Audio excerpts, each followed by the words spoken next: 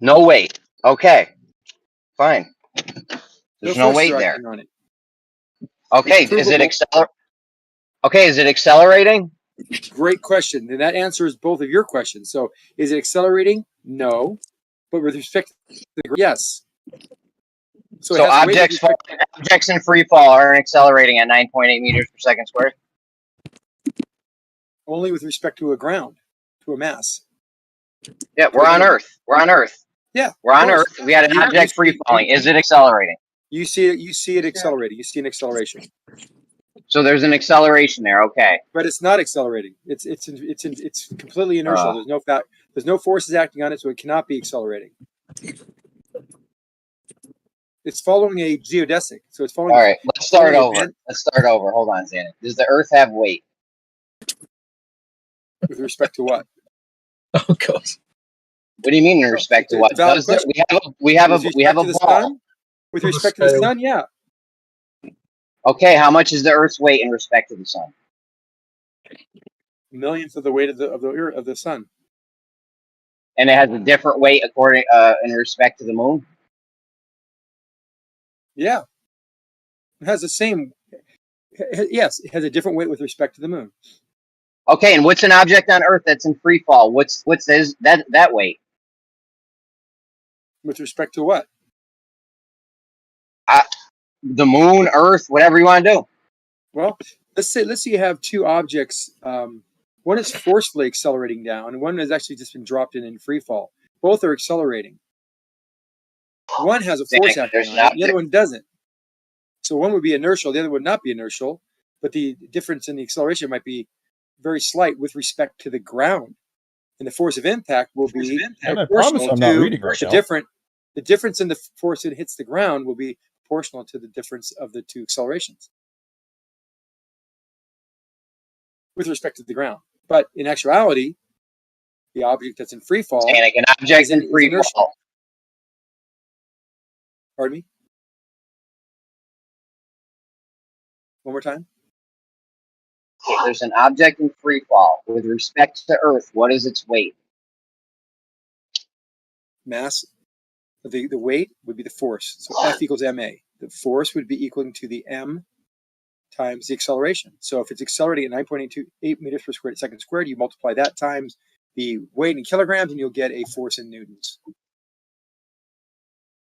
Okay, are you jumping back and forth between Einstein and Newtonian? Is that what's happening what you're here? Doing. See, our conversation is it's fun. I actually enjoy it because it's interesting because you have to go back and forth. Your brain this is not fun. Gears. Yeah, you're having fun. Come on, you really are. No, this is not fun. I'm very frustrated right now. What is your goal? Tell me your goal, and I'll help you achieve it. Because I'm not trying to be I like you, and I want to make sure that you're happy and having fun. I'm trying to figure out if the Earth has weight. With respect to what? Or with respect to whatever. Yes, it has weight with respect to other things. The Earth, you. Okay, fine. It has weight. It's a free-falling object. It has weight with respect to other things. Now, we have a free-falling object on Earth. And with respect to Earth, what's the free-falling object's weight? The acceleration times the mass in newtons. You just told me a minute ago free-falling objects don't have weight. They're weightless. But you said you specifically said with respect to the Earth. So now we're going to give it a force. My son had just passed physics for his senior year in high school is just laughing as he's walking out the door at this, because this is something you learn. Okay, so free-falling objects. Okay, so free-falling objects do have weight. Do free-falling objects have weight? What? He doesn't. We're going too deep in this. Just falling off a building. Yeah. Well. See, he doesn't. So now you're saying free-falling objects do have weight. Is that what you're saying? With respect to the Earth, yes. Santa, get your son in here, man. Now, he's more confused than you guys are. Most of these guys, like Jeremy, have a much better grasp of physics than kids that graduated physics in high school. I would say like anything that is like physical matter that has weight. I think the weight is intrinsic to the matter. Just because it's falling doesn't mean it doesn't have weight anymore. It still has weight. It's just in a different state compared to the rest of the medium. Well, how much weight would it have on the sun or the moon? Would it have the same weight? I mean, that's not even relevant. to Oh, no, something it else. is, because weight is a force. Weight is No. a force, and a force can cause an acceleration, right? And you're measuring this acceleration, and it has mass, so it can create a force. It's kind of like, it's not circular. It actually is it's very revealing. So if you think about it, if you're on the moon and something has weight on the Earth, that weight will be different on the moon. So if you drop something over your head, it won't hurt as much as it would hurt on the Earth. So the weight is obviously different. So it can't be intrinsic because it's dependent. So it's not intrinsic. Okay, listen. That was just a mess. I mean, dude, to even start breaking that down, those are all in your assumptions, I guess, about globe models and moons and all kinds of stuff. These words have, look, you're a master's educated guy. You know this stuff better than I do. This is just basic logic.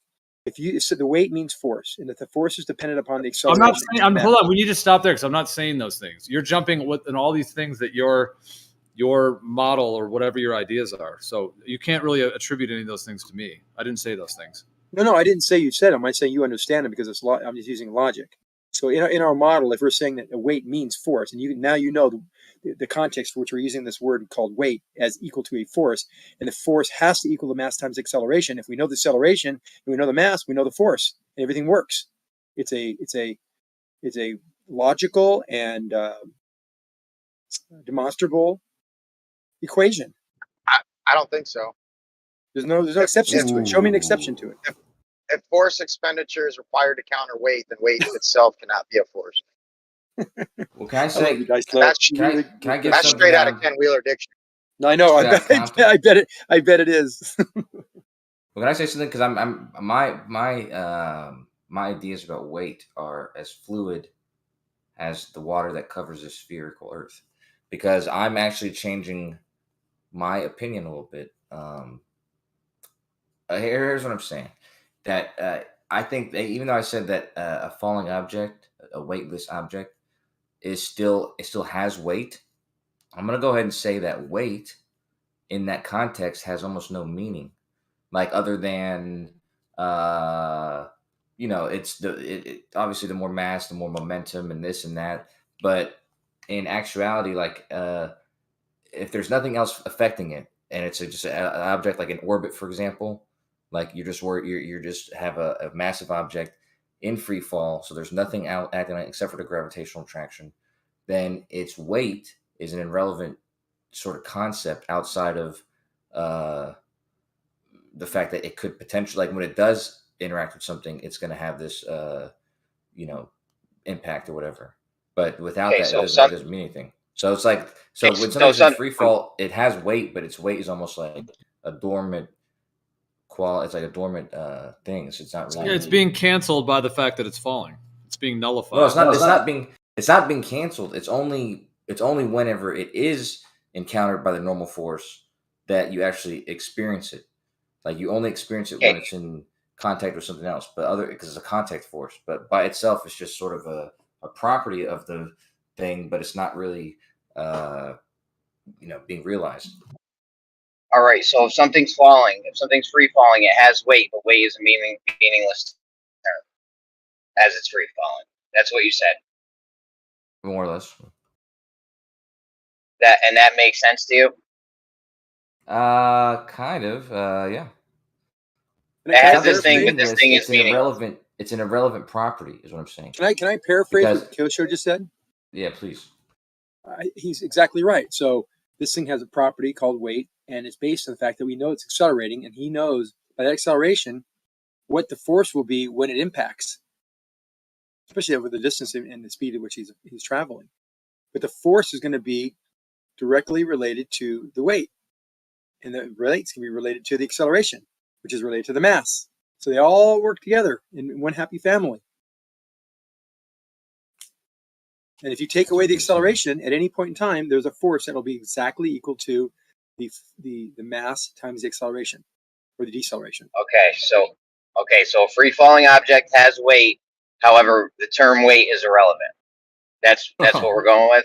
No, weight is the force that it potentially say it's like almost like a capacity to impart acceleration into something else. That's what weight is.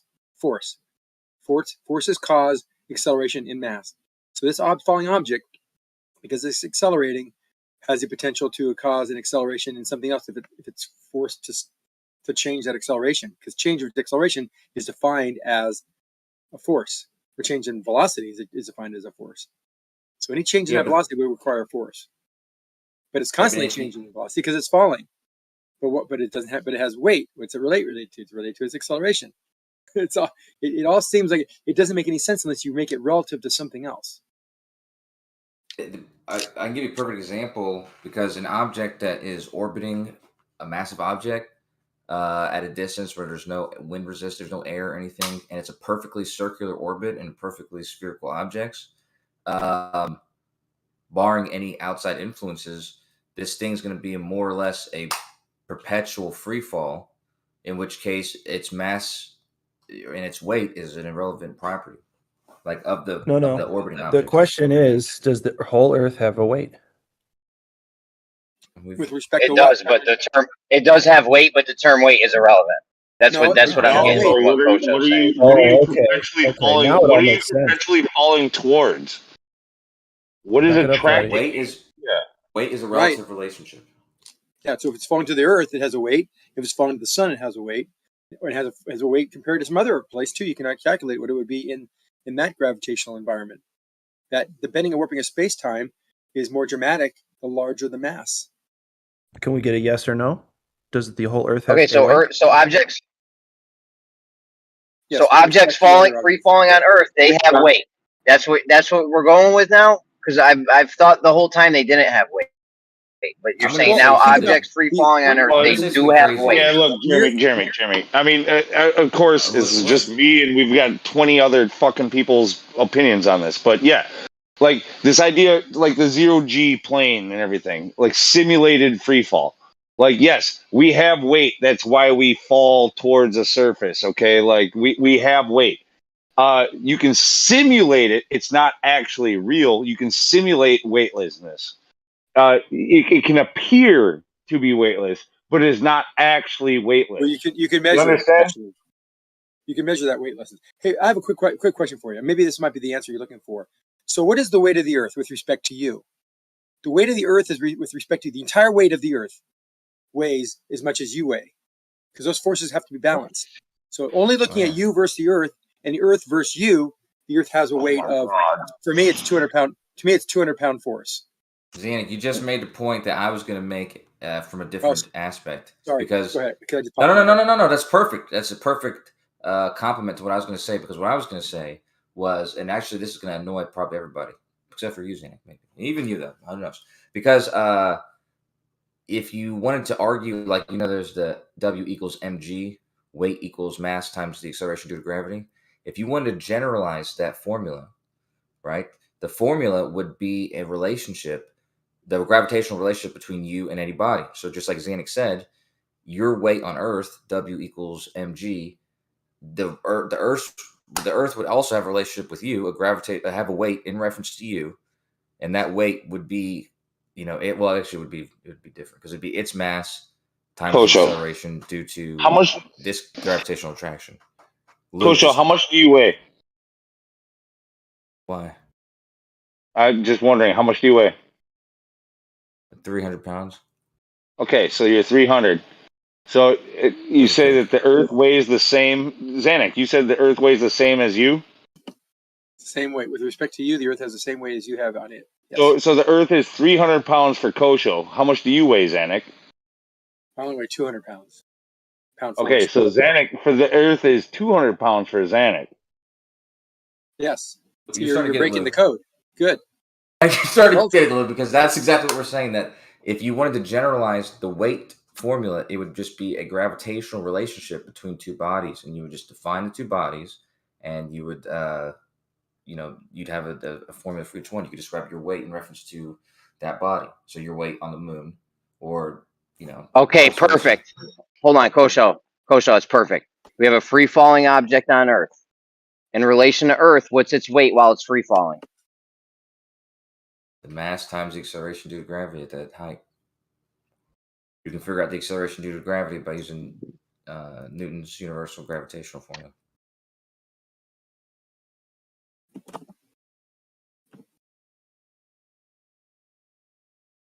9.8 per meters per second squared, right?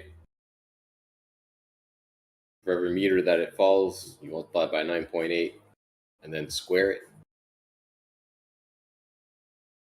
Every second it falls. Okay, so you guys are with Geo. You guys are saying weight's intrinsic with the matter, and even when it's free falling, it still has weight. Perfect. We're all on the same page.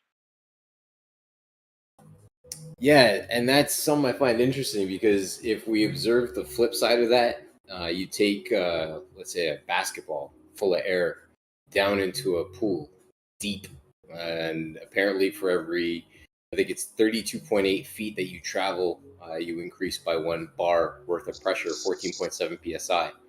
So when you release that ball, it shoots back up to the surface of the pool with fervor, energy. And we notice the displacement that takes place. But like there's an observable, I would say, kinetic energy in a way that takes place, but an observation of buoyancy for sure. But that distance, the higher you take it up, you get more and more of a credit, right? Because you also observe terminal velocity when things fall at a certain rate. After a certain time, they reach that infinite, or not infinite, sorry, but that like finite speed that they can't go any faster than. Yeah, but which is equal to the forces that are acting countering the forces that were causing it to accelerate. So in the terms of water or in terms of air, that terminal velocity is due to a drag force equaling the force of its weight. When drag equals the weight, it stops accelerating. and its acceleration is going to be a similar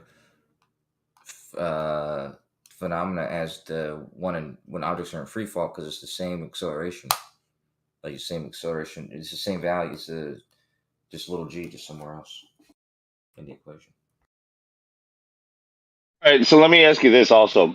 Seeing as how you both weigh 100 pounds different from each other, one is 200, one is 300, and the Earth is either 200 or 300, or is it weightless Wait, did you say until? pounds or kilos?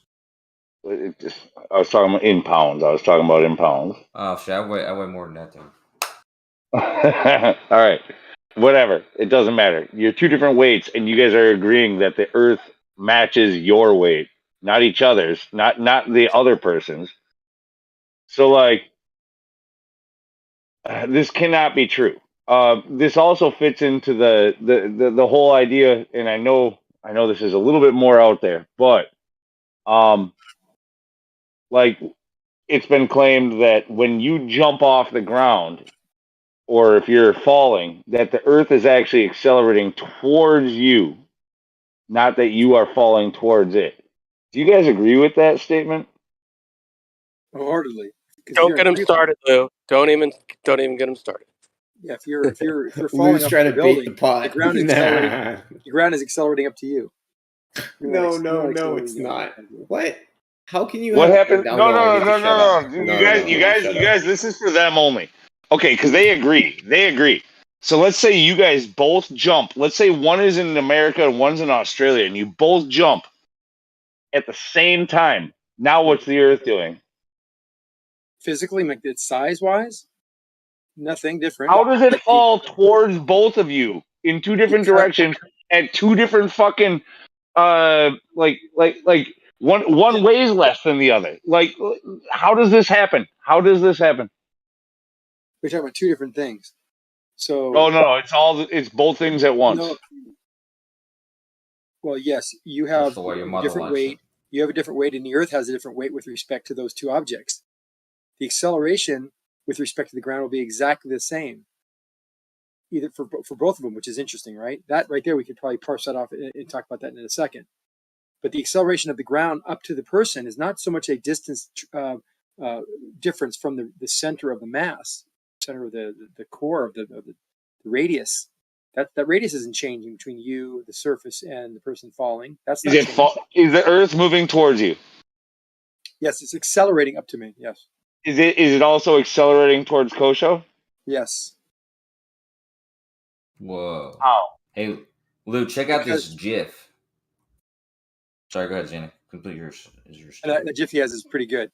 I know he's a post. I don't really call him. Christian are like a married couple. We can kind of finish our own sentence. Yeah, that GIF is very nice. Yes, it's kind of cute. All right. In order for something to be accelerating, does it have to be moving? No, because I'm not talking to you, babe. I'm on Discord. Babe, can I talk to Babe? What's Babe up to right now? And by the way, Kosho, Jif is peanut butter. No, I don't really call it GIF, but Okay. let's give Germany a chance. Jiffy loser. Okay, if something's if something Bring us is meatloaf. Come on, guys, for real. Grow up. Come on. Jeremy, It's the you're code, having. guys. It's the code, man. Come on, just let him go for it. So, am I up or no? No, Jeremy's supposed. Oh, yeah, right, You give Jeremy a second to open his map, he might not be able to. if something's accelerating, that means it has movement. No, not necessarily.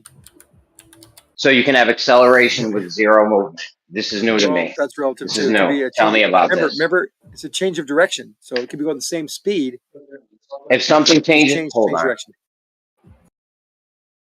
The answer to this question is I already did say it was the difference between proper acceleration and coordinate acceleration. There's actually Hold on. different types of Okay. acceleration. Yeah, but Wait, yeah. If something's hold on. If something's changing direction, that means it has to be moving, right? How can something change direction without moving? Yes, Well, that's true. well, hold on. What if something's accelerating and What do you mean? Yeah, that's true. Hold on, Armbar, 1 second, please. Zanuck, what's going on, bud? You just told me we had acceleration with no movement, and now you said it's changing Well, direction, which obviously means we I have was movement. talking about the magnitude of the movement, and actually, I misspoke. I should have not even said that. Yes, you can have the magnitude. I should have stayed with the correct terms. So the magnitude of the velocity does not change, but the direction changes. That directional change is curving, because curving talks about some kind of direction change of space-time. So the only thing that's happening is the space-time is actually changing a direction. So the object that we're Okay, so we have the surface something's of going to Earth. run into us because our progress through space-time is now going to be blocked by something that's getting in our way due to the mass and our mass. That's what she Okay, said. so we have the surface of Earth. It's accelerating. It's changing direction, right? Zanuck. Yes. Okay, so it's moving. The surface of Earth is moving. Yes, it's gonna hit us now because our geodesic is now being blocked by an object due to the. Okay, just relax. Don't go on a whole thing. I had a follow-up question. Please. I don't have long. The surface of Earth is accelerating. Yes. That means it's moving. In which direction is it moving? Toward us. By the way, what does I toward don't us have mean? long. In your globe model. Go ahead, Lou. This whole I don't have long thing is I'm realizing it's a crutch because you said that like an hour ago. You said you had I like don't 5 have long. I haven't been on all day. I've just been listening to craziness. He's a goner, man. Okay, so Earth's accelerating. When you said towards us, what does that mean? Is it towards you or Kosho? Because you think you live on a globe. Toward Those could be everybody. antipole. Toward everybody. Anything that's not moving on the Earth has an acceleration as the Earth accelerating toward those objects. Okay, so that's a direction change. Okay, so that's a direction change. Acceleration is a direction change. We know the direction. That would be up, right? All the people are up. What's the direction, Zanuck? Toward your feet. Towards your feet. So up. Earth's accelerating up. Correct. When you're following it, it's accelerating up. Okay, but however, we don't have an ever expanding radius, so that doesn't really work for you. The thing you're saying is utter nonsense. You think if I was Rumpus, I would hit you with about 50 utters and tell you it's utter nonsense. No, because I just got done telling you that's not a physical expansion of the Earth. That would be logical in the way you're understanding what's happening. But the bending and warping of space-time is a complicated, mind-boggling concept. You're not quite grasping it. Not It realistic. means that if I'm moving through space and time, and I start moving, and I'm free-falling, and nothing's acting on me, because time is progressing, so I'm moving with respect to time and space, and then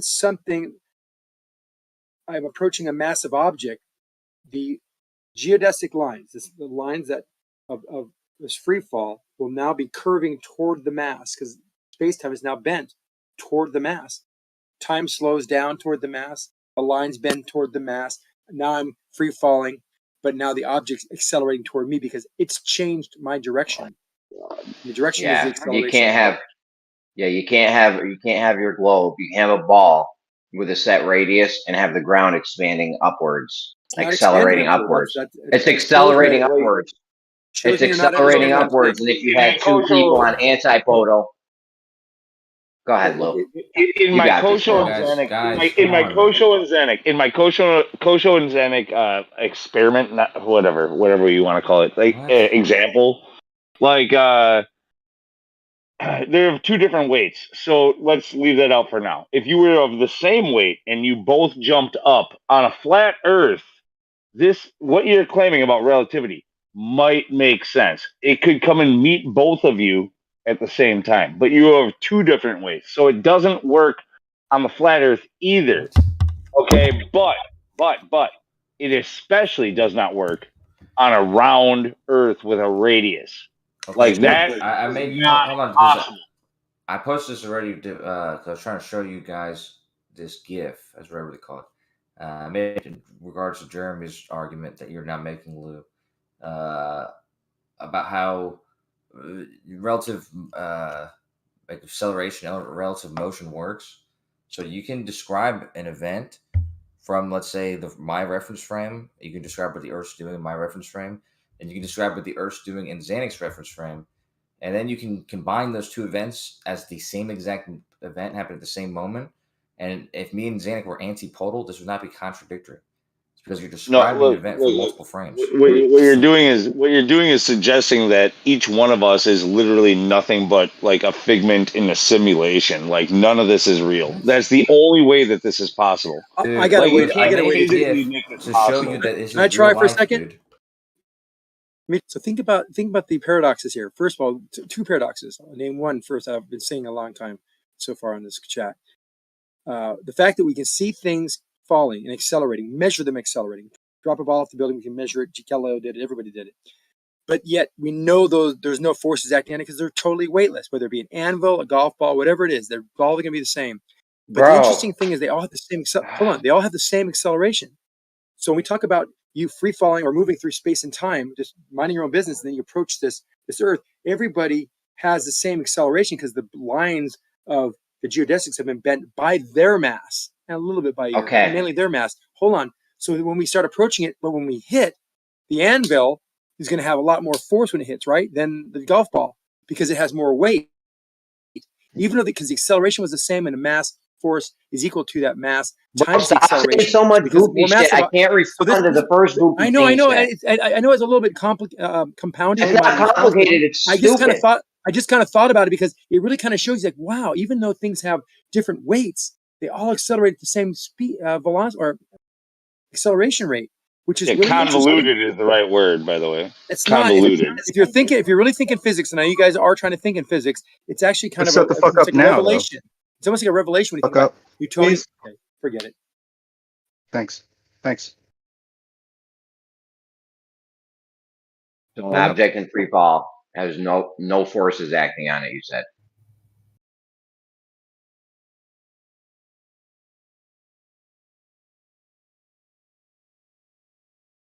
Look, we're just not supposed to think about it. You're supposed to just listen to the experts and just believe it. You're not supposed to think about it, question it, get people caught in the fucking contradictions. You're not supposed to do that. You're supposed to leave it the fuck alone. Everybody get back in your seat, sit the fuck down, and shut the fuck up.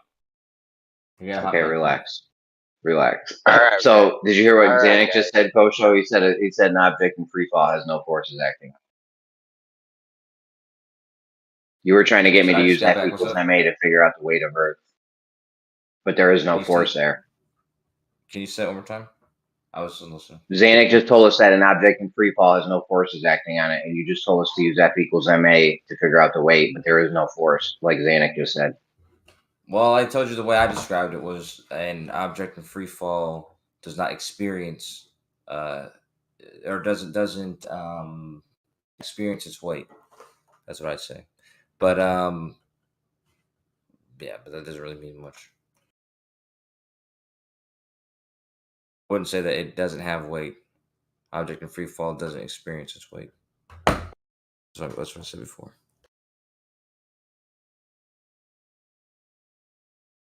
So there's no force acting on an object in free fall, right? The force of gravity, but then if depends what paradigm you're using, then you would just call it a pseudo force. And Zanuck just said there is no force. well, sure, that's what I'm saying. I was just saying that in that paradigm, an Einsteinian paradigm, you actually can describe it.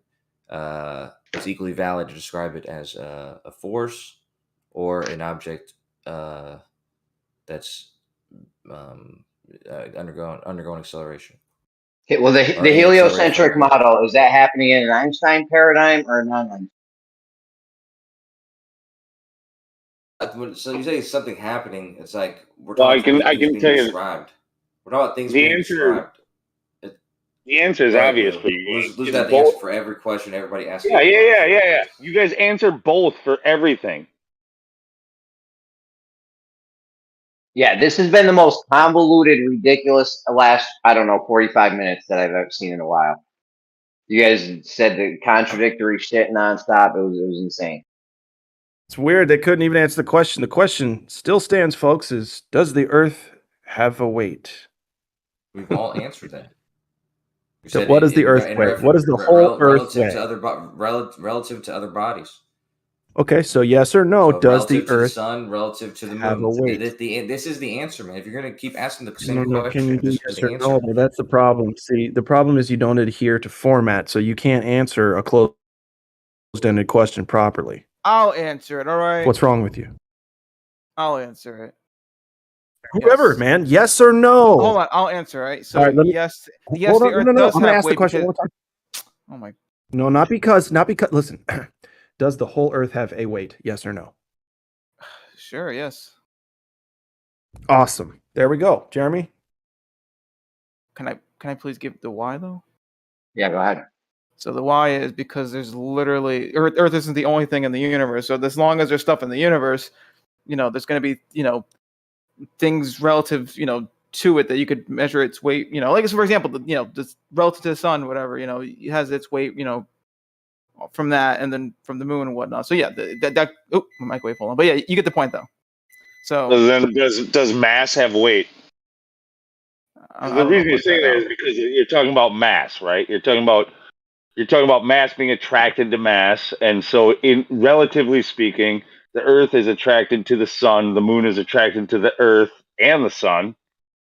But so relatively speaking, now, if something has no mass, does it have no weight?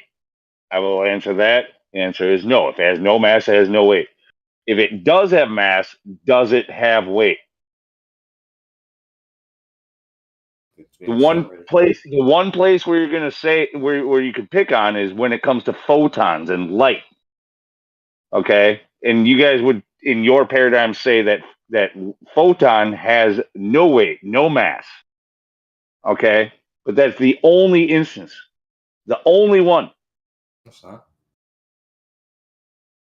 Okay, so is there a force acting on free falling objects or not?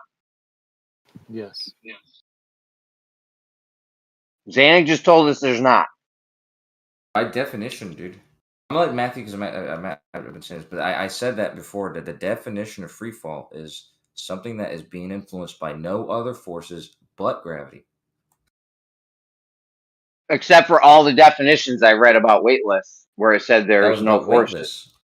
I know we're talking about free fall. When things are free falling, or it specifically said orbits and astronauts and shit.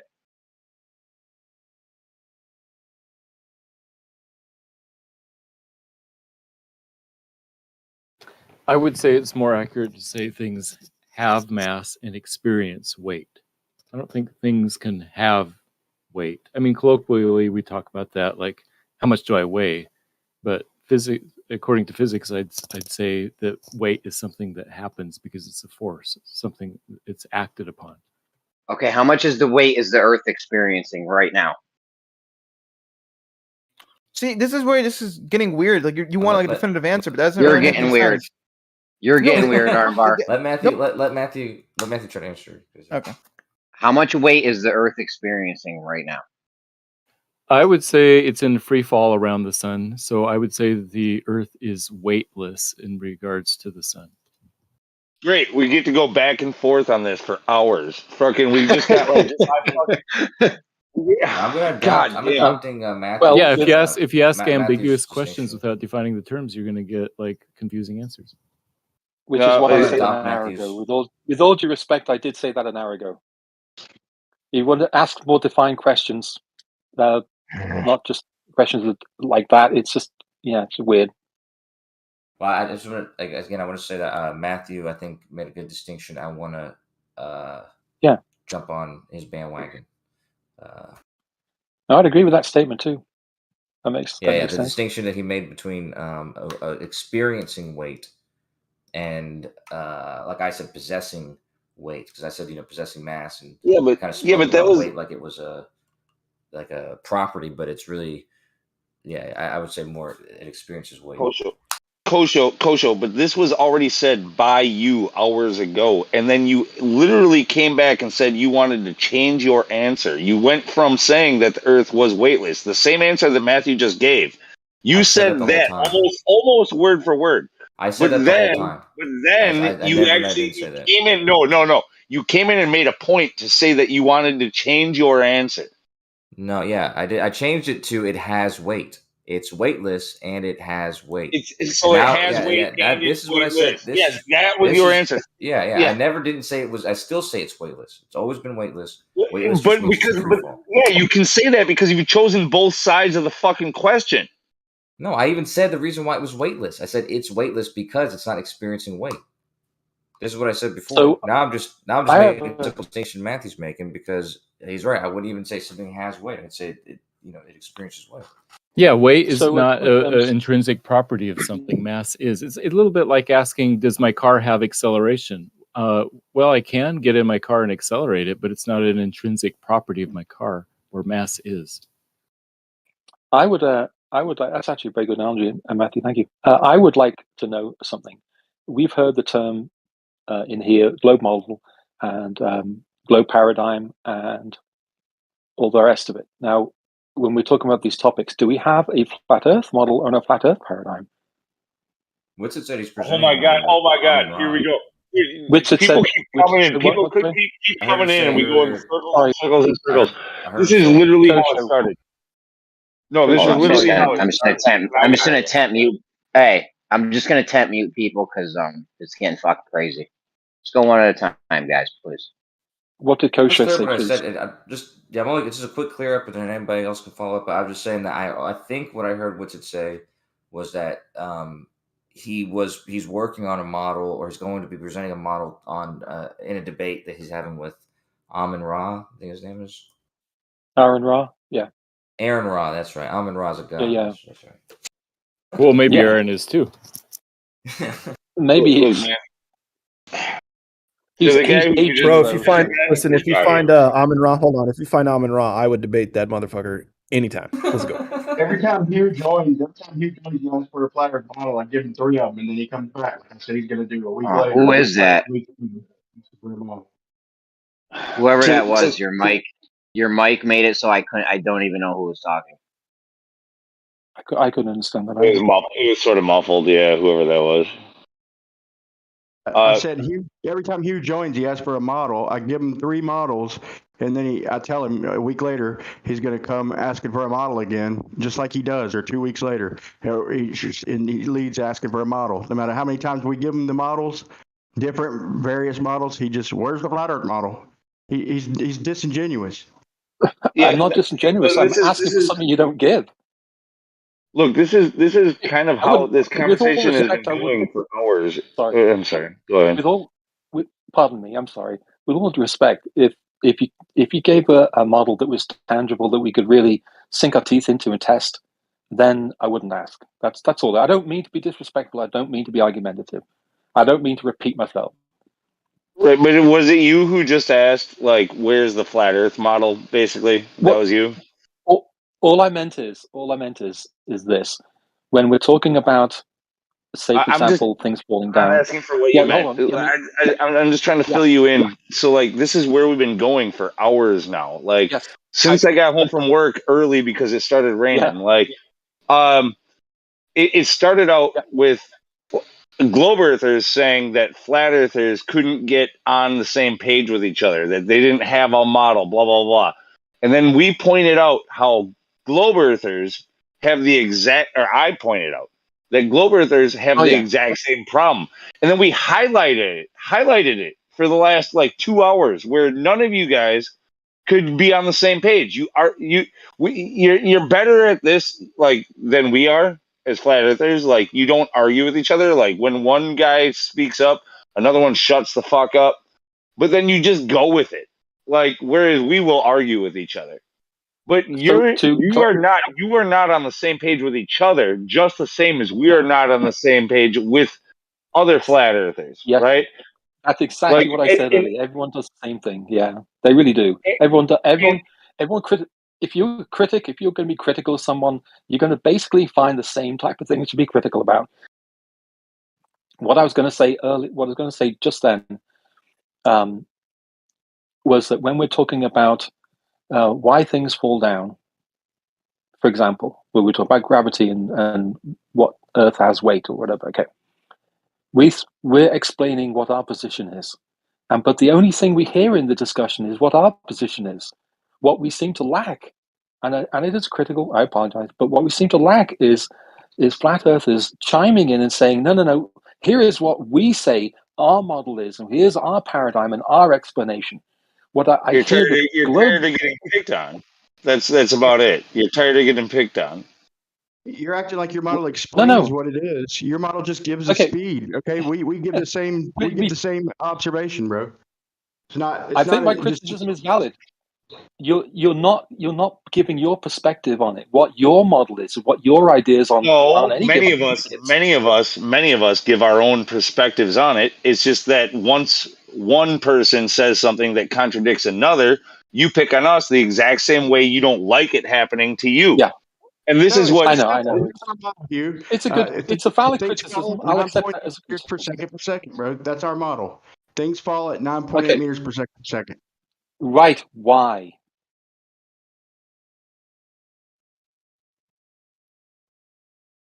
Why? You guys don't know why either. You guys don't know why either.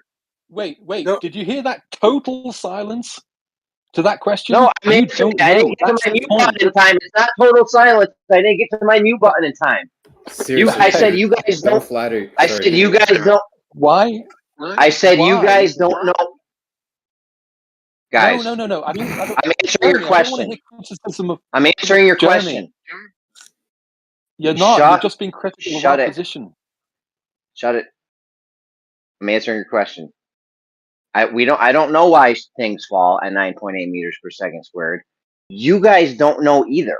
You can't prove any causes to any effects. All you have is the effect. They claim to know. They claim to know, but they people. Lou, don't clip people, dude. Somebody got that shit quick. Nice work. We also know that you have to pick the thing up in order to observe it drop.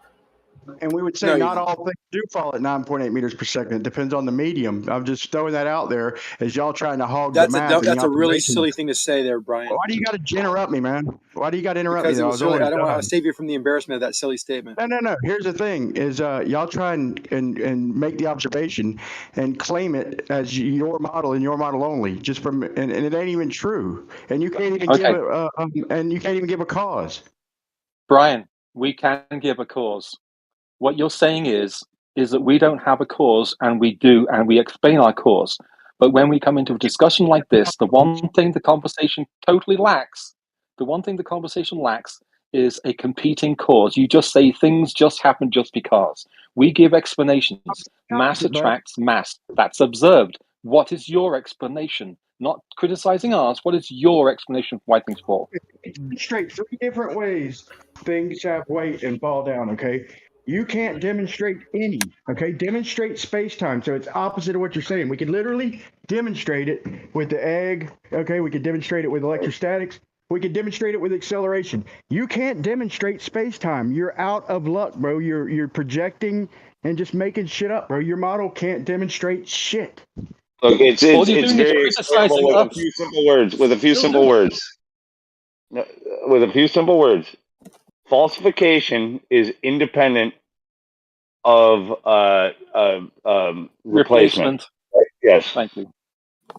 So Okay. That's only We true in don't- a non-binary situation. we do not have to give you the answer to your problem. But it isn't our problem, though. It is your problem. Falsify them is the point. They're giving us no demonstrations to falsify and acting like we don't have models. I mean, the honest position would be the honest position would be we don't. The honest position would be we don't. Go ahead, man. No, go ahead. Sorry. I mean, you see someone keeps trying to go. The honest position would be I don't know. I don't know what makes shit fall to the ground. I think an honest position for everyone should be I don't know, because there's no way to scientifically validate that, to manipulate the cause of the effect of things falling. Again, and the worst part about that entire thing, right, is that you have to pick up the object, take it somewhere, whatever it is, and then drop it in order to observe gravity actually happening. Not our problem. Not true, actually. No, we can literally you can pick something off a roof. Raindrops fall. May I say something to Jeremy? I'm sorry, drop something off of a roof, did you say? Yeah, you have to put it there, or something can actually fall like rain. Rain can fall. Rocks fall off. We can literally right after it gets absorbed into the sky through the precipitation cycle. How the rock fall, clouds get created, and so on and so forth. Don't be narcissistic with your choices of your observations midway, halfway through when stuff happens, Zanuck. Yeah, but Zanuck, before you talk, we can use science to demonstrate 3 different ways to cause acceleration. You show me space-time causing acceleration, please. All right. Well, we know that we see objects, Brian, fall and accelerate, can be measured to be accelerating. We know this for true fact. We also know that there's no forces acting. We can measure that as well. No forces acting on them whatsoever. So how do things accelerate without forces acting on them? One plausible explanation is that there is a bending and warping of space-time.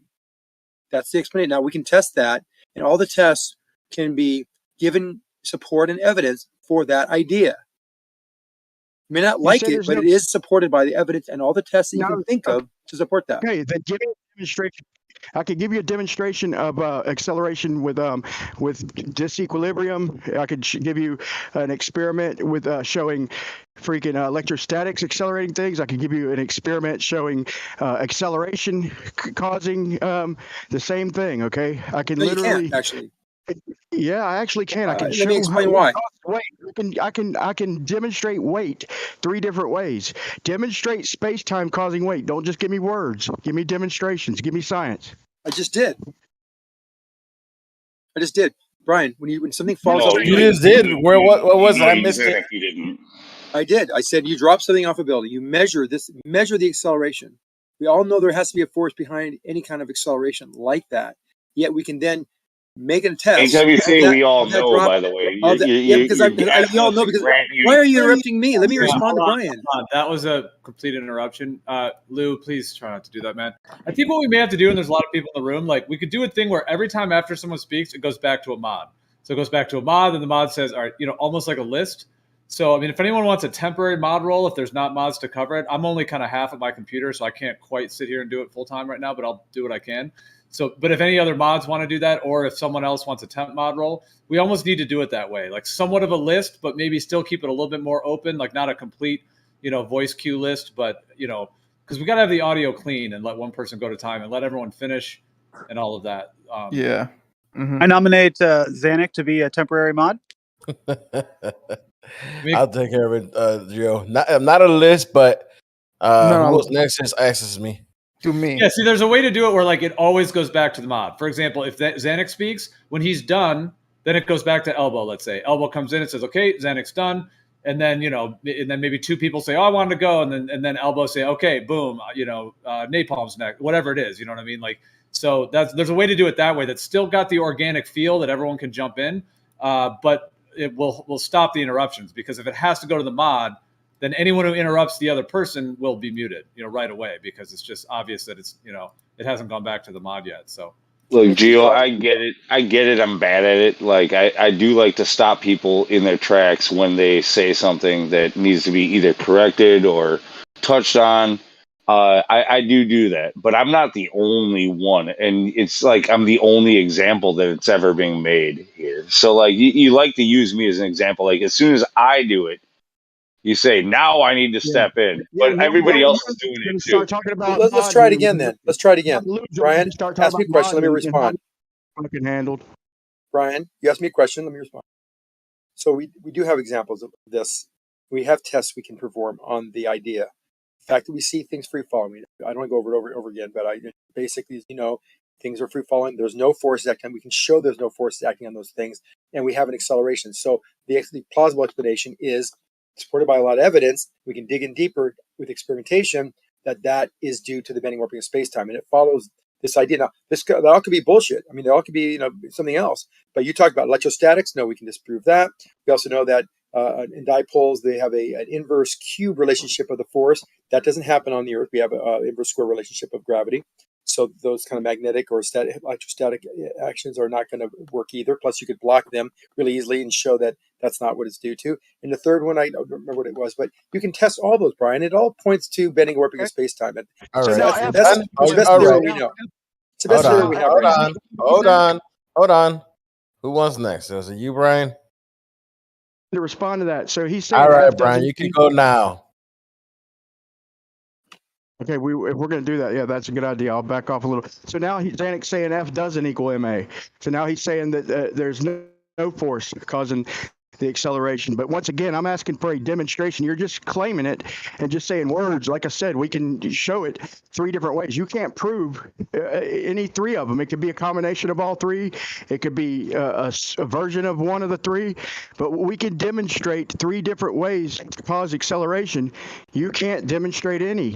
What we're asking for is demonstration. You're just saying F doesn't equal MA. All right. I said that. Hold on. So, hold on.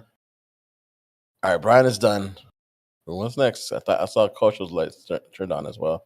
I was just saying Cavendish, but Zanuck was in the middle. So all right, Zanuck, go ahead.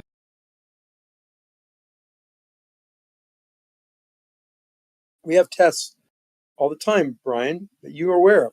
Free fall, things in free fall. There's no preferential direction of any ice cube, rock, water, gases. Everything goes in equilibrium. There's no preferential acceleration in free fall, meaning there are no forces acting on it. So no force is acting on something that's free fall. Yet we do see an acceleration. Yet we do see a force when it makes contact with the ground. Proper force, meaning a pseudo force. It's no different than what we see things in centrifugal force world. So don't say I haven't shown examples, and don't misconstruct or misconstrue what I'm telling you, Brian. All right, so Zanuck's done. Who wants next? Take it. All right, go ahead, Brian. He just said that once again, there's no force acting on these things, yet they tell us in the next sentence that F equals MA. What I'm asking for, and to be crystal clear, we want a demonstration of what is causing an acceleration. Once again, we can give 3 demonstrations and to cause and effect, science, acceleration. Give me one in your model of what causes acceleration. A demonstration causing acceleration. Don't just say we pick it up. Show me the cause. Experiment. All right, so Brian is done. Who goes next? May I? Janus? Yeah, so that's, you can demonstrate electrostatics, for example, but what you can't do is you can't prove that is why things fall. So those forces do exist, but what you're doing is you are saying that all of those forces exist, but gravity does not exist. So you're denying that gravity exists, but you're accepting all the other forces. It's rather, you're being rather choosy in which you accept and deny. So we are saying that gravity is what causes things to fall, mass attracting mass. You're avoiding mass attracting mass and going to the space-time thing because you know that for us, space-time is just really, it's just a theory. Obviously it is, but mass attracting mass is observed. So you're not going to touch that. So why don't you try to attempt to explain your proof or show us your proof that electrostatics or any of the others are actually causing acceleration towards the ground, one specific direction. Thanks. All right, Janus is done. Who wants to answer to that? Did he drop out? Give me No, one he more was and I'll done. back off. Brian, do you have any examples of putting a positive charge to a material and having it rise from the ground? Or... Hold on, no tank. Sorry, no tank. Because I think it was Brian was going to answer to Janus. Yeah, and I'll share after this. Thank you, man. I'll share after this. Okay, so they're going to do anything to not give a demonstration of the science we're asking for, the cause and effect. So yeah, what he just said is, yeah, we can literally show, we can add a charge, and we can literally show the acceleration. We can change the density of the medium and show acceleration. Okay, they're trying to say gravity causes gravity. They want it to be the cause and the effect. But once again, they're doing everything but giving us a demonstration of the cause of the acceleration, other than naming it and trying to hog it to their model.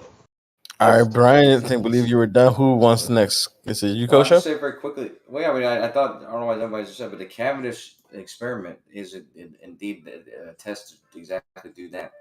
It shows that all you have to do is vary the distance and the masses, and you change the acceleration, showing you that the mass and the distance are what is varying the acceleration. So that's your demonstration. All right, Kosho is done. Anybody who wants next? I'll go. Napalm? Yep. So it's interesting that they want to try to stick to mass attracting mass. So we can do that.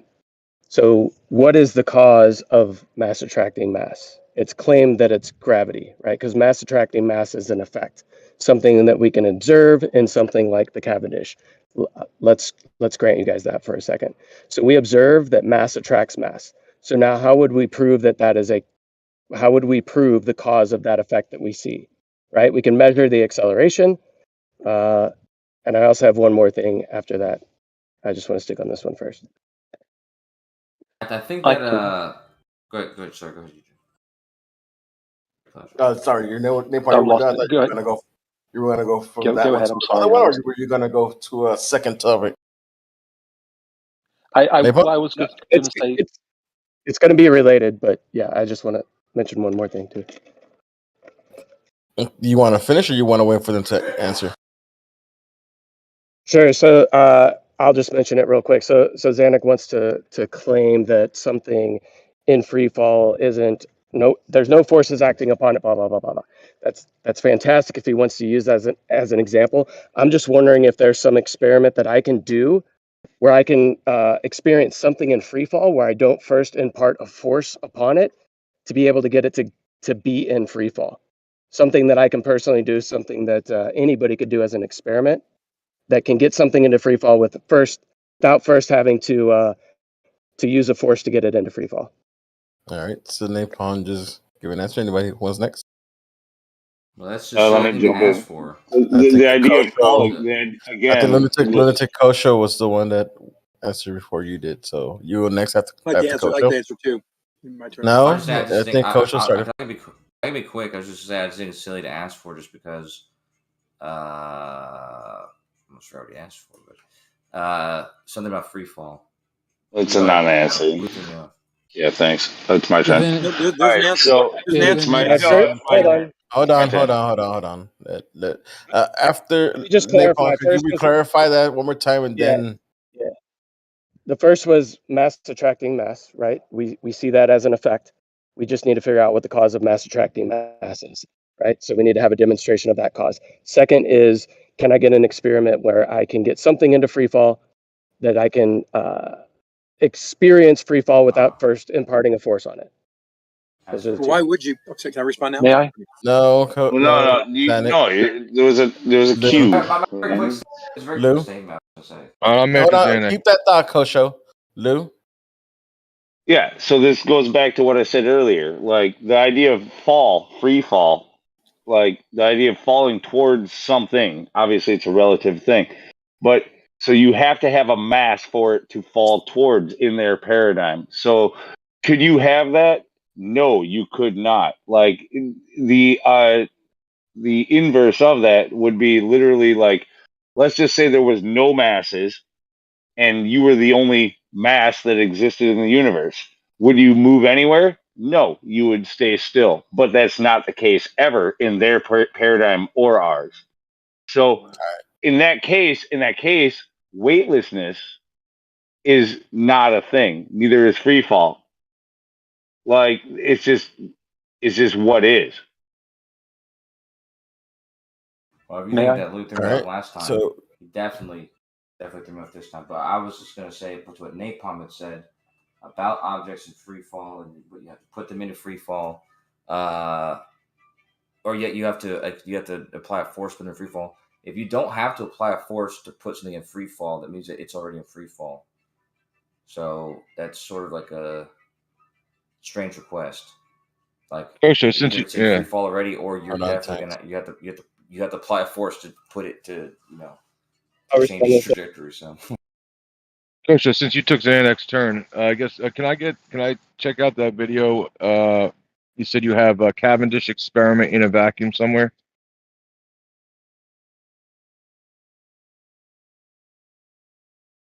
Do you have that video to share? Cavendish in a vacuum. All right. So thanks, Eric, for a video. Biodual Okay. did it. So Zanik, respond to are you Kosho. gonna hold on? Because Zanik was also wanted to respond to you, Napon, as well. So you're gonna have to answer both of them. Go ahead, Zanik. All right, Zanik is not. Go ahead, Napon, respond.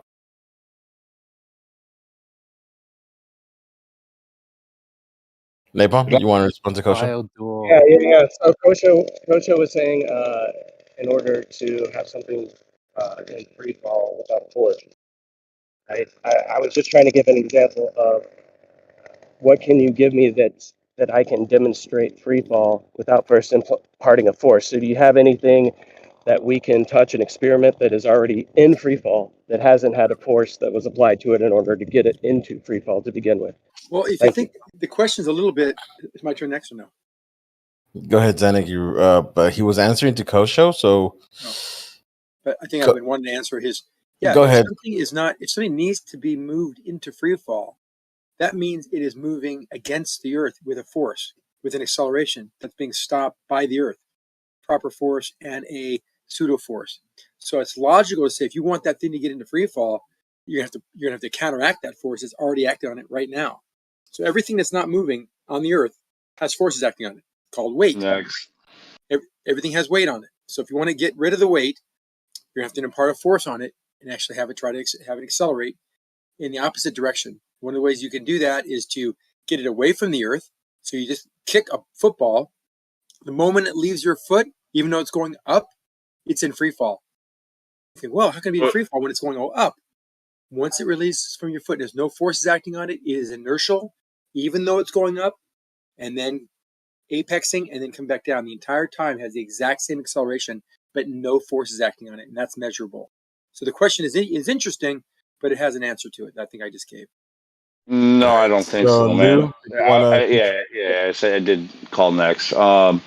Look, man, you said there had to be an imposing force. So, are you saying that the Earth is somehow repulsing, like satellites or the ISS, or anything that's supposedly orbiting in a perpetual free fall, right? Like, is the Earth? Does it have a repulsive force that's keeping it from falling towards it? All right, who want to answer that? Yeah. Go ahead. Zanik, name the Yes. force. Well, I can centrifugal answer force would be one. But yet it has a force. Once that force is actually trying to bend. I didn't hear it. What was the name of it? The what force? Centrifugal force is one. All right. So you're responding to what Lou just asked, right? Right. Okay. Centrifugal force will be a force that will work against the force that is pseudo force. Also, if you look at gravity being pseudo force, but if you look at something hitting the Earth, falling from the sky, that's not traveling in changing direction, which would create a force. It would hit. There would be a proper force and a pseudo force. A pseudo force would be you hitting this object, and the object hitting us would be the proper force. But a pseudo force does not actually push anything. It's something that appears to be, but is not actual, right? So it's not an actual force; it's a pseudo or fictitious force.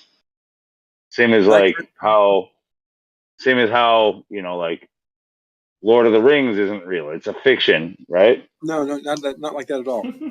When you're in a car, and I in a race car, and we take a really high speed, 150-mile-an-hour turn, and you're not buckled in, that pseudo force, which is a pseudo force that is, you're saying not real, that not real force is pushing you into the door door bends open and you fly out the door, the car.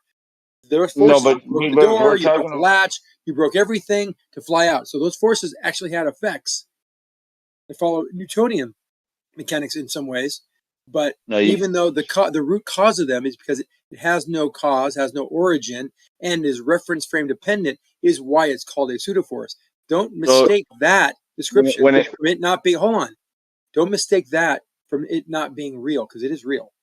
No, when it comes to visualizing, especially like centrifugal force, like or the stuff like this, it's something that you might be able to observe from a viewpoint, but it does not change the direction or anything like that. It's not like something that pushes. It's not a pushing force. It's not a physical force. Sure, it is. No, not a fit. No. It's only due to your like relativity, your position in things. Relativity. My Hold on, Zanuck. Wait until Lou's finished. Yeah, it's the way that you view things from your viewpoint. It's Really? your relativistic view of things and the way that they are moving. If you are moving, then if something moving straight is moving straight and you are moving, then it appears to curve. It appears so. It's not actually curving. And like there's no force, no physical nature going on there. All right, Lou's done. Zanuck, you want to respond? Or who was going to respond? Next. I would like. It's a real force, man. It's Hold on. James, Did you not hear me say next, Kosho. bro? I think who was it that said next? Kosho can go. No, it wasn't Kosho. It was Janus, Napalm. right? Can you guys hear me? Was it Napalm, Janus can you or hear who me? was Napalm? Okay, it was Napalm. Sorry, I couldn't see who it was. Napalm, go right ahead. All right. Yeah, no, I just wanted to reply to Zanuck's idea that you're in his Porsche, his race car, and he turns the wheel, and the force, the pseudo force that is imparted upon him. So here's the deal. So if I came over to your house, Zanuck, and we got in your Porsche, and you turned the wheel, would just a real simple yes or no answer, and then I'll continue. Would there be a force imparted on me that would put me up against the door? Yes. Interesting. So we haven't put the keys in the ignition. We haven't started the engine. We haven't done shit. It's sitting in your garage, and you say yes that a force would be imparted. So that's interesting. I've never experienced that. Has anybody else in the room ever experienced that? No, I think when we turn. Did you say just sitting in the car? Or no. Yeah, turn the wheel. That's never happened to me.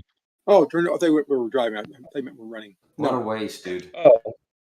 So what you're saying is, in order for the pseudoforce to be imparted into me, and I hit the door, you're saying that we would have to then be accelerating and or be set into motion by a force to begin with. Thus, that transfer of that initial force at some point would be me hitting the door when you turn the wheel.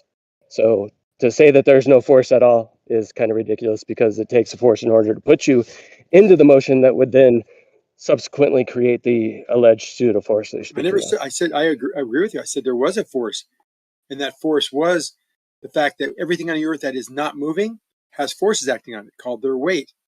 So yes, in order for something to be thrown in free fall, you have to throw a part of force on them. So I agree with you. All right, Zanuck, next. Who's next? Nobody queued up. Look, man, this whole That's why thing I'm about asking. That's why I'm asking. That's why I'm asking Lou. I just want to respond real quick. I think I we're just want to respond real quick because I have to fire up some equipment. But go ahead, Lou. Don't worry. Eating mod interruption. I don't think it's necessary. Like it from time to time, you need a mod, absolutely. But We get it. So Zanuck, we weren't talking about free fall when we're talking about your car. So when you're in your car, are you in free fall? I used the centrifugal for an example of a pseudo force, but to give you the example of us being on the Earth, not moving. If anything's not moving, it's static, in rest with the Earth, there's a force acting on it. That's why you have weight. You said earlier, that's what the whole discussion was about, that something to be put in free fall needs a force acting, and I agreed with you. Yes, because everything has a force acting on it, that's why it has weight. If it didn't have weight, it'd be in free fall, and to do that, you have to impart a force that's opposite to the weight to make it go to free fall.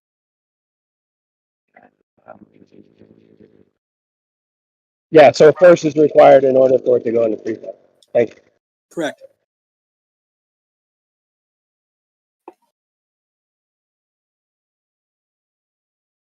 I think that's making our point for us, but thank you. Okay, who has Yeah, next? but just to be clear, when it's in free fall, there is no force Correct. acting on it. Okay. Correct. So Are you sure? I thought you just said. I'm sorry. Go ahead. No, go ahead. Go ahead. No, 'cause I can't. I'm modding. I'm modding because he just contradicts himself. Then No, go ahead. All right. no, May, I'm may I modding. go then? Again, if you're falling. No, I said let elbow go. All right, yo. No. I'm doing the mod thing. Go right ahead. Because Jesus. All right, go ahead, bro. Yeah, you're liking that role. Got it. Look, the thing about falling again, is this an attractive force or a repulsive force? Is this like what causes things to fall? Is it mass? Is it mass attracting mass? It's accelerated frame. I'm talking about the cause. Accelerated frame is not a cause. What's the cause of something moving, one thing of mass moving towards another thing of mass? I can take that. The bending wave Go of ahead. space-time. Go ahead. So that's the yeah, that is the question, right? So we observe mass attracting mass. We observe it in the solar system and everywhere else. Okay. So the question is, why does mass attract mass? That's science. Science then has to struggle with answering that. And we've come up with the word gravity. And we say gravity is the observed thing where mass attracts mass. You could also say, okay, certain birds fly south for the winter. All right. Why? Well, you could find out why they do that. They just do that, and that's observed. You could come up with an explanation for why they fly south. We could come up with a competing explanation and an alternative explanation, and then we can bicker about and argue about and discuss about what, which one has the better explanatory power, etc., etc., etc. So when my criticism of Brian earlier, and we get into it sometimes, Brian and I, my criticism of Brian earlier is he states that extrastatics could be it, and this could be it, and that could be it. Fine. So to counter our argument that mass attracts mass, come up with your argument on the flat Earth side for why things fall to the ground, and pick one, and then run with it. Go with it. No, we do have multiple. You're next. So don't just jump in. Let him finish first. Next after that. I'm next Thank to you. him. Go ahead, Lou. Xanax. All right, put me in line too somewhere, Leg. Look, You're no thanks. we do have multiple explanations for it, none of which are fully figured out. I think it's a combination of like a multitude of things, just the same as like why we see too far or whatever else. Like it has to do with atmosphere and those things. Like you got many things working together to cause an effect. And when it comes to mass attracting mass, see, like, yeah, I said something and then you went like, okay, yeah, that's what we have. No, that is not what I was saying. Mass, I'm not saying that mass does attract mass. That's the claim from your side. And you can come up with whatever explanation for why it appears that mass is attracting mass, but that isn't necessarily the case. Not in all cases, that's for sure. You guys claim light has mass, but light doesn't like just follow the earth, or it's not attracted to mass. Light it does something completely different. So like, I mean, I'm just pointing out that this isn't totally coherent. Obviously I'm getting it, but partially. you have a lot of inconsistencies in your idea when it comes to mass attracting mass, and to just say, yeah, we get that. I was only pointing out that is incorrect, even according to your own paradigm, and you want to try to incorporate space time, which you cannot validate either. You're putting space time in with mass attracting mass, Newton and Einstein, and trying to say that both are true, even though they directly contradict each other. All right, Lou just finished. I can take It that. was I think it was Zanuck. I think Zanuck was on in line. And then Stacks, and then me. Yeah. Yeah, I think that's not a bad explanation. We've said that we first observed mass attracting mass, didn't know why, saw the paradox of things accelerating with no forces acting on them, and said, you know what? We think there's a fourth dimension called time mixed with space that is being warped in the presence of mass. And we're validating that with other principles that follow that idea.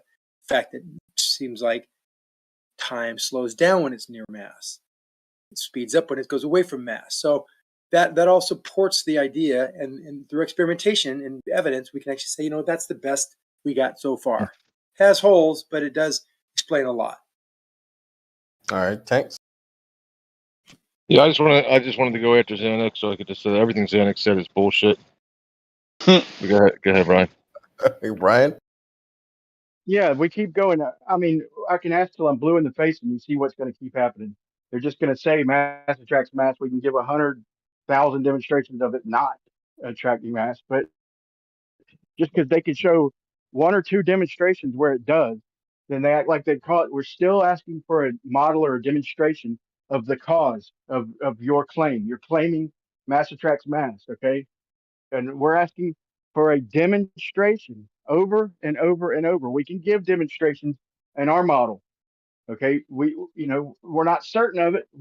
We're boiling it down, but we can show possible causes that coincide with reality. You're just making shit up. We're asking, No, quit saying mass Brian, I attracts gave you mass. the Give us a answer. cause. Give us a cause. I can say that. Demonstration, sorry. The Cavendish, Brian. That's it. This is going to be awful. This is going to be an awful reply. I'm qualifying it. Science in this Don't respect do or it. an idea. Yeah, I know, right? I'll just commit. Science or an idea like that is like a house or a kit car, right? So you have the basic idea, which is maybe the chassis, and then you can glom onto it various things and make it move. Okay, and then as it becomes more coherent as an idea, then you've got a steering wheel and you can steer the thing and you can brake and do stuff. That's what ideas have. Okay, ideas are things you can add to and build on. So what you want to do is, if you're going to say that it's electrostatics that cause things to fall, you want to stick to that one thing or stick to something, and then build on that and come up with something coherent that we can argue with. All right, so Hold on, Lou. we haven't Yeah, so yeah. far. Thus far, we've heard a lot of things that it could be this and it could be that. That's totally fine. Pick something and then build on it, rather than just you. In our argument, you're sitting there with just a chassis, and it isn't going to move. It isn't going to go anywhere. Build on it and see what you can do with it. So No, see, my Hold point on, Brian. My point earlier was that I was trying to say is that, like, you're trying to pigeonhole us into come up with one idea and one idea only that we can pick apart and stick with it. Like, no, it's more than one idea. There's a couple of ideas. In fact, they probably work together, because it's not just one thing that affects us in reality. Like, there's multiple phenomenon happening and they work together. And so you have to try to understand how they work together. You have to understand what the variables are, and you have to understand how they interact with each other. And that might be too complicated to fucking pigeonhole us against, but that's the reality of how things work. All right. I'm next after him. May I? Hold on, because I think Zanuck wanted to go before you, and he got muted way before back then. Zanuck, are you gonna answer? I do want to go. All right, go ahead, Yeah, James. yeah, I'm after Xanax. Who's after Zanuck? Napalm again. Napalm. All right. Napalm, Oh. and then napalm, then me. Yeah, I've said it like 1,000 times, but people keep going. All right, neighbor. Neighbor, you kind of sound low, and you sound like you're in. All right, I had some on my face. Pit. Yeah, I'm running a weed eater. I'm trying to get in there. I can't hear you. Yeah, so let me just go right now real quick while I got the floor. So again, Hugh avoids the question and tries to throw it back on us. In order to play tennis, you first have to have the ball in your hand and serve it to somebody, right? So in order to try to claim the high ground, you first need to serve it, right? We can't accept your serve if you haven't actually picked up the ball and hit it. So you claim mass attracts mass, right? That is the claim. That's an observation. That's all that is to begin with, is an observation. So you start with an observation, so now you need to prove some sort of causal mechanism. Your claim is that the causal mechanism there is gravity. What is gravity, and how have you demonstrated that that is the cause of the effect that you're seeing when you're allegedly seeing mass attract one another? You need to prove that gravity thing first before you can then try to serve the ball to us and say, hey, what is your explanation for this? Because we have one mass attracting mass. No. All that is an observation. That's an effect. You still need to prove the cause. If you want to jump to the bending and warping of space-time for the cause of the effect that you're seeing, that also needs to be demonstrated through experimentation. Thank you. All right. Can I? Am I up? Any problems done? Who was it that wanted to go up? I guess it was me. I'm not sure. No, But yeah, I was. I mean, I have an issue with the assumption of calling the Earth, right? Like the dirt and the trees and the water all mixed together as a mass, which is determined by how much stuff, right? Like how much matter is in a certain amount of volume. So somebody's claiming that this mass, which is denoted by a circle, within that circle has a certain amount of stuff, a certain amount of volume attracting everything else. I mean, you have to prove this volume, and it's been disproven. So it can't be mass. It can't be attracting. The Earth cannot be attracting at this mass to mass, since that mass has been the size and density has been debunked. So that can't be it. So you have to move on and just give that up as the reason, while naming it as both the cause and the effect. That's cute. All right. So was Janice? Think it was that next. Yeah, well, we have the cause that we believe it is mass attracting mass, and the effect is that things move towards each other. So it isn't the cause and the effect. The You cause just is said the same gravity. thing. Straight up. The cause is gravity. Hold on. The theory, and it is a theory. That's absolutely, but it is the dominant theory. So if you have a dominant theory or you are against the dominant theory, then it's up to you.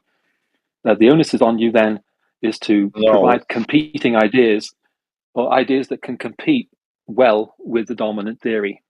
That's all. And if you say no, well, the ball is like, you're pigeonholing this, not pigeonholing anyone, not trying to pigeonhole anyone, just trying to say that is the dominant idea. If you have a competing idea, let's hear a cohesive competing idea. Wait, No, I wait, think, I'm hold next, on. Lou. Oh, yeah, hold on. Look, man. That's Lou. Wait.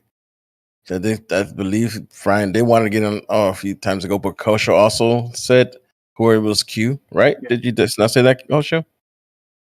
Yeah, that was the extent of my comment. Okay. So Brian, then Lou.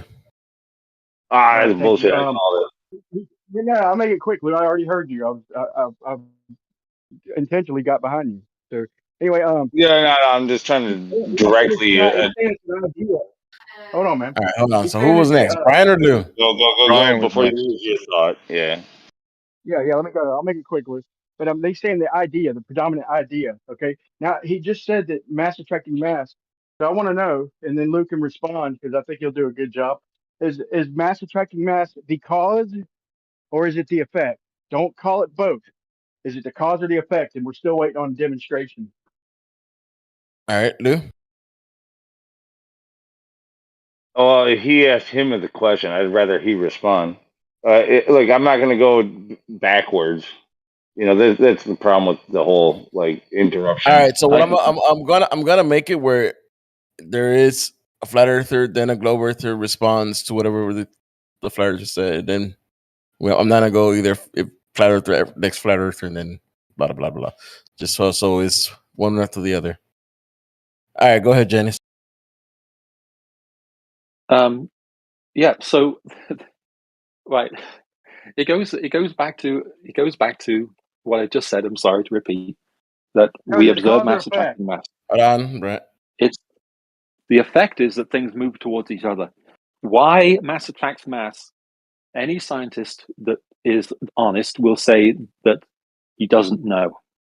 We don't know why mass attracts mass. Best thing we can come up right now is the idea of space-time. I'm not sure if I completely are into the space-time thing, but that's what they're saying right now. It could change, but mass is a verb to attract mass. It's just as simple as that. I'm not trying to pigeonhole, but that's what we see. No, I well, wanna say something here, again, too. Hold on, it's Ted. unfair.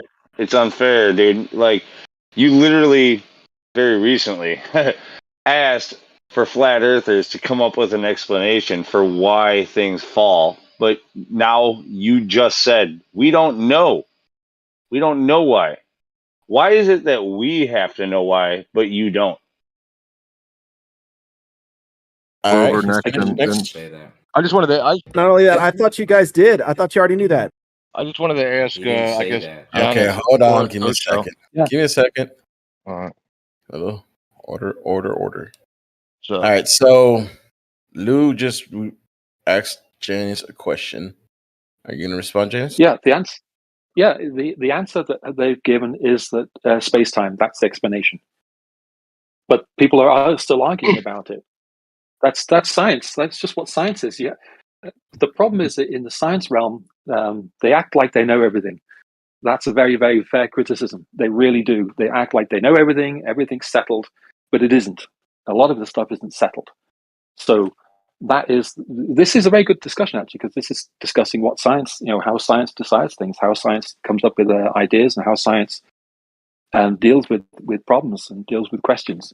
Like, why do birds fly south? I mean, can you find anyone who could actually tell me why that happens? The temperature.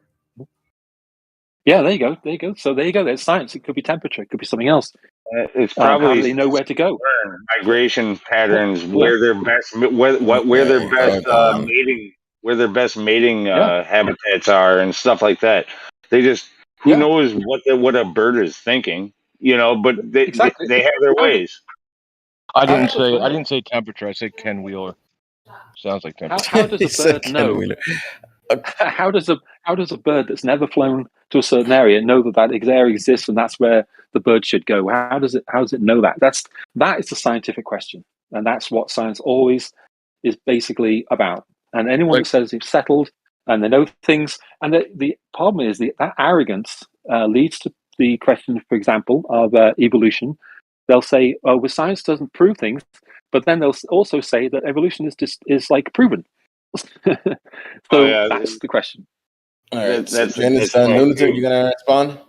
Yeah, informally. Yeah, I'm just trying to just go back and forth with them for a minute. Like I'm not trying to like hijack everything, but like you did it. Yeah, I mean that's the catch-22 that they often find themselves in, is where they tell you that science doesn't prove things on one hand. On the other hand, they like to tell you that science that this is already scientifically proven and it's not even questionable at that point. They say that you're not allowed to even discuss it because the body of science has already determined it, and if you do, it's dis and misinformation, and you are a danger to society if you discuss this or talk openly about it. Show me a It's person who makes both those points. All right. So All right. can I ask my question now? All right. So my question would be, I guess, to Coach Josanic or you, any of them, right? But so you're saying I don't observe this mass attracting mass thing that you guys see, right? But you did claim earlier, somebody claimed earlier that light has mass, right? Therefore weight. So do I debunk gravity simply by turning on a flashlight, putting it on my table, pointing it towards the sky, and walking away? Because it's not coming back down. It's just it's not being attracted to the earth. It's just shining up in the sky. I think a flat earther claimed that, and they were wrong. Did they? I don't know. Did I just debunk gravity with a flashlight? Kosho? Yeah, lights Were you gonna don't respond? mass, man. A flat earther said that, and they were wrong. It wasn't a glober who said that. Flat earther said light has mass. It doesn't have mass. So. Oh, it doesn't have mass. Okay. Next. We good? We open? Yeah, No, Go I, ahead, I was Nick. just guess going to. so. All right, I cool. was going to Hey, encourage. yeah, I was gonna direct my question towards you here. So since you seem to be somewhat cordial, I don't have a long history with you. I know that we've had decent conversations in the past, recently, I think. He's a I huge was just anus. So quite literally. Go So my my question would be to you is if so you're saying I could propose something and if it can be fleshed out through experimentation, it would be much better than the idea of the bending and warping of space-time because there's been no actual experimentation to prove this alleged theoretical fabric. So I would just propose that we can continue to use the universal law of gravitation, and basically that is explaining what I call incoherent electrostatic acceleration, which is acceleration towards a null pressure point between two masses, very similar to the electrostatic attraction and repulsion. But since it's incoherent, it doesn't have directionality to it. This can be demonstrated, and it is known that all molecular and intermolecular bonds are intrinsically electrostatic. So we do know that electrostatics and their tendency to hold matter together, the force, the electrostatic force, and its tendency to hold things together, seems to be demonstrable with all matter. So then when we go outside of that, it would be pretty logical in my assumption to say that that is just the same force, just in a incoherent or non-coherent or non-specific like dual pole idea. This can be demonstrated by changing electrostatics within things and watching them rise and fall. So this is a demonstrable, repeatable, falsifiable claim of directionality and a change in something that's in its inertial state at rest, being moved upwards, seemingly instantaneous action at a distance with no physical force being applied. well put. That was awesome. Yeah, it was good. So then you have your theory, your ideas, right? So you have to sort of accept the fact that you live in the world where scientific ideas are subject to constant scrutiny, and but once they get to the point like gravity has, where it basically it's for all intents and purposes unassailable, then you really then have your work cut out for you to counter it. The first thing you need to do really is to accept the fact that you have your work cut out for you and act accordingly, and not just continually. I'm sorry, this sounds critical. Not continually complain that you're the underdog or that no one listens to you. Just put your ideas forward and see if anyone listens, because the initial ideas about space time weren't initially accepted. So Yeah, no, so I didn't complain about it. I don't think that I'm the underdog, and it's not a lot of work because I can just make the assertion. So I do know that all intermolecular and molecular bonds are intrinsically electrostatic. So it would just stand to reason that the electrostatics would be the causal nature within the relationship, and it can be proven out by experimentation, right? So when I have a causal mechanism that can be proven out through experimentation, I don't think it's hard work to do at all. I can just simply assert it. I don't care what other people believe. okay, fair enough. Yeah, but mass is also intrinsic to all that stuff too. And it turns out if you adjust the electrostatics in the material, you'll get an electrostatic response. Movement. Yep. You get electrostatic response, which you can measure and you can predict. However, if you adjust the mass, you get a different response, and it's definitely influenced by the changing of the mass, and you can interchange the two, like vary only the mass and keep the electrostatics the same, and you can see that the effect will occur. So Yeah, that's the difference between a coherent and an incoherent electrostatic acceleration. That was kind of my point to begin with. And if you want to talk about the mass and try to separate that from the electrostatics, what is mass comprised of? well, you can have two objects that have different masses and the same electrostatic charge. That's my point. Is What? that you can do this experiment where you only adjust the mass and you do not adjust the electrostatic charge, and you'll get an effect. Correct. I agree. So what is mass comprised of? It's not comprised of anything. Mass is a property Property of what? of matter. What makes up matter? All the constituent parts. So you mean you might as well make your own point, man, because your questions, Yeah, the answer to your questions is not electrostatics. So you might as well just answer yourself. Oh, really? So all the constituent parts that make up matter are not held together by electrostatic bonds? The atomic structure is, but the subatomic structure, they're held together by different forces. So it just depends on what you're talking about. But that's what I'm saying. Different forces that just because we call them a different name doesn't mean that it falls outside of the exact same causal mechanism. It does. The strong Can you nuclear explain force. that to me? Yeah, the strong nuclear force. It's involved something with color charge, which is actually something completely different than electrostatics. So electrostatic charge and color charge are just two totally different ideas that aren't, one is not the other. So what defines color charge? This relationship between these color, these like flavors of quarks and the gluon boson, which is interacts those exchanges, but that's different than the electrostatic relationship. Charge, color charge. We're just naming different charges, right? Just because you're talking about different vibratory frequencies of charges that are being attracted doesn't mean that you're changing the intrinsic causal nature as to why these things are moving and or attracting towards one another. It's still the same thing. It all boils down to the same thing. But I gotta my shit's gonna get louder, so I'll bow out. That's fine. Well, charge, like you can charge somebody money. Somebody can charge you in a football game. You can have electrostatic charge and you can have color charge. And these things, just because these words are the same, doesn't mean that color charge is electrostatic charge. So it just isn't the same thing. It can be confusing. It's good though. Happy week back in. When people say the Earth is flat, they don't mean that it's lacking carbonation? I mean, sometimes I've said that, like flat water, and most of the water I drink is flat. Well, it's mostly non-carbonated. Let's be honest. I heard, I think it was David Avocado Wolf. He said there was a beer that was called like Flat Earth beer. And he said when he drank it, like it had like no carbonation. He was like, this is just too funny. It's Flat Earth beer. And it was like, that's good. That's funny. The beer was actually. Yeah. Where was he?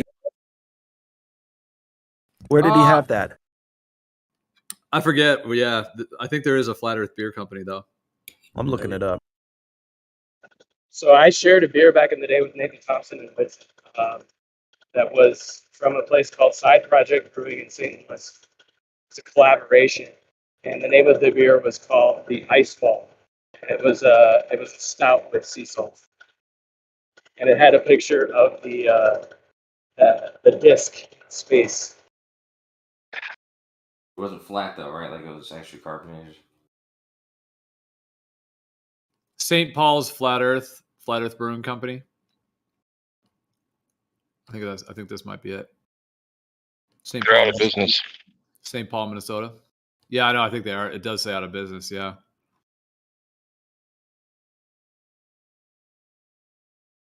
Oh, that's a pity.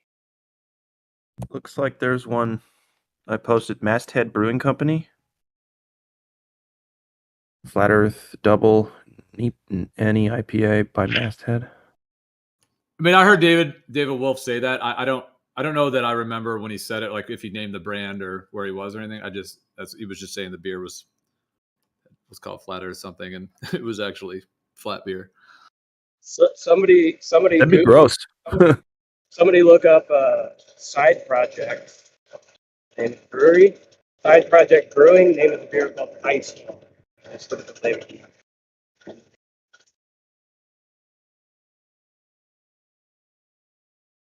Yeah, what do you think, Gio? You think that if by some strange circumstance, like in Eratosthenes' time, they had mastered electricity, you think anybody would have ever came up eventually with this gravity of a gravity, if they knew electricity or magnetism at that time.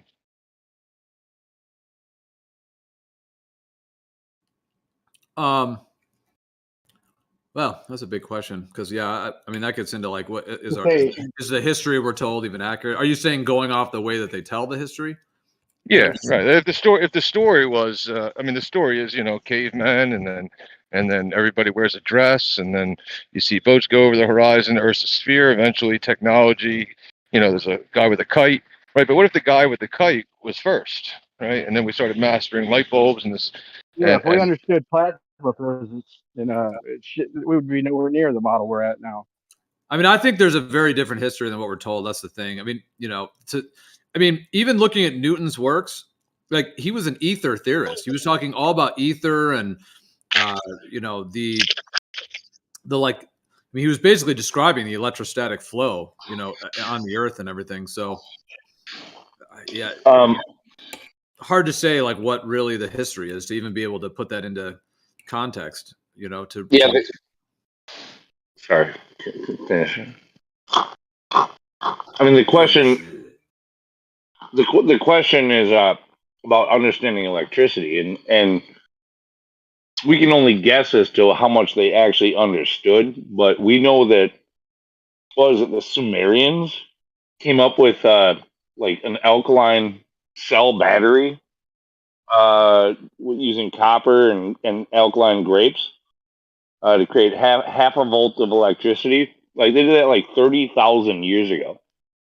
Whether they understood what was actually happening, yeah, dude. It's called the Baghdad battery. Yeah, the Baghdad battery. Yeah, but what he just said? You said Peru. What? Iraq. They found those. Yeah, no, those were in Iraq. But I thought he said somewhere else. Oh, he said No, Samaria. I said Sumerian. Yeah. 30,000 years ago. I don't know the time, dude. I don't trust the timeline either. But I'm saying like a very, very fucking long time ago. I think they claim. How long was ancient Sumeria?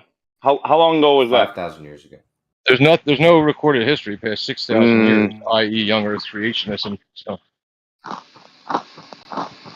either way, I'm talking a long time ago, and you can question how much they understood about it, but they did create this thing that created electricity, and it doesn't appear to be like unintentional. How much did they utilize it? What did they utilize it for, and everything else? Like, we don't know that either. But this idea that we only came up with electricity in modern time, completely false. Like we just don't know how they used it or what they used it for or how they came up with it. Yeah, could you imagine like in Eratosthenes' time, like just imagine that they were masters of electricity, like could just use it.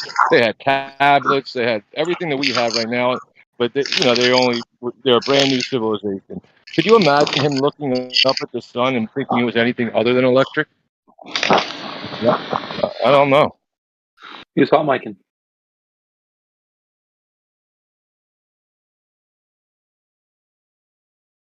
Something that's that's a really good point, Hank.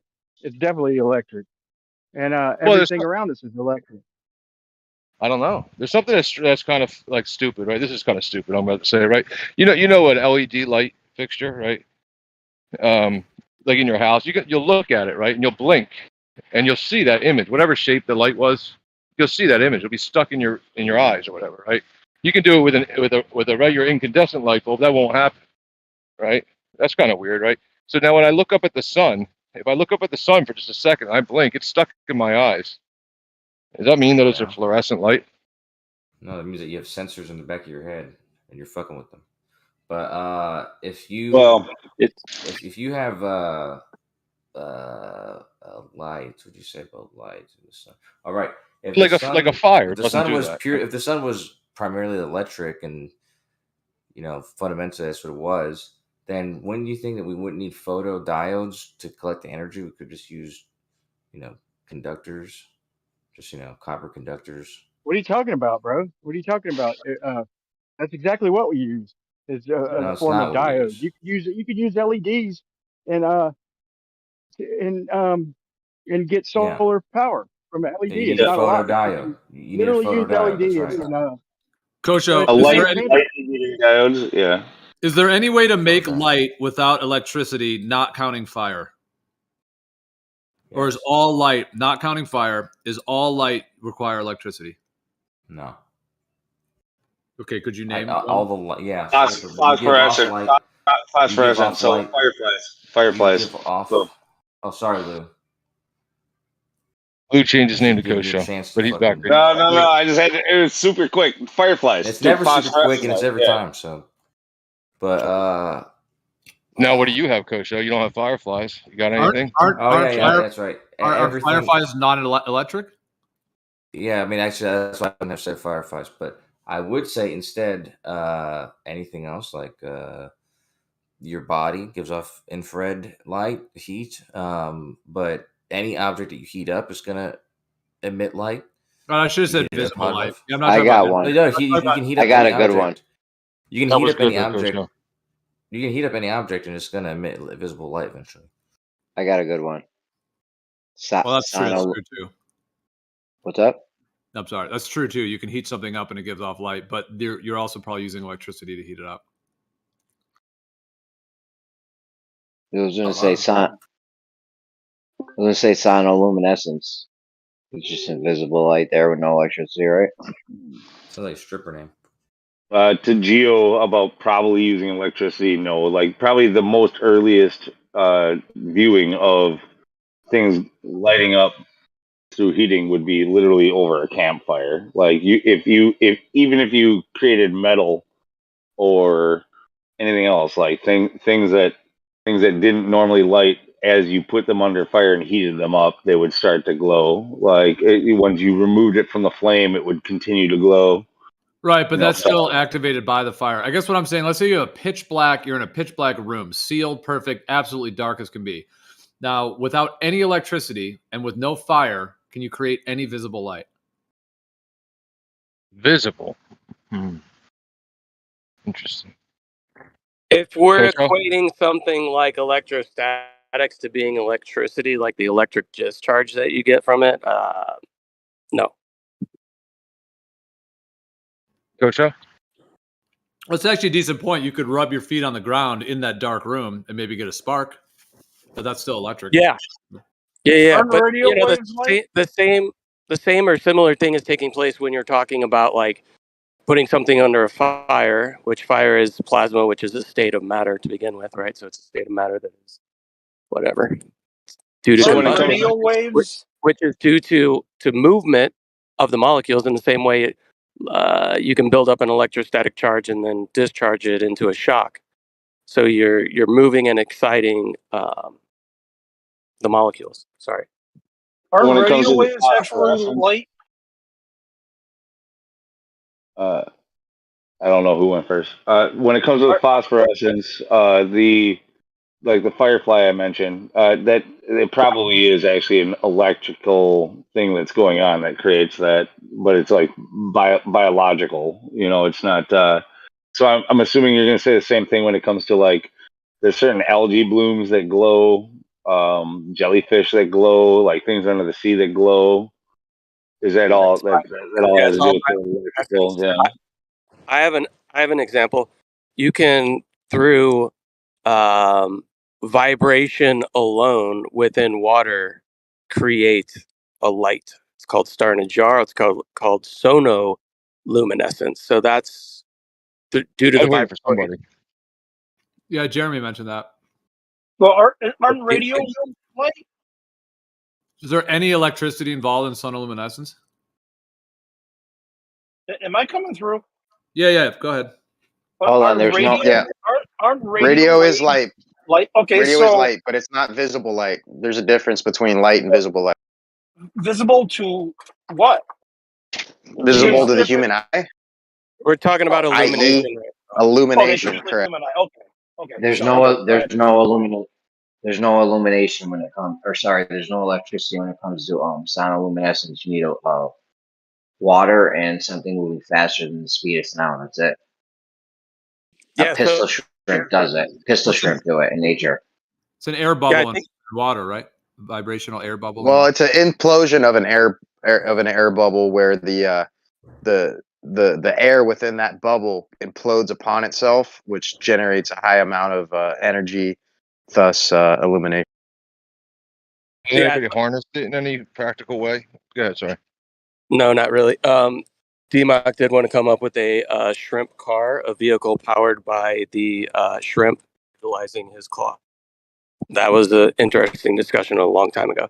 But anyways, so yeah, it's all vibratory in nature, right? So when you can get to certain vibratory patterns within the energetic medium in which we swim in, then yes, you can generate illumination based on certain vibratory impulses, and sonoluminescence is a perfect example of that.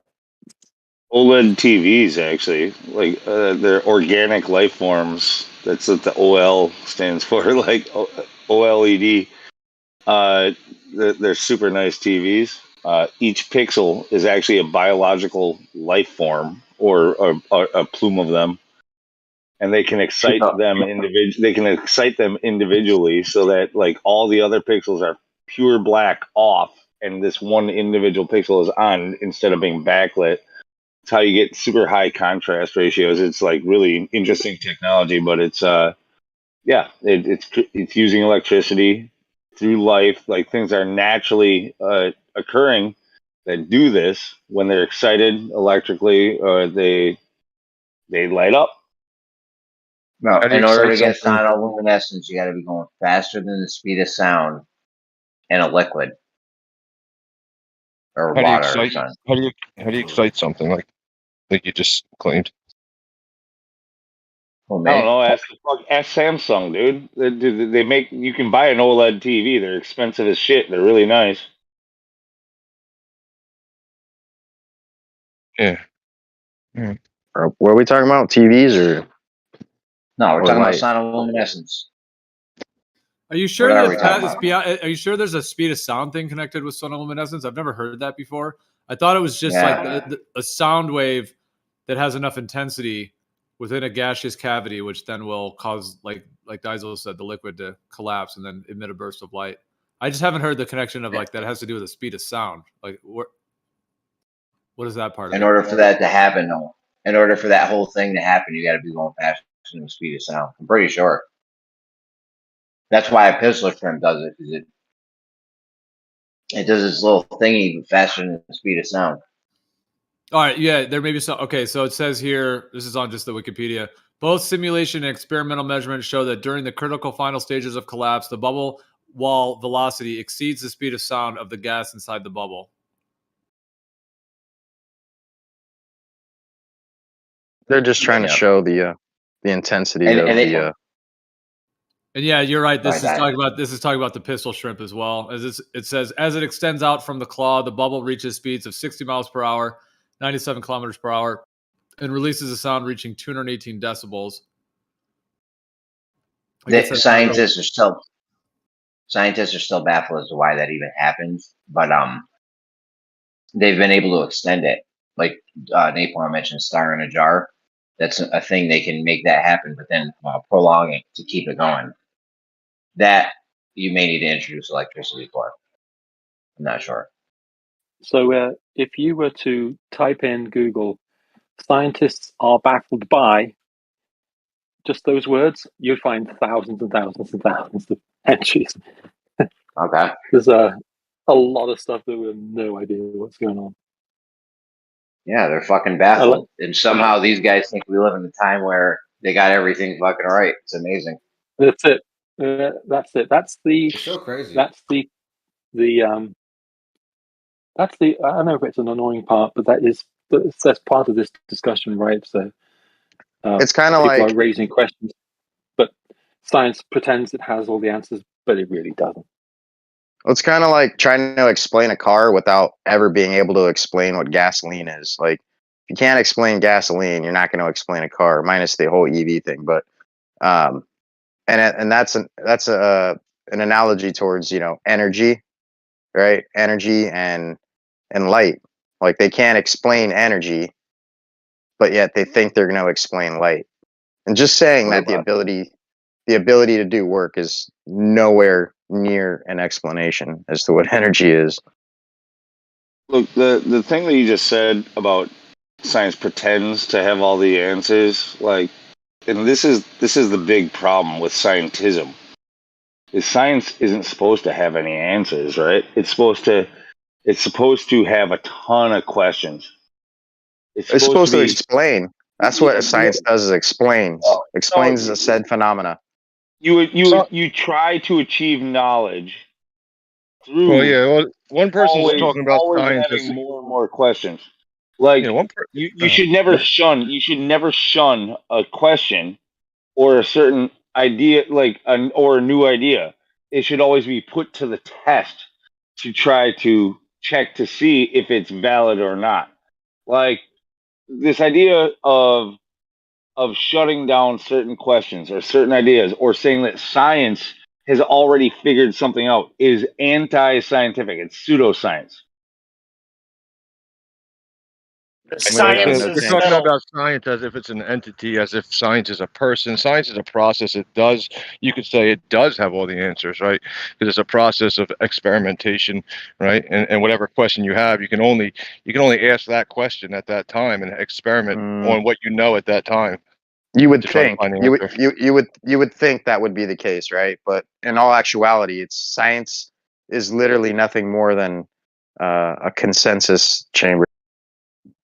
No, that is indeed the definition of pseudoscience. That is anti-scientific. Which part? The whole idea is saying that science is a consensus. Like, just because people accept a scientific consensus doesn't mean that is what science is. Science is not. Yeah, you got the original. You got the original science, and then you've got modern science. And modern science is what I speak of when I refer to science, because the original science is long lost as far as academia goes. Well, to imagine that it's lost, like it's a thing that somebody can have and hold, like it's theirs, like some kind of idol, like some kind of possession, that you're giving it this, not you specifically, but we are all giving it this strange power as if somebody can take it from us. Yeah, it's strange. Nothing but a method.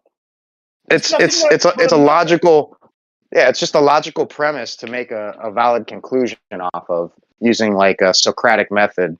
So we don't do that anymore. So that's my point. Yeah. Right. Yeah.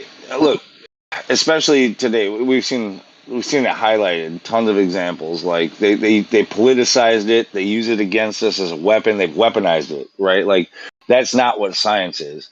Like, just because they have weaponized the term science and weaponized this idea of a scientific consensus doesn't mean that that's what science is. Don't let them take that from you.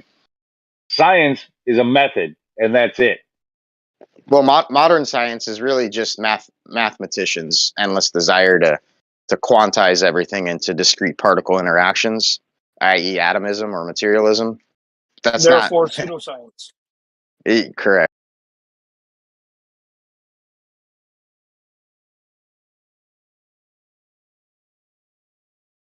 I would actually like to beg to differ a little bit there. Pseudoscience isn't just science that I don't agree with. I don't know if that's pseudoscience. No, I don't think anybody said that. It sounded like to me. Maybe I'm wrong. No, pseudoscience is something that does not follow the scientific method. If it doesn't follow the scientific method, it is pseudoscience. Therefore, not science. I think what happens is, in my estimation, what they've done is they've come up with certain conclusions that maybe they arrived at 50 years ago, 100 years ago, and then it stays in the scientific mind, and it sort of roots itself there. And then no matter what anybody says, for example, gravity or evolution, no matter what anyone says, it's all thought of in relation to mass attracting mass of gravity, whatever it is, and so they won't allow any other thoughts to come in. And that's but that is natural. That is a very natural thing to happen. I'm not necessarily saying it's good. It's natural, but it's also not scientific. To allow emotion and feeling and all that to come into play, it is not scientific. It does not fit the method. It's not following the scientific method. That is not science. Just because you have a whole bunch of people who have degrees who have a feeling doesn't make it science. When I was a kid, Right. in the 1970s, the textbooks were filled with statements like, scientists believe that, scientists think that, and that sort of statement. Now it's, this is what happened. The Earth is this many years old, exactly and precisely. The universe is this size and this old, and they make those statements as if they're fact. It used to be they'd say, scientists think that the Earth is this old, or scientists think that. That's not what they do anymore. I totally agree with that. However, that's because so many people started challenging their ideas. So now they have to just say, come out and flat out say, no, this is it. You can't question this.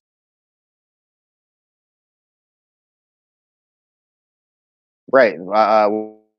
With consensus. So, yeah.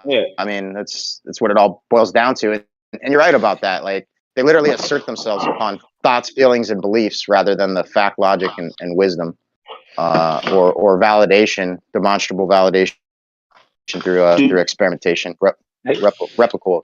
replicated experimentation. Somebody's hot micing. Oh, I'm sorry. I was doing something, but I'm also trying to jump in here on that thought. They've even gone so far in recent times.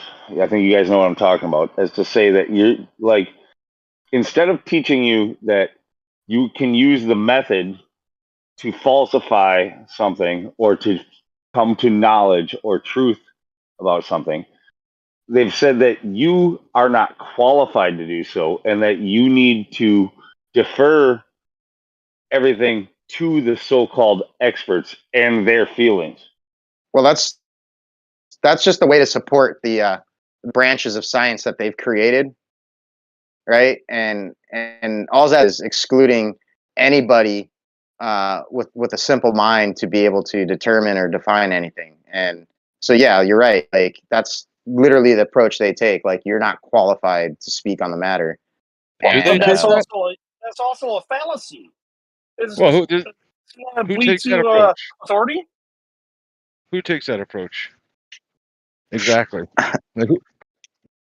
I mean, that's the general approach when it comes to like a formal debate within academia. Like, they're not gonna call some old wise man in versus a professional bona fide within his specific branch of science. Like, they're always going to defer or refer to that individual who's qualified, quote unquote, to speak. I just haven't.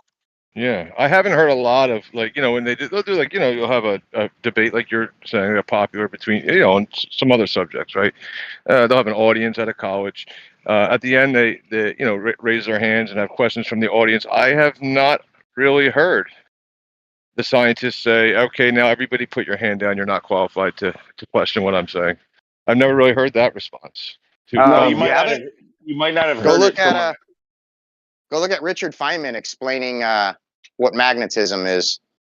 It's a pretty famous video. He literally like looks at the interviewer and says, you know, you wouldn't understand it, and then tries to use some lousy analogy of like an old lady slipping on ice. I saw that interview. He basically spent 30 minutes not answering the question. Right. Because he doesn't. He doesn't know. He doesn't know what the answer is. That's the wild thing. Well, none of them do. That's the whole point. None of them do.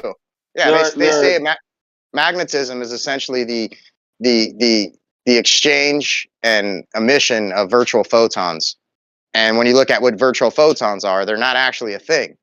So they really don't know what magnetism is, other than, you know, the crude way to say that it's, you know, has some attractive and repulsive mechanism to it, which is, you know, silly. And it's I would say you probably haven't heard that from real scientists, but you have heard it from people like Neil deGrasse Tyson, or you know, these you know, media people, the government.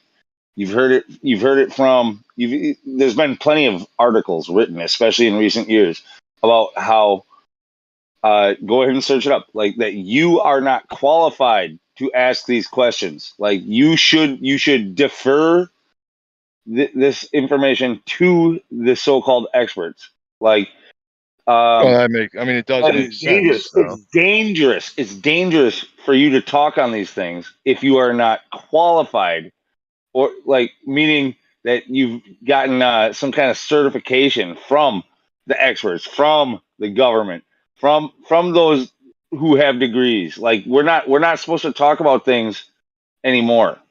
Like we're not supposed to have an interest anymore. It's called disinformation. Yeah, if you're not qualified on the matter and you're trying to give, Yeah, but who's saying causal that? or I agree. No, I don't. That's not real quick. What I mean is the disinformation campaign is run by a bunch of like trolls, children sitting at home getting paid to sit on Facebook and flag articles. They're not experts by any means. Like I said, is Neil deGrasse Tyson supposed to be an expert? Yeah, he came right out in the open and said what I'm saying. I do want to ask you also, what was the question that Feynman wouldn't answer, if you remember it or not? What magnetism is. He was asked what magnetism is to explain magnetism, and instead of giving a concise, valid explanation, he gave some analogy of an old lady slipping on ice, and that was pretty much. Didn't you say something about interaction with virtual photons? Yes, it's the exchange and emission of virtual photons interacting. Isn't virtual not real? Yeah, virtual like literally means something that you made up in order to make something else work. Yeah, right. So I could read you protons that aren't real. Okay.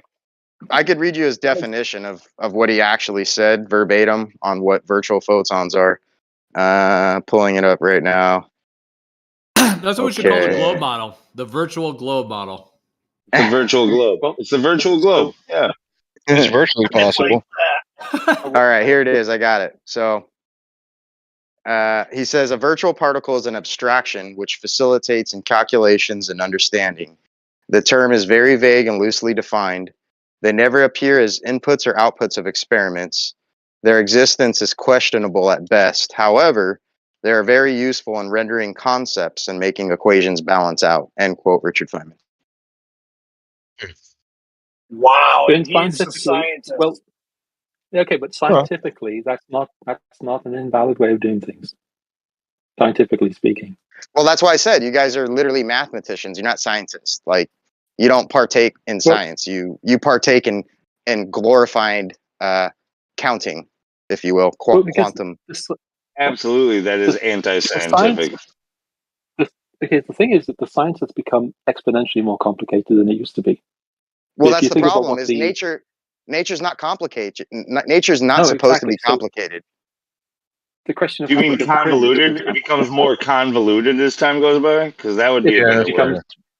Yeah, exactly. It's like laws. It's like the very simple laws. 10 Commandments. That's it. 10 Commandments. And then, but the problem is you can't be governed by just 10 laws. So you need more laws for different scenarios.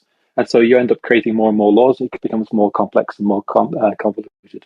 That is nature's the same thing. Nature's quite simple. Everything is based on pressure and temperature mediations following the right-hand rule. It's literally like SNR, like sound to noise ratio, sound over noise ratio. But at the end of the day, they've overcomplicated everything as to prop themselves up, right, on this high chair. Right. Yeah. I don't want to be the etymology guy, but like you agreed on convoluted as being maybe a better descriptive word about this. Convoluted literally starts with the word con. Like or virtual. The other thing is, on the other side of it, though, science has given us airplanes. Engineering. Did they? I thought I was the right brother. Right. No, but it was science and engineering hand in hand. That's what gave us airplanes, gave us the internet, gave us cell phones, all those things. That's all science. It was a couple of farmers in a field. It was a couple of farmers in a field who did it. Yeah, cause and effect is what gave us airplanes. Yeah. Well, I know, but it's excessively complicated. So once you get into you get into the weeds of getting planes up in the air and staying up in the air, not blowing up or falling down. That gets really, really complicated, and the laws of physics and understanding all of these things. Yeah. So in some respects, if you think about it, if you were going to talk about, if you say, for example, let's say you maybe I don't know, just say planes don't fly internationally. Let's say that you're gonna have to really have a good deep knowledge of how planes fly to be able to say that. Or if you don't, then someone who's in the field isn't going to really take you, Look, really going to take what you say with a grain of salt. That The is Wright fundamentally brothers, based. didn't One use sec, one sec. science Yeah, one in sec. order to. That is fundamentally trial and error, though, isn't it? It's like those things came, like trial and error came first, and then afterwards these principles were applied, right? Yeah, cause and effect, trial and error. Yep. Well, I mean, cause and effect and trial and error are slightly different, but I understand what you're saying. Like, the point is that they will, like, I mean, it's a process of figuring out what works, but you do it over and over and over again, and that's how systems become more complex and can then dovetail, right? Speaking of planes, heard how it come they said- never dip down to follow the curvature? I knew you were. How did I know someone was going to say that? The age-old fight between the architects and the engineer, man, lives on, bro. Science can help improve things, but shit never matches the plans exactly. I mean, even the laws, like Ohm's law and shit like that, is just not exact shit, dude. It's like, in practicality, the engineer has to make the adjustments, and no matter how it's modeled. I just want to correct something I said really quickly, because I said sound to noise ratio. It's actually signal to noise ratio. My bad. There you go. Yeah, what idiot said I that also the want to say- airplanes would nose down to go around the globe? That's obviously not how you would do it. They would nose up a little bit, if anything, right? I was going to say something though. I think the reason that science has lost its way is I think that science has lost its the reason why it exists. And in my mind, in classical science, the reason science existed was to understand God's creation. And I think what science has done is they've sort of denied God and then continued with science, and then they've sort of lost their way because of that. That's just my view. Because the classical No, they got scientists, God. They got God. It's within the Higgs boson or the spark of life. Like they use God when it's convenient, and then just put them back on the shelf. They call it capital G. Yeah, but don't you guys think that a lot of modern science is there as a way to try and explain a godless existence? Like that's it. That's my point. Very, very good. Very good. They just That's my leave point. God at the bottom of the glass. No. Go So down that's to the kind of. bottom of the glass. I mean, I just thought of that just now, but yeah. I think that's what they're doing, and Bro, it's the same science. with any society, right? Society sort of collapses and falls apart once you. I mean, what have we got in the various cities? People running into the stores, grabbing a handful of clothes, and running out. Why didn't they do that before? Because they have a respect for law, right? So because they don't have a respect for God and respect for law, they feel free to just go rob whatever they want, and then society collapses. Right. Science is there to prove causes of effects. Right? You got an effect. You want to see what the cause is. You do something. That's what it is. I think that's the scientific method, right? But that's not science in whole. Like I said, science in whole is getting to a logical, rational explanation behind a said phenomena. That's the epitome, the crux of science. I think what back to happens his is when analogy, you have It's natural science. Natural science is. Go ahead. Well, I was once you have back to his analogy about the people running the steel is they have no respect for the law, but there's a reason for that. It's because there's no consequences when they break the law, and so it's just like with scientists when nobody calls them out on being pseudoscientists. We're saying, oh, wait a second, that's not real science. Therefore, they just forget it. They ignore the law of science. There is a natural consequence for them that's within their hearts, like there's a natural consequence. Doesn't need to be bestowed upon somebody always. The things we're talking about is natural. Yeah, what I was saying was earlier the simplicity of what science used to be, right? Science has grown to the point where it isn't simple anymore. So it's very easy for scientists to hide behind their lab coat or whatever, because they understand a language that we just don't. I think it's incumbent So on people to try to understand the language of science to be able to criticize it effectively. That's just my point of view on that. Let me go next. Wasn't there a famous real quick? Wasn't there a famous person that said if you don't know something well enough to explain it to a barmaid, then you probably don't know what you're talking about? Yeah, that doesn't need to Yeah. be responded to. Yeah, that doesn't need to be responded to. Thanks. Science is still simple. Science is still simple. You guys have just made it all convoluted. I don't know if you've heard the last 45 minutes about an hour or two ago, me, Zanuck, Osho, and all these guys. You guys are the ones who made it convoluted and confusing. It's still simple. You have an effect. You have an effect. You want to see the cause of it. You follow the scientific method. Nice and easy peasy.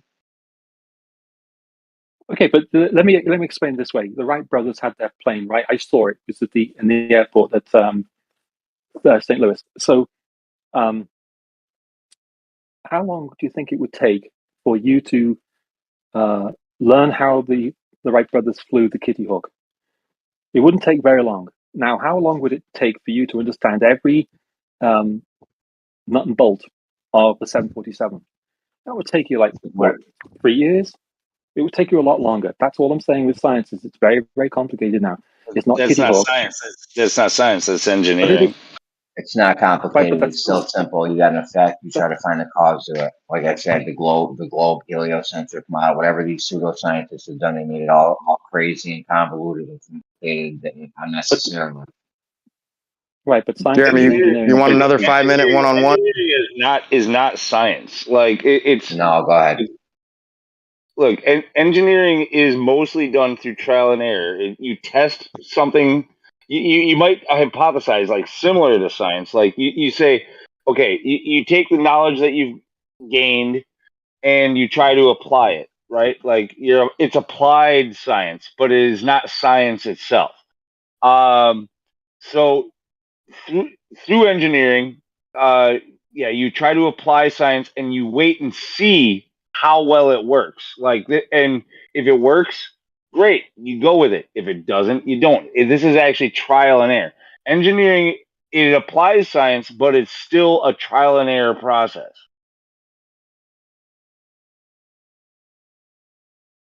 He was using the plane as an analogy for the Wright brothers' simplistic plane. Compared to a 740. It didn't have anything to do with anything he said. Well, no, it has absolutely everything to do with what I'm saying. So, no, it wasn't. He just used it as an analogy. Oh, the Wright brothers. You're not getting it, Lo. You're not getting it. Wait. You're not getting what I'm saying. You're trying to shut me down. Listen, the Wright brothers used trial and error to get lift, to get off the ground. Okay, they did so.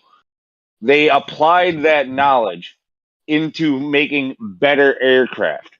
The Boeing 747 came much later down the road, but they didn't get there because they suddenly understood how lift works and how to come up with every nut and bolt of this fucking machine.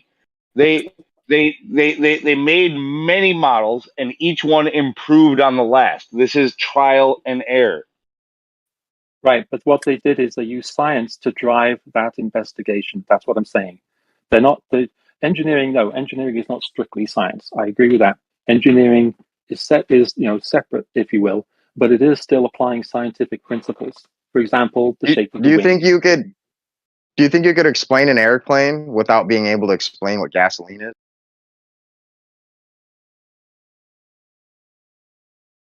I don't know. I mean, and yeah, right. And this goes back to, but this goes back to energy, right? Like, if we can't explain energy, how are we going to explain the actions of it or lack thereof? Like, this is the problem, and this is kind of how they hoodwinked everybody, right? Like, you got these main components that all reality is premised off, aside from consciousness, right? Like magnetism or electromagnetic radiation, right? Which is extrinsic and intrinsic to everything, in the universe. Like, there's not one thing in the universe that's not ferromagnetic, diamagnetic, or paramagnetic. Everything is magnetoreactive, yet they've never explained magnetism, right? and they've never explained energy. Seems a little interesting, but I'll leave it with I got a question about that. Why would you not be able to explain a plane without explain what gasoline is? because I don't what powers the plane? Like, is a plane without gasoline? Like, if there's no gasoline in the plane, right? We never put the gasoline in the plane to begin with. Thus the motor, or sorry, the engine of the plane never fired up and actually took flight, right? Like, how are you ever gonna explain the essence of what that plane is when it's not using its practical use case scenario in which it was designed to be applied for? So you would have to understand what's powering the device in order to explain the device in its fullness and completeness. Well, truthfully about that, so like, So- I mean, So basically, hold on. I want to clarify that. So that means you actually mean explain what a combustive reaction is. Because you don't need to explain what gasoline is. You can just explain what it does. It's a combustive liquid that will cause a spark. Sure. I actually Sure. I agree mean, we could completely we could with what I was yeah, gonna we say could as put it well. Like, we so- could put it so in crude it- terms. That's fine. you can know how a certain thing reacts with another thing in order to create an effect. That effect gets the job done, and you run with it. The same thing is being applied, and I think you already mentioned this when it comes to electronics. Like, we don't fully know how electricity works. We have a general understanding of the principles of what the effects of it and how we can utilize it, but when it comes to its core principles, we don't quite understand it properly.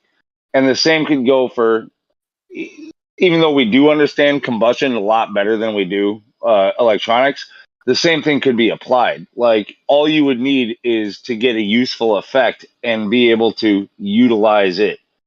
You don't have to know Well, exactly. but you're not going to get that.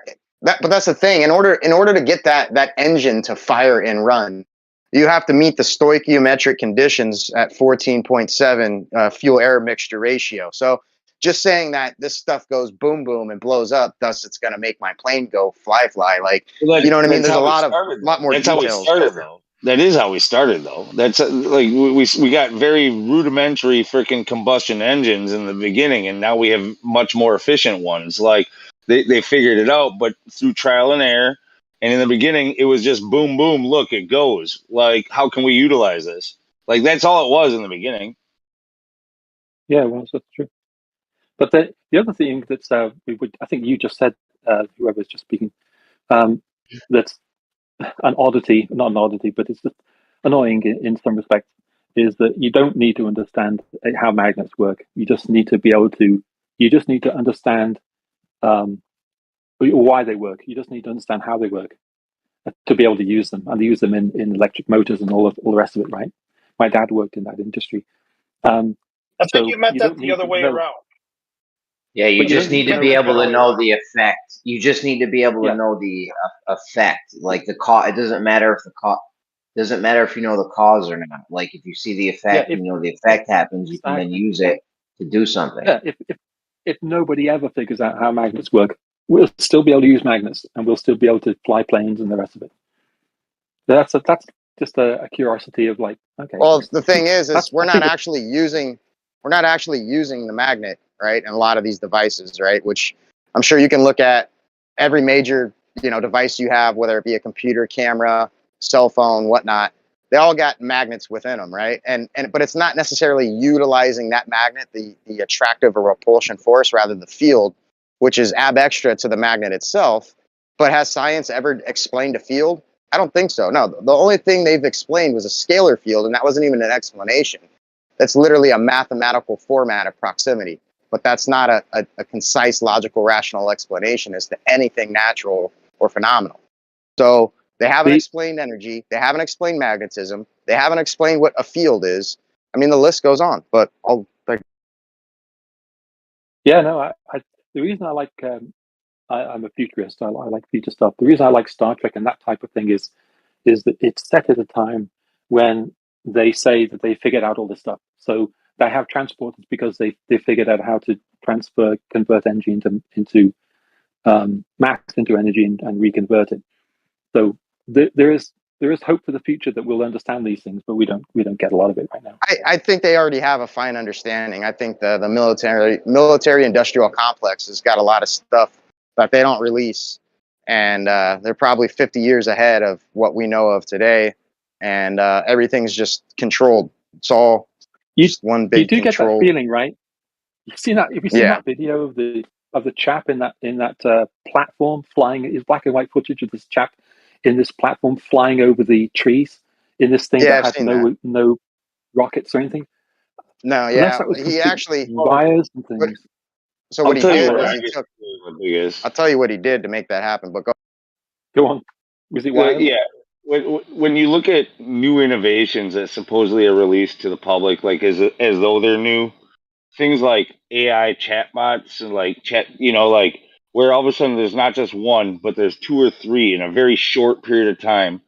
Or there's the same thing happens with phones, and like it's going to happen again with these augmented reality headsets. Like it seems like controlled releases, not like they literally just innovated them. Not that there's competing companies, but that these companies were just told you can finally release this information onto the public. Like, well, they get to. Yeah. Sorry, go ahead. I'm sorry.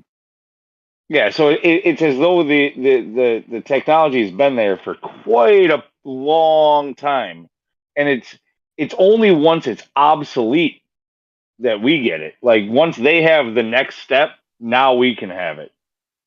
Well, I tell you what, actually, what's actually going on is the technology is there, and the technology is there for quite some time.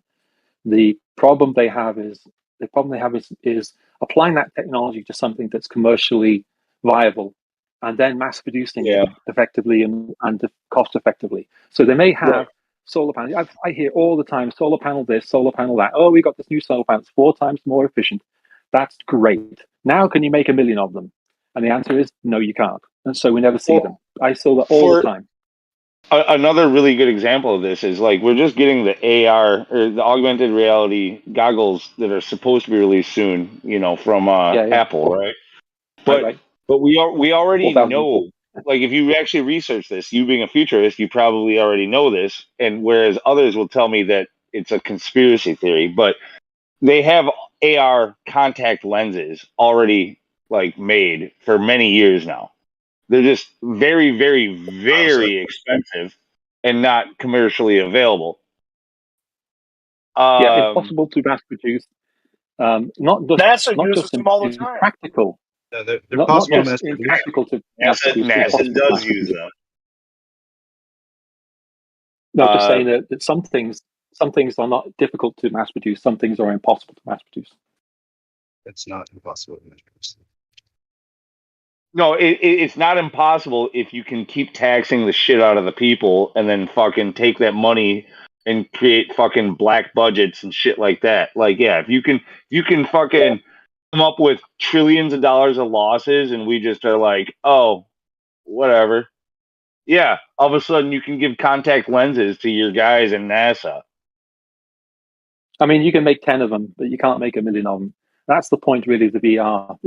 VR's been around for quite some time, but it was just now that I think they got the point where they could make it commercially viable. And by the way, I don't know if they have made it commercially viable because they haven't sold any yet. Of the AR contact lenses, yeah, no. Look, everything's on limited release or a time schedule. Like so, right now the reason we're getting the Apple headset is to popularize it and to get it into the minds of the people, right? Like to make it cool, right? But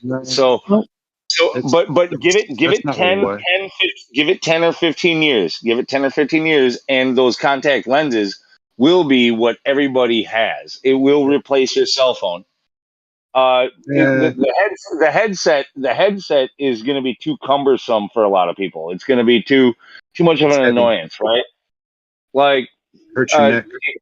It won't be till they can streamline it and make it where it does replace the movie theater, the TV screen, your phone, and your tablet, and all of these things, your computer.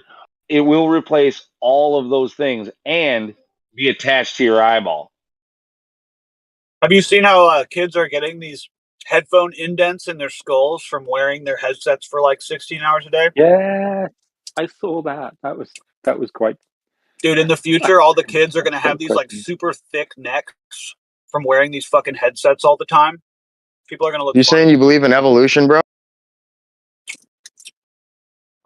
No. I'm just joking. Evolution of technology. Evolution of Dude, technology. you got me. Yeah.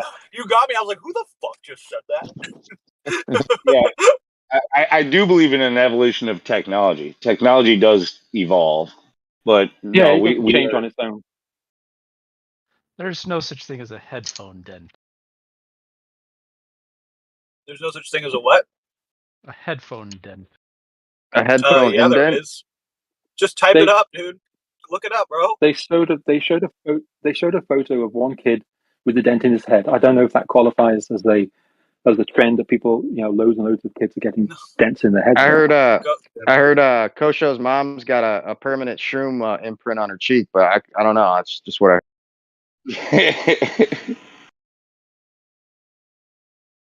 Let's leave the mothers out of this, guys. Come on. no, Let's just no, be chill vibes. Kojo's mom is fair game. He pulls the same jokes, man. It's totally cool. All right. So Kojo's mom is on the table. Everybody else's mom is All off. right. That's true. All right, calm down. Calm down. Well, yeah, no, but- the headphone indent thing is absolutely real. It started when like some streamer was like shaving his head for charity or for a donation or something, and like his viewers like noticed that he had a perfect indent where his headphones rest, and then all these other like Twitch streamers started shaving their heads and discovering them. Dude, the girls with the headphone indent, it's like they're facing you and they're like, pretty and good looking, and then they turn their head to the sideways and they fucking got peanut skull. It's crazy. No, That is weird. Yeah, I'd be willing to be corrected on that, but that is weird if that's really what's going on. That's If you're going to claim I it's don't know. fake, then provide evidence No, that no, it's I'm fake. I just said that. They're like Generally cradle speaking, boarding. what happens if someone posts one photo and then says it's a big trend? No, if They're you, like if you cradle- say it's true, then you need to provide evidence that it's true. Someone putting a video with a dent in their head is not evidence of a headphone. Yeah, where dent. does the dent come from? Everybody's wearing earbuds Well, nowadays. you're anyways. wrong. It is true. They got the dents, dude. Okay. I don't really care if you All think whatever you think. Okay. Bro. Go for it. Go for it. So sleeping dogs You're live. wrong. Sorry. I'm wrong I'm wrong all the time. But they spent a long time working on the Apple stuff, but it's also because they were timing it to release, I think, because basically all those other companies put out like VR headsets and they created the Meta, whatever, all that shit. It's like it takes all this money to do all that stuff, and even though the market's not, they're trying to build a market, so like they kind of the big powers kind of take turns swinging big buckets of cash at this shit to make it happen. So now it's Apple's The turn. VR heads. Yeah, the so VR headset thing, it's not gonna take off. It's too they expensive. go, Way they go, too the expense thing. So like they go with these trends. They have to use a company like Apple, where big Apple fans like all the celebrities, all of the whatever else, they're going to have it. It'll be given to them, and they will make it cool so that people go and spend, like your big tech guys and your big Apple fans, where they're like, oh, I gotta have this too, and then they get the social media influencers and everything else using them, and eventually when people start buying them actually for that $3,500 price point or whatever the fuck it is, all that money goes into more R&D, research and development, towards making a better product, a streamlined product, one that the people could actually accept and afford. It'll be like $300 in a few years or some shit. Yeah, I mean, even just look at your cell phone. Your cell phone right now is probably a $1,000 device or more. But they give it away when you sign a new contract at the fucking store.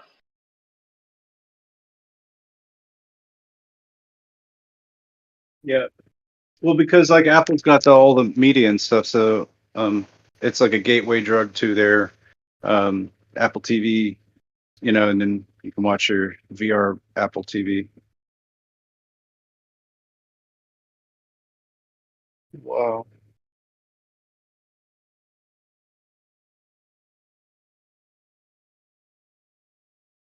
But they'll have the contact lenses soon. The contact lenses don't have all the gizmos and the chips and shit in them. They're just kind of like screens right now.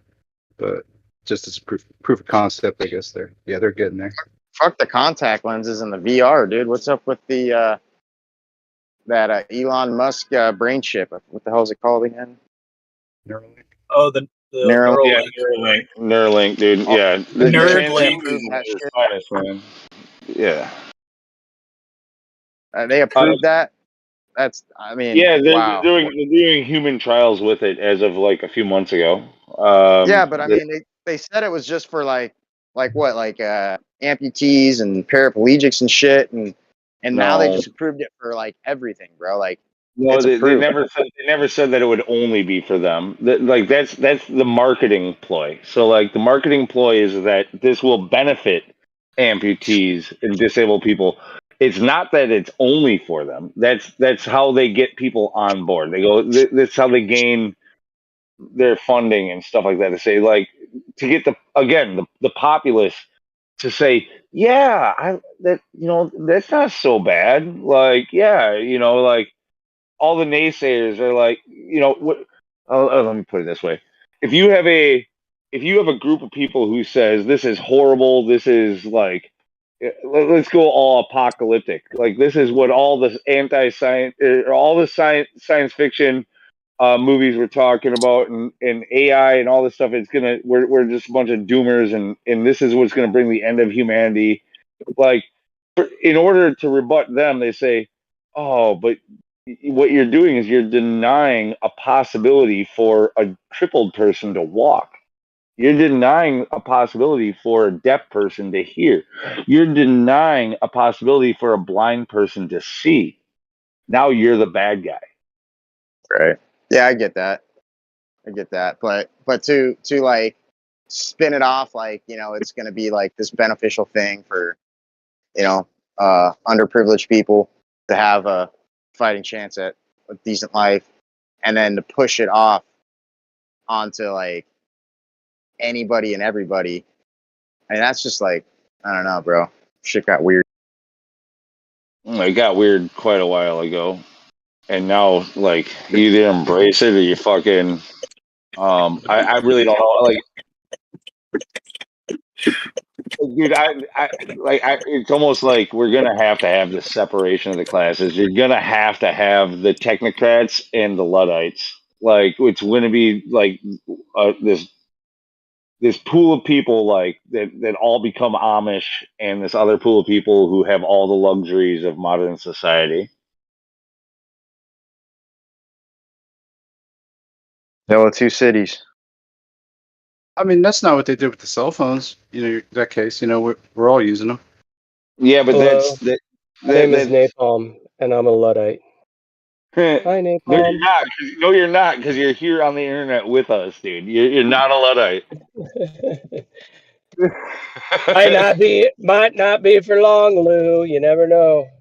Right, I'm there with you, like ready, thinking pretty hard about ditching all of it. But am I in a place where I can do that? I'm not.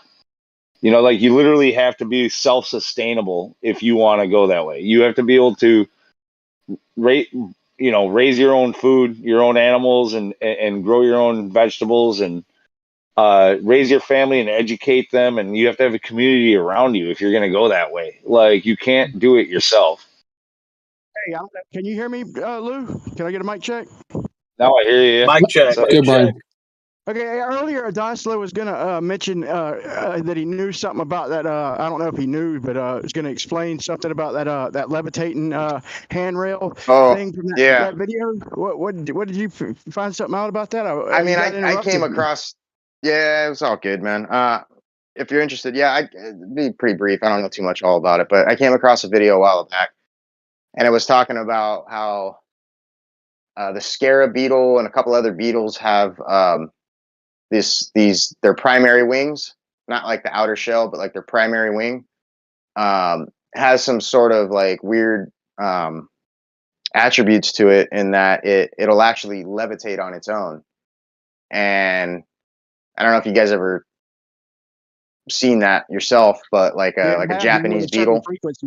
Yeah, with a certain frequency. I tried that, dude. I couldn't get it to work. But then again, didn't have like a frequency devices and shit. Well, it's similar to if you ever opened up like a box that you got in the mail that had like styrofoam packaging, like the popcorn, sure, and it kind of like flies out and clings to you. It's Yeah. all essentially electrostatics, which is the dielectric field. But this Dude, is basically if what he we did think was he about took it, a bunch of real those. quick, Go ahead. Sorry. if we think about it, Dustler, like, dude, the gravity paradigm is literally holding us back, and we're figuring this stuff out anyway, and it hardly gets discussed, like the electrostatic levitation and all this stuff. Like, we're literally showing it. It seems like the gravity, like, we should have levitating cars and platforms like that. We all should have that, bro. I believe the military for sure has some things like that, but just the paradigm itself with this gravity is holding technology back, man. And I don't understand these Globers fighting for this thing that they can't demonstrate. We're literally asking them earlier over and over, demonstrate. They can't demonstrate it. They still fight for something that it's just a concept, and literally it's holding technology back. Yeah, I wanted to comment on the conversation you guys were having not too long ago, but I was running some loud equipment. Yeah, Dice Flow, you guys were talking about science and everything that was going on, and Hugh was chiming in, and there was even a discussion of pseudoscience and all that. But ultimately, if you don't have an explanation, you can go back and forth with trial and error, and things work, and we can figure out based on what we've previously done, and then we can maybe certainly describe what we're seeing, give some descriptions about what's taking place. But if you don't have an explanation for it, it's not knowledge. And if it's not knowledge, it's not science. Science literally means knowledge. Well, like I said before, we can still use magnets, but we don't know exactly how magnetism actually works. Yeah, that's true. That's It true. doesn't mean that it's science, though. It doesn't make it science. How do you Well, you understand guys, one at a time. Hey. Let him just finish what he was saying. how? The question I have for you is, how are you going to understand how magnets work? That's the question. Okay, so our explanation, the globe, whatever you want to call it, science. Okay, I hope I've established that I'm critical of science as well. All right, I hope I've established that. So the question is who is going to be the first to explain or to show what magnets really are? I think it's already been done. Yeah, I think Go I ahead. think people have done it, right? And the problem is people just want to look at that as crack pottery, and then they want to go back to these descriptions and the explanation that has no actual experimentation. It's not an input or an output of any type of experiment. It's just a postulation. And there's certainly people that have explained what's taking place very thoroughly. I can tell you how you won't figure it out. You won't figure it out by you won't because we started at the same time and I just decided to stick with it and power through it. But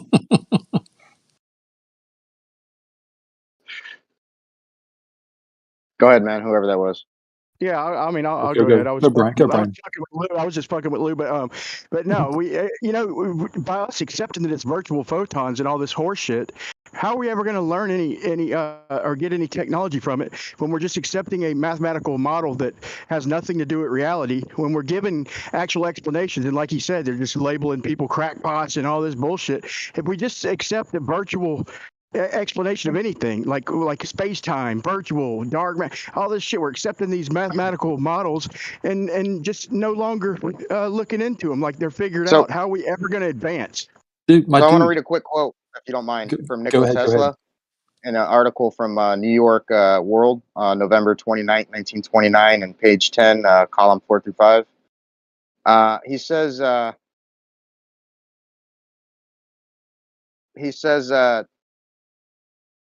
Charles Proteus Steinmetz, electric discharges, waves, and impulses. Okay.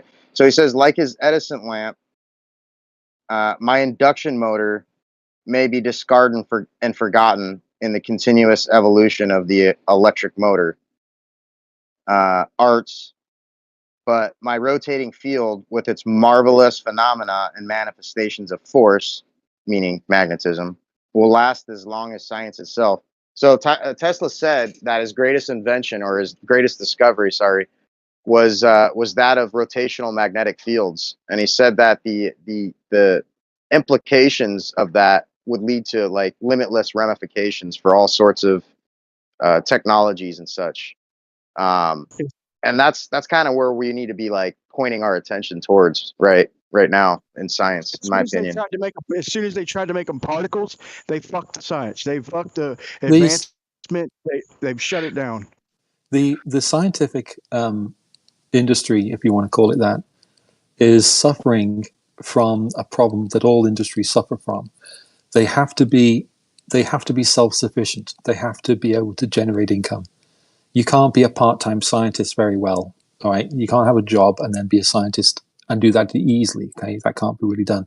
So what happens is when you have these ideas that aren't really popular at the time, it's very, very difficult for any group of people, let alone or any individual, let alone a group of people, group of individuals, to spend years and years investigating possibly dead ends with no income.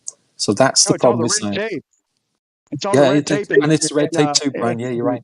They Yep, do that it's all the of that. time, especially within the theoretical sciences, In right? the So olden days, they could, theoretic, they'd have old money, right? astronomy, right? So Yeah, but all of these things, they're dumping a shit ton of money, and so I don't think your point's necessarily no. What I mean is, for relevant. example, if you look at some of these scientists of old, they'd have old money, all right. So you'd have Sir this and Sir that, and they'd have these scientific investigations going on, but they'd have old money, right? So they were being sustained. It's difficult now for people who want to live in a good life to also spend years and years working on science things that aren't part of the mainstream. That's all I'm saying. I'll talk on the monetary aspect that too, if you want to. Yeah. You know, a lot of this stuff needs funding. And when you talk about somebody like Daiso was mentioning in Nikola Tesla, you have people like J.P. Morgan and all these financiers that when you start to go along the lines of discovery that doesn't allow for them to make a profit off of it, regardless of how beneficial it may be for humankind, they withdraw your funding and they use all of their money, power, and influence to ensure that your ideas, your technologies don't come to the surface because they can't meter them. They can't find a way to make a profit from them. So That's it goes exactly both ways. right. Yeah, you're dead on right. That's kind of what I'm sort of alluding to as well. Is in this modern system that we've got, it's very difficult to make money, very difficult to sustain yourself. Particularly, of course, people want nice houses and nice cars as well. So they don't want to live in a mud hut and be a hermit and a hermit scientist. Those sort of people don't exist anymore. They used to. Speak for yourself. I don't know. I'm increasingly wanting to live in a mud hut. There you go. Go for it, man. Live in a kibbutz.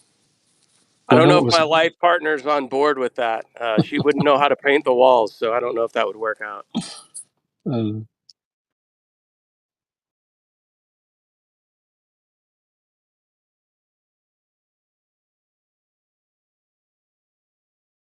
Yeah, my life partner would not agree with me if I said I was going to. So sorry, I don't know if you guys are still going on. I was just rambling about my wife. Go on. But back to magnets and magnetism. Like when you make a magnet, right? There's nothing that changes molecularly or on the anatomic level within a magnet. It's not a quantitative indifference rather than a qualitative change. So what is actually happening inside a magnet before it becomes a magnet versus after it becomes a magnet? It's consolidating the field somehow. Well, that's what mainstream would try to tell you, right? It's that magnetic dipole moment of field alignment and lines of force, essentially, which is a false identification terminology because there's no magnetic lines of force and there's no lines at all. The so-called lines of force pertaining to magnetism or fields in general is a gross perceptual based error and absurdity, which has no connection or basis to reality whatsoever. The said lines are only the peaks and troughs of the conjugate magnetodielectric system, which are mutually both manifest and anti-manifest as they interplay against each other towards both space and counter space. So they're merely simplex constructive and destructive phase interference patterns, which is like literally the same thing when you look at the wave pattern from the photon wave distribution pattern.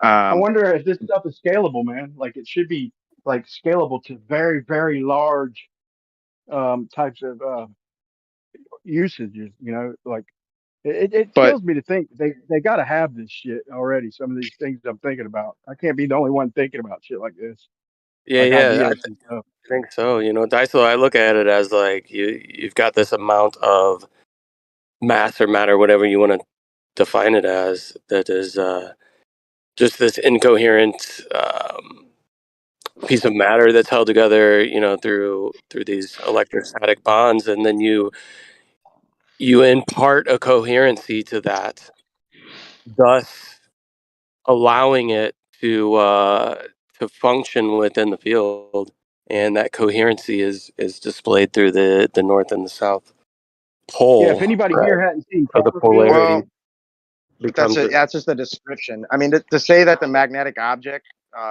has these aligned magnetic domains, it's just a superficial farce, which neither explains what a magnet is or explains how it works. That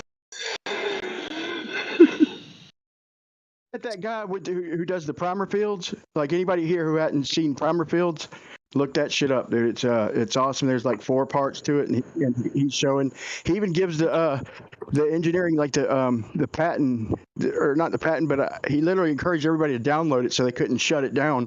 I downloaded it and the damn phone that I put it in come up missing, dude. It's the weirdest thing. But 1,000 people downloaded it, so they can't get rid of it. But he made these this alignment of magnets in like ceramics, but it's in a certain pattern where it makes it's coherent. And it's pretty yeah, good. but Good shit. Yeah, it's defined by having a point source field incommensurability. So the field is spatially coherent and emanating from the inverse of a spatial mass, and that's what we deem a magnet to be. So, yeah.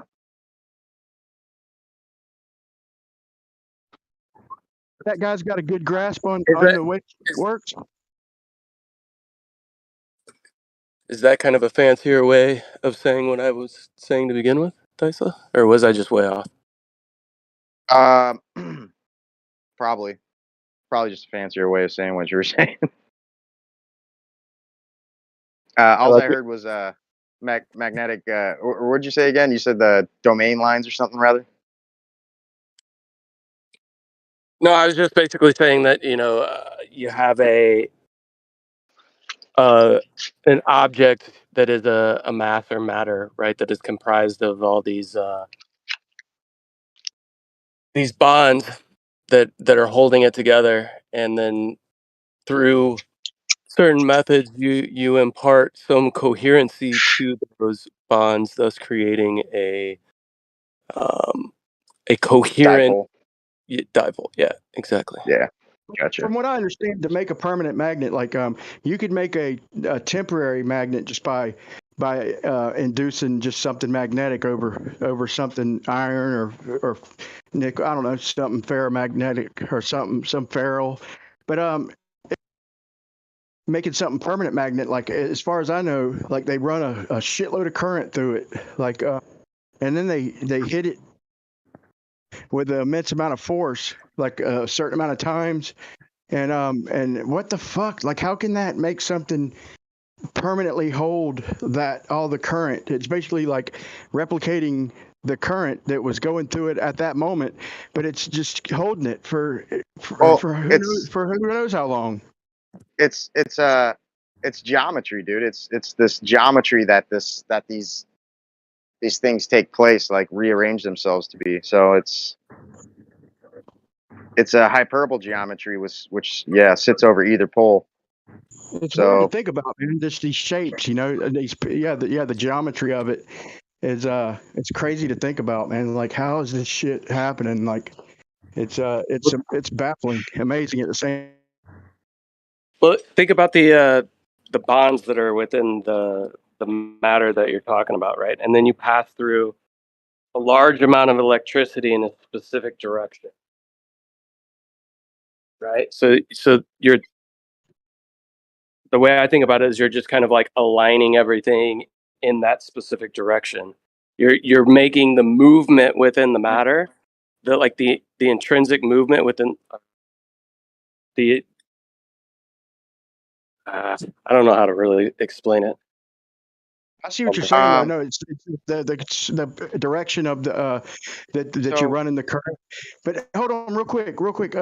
Like everything is, we could demonstrate all these forces, basically linking them to electricity or electrostatics or electromagnetism, one way or another, and they all have to do with vibrations, frequencies. The more we learn, and all of a sudden they want to stick with this thing, gravity, that has nothing to do with anything demonstrable. I mean, it's ridiculous why they keep fighting for this shit, dude, when everything's demonstrable. Frequency, electromagnetic, it's weird, dude, why they keep fighting. Well, Kent seems to say that when you create a magnet, to say it's like passing a comb through messy hair of an object to be straightened or magnetized is incorrect. And he says if we carry the analogy to the completion, straightened hairs would have to be emanating from a singular point. No, I'm not saying that it's that per se. I'm saying that the bonds, the molecular bonds within it, become directionally aligned. Not that it's like, I mean, maybe I'm incorrect in that. I'm not saying that. I don't know. Maybe that's his analogy. It just says that the geometries are the archetypes of space and counter space, or essentially the ether realm. So the intermolecular dimension, as said by Steinmetz, or counter space, or 0 point, or simply just the ether, makes no difference. They're just conceptual words to refer to one thing being a pure unmanifested non-Cartesian inertia or energy.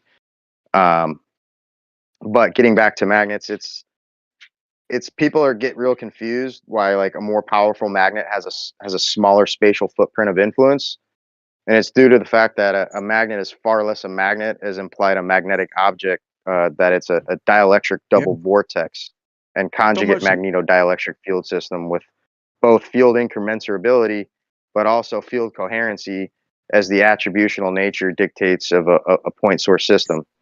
So a more powerful magnet has a far more powerful counterspatial dielectric hyperbole geometry, which is what sits over each pole. And typically, like a N35 Gauss magnet has a large spatial field, and as you increase the power to like N40 or N50, it becomes much smaller, and an ultra high power permanent. Oh, go ahead. I was just going to say, I'm talking about the establishment of that, right? So how that is established within the piece of material to begin with, or the matter, right? So what's taking place, right? If we can try to explain that, when you pass that electrical current through that, what is actually taking place, right? That's an alignment of that. I don't know how to better explain it. What they call the field domain, alignment of the field domain. Yeah, but it has to do with everything that's comprising that matter to begin with, right? Like if you don't have those bonds that are already there, you have nothing to arrange into the wellspring that arises from it. So it seems like what it's doing is taking the and putting the current through it in a certain direction. Maybe that has a big impact. Maybe it doesn't. But putting the current through it, and then shocking it, and then putting what's already there, and like consolidating it to a point, or to two alternating points, and the smaller, the smaller the point, So, the stronger the field. But I so mean, to give a simple analogy, it's called the shower and drain analogy, and it's being like a more powerful magnet would be a shower, which has a far greater cyclonic suction at the drain than the output of the shower head. So as the power of the magnet is increased, the magnetic flow, instead of going out like a shower head, goes straight back towards the drain, which is also yeah. visible under the supercell. And Right, not right, trying to right. put you I'm on, not talking trying to about the put you on the spot, establishment to but, begin with, right? I'm talking about the establishment to begin with. So when you have that chunk of neodymium, iron boron, whatever you're trying to magnetize, right? What Mhm.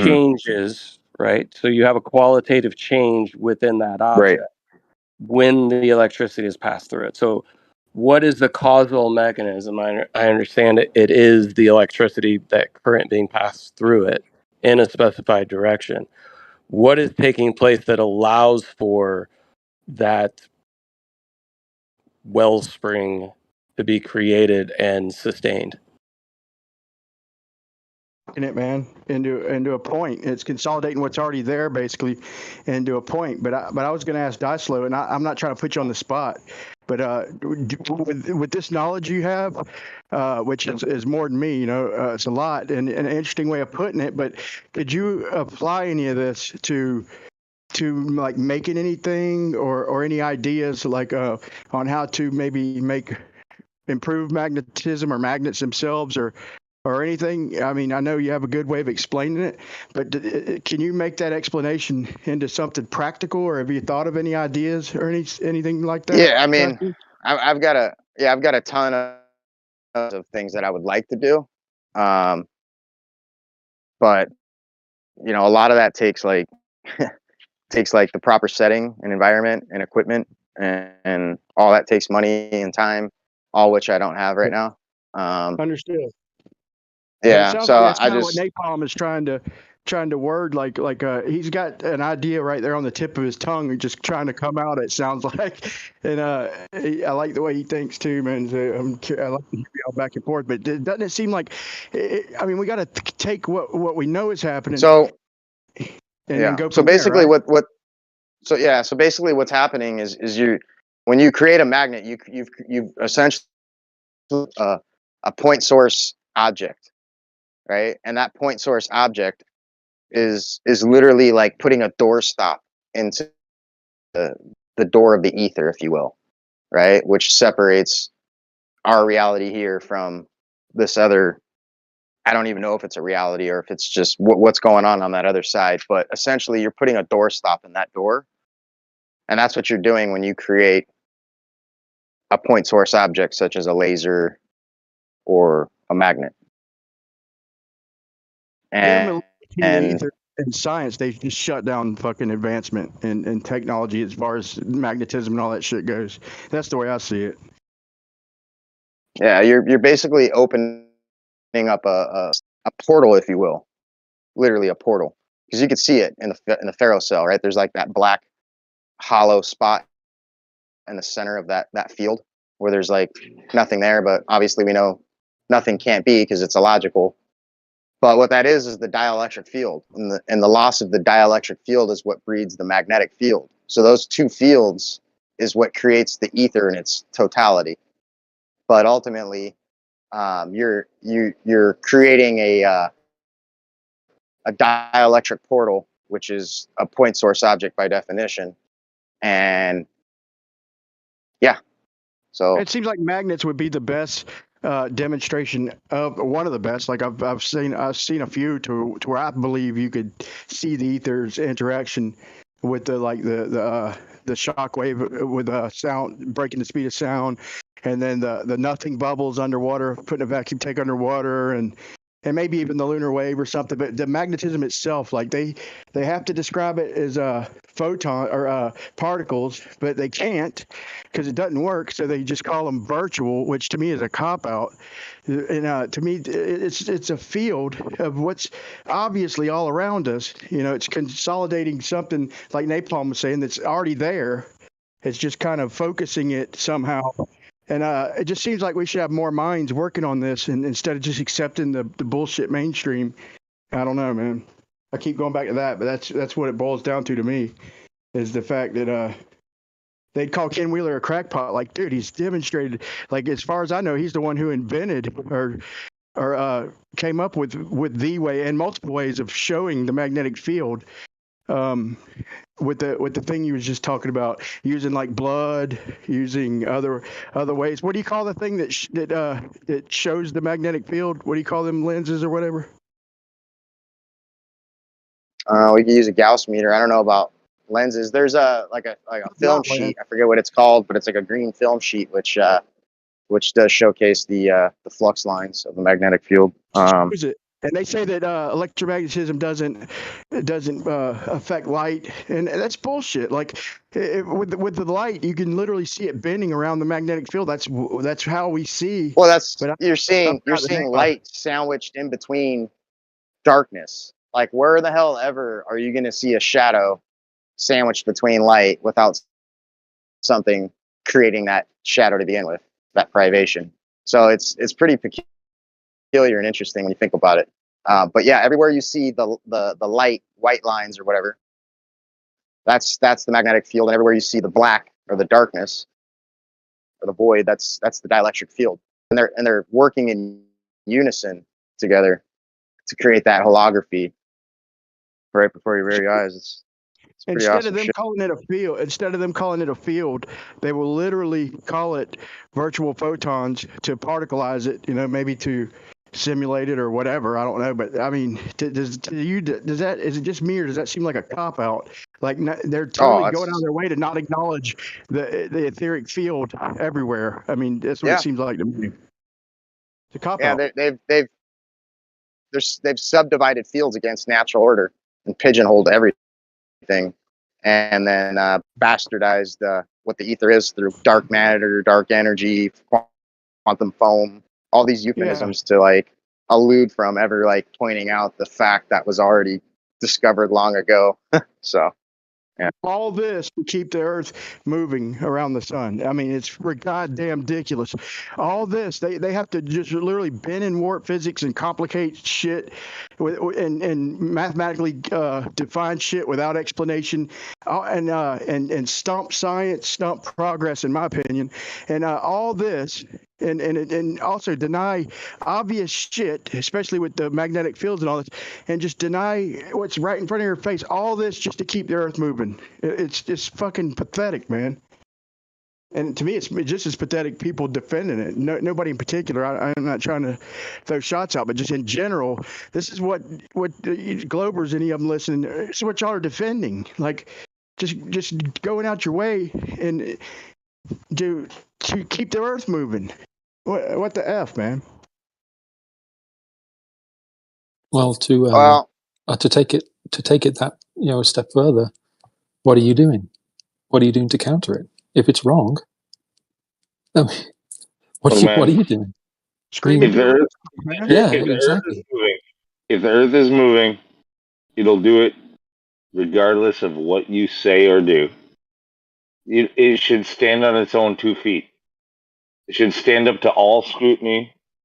You don't have to sit there and make shit up to defend it. Stop doing that.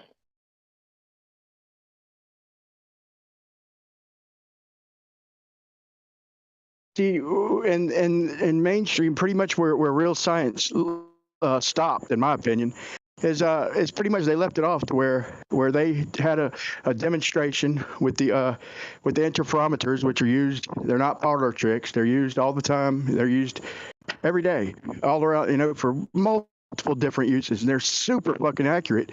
And they come up with the conclusion that they couldn't keep the ether, period. So if they admit there's an ether, they've lost the globe. I mean, there's a little string of events but it's not a long one, not a long chain of events, but they've literally lost their globe if proven. I don't know about that, because if you somehow manage to replace all of the current science, and you manage to prove either to the satisfaction of enough scientists that you get the attention of mainstream, then I don't know if that would change the shape of the Earth, though. I mean, It's already you're saying that it's linked. Yeah, we're But not. We're not that's the trying same. to. We're not But trying to that's change the shape of anything. We're trying what I'm to saying. tell you. Yeah, but what I'm saying is that is the same thing that people say when they say, "How can you be a Christian and a Glober?" Because if it's the shape it is, then it changes that also. I don't think the two are So connected in that respect. the shape is determined based upon the creation, right, of the object in question. So I have to ask you, do you adhere to the Big Bang cosmology? No, I mean it could be Okay, right. so you're not. I don't think it is. I mean, I wasn't So you're there. not a Glober? Yes, I am. Oh, okay. So are you a creationist then? Yes. So I believe God created the Oh, Earth in so you're literally a 6 days. creationist Glober. You're one who likes to really Okay. pick and choose. Then. No, I'm not picking and choosing. I just happen to think that, for example, I wasn't there, so I don't know for sure how long. I believe God created everything, but I don't know That's fair how enough. He did it. I don't know if it was evolutionary So processes or what God is instantaneous. this you speak of? God of the Bible. Oh, okay. The So Bible- do you believe in you believe? Bring this Hold on a religious, second. man. Just give me literally give me 30 seconds, Go, please. go ahead. Go ahead. ahead. He needs to So you establish who I get it. Sorry, that's fine. so you believe in the Bible. You believe in the book, right? The good Yeah. book, yeah. Yeah. Good Now book. now are you a verbatim believer, or are you just subjective interpretive believer? I think what you're asking is, am I a Bible literalist? Is that right?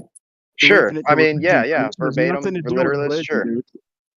Nothing to Okay. do with religion. You're taking my point and jumping to religion. No, My point is that the interferometer is Brian, working the way. one sec. Yeah, go Just ahead. let him answer my Yeah. question, bro. He was trying to. I think he's just trying to establish, what I'm talking about, what I believe in. So Not him. I'm talking about you. You brought it to religion, bro. To no, divert. No, I did. wasn't Brian. I Brian. wasn't No, diverting. he said God and the globe Brian, Brian. man, let Dicelo do his thing, man. Come on, give him like 3 or 4. Or you can beat me up in time. I'll Brian. take the blame. I'll take the blame. I asked if he. I asked if he was willing. If he's one who wants to just pick and choose, and that's where it went. Can't Dicelo just ask his question? Can we let Dice? Yeah, can we let Dice? Can we let them go back and forth for a few minutes to finish that? Go ahead, Dice. Yeah. So you heard the question, I'm sure. Yeah. Go ahead, Hugh. Sure. Okay. So, I don't commit to many things. I commit to one thing, and that is that I believe that God created everything. So how precisely he did that, I'm not sure. Now, the Bible itself is a book with illustrations and parables and analogies, and so we should read it as such. And so I don't take it literally all the time. Sometimes I do, sometimes I don't. That's up to me, and that's up to every believer. That's literally Right. you're given that grace. God gives the grace for Right. you to do that yourself and make up your own mind. Paul said, Right. "Let every man make up his own mind in this matter." And so I think Right. we give him grace to be able to do that. So Right. So I agree with a lot of that, right? However, not all of the Bible is parable and metaphorical, right? You are aware of that, right? well, of course. Okay. So Yeah, like when we go definitely. Yeah, absolutely. Yeah, I agree with that. right. So when we go to certain sections of the Bible, not that I want to really get into a Yeah, religious yeah. No, debate that's with okay. you, but I mean there's very specific things that depicts the earth not being a sphere within various sections of it. One of them Genesis, and then there's a few others. But how do you how do you handle that? Like when you have to kind of bend and warp things in such a way to kind of still accept it rather than having a contradiction within the script. Okay. Well, I've never read anything in the Bible that says to me the earth is flat.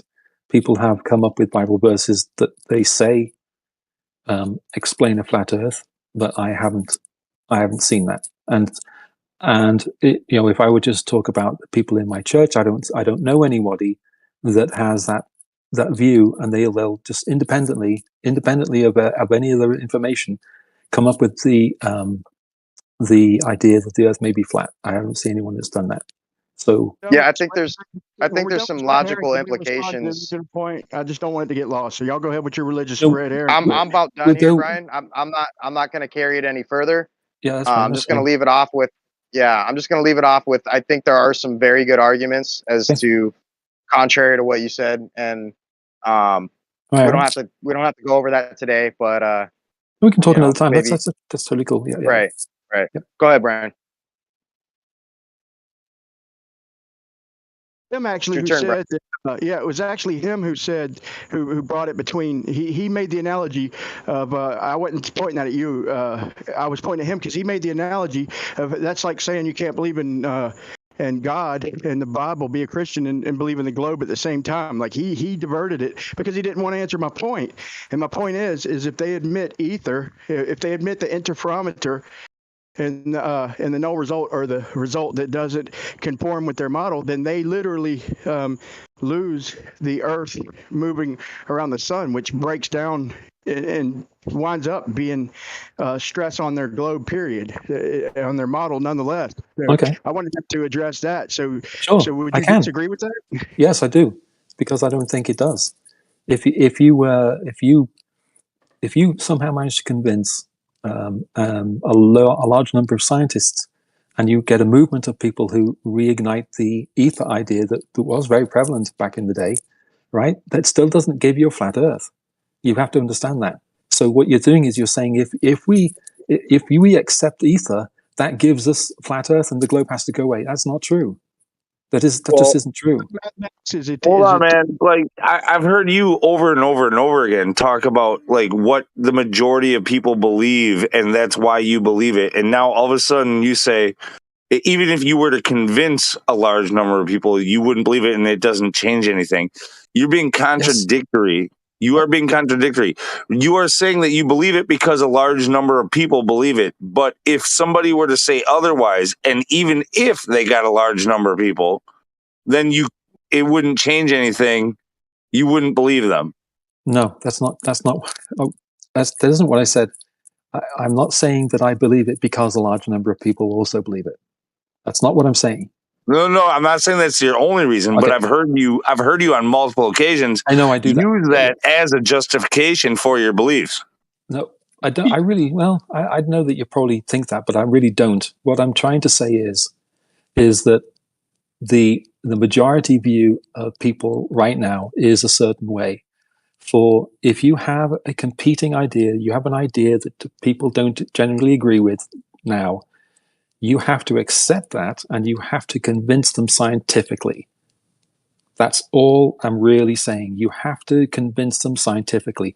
You can't just say if ether exists, globe goes away, because you have to. Nobody then, said that. Who said that? Brian You're just straw Brian just man. said that. Let me ask this guy a You lose question the for a globe. second. You lose the globe. Let me ask this guy a question for a second. So just to clarify, you believe you live on a massive sphere, right? This is a belief that Literally you claim. just gonna Hold power on. through me, Data. I was You telling me talking to hold before you, on? dude. Yeah, I was No, you talking weren't. before you. Don't be a princess. You guys, So listen, hold up. I have a Just question for him. Hold on, Data. Just because you're the loudest voice doesn't mean you get to just dominate. And I'm not the loudest voice. I just started speaking. I wasn't trying to intentionally step on anybody. I just started speaking. All right. What Napalm? What was the status? Yeah, so Napalm gets to go, right? Yeah, okay, princess. Yeah, all I wanted to say is that the vast majority of people that agree with Daislow's explanation of things, right, the things that he's espousing, are not flat earthers. So to say that, oh, well, if this is true, then suddenly the earth becomes flat, no, blah, blah, blah, that's a complete straw man. I don't know if anybody said that. I didn't hear anybody say, because of this, thus the earth becomes flat. Just because people also understand that the earth is a stationary plane doesn't mean that the two things that are being tossed out there, the stationary plane and the electric universe, the ideas of magnetism in the ether, all of these things, doesn't mean that it has to be a stationary plane. You can still have that within your globe Earth. That's all I want to say. Go ahead, Data. No, I don't disagree with that. So just to clarify, inside your mind, you live on a massive sphere, and for it to be a massive sphere, it must appear flat everywhere. Do you understand that logic? I think you miss. I mean, I don't think that's an accurate assessment of anything. So really. try again. Try it again. So you live on a massive Well, sphere. you're putting words in my mouth. Here's what you believe. Here's what you believe. Well, you live How on a about- massive sphere, right? How about Inside your asking me mind. what I? Hold on. How about I'm asking just me what I clarifying. believe? You just tell me what I believe, man. You live on a massive sphere. This is the globe model. It's a massive sphere that appears flat everywhere. Is that logical? Again, you're basically just saying, "Here's what you believe," instead Focus of on asking what me I'm what I asking believe. you. Focus what I'm asking you. You want to detract from the question again. I have a hard time. If the Earth is a massive sphere in your mind, it must appear flat everywhere to be a massive sphere, right? Okay. What you're not looking for is you're not looking for pushback on the flawed question and the basically So antagonistic you don't want to question. answer it. You want to deflect. Noted. Thank you. No, I want you to ask a question that isn't antagonistic, that isn't treating me like we're not equals in this conversation, and then you're not saying that I think this, therefore, Oh my or et God, cetera, you're et cetera, et cetera. bedwetting, dude. I really don't care about All how right, you I'm want to done be with. asked. Yeah, thank Okay, you. whatever. It's a simple question, Hugh. For Yeah, fuck's sake, no. it's a simple question. I know, but what if I came in and I said, do you really believe the delusional idea that you live on a pizza with a frozen domo with a top made of some material? If I started saying that, you would immediately sort of back away from the So I didn't conversation. say anything like that. So I grow didn't up a say little bit. anything like that. Whatever. Grow up I a asked you little bit. Let's talk like adults. if you lived on a massive sphere, it has to be flat everywhere. Do you understand that logic? That's what I asked you. No, that's flawed logic. That's not what I'm saying. You're putting words Okay, in my so it mouth. isn't a massive sphere, therefore boats go over the edge, and No. therefore it's a tiny sphere. You're So not what is even- it? Is it? Do you live on a massive sphere, or do you live on a tiny sphere? What do you live on? Okay, I live on a sphere, and you do. Well, I live on a sphere, whatever the what Is it a are the massive? dimensions? I don't know if it's massive, but it's pretty big. Yeah. Okay, and problem? It's so massive that it appears flat everywhere. Is that correct? I suppose I could accept that. Yeah, whatever. Yeah. Okay. So if it is a sphere that appears flat everywhere, where is your belief or proof coming from that it's a sphere? Well, basically, all of science for the last however many hundreds of years, all of it, all of science. So everyone that's tested it, everyone that's measured it, everyone that's been around it, everyone that's gone beyond it, everyone that's looked at it for more than a few minutes, all of those people say that it's a globe, all of them. No globe science, bro. It's flat. Okay, Science, so here's the what thing. you're saying. Here's the thing that maybe you want to brush up on. Now, I don't care if you think it's a sphere or flat at all. I don't give two shits. See, they're honest enough in the earlier days in the 1800s to admit that the Earth is planar and stationary. In fact, they even admit it because they had to create coordinate systems to be used outside of Euclidean geometry. You understand that, right? I don't care what they did in the olden days. I care what they're doing now. What are they saying now? And why are they saying it?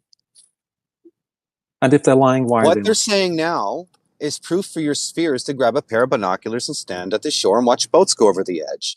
This would be indicative of a small sphere because you're at the let me finish. You're at the local level surface, but you're a tiny observer, and yet you're claiming you can measure sphericity, which would contradict the idea you live on a massive sphere that is flat everywhere. Would you not agree with that? No, I would not agree with that.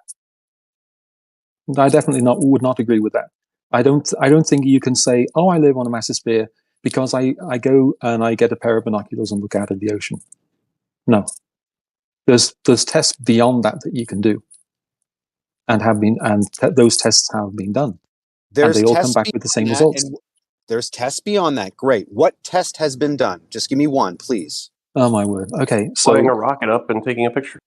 Yeah, exactly. So you can get it, like you just said, go up high in a rocket, take a photo. And then, so I tell you what you want to do then is you want to get a rocket, you want to go high up and you want to take a photo and show us that the Earth is not round. Nobody's Show us going that up it on is flat. rockets, bro. You're falling back on your So government. hold on. I keep getting interrupted Let's not talk here. about government. So a test is I go up a rocket and I use an optical device to what? To measure an apparent curvature? What am I Yes. measuring with this? Okay, so Yes. how come I can take multiple different cameras and get multiple different results? They're not consistent. What is the cause of that? The results aren't consistent with the Earth being a ball. I'm not asking you. I'm asking the other guy. Thanks Yeah, again. yeah, that's fine. That's fine. I don't care if anyone jumps on in. That's very cool. Yeah, we don't need no white knighting, right? Well, hold okay, on, Dave. that's. Well, if you and I Hugh don't want care to, about white knighting. if you guys want to do a one-on-one, then you have to ask for it, and then we can mod for it. Otherwise, other people can jump in. Actually, I'm not sure who I'm even talking to here. Who is it? Who is it? It's arguing with Doesn't me here. matter, dude. No, The point is, that's how you're going to be. I'm just trying to ask Can you ask for a your simple? logic. Can you answer? So the What's your name? test is what you confirmed is to shoot up a rocket, but yet you have video after video claiming Okay. you have video after video claiming that boats go over the edge. That would be as a distance of what, maybe 20, 30,000 feet from the observer, and you're claiming you can measure curvature, but yet at the same breath, science says the Earth is flat and stationary. No, it doesn't. Yes, it does. Even in No, plain. it doesn't. Yes, it does. It can be You're treated making flat. that up. That's not true. Yeah, Again, that isn't stop true. lying and stop being intellectually dishonest. You're literally the Earth lying. Can right be now. traded. The You Earth can be. guys, we got to go. Hold on, Data. We got to go one at a Let time. me finish, guys. please. Yeah, I am going to let you finish, but we have to go one at a time. We can mute and unmute people if we want, but we got to have clean audio so everyone can hear. So if it starts to get too much clipping, then we'll have to do that. So, anyways, I think Data, you were going, so go ahead and just go ahead, Data. The only way that you can treat the Earth as flat and stationary in planar geometry or in planar surveying is if the Earth is flat, in a sense that it is horizontal at all points of elevation, plus or minus hills and valleys. So this is treated up to 250 kilometers. Number one, for proof that the Earth has a flatness to it. The second proof is photogrammetry, which can be used up to 600 miles. What's really important to note as a factual proof that the Earth appears flat everywhere due to the fact that it's a massive sphere is the idea that 600 miles of Euclidean mathematics is used in photogrammetry. This is something that you can fact check. Not only that, planar survey. They treat the Earth up to 250 kilometers of flat. This is written in the literature. To my understanding, this is only possible is if you're living on a massive sphere that appears flat everywhere. That's why lovely. let me finish. That's why you need When are you other gonna finish? Let me finish. That's why you need other methodologies to determine if it's a sphere. So I'm trying to get intellectual honesty out of you by asking for one test, and so far I got the test is send a rocket up. And then I said to you, and in response to sending the rocket up, why do I get different results of curvature? They're never consistent. So would you like to tell me why they're not consistent if I send a camera up? Okay. Flora, So- Daytona, or Hugh? What Yeah, you got? either. You know what? Yeah, go ahead, go. Flora, Decania, did you want to respond? Oh, I was saying that he was frankly just making up all of that because he's saying that boats going over the horizon is inconsistent with being on a large ball. He's saying that photos from space from high altitude are not consistent with a ball. He's saying that our observations are not consistent with a ball. I don't even know where he's getting this. I think he's just making it up on the spot. Planar surveying within 250 square miles is done. Did you? Is that Yeah, one? planar surveying exists, and we all know that on a large scale, a small section of a ball is approximately flat. And we know that Just planar make note. surveyors have to correct for curvature at about Just make 8 note inches his per mile voice squared. is shaky. Just make note his voice is shaky. He's not confident Stop in his trolling, response. man. Thank you. Stop Just trolling. make note that, To be fair though, can I just get in quickly? that you don't have a real Bro, point that's based in actual fact. All you can do is make things up. yeah, bro, I think you strawmanned him though. Let's be honest. Like, No, I didn't. yeah, you did. And so that's like your reply to him is completely worthless because you didn't address what he said. Well, That's not true. what he said does what he Well, said it is. just qualify as something that has to be. I mean, the issue at hand really is that when you're talking about what experts say, you're happy to talk about planar surveyors. You're not happy to talk about people who deal with things like astrometrics. You're not happy to talk about that at all. That's all. You can't talk about that at all. But you're happy to talk about things that support flat Earth. So it's I don't cherry So picking. again, it's not about whether the the Earth is local a flat surveys. or a sphere. It's whether or not you have intellectual honesty to admit that if you live on a massive sphere, that it has to be flat everywhere. Do you understand that? No, that's not true. All right, why don't we Oh, start? If you so live on a Bernard Riemann, massive sphere, it has to be flat everywhere. Bernard Riemann. If you go research him, the reason why he, did a lot of mathematics for it is because he was trying to fit a spherical body, a large spherical body, into smaller Euclidean sections. Why would they do that? You tell me. You've got this idea. It's Tell us because why you think he's doing that. if the Earth presents itself as a horizontal plane at all points and positions. The presupposition is you live on a sphere, and you need to figure that out first. Even Ptolemy was honest enough to mention that when he looked at the horizon, he had to start with a presupposition the horizon was caused by a sphere Earth, because the Earth does not present itself spherically for a smaller observer on it. Thank you, I'm done.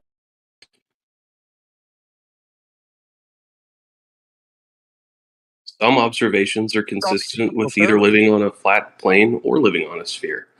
We have to look for observations that are only consistent with one or the other. Well, let's go through one of the points that Data had brought up. So planar surveying is done within 250 square miles. So Flora de Cana, do you know how much curvature is involved within a 250 square mile area? I think that sounds like about 3 degrees of curvature. No. That'd be about 5 degrees or about 4. Oh, yeah, 250 square miles? Still, you're talking miles. That's like 2 degrees. But it's the point. If they want to take these that's local 5 root surveys 5 and make a larger miles model, squared, right?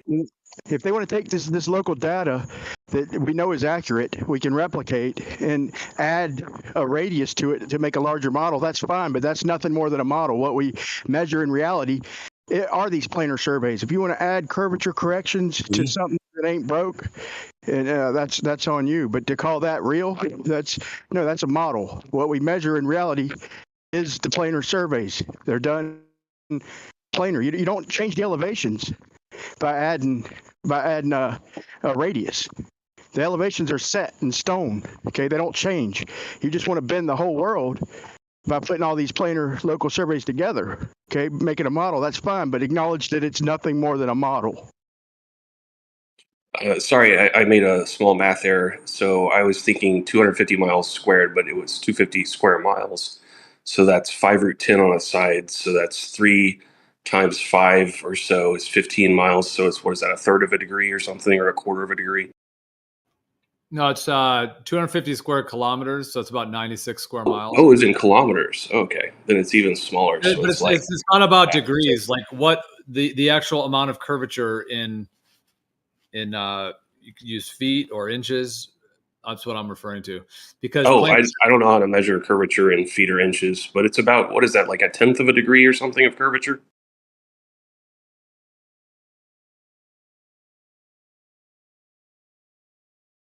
Reflecting, like literally, if you want to say something's a third of a degree off, then are you telling me that every elevation I measured and just a 10-mile strip, let's say, are you changing it by a third of a degree?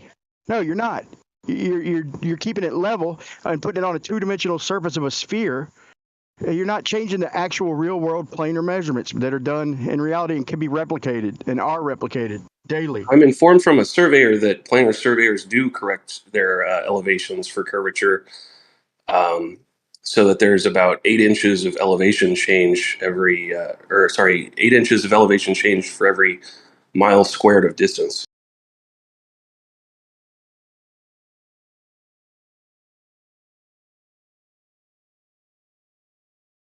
Well, for example, it wouldn't be that much, but so are you telling me that we're changing the elevation data? Our vertical geoid, basically, that's done planar. The geoid Yeah, itself, if you take the elevation data, the vertical data. That's what I'm informed, is that if you do planar surveying and assume that there's no elevation change when taking the measurements, you have to correct that by changing those to account for curvature. that's not done in planar surveying though. So like 100 Oh, is square that right? 100 square miles, you would have like, let's say that's 10 by 10 miles, let's say. So if you want a 10 by 10 mile square, and at 10 miles, I mean, at 0 eye height, it's like 66 feet of curve. If you of drop of hidden height. If you want to add 5 feet of height, you can do that as well, and it would be a little bit less than 6 feet. But in planar surveying, they don't incorporate the curvature of the Earth at all. It's done as if the Earth is absolutely planar on all levels. So if you were creating a 10 by 10 mile horizontal plane, where is that 66 feet? Why do you think that they don't correct? Because planar surveying does not involve anything to do with the curve of the Earth. You might be thinking of geodetic surveying, which is a different thing, but we're talking about planar surveying. They don't incorporate, it's not, the curvature of the Earth isn't used, it isn't calculated for, it's planar surveying. Yeah, and geodetic surveying has nothing to do with the elevation datums either. That's the horizontal datums. They've literally just mathematically turned it into a ball using local elevation data. So if you were to make a 10 by 10 mile parking lot, there should be, at the ground level, since you wouldn't have any observer height when you're making the parking lot on the ground, there would be there should be 66 feet that is missing. It's not there. Okay, so is it just inaccurate then, I guess? No, planar surveying is very accurate. It's measuring the planar surface of the Earth. And why do we have like I said, geodetic? they want to compile all the data and say that the mean sea level, they're not changing the measured empirical elevation data. They're literally just making a model, nothing more, nothing less. If you want to acknowledge that, then we're having an honest conversation. Well, we know the Earth is a sphere. That's really not a rebuttal, man. You have to come up with something more than just a blind, random assertion of your belief. Like, do you have something Well, to it's actually supported by all known evidence and measures. That's an appeal. That's an appeal fallacy. That's not responding to any of the content. This issue is just whether planar surveying works like you say it does and how big its error is. That's all this is. Yeah, I'm just going to rebuttal that by saying, but we know the Earth's flat, bro. So there's no point making. But the difference is, it's not true when you say it. Yeah, but I mean, you could do. The difference is, you know the difference between a truth and a lie. I need to be able to rebuttal that then. So the difference is that it's not true when you say it, right? Okay, well that's that. You know the difference do between that. a truth and a lie. Well, apparently you don't. So. Well, I mean, what that is, it's also a fallacy. It's also a fallacy called avoiding the issue, because there was a conversation happening, and you just said, "Well, we know the Earth's a sphere." So that's avoiding the issue, because you didn't actually respond to the thing that the actual discussion being had. The issue is figuring out whether planar surveying works like you said it works, which is doubtful. And if it does, how big is the error? Yeah, but you understand that you can't have a discussion about what the shape of the Earth is by simply just asserting what you already believe. There's absolutely no point engaging with you at that point. Well, I don't think there's any point in just ignoring the established fact that the Earth is a sphere and the giant body of evidence proving it. Like, it's okay. All right, let's do this, because this will stay on the topic. Let's do with the surveying. Do you have any documentation anywhere that you can find, any citation that shows that planar surveying done within a 250 square kilometer or 100 square mile region incorporates anything to do with the curve of the Earth? Could you that's what you have to show. In fact, show me any document. Okay, hold on. Did he say no? Anything was done spherical. Did he say no? I said no. Okay, well, because before you said that they adjust for the curve of the Earth. So are you rescinding that? Yeah, I was told that by a surveyor. Okay, not a planar surveyor? Planar surveyor. You were told by a planar surveyor that he's adjusting for curves of the Earth? Yes. Okay, could you provide any citation or documentation, or is it just someone you talked to anecdotally? It was the main surveyor. Okay, when we caught him and pulled him on the track, there's no way he couldn't explain how he's adjusting for this curvature, other than mathematically. He said that he changes the elevation by 8 inches per mile squared. That's a damn lie. He didn't say that. Okay. Dude, you got to recognize, like, people can smell bullshit from, like, miles and miles away. You don't have to be a surveyor to see over the curve of the Earth to fucking smell it. I think that you just you have a sense of bullshit that doesn't really work. So your nose is no. You have not said anything with any kind of nothing substantial, nothing with that you could validate. Nothing at all except for talking shit. You are a bullshitter. Well, It's we quite have clear. photos of the Earth showing curvature, and you can see ships go over the horizon. You can do the geometry yourself and see that it all matches up. You can see that from very close up, a sphere looks approximately flat, so some observations will be about the same either way. I mean, all that's real stuff you can check yourself. They're all Back it up. easily refuted. Back it up. Back it up. You're making the claims here. Anyone in particular? Actually, you're making the claim that surveyors don't take into the account the curvature of the Earth. So No, that's a Literally- negative claim. That's a negative claim. The one making the positive claim, the one It saying doesn't- that they do, has to prove it. no, I don't think that's true. That is true. You've got Literally to in the remember definition the of position. plane surveying, it says they treat the Earth as flat. It's literally called plane surveying. I do not know how to communicate to you. If I you can literally pick say on, we see ships not going over the horizon. So does that prove that it's flat when we see ships not going over the horizon? Not if they're not going far enough to go over the horizon. Yeah, what about if we see ships far beyond what the geometric horizon would allow for and they're not being cut off? Because that happens all the time. So now the Earth isn't a globe, right? Based on that. No, that doesn't follow, because there's no prediction that ships should go over at exactly the geometric horizon every time. Dude, the ships do not always disappear bottom up. They disappear into infinity. Sometimes they disappear into an inferior mirage. It's different every time, bro. I don't think you're acknowledging reality, bro. Is what it sounds like. Those are irrelevant, though. It's only relevant when we see them disappear bottom up, not all the rest of the time. Basically, yeah, that's basically right. So is it a massive sphere or a tiny sphere? Because a massive sphere with optics, like eyesight, convergence, refraction, diffraction, would give you these optical illusions on a massive sphere that appears flat everywhere. Would you agree with that? I don't know what you even just said. What was that? So if your model dictates that it's a massive sphere, that it has to be flat everywhere, and if that is true, Why you would put an what? If you live on a massive sphere, it has to appear flat everywhere, because In some respects, yeah. if you are able to detect curvature as a tiny observer on the surface of it, it wouldn't be a massive sphere. It would be a That tiny doesn't sphere. follow. You keep interrupting. If you are able to detect 60 feet of drop, 80 feet of drop or hidden due to curvature at a local level, it would be indicative of a small sphere, considering you call it a sagitta that is blocking the bottom.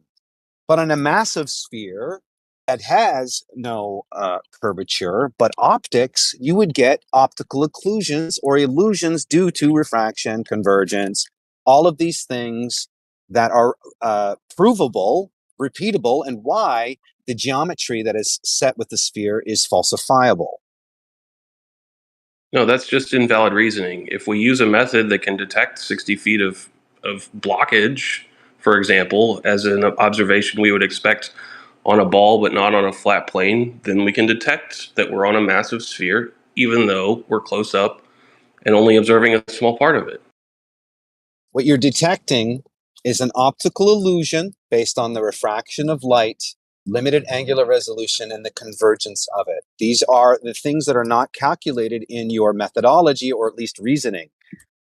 And why you don't do You're that... just throwing out effects that can't possibly account for what you're talking about. There's no possible way that... So they can, and they have, and they are. There is formulation, refraction formulations using a triangle to give you the idea or the approximate calculation of an apparent position due to the optical effects. This is well known, well distributed, and well discussed. The idea, however, is you're claiming that it's due to sphericity, which would be indicative of a small sphere, not a large sphere that appears flat everywhere. Do you follow? What you're saying is just bad math. So you're not answering my question. I see what you're saying, and it is wrong. It is bad reasoning. It is invalid. That's it? That's your response? Well, okay. You have to give a response of some... There is no logical inference that if we can see objects being blocked... Is it chopping? You're all right. All right. There is no inference that if we see objects being blocked over the horizon, then we must live on a small sphere. That is perfectly consistent with being on a big sphere, because it doesn't matter how big the sphere is. If there's something between you and an object, then there's something between you and the object blocking your view. Like, can you see the object or not? It No, just has look. to be blocked a little bit. So what you're saying is it doesn't matter the size or the radius of the sphere. As long as things disappear bottom up, you can be confirmed in knowing that you live on a sphere. It doesn't matter how big or how small it is. That's right. It's a great way to detect whether you live on a huge fucking sphere or a plane. It'll tell you the difference even though you only get to see a little bit of it. Is it possible then, if it's a massive sphere, is it possible then, if being so it's massive, it would appear flat everywhere, and then you would have optical effects that would give you the illusion of sphericity, and therefore you would imply the idea, because you have a presupposition it's a sphere, and a reification that because you see the obstruction, it is a sphere, but yet it's a massive planar surface with optical effects. Is that possible? It would be possible a priori, however, our observations do not lend that any credence that's what's So happening. your observations are interchangeable between focal lengths, meaning you do not have a consistent radius when you change focal lengths. In other words, if you were to falsify the dimensions based on a parameter or feet and inches value, and you change the focus value, you would change the angle, thereby change the distance. You would not have a consistent radius. Do you follow that logic? Not at all. Okay, so for instance, if you have a 1 foot observer, there will be a geometrical boundary due to sphericity and not optics in your model. Sphericity is the cause of obstruction and not optics. Do you follow that? No, I don't follow that. Okay, so what could I do to help you follow that? No, Data, here's the thing. My model does not have I think he does. No, listen to what he says. When he says, do you follow? Do you understand the point, whether or not you agree with it? I don't understand how the conclusion follows from the premise. So you don't understand that I'm asking you to determine the difference between an optical effect and a physical boundary. Right. I don't understand the difference between like that those things are completely separate. Like the globe Earth model, the global Earth model definitely has stuff blocked by other stuff. God damn it. The globe Earth model definitely has stuff blocked by other stuff, but we also have refraction. It's not like you have just one or the other. Right, and you address my point. It's not that you just have one. We're going to look at an observation and have a presupposition it's caused by sphericity, you would have a feet and inches value due to it. However, on a massive extended plane surface, there is no sphericity, but optical effects. That also could be determined feet and inches value due to the refraction blocking it, and many other variables like waves and so forth. So when you're looking at your observation, how do you determine its sphericity or a sagitta of a sphere Earth and not an optical effect? Because we don't see an optical like rise from refraction. Or sorry, we don't see an optical drop, I guess. We see stuff higher than it would be. So because you see a looming effect, it's then deemed a sphere?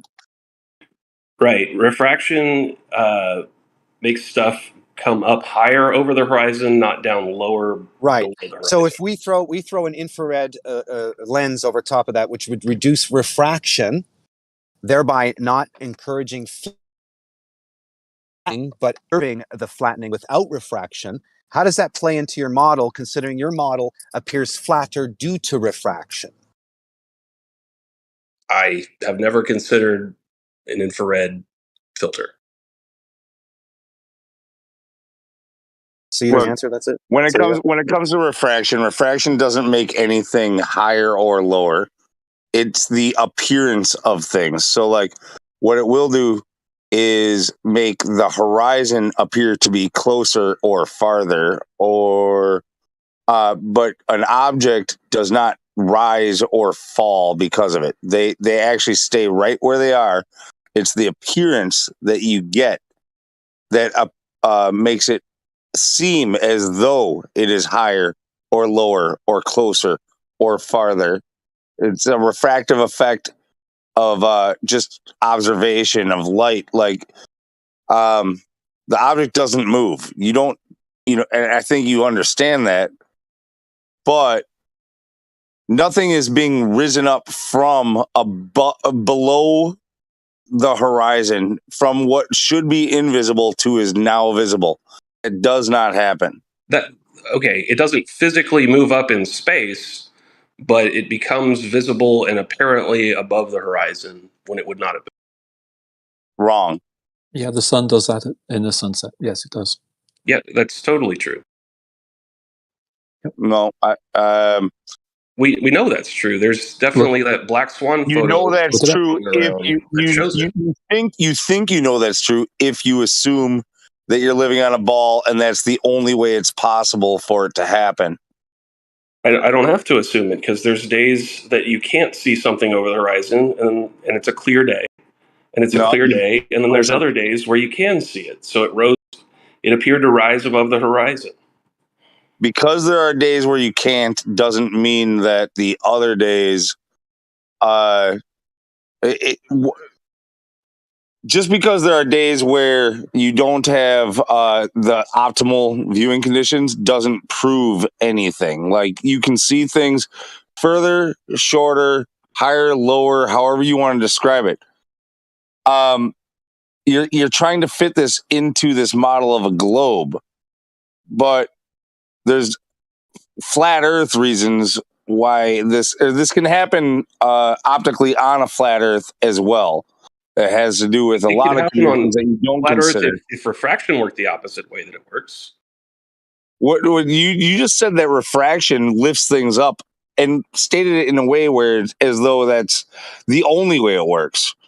Do you know what refraction is? Can you define it? Can you tell me the different types of refraction?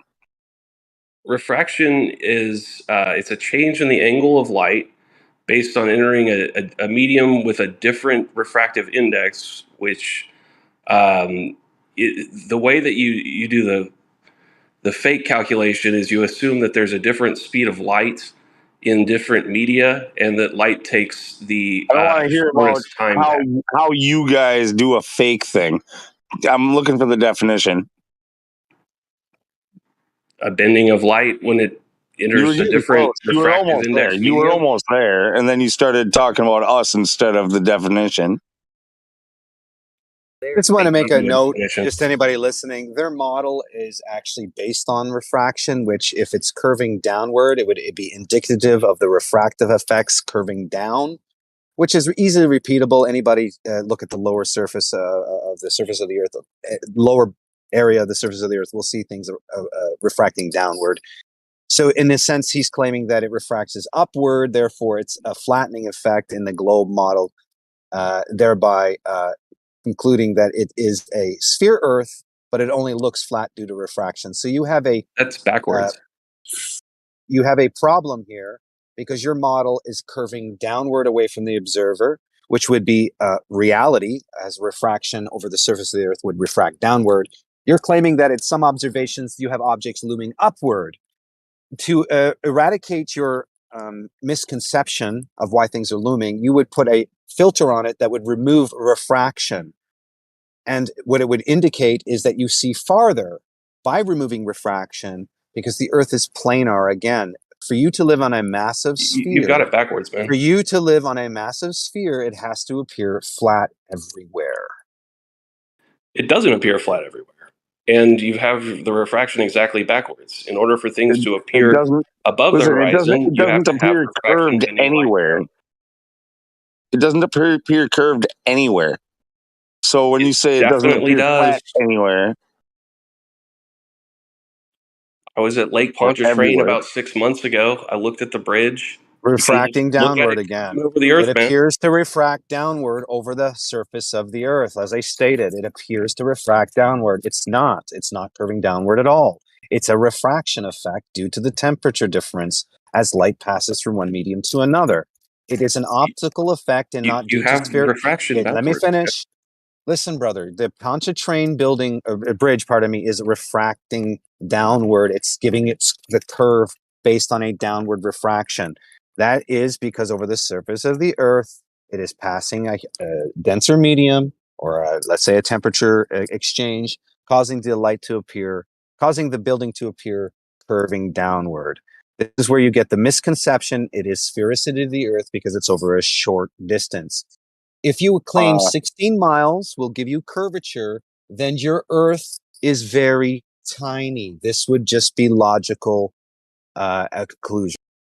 A couple of You're points on messing up your quantitative thinking. A couple of points on Pontchartrain. So, like, first of all, when you're looking at a bridge, not like the horizon itself or the Earth itself, you're not talking about the Earth. You're talking about a bridge. Secondly, you have extreme refractive effects going on in that region of the world, especially right there at Pontchartrain, where the water is very shallow, and you're in a warm climate, and it goes through some of the most extreme temperature swings from the water temperature to the air temperature out of almost anywhere in the world. You have very high atmospheric effects, and you cannot expect to see the same thing in Soundly's pictures as you when you go there. He took thousands of pictures and only cherry picked a few. If you're saying you went there and saw this, I'm going to ask you for proof, or are you putting yourself in the shoes of Soundly's picture that is so famous? I went there personally. It's plain as day. It's not hard to tell.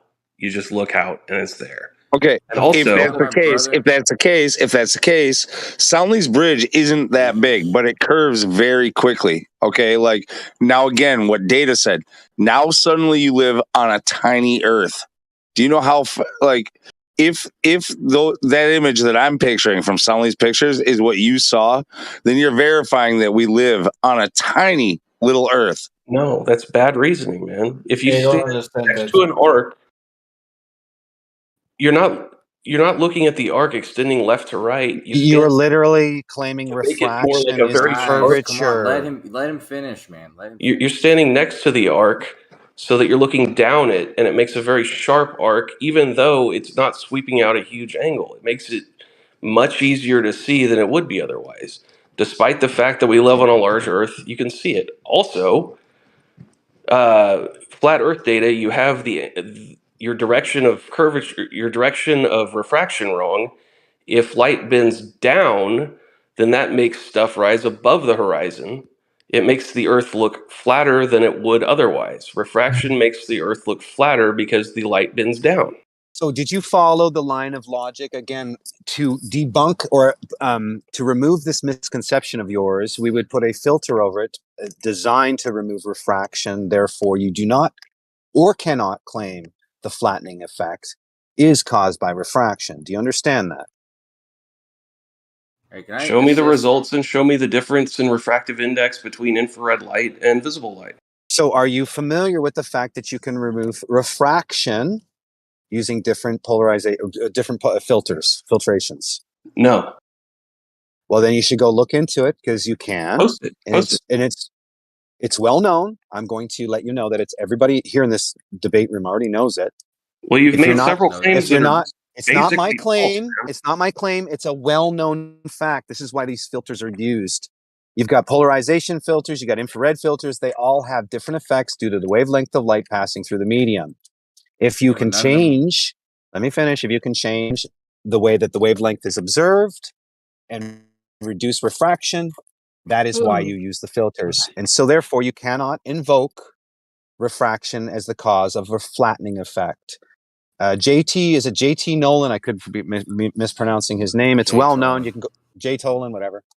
You can go look at his images. It shows you that there is no flattening effect due to refraction because hold on, I kind of keep getting interrupted. So you can go look at this for yourself. Like again, I don't care if you think it's a sphere. I just care about you being honest, dude. Okay, well, I just wanted to throw something out to this guy real quick. There's two big deals. One is that what's it called? Oh, the Lake Pontchartrain Bridge was measured by Jesse Kozlowski using GPS measurements, very precise centimeter level, precise GPS measurements, and it was shown to be curving at exactly the rate that sound these images are suggesting that it is. So this isn't simply a refractive effect. This is actually the curvature of the bridge and thus the water that you're viewing. And the second thing was that the curvature of the Earth. using a infrared filter or taking the infrared filter off your lens doesn't allow you to see further because of refraction. It allows you to see through the smogginess or whatever parts of the atmosphere that would have been blocked, but it doesn't. There's like he's trying to suggest to you the Florida Kana. He's suggesting to you that there's a very little difference between red light and infrared light being refracted. It's not like you can just use different filters and get rid of refraction. Oh my So god! you can, you're lying, Kosho. That's the whole point of the filtrations. The degree of how much is debatable, but the idea is that you can.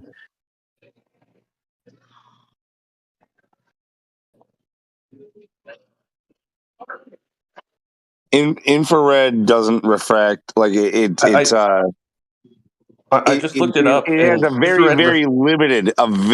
limited amount of refraction compared to visible light. Like, so that's why you use the infrared, and you They're can similar, compare the two.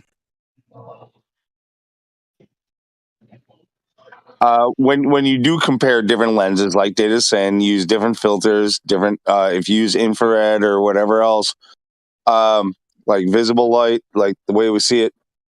One will appear to bend, the other one will appear to be flat. You can compare the two. You can see the differences.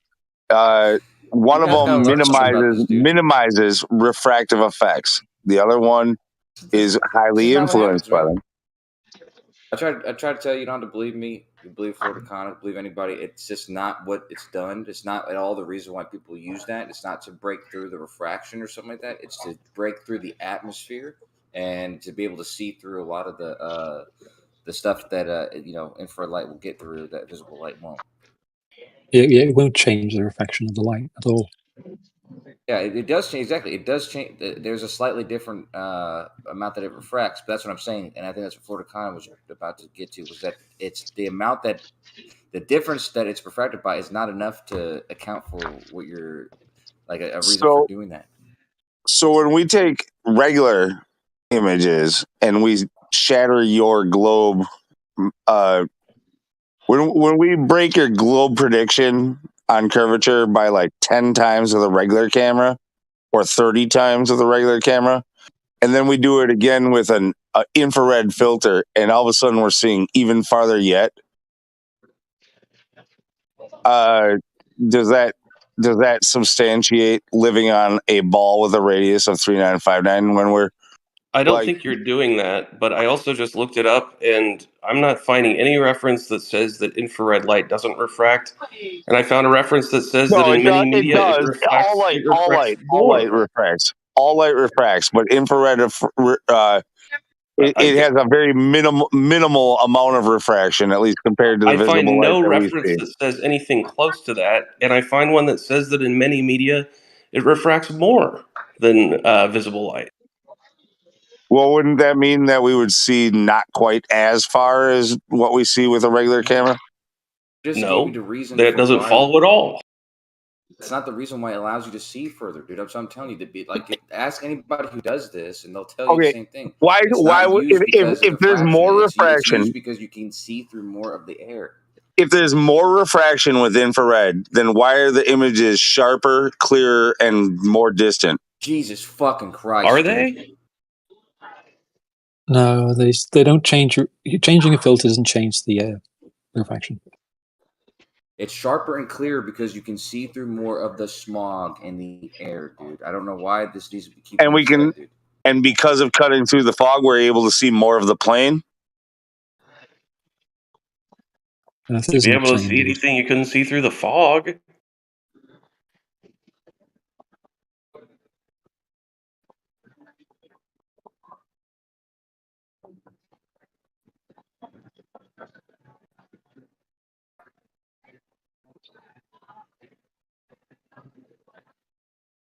Show me an instance where infrared gave you the same amount of curvature as what you guys see in the what you call the white swan. Something like that, like where infrared didn't allow you to see farther. It only it only made it sharper and clearer. I don't know. Do you have you said you had a bunch of pictures that show the opposite. Why don't you show those? No, I don't. I mean, dude, if I wanted to go and start grabbing stuff up, I could, but I did not say that. Who did? Was it Flat Earth Data? So Jay, what is it? Jay Tolan. He's got lots Yeah. of images with infrared that would show you long distance photography that doesn't match your feet and inches value of a radius Earth that you claim. Okay, and it doesn't match how? Well, if you have a long observation and you're supposed to have a point which we'd call a sagitta or horizon at a certain distance, that would, based on geometry, well, you see past that point of geometry, therefore going, where is this sphere that you claim to have?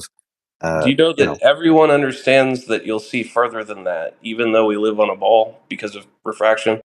So your model dictates for you to live on a massive sphere, it has to appear flat everywhere. Do you understand that logic and reasoning? No, it doesn't appear flat everywhere. If it were flat everywhere, we wouldn't see a horizon. Okay. So if it doesn't appear flat everywhere, then photogrammetry wouldn't exist.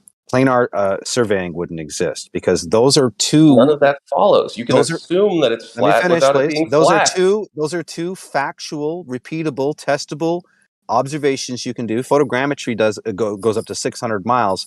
It does not use non-Euclidean geometry in its measurements. It uses Euclidean geometry. This is how it takes photogrammetry. It does not use non-Euclidean geometry. On your sphere spheres are Earth, allowed in Euclidean geometry, right? on your sphere Earth, you need non-Euclidean geometry, which is a geodesic. This is what you need to have sphericity. But these instruments that are being used is Euclidean and do not use non-Euclidean.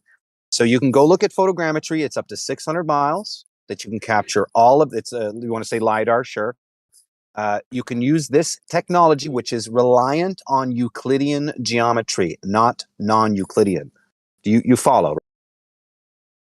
I follow that you're not really understanding the distinction between Euclidean and non-Euclidean geometry. So the Earth's surface is all Euclidean. Our optical vision converges light into a non-Euclidean format. This is the optical illusion of parallel lines converging. We know they're not converging. We know that the world presents itself Euclidean in 3D space, but optics will not present exactly that representation because we have apparent parallel lines convergence like What do you railroad think tracks. non-Euclidean geometry is? Oh, goodness me. It is the idea that you can have one point in space and have many lines cross through it. Number one. Number That's two. in Euclidean geometry too. Number two. Not straight lines. Number two. Yeah, you can. Number two. Yeah, you have, no. In non-Euclidean, there's no such thing as a straight line. correct. Not a single thing. In geodesics, the straight line is the shortest point in non-Euclidean. This is a fact. Go look it up. You can't have straight lines because it would be a shorter distance on your sphere Earth. Straight lines don't happen on geodesics. You don't have any straight lines. Number two, you have 290-degree angles converge into a point, which also does not happen in Euclidean geometry and only happens in non-Euclidean. You cannot have 290 degree angles and parallel lines converge on a Euclidean surface. On a non-Euclidean surface, you can. So there's a separation. So our eyesight converges parallel lines. It is an optical illusion. Nothing is changing size. That's why we call it apparent size change. And the convergence is not actually happening. It's only in the visual space in our eyes. So if you apply that principle and look everywhere, it has to be Euclidean 3D space with non-Euclidean optics. That is how you get the convergence effect. That's how you get the ground appearing to rise, the ceiling coming down into a point. Without non-Euclidean optics, it would appear to be Euclidean everywhere. But of course, we're not going to see it that way, but we can infer that to be the case because without the first order of Euclidean, you cannot put it into non-Euclidean optics. I think you're just saying buzzwords with no real comprehension behind them, man. Because the difference between Euclidean and non-Euclidean geometry is your all you've choice been of having is distance ad function. homs towards me, dude. You still have not addressed the point. Do parallel I'm lines addressing converge it. in do parallel lines converge in reality, or is it an optical illusion? Like You the can railroad. treat Let me reality finish. as a Euclidean or a non-Euclidean Let space. me finish. Is the idea or the perception of the idea of converging lines due to optics a reality or an optical illusion?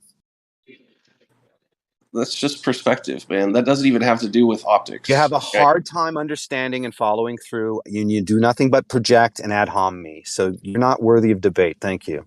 I'm sorry, man. You're just kind of making stuff up, and you don't really bother to actually learn So about I'm it. not making stuff up. The infrared light has a different You made wavelength. that up completely. No, look, guys, it would be a lot simpler if I you would looked it just up. I answer. just looked it up. It would be a lot simpler if you just answer a simple question. So, like when he says, "Is it the reality that those things are converging, or is it just an optical effect?" The answer would be, "It's an optical effect." Okay, and That's I not don't see why a you real have trouble dichotomy. answering that. Because there's not much intellectual honesty here, You don't have as I proved again. Look, man, you don't know anything about geometry. You don't know anything about refraction. Ad You homs. made up a That's it. property of Ad infrared homs. light that Ad doesn't homs. exist. So infrared light doesn't. You made has up that. You made that up. Infrared light has a different effect through a medium. It's a known fact. That's why you can put it on and you can have a clearer image because it doesn't have the same effect as visible light. This is a fact. That's Now, true, how but much that's not what you claimed earlier. You claimed earlier that it doesn't refract or it refracts doesn't almost nothing. refract. It doesn't refract in the same order as visible light does. That is a fact. Oh my god, dude! No, that's not a fact. It Not is as a far as I fact. know. That's why you can get clearer images. Can you tell you're making it That's up? not why you get clearer images. Yes, the light is passing. The infrared light that you have, the nanometer, is not being affected like visible light is as it traverses through the medium. Visible light How much will is have. It's noticeably different where How you have much? a How much? sharper, you have a sharper, clearer, longer. How much more less does it refract? It is noticeably less. How much That is less? why it's noticeably less. That is why it's used. You're trying to use it to make a difference in determination on whether it's planar or spherical. Now tell me how much less it refracts. No, I'm saying, well, that depends on the medium it's going through. And that is a variable that is, has to be measured. But the Give me an idea, order of magnitude. 10 times less, 100 times less. I cannot tell you because again, it's depending on the distance, the height of the observer, and what we're observing over. So there's many variables. The idea, however, you made it up. it is extremely noticeable in the detail in the difference. And why is that? It's because it doesn't act the same. The infrared wavelength of light does not operate in the same manner as visible light. That's why there is a noticeable difference between the two images. Thank you. I don't think you can even tell you're just making it up, man.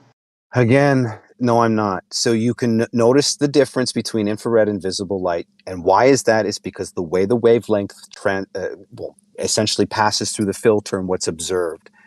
We're putting a filter on a camera. That filter is filtering out a wavelength of light. The way visible light enters the filter is different than the way it enters the infrared. How is that? Well, we see a sharper, clearer, more detailed image than in visible light. So you made up the stuff about refraction, though. No, I didn't. You can see more detail, which in my understanding, as light passes from one position to another and it goes through a medium, it will pivot position based on refraction. And that's based on a certain wavelength of light, let's say 300 nanometers to 700 nanometers. But if we're above that in infrared, it's not going to have the same frequency rate that visible light does, which means it's going to traverse through the medium differently. That's why the filter picks it up. I think you've heard of some real effects, like or real things, like Dude, you have no argument. You're just ad colors homing of me light have again. different You're wavelengths and just ad frequencies. homing me, buddy. Come up with an argument, please. You have nothing. You said nothing, but you made it up. You don't know this. You don't know that. Right. Yeah. You made it. You There made a is a bunch of stuff noticeable up. difference. There's a noticeable difference. That is the point. That's why infrared is used. Why is it noticeable? Because it is a different wavelength of light passing through the filtration. Means it doesn't respond the same way that visible light does passing through a medium. How much different is it from, say, red light? It's noticeably different. From red light? Again, if you're talking about visible red light versus infrared, it's a different thing. Well, you're going to have Is it color really? distortion with How red. much You're going to have saturation, color saturation due to red light. Thank you. I'm going to have color saturation due to red light. You're just saying it's not going to be. random It's not words. going to be as visible. Correct. It's going to be blurry, more pixel. Well, if you're looking at camera equipment, when you have saturation, particularly red light, it's not going to be as detailed. No.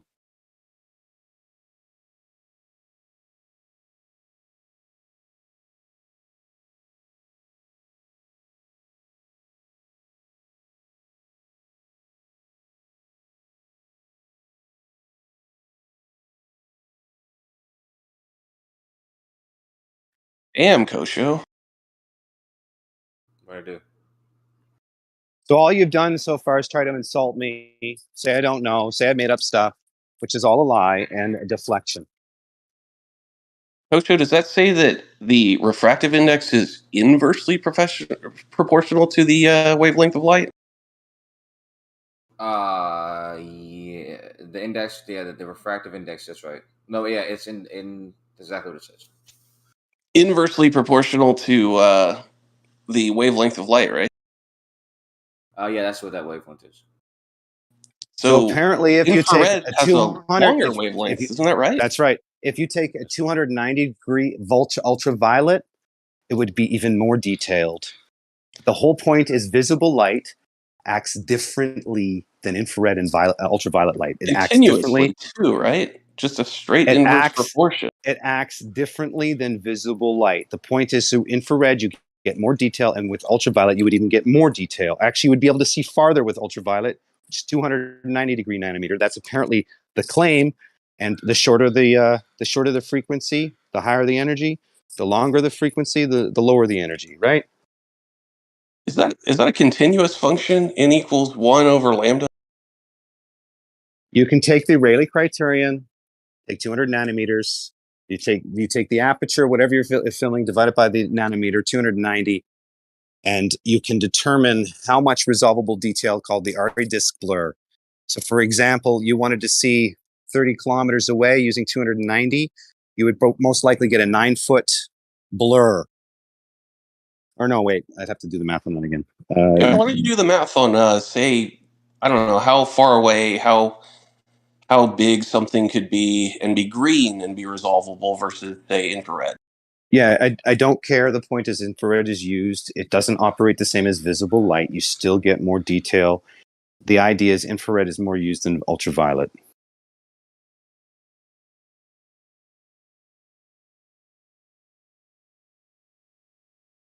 So it acts different than visible light. The frequency band is not the same.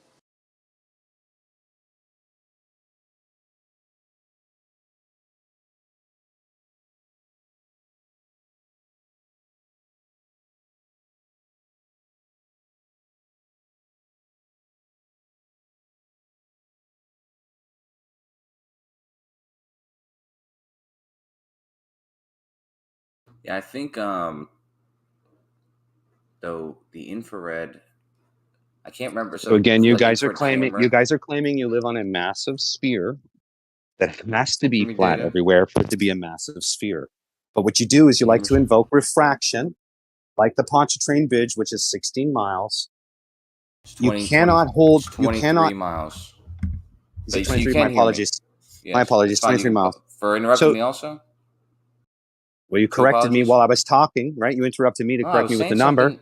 Maybe right? that's why I asked if you could hear me before, because I was talking when you. No, you corrected me with Maybe you the couldn't hear actual me. distance. So it's 23 miles that you claim to measure curvature or observe curvature. It would be indicative of a small sphere, Kosho. This is the problem. You can't have a massive. What's the You curvature? cannot have a What's the massive curvature of sphere. 23 miles? You cannot have a massive sphere that appears flat everywhere, and then in the same sentence use refraction as an excuse for curvature and as an excuse for flattening. You cannot hold the same position simultaneously. Okay, what's the curvature at 23 miles on a 24? It's apparently you think it's about 1/3 of a noticeable. degree. Apparently you think it's spherical or proof of a sphere Earth. That's what you think. It's so noticeable due to sphericity. You claim it's enough to prove sphere Earth. That's how much you claim. You can go there and look at it. It's actually pretty obvious. So there are many images of people standing at the base of the bridge and zooming right straight across it and seeing the other side. You don't have to zoom. You can see it with your naked eye. I swear to God, man. So again, there are many videos already. I don't know if it's still up there of people standing at the base of one of the bridge, or the beginning of the bridge, and filming the other side of it. Right. So if you're claiming that it's curving, but you can show an image that shows there is no curve, again, which one is the true one? The one that shows the curve, because if refraction only operates to reduce curve, then you know that the worst case scenario or the most curvature case scenario is the one that you see the most curvature. Yeah, so here's the problem that you're probably not addressing and you don't want to address. You have one image that shows downward refraction, and then you have another image that shows no upward refraction, but just at the end of the other bridge from point to point. Then you claim that there's another observation where things loom up due to refraction. So what that would be indicative of would be a planar surface that's massive with optical effects due to refraction and diffraction. I don't think we ever see it curve up, though. That's what you claim looming is, right? See the other, I don't know what the you fuck never looming see the other is. side of the bridge, Oh, man. okay. Yeah, so there was already videos that of guys stood at the beginning of the bridge of Pontchartrain and zoomed all the way across, and you can see the other end of it, basically. So you can see across it's curving down then. You can see all across it all the way. So in this particular image, it refutes the idea that Soundley's on the 15th floor, whatever floor he's on, zooming down over the curved part of the bridge where boats go under, and claiming that the bridge is curving. The point is if you take any kind of object, long lens, it's going to appear even more distorted. And this is also another optical illusion. But again, you're conflating his Earth curve and claiming that you live on a massive sphere that appears flat everywhere, but then you can use optics to determine it over 20 miles there's curvature. You cannot hold the same position simultaneously.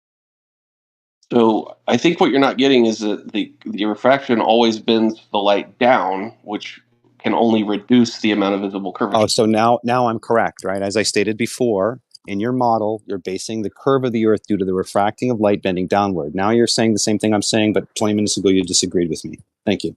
Well, you've been saying that it bends it up. No, I did not. Not once.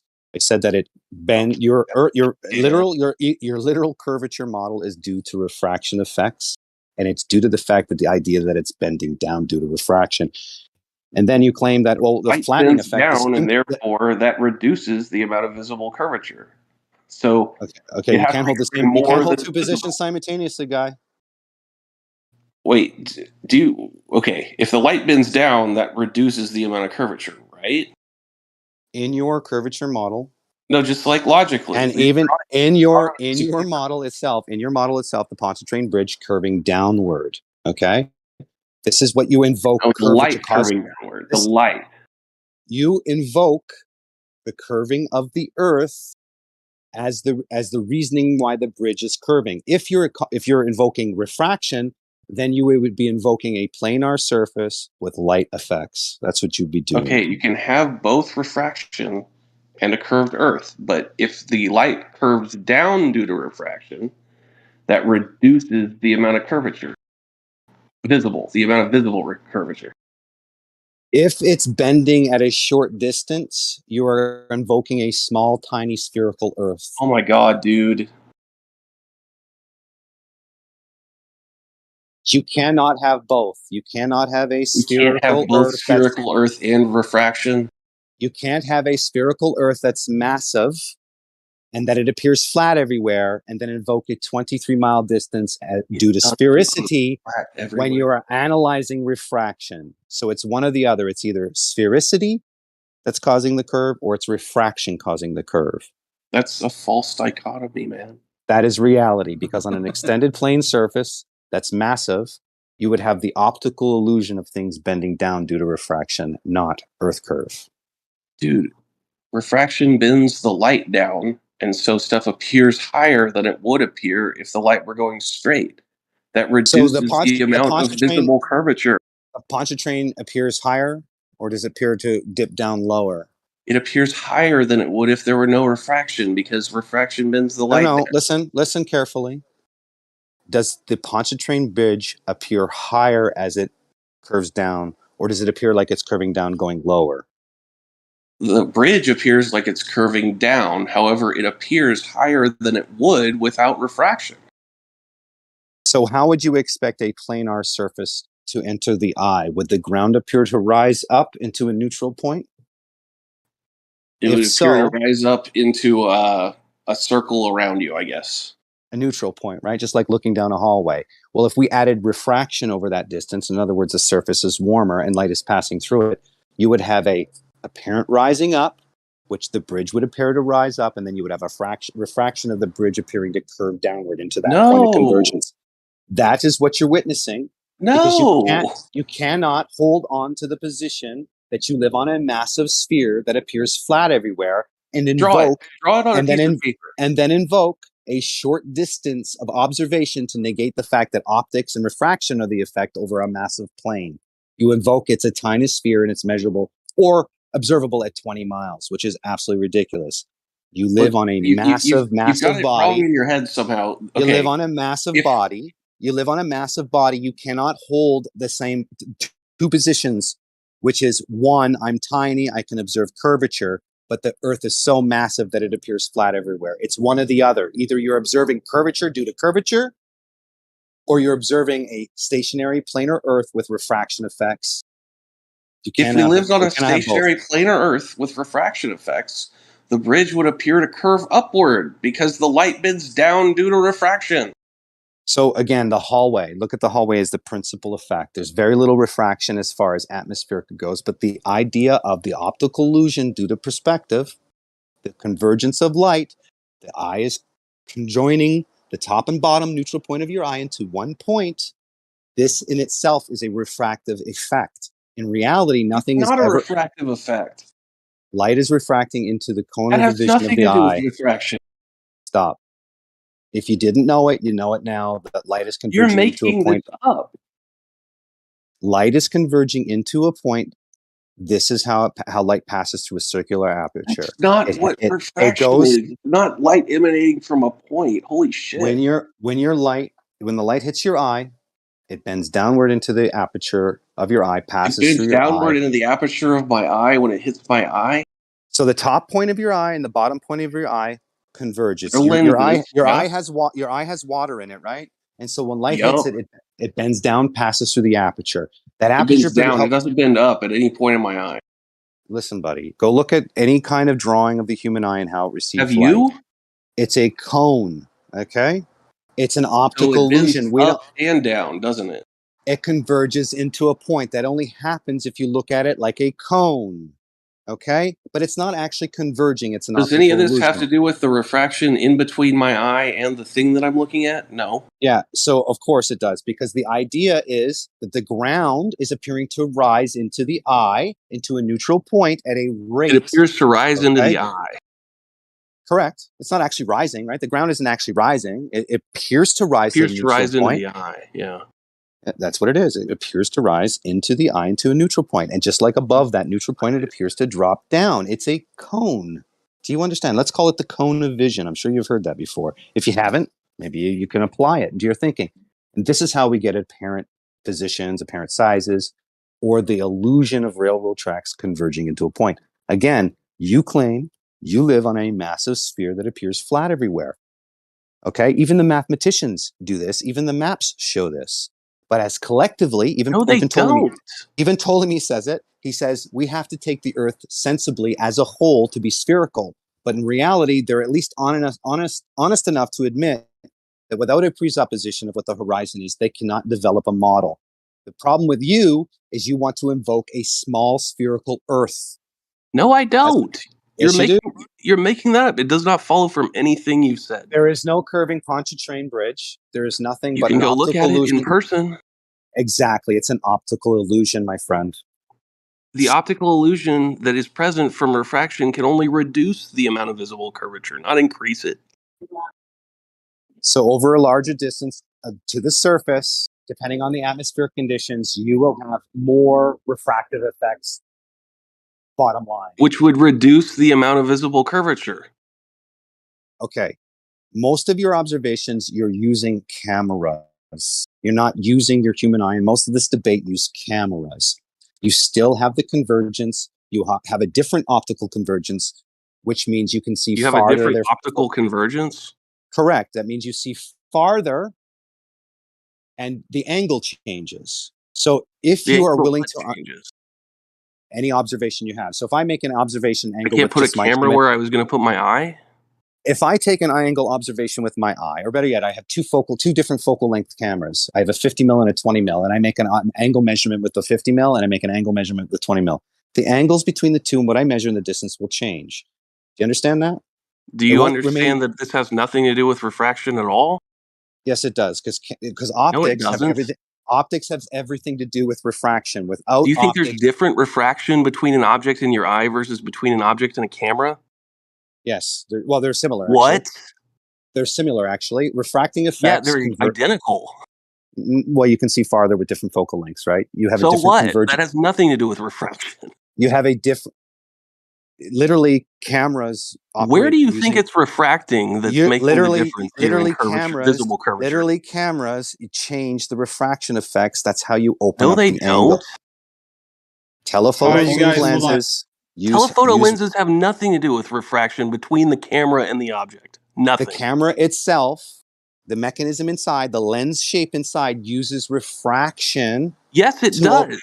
It has nothing to do with there's no change in the refraction. Do you take any medication or object. anything? Do you take any medication? So you just confirm me, then you denied me, then you confirm me. No, are you having bipolar moment or We're something? talking about lenses now. Hold on I a know what second. lenses do. Lenses don't change refraction in atmospheres. Focal lengths. I'm not saying they change refraction in atmospheres. I'm saying they use refraction to see farther. No, they don't use refraction. Yes, they do. That's how they work. You don't know what you're talking about, man. Again, that's not an argument. You don't know what you're talking about. I'm a photographer, dude. I'm a photographer. I work professionally with cameras. Please don't tell me. I work professionally with cameras, photographer. buddy. I work professionally with cameras, buddy. Dude, so I've been a photographer since 1989. Yeah, then you obviously don't know. Refraction is a huge part in these telephoto zoom lenses. No shit. A lens uses refraction. Hold on a second. Hold on. I'm sorry. I muted you guys because that was getting pretty chaotic. You guys were all talking at once. We can do mute and unmute, but it's just getting a bit much. So I don't know. Everyone was talking at once. Can we try to make one point and then pass the mic and keep on a point? Because like Flora Decano, you're just like interrupting data. You keep just saying, no, it isn't. And it's just not, we're not able to hear the points. If you have a rebuttal, then I know data kind of doesn't stop. So it is a little hard to get in. So data, say a point and pass the mic so we can actually get some cohesion. So any long lens observation, there is an optical illusion of convergence. Nothing is actually changing size, and the refraction effects are just optical, meaning the object in the distance isn't changing, isn't going anywhere, isn't moving. All right, that's a cohesive point. He's passing the mic. So, Flora, do you want to respond with something substantive?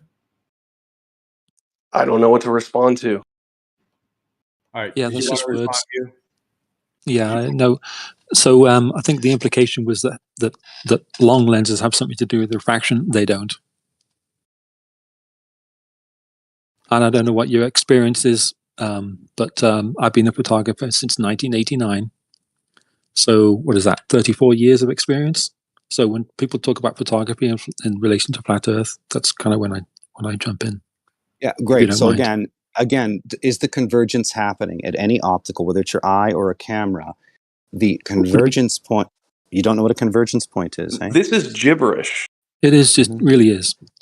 Okay, so a hallway, it has a convergence point. The ground rises, the ceiling falls into a point. If the hallway is far enough away, the smaller angles will force perspective into a point.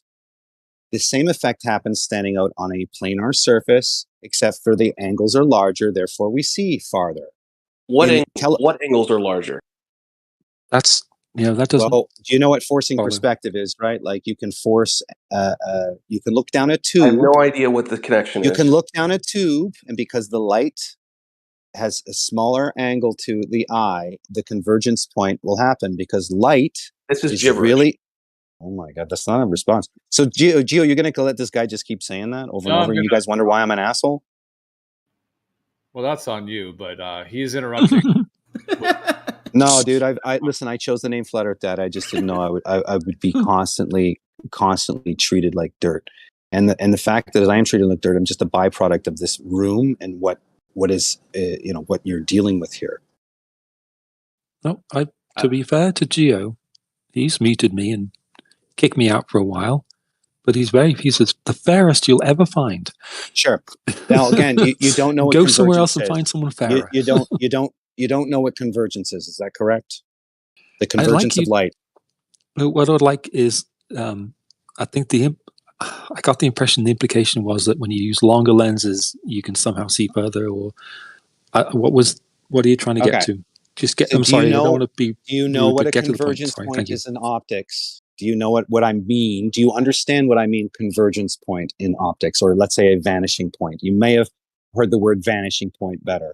And in camera, vanishing point is an infinity point. But needless to say, what is a vanishing point in your understanding?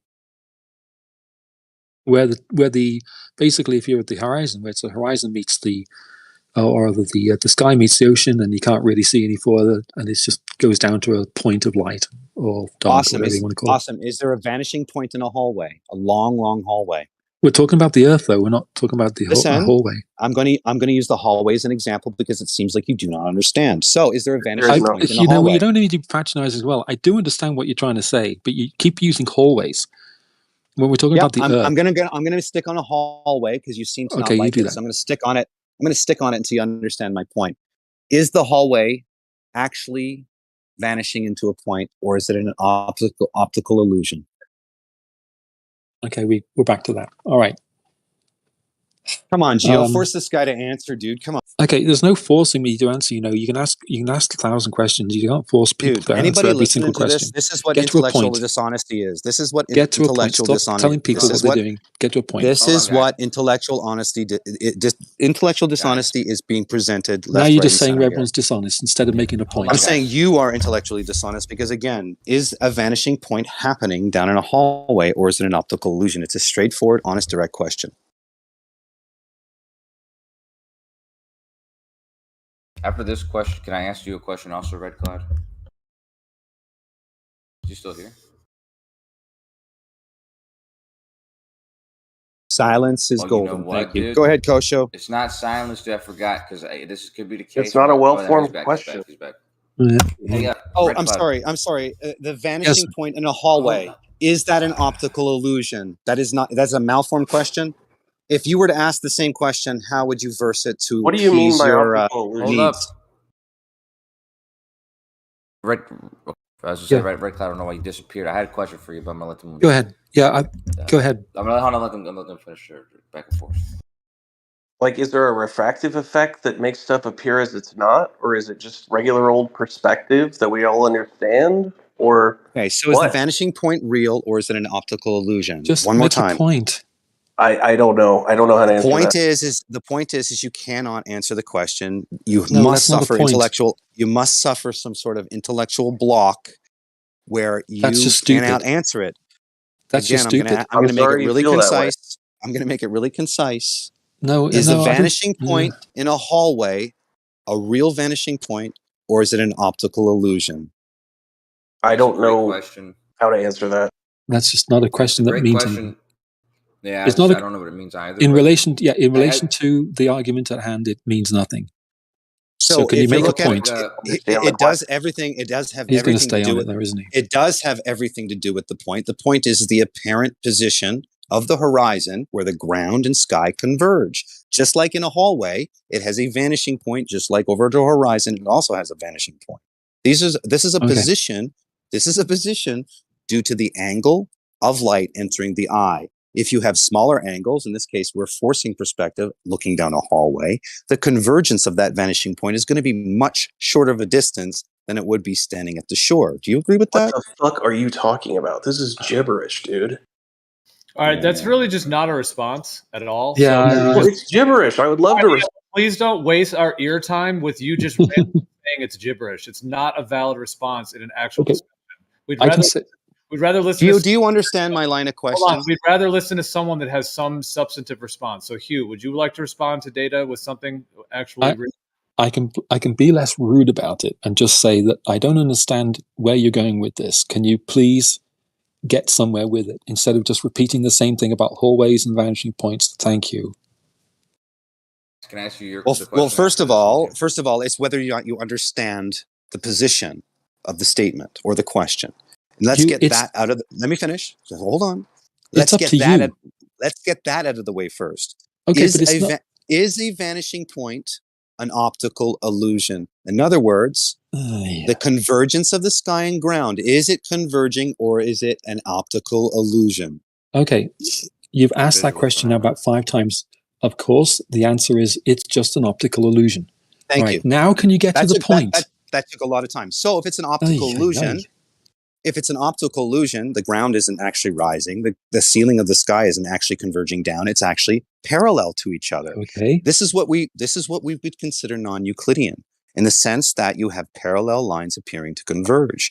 But in reality, the 3D space in which we observe things is not converging. Just like in the hallway example, you have parallel lines converging into a point, creating a vanishing point, but it's an illusion, just as you agreed. The horizon touching the surface of the earth is also an illusion. So the principle must be translatable to the hallway. And if it is translatable to the hallway, at what point do you dictate there's curvature, considering you just admitted that it's an optical illusion? When you get elevated, we're looking at it from the ground level. That's elevation. the issue. What height? The issue is when you're looking at. The issue is when you're looking at it from the ground level, you're always going to have that problem because, first of all, you're looking at it at the most, the what is it, oblique angle, right? And then if you increase in elevation, you'd be able to you deal with that problem a little bit better, right? So so wait a second. Remaining so right at the. Your answer was height. Okay, so are you saying the higher I go, there is no convergence? No, what I'm saying is insisting in remaining at basically sea level on the ground, remaining at that point, remaining with that as an argument and the corridor as an argument. I'm just, no, that's not the argument. Insulting. The argument is the convergence. I presented the hallway and the sky and ground is how to teach you of the convergence. The argument is the convergence, the apparent parallel lines converging. Okay. That is the argument. The hallway is a representation of that. The sky and the ground is also a representation of that. You already concluded, let me finish. You already concluded it's an illusion. And I said, okay. And then you proceeded to tell me that if I go up, therefore the illusion no longer exists. The conversion no longer exists. Would you like to elaborate, please? No. What I'd like to do is I would just like to restate. I'd like to restate that if you insist on remaining right at the horizon or right on ground level, you're always going to be saddled with a singular analogy, which is the corridor, and that doesn't really mean anything. And I know the other chappie said gibberish and everything. I don't want to say that, but it doesn't. I'm not sure where you think it gets you. When you say it's not, you're not trying to correct my speech. You're not trying to correct my speech or my line of thinking. I'm trying to understand your line of thinking, and you haven't really presented yourself with an argument. I am trying to correct your line of thinking. Listen, let me finish. I presented you with a scenario, and you confirmed my assertion, which was it's an apparent. Let me finish. You got me to agree to one thing, and you're going to consistently say that's like a. You have red clap. All right, hold on. I'm going to do a mute and unmute so we can clean up this audio here for a minute. So, all right, go ahead, Data. So you have confirmed my assertion that the apparent position is an optical illusion. You already said it. Now what you've rebutted to that assertion and confirmation of what I stated to be an actual fact is that if I go higher, I reduce somewhat of the problem of this, and therefore I can see curvature. But the point in my argument is it doesn't matter how high you go, the convergence will always happen because light enters the eye in like a cone vision, or where non-Euclidean takes effect, where you have apparent parallel lines converging into a point. In reality, you already agreed that it's not happening. You already called it an illusion. So what I'm saying to you is if that is the case, at what point do you dictate you're seeing curvature when you're judging optics? All right, that was a cohesive point. Go ahead, Hugh. Okay. I'm not gonna complain about being muted, so I couldn't respond.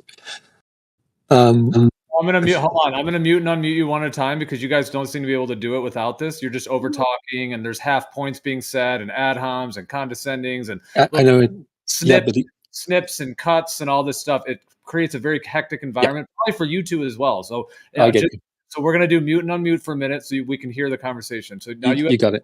You have the floor. Go ahead. I am jumping in. That's kind of, you know, I know what I'm doing. So yeah, as far as what I'm saying is, increase with elevation, you get higher and higher and higher. Eventually, it won't even be a question because you get far enough away, you'll be able to see what the Earth is. Remaining on the ground, you will never be able to see what the Earth is. You'll just constantly have the same thing to bring up about corridors and vanishing points, and that's fine and dandy, and it works well in Discord, but it's not going to. The point really I'm trying to make is I'm not sure where that leads you. Other than again restating that I agreed with something that you got me to agree with, which you're probably going to restate again.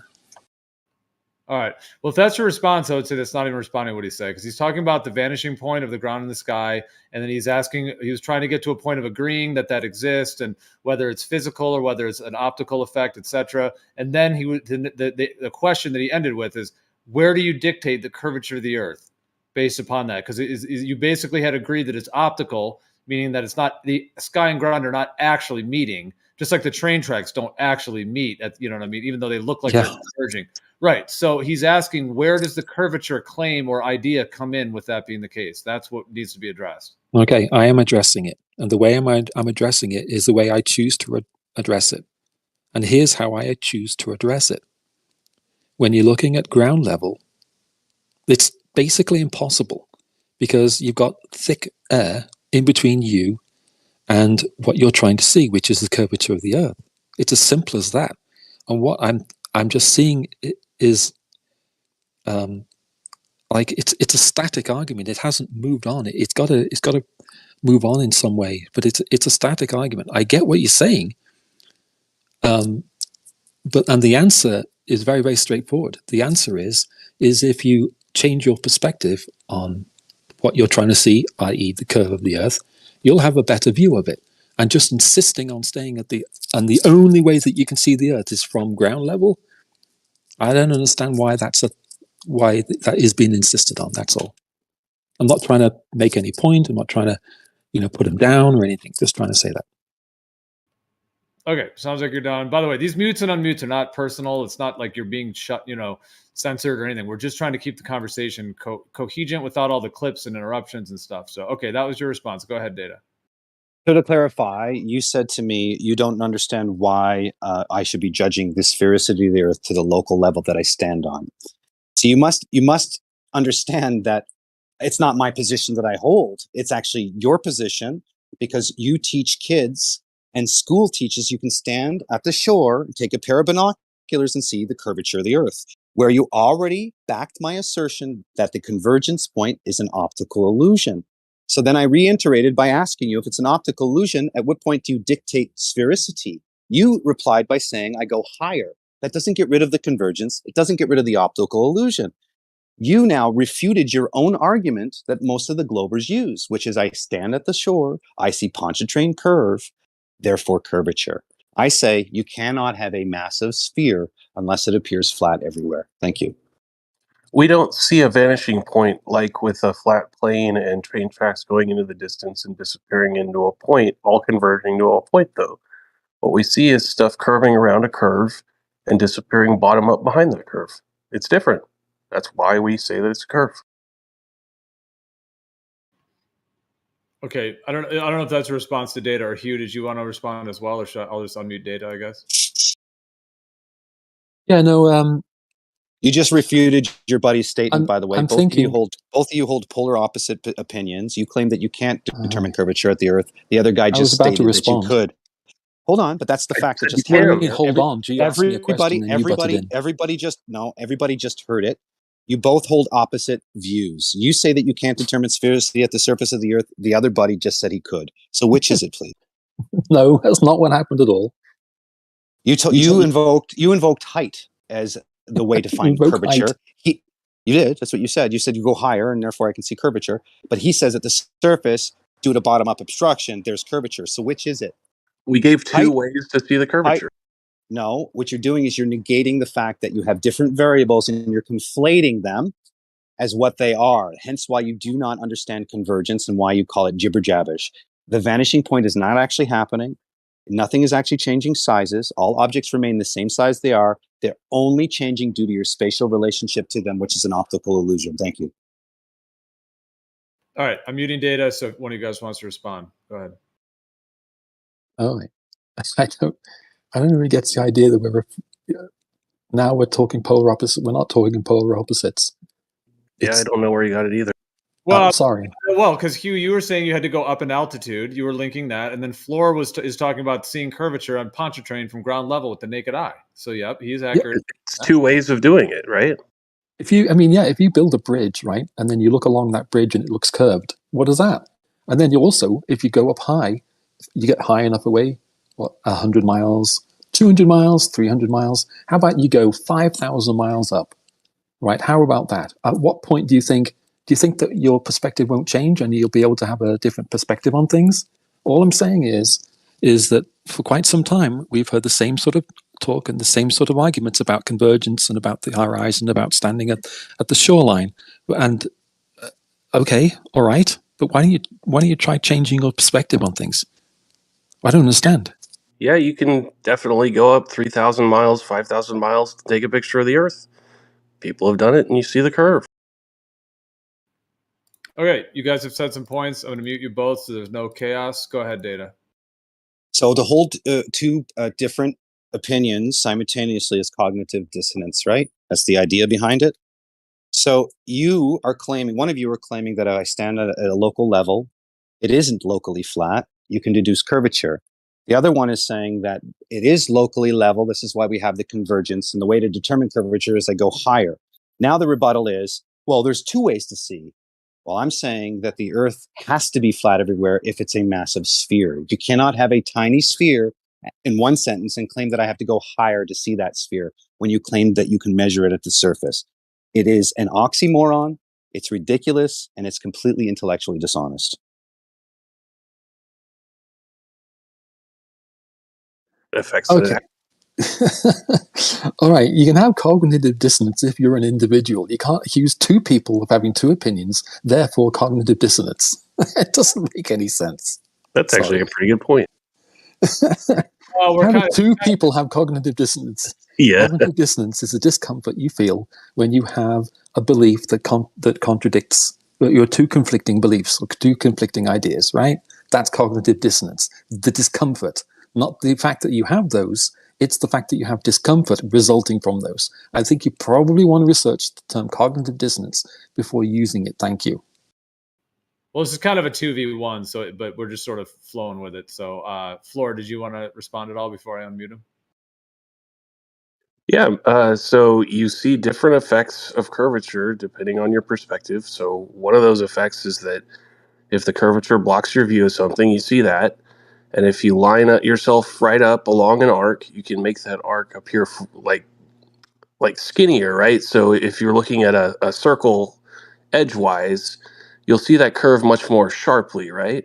So that's like looking along the Lake Pontchartrain Bridge as it curves over that slight little curvature over the huge Earth. But if you go way up, you see a different form of curvature, which is the curvature of the whole Earth left to right across your field of view. And we see those different manifestations of curvature because of perspective.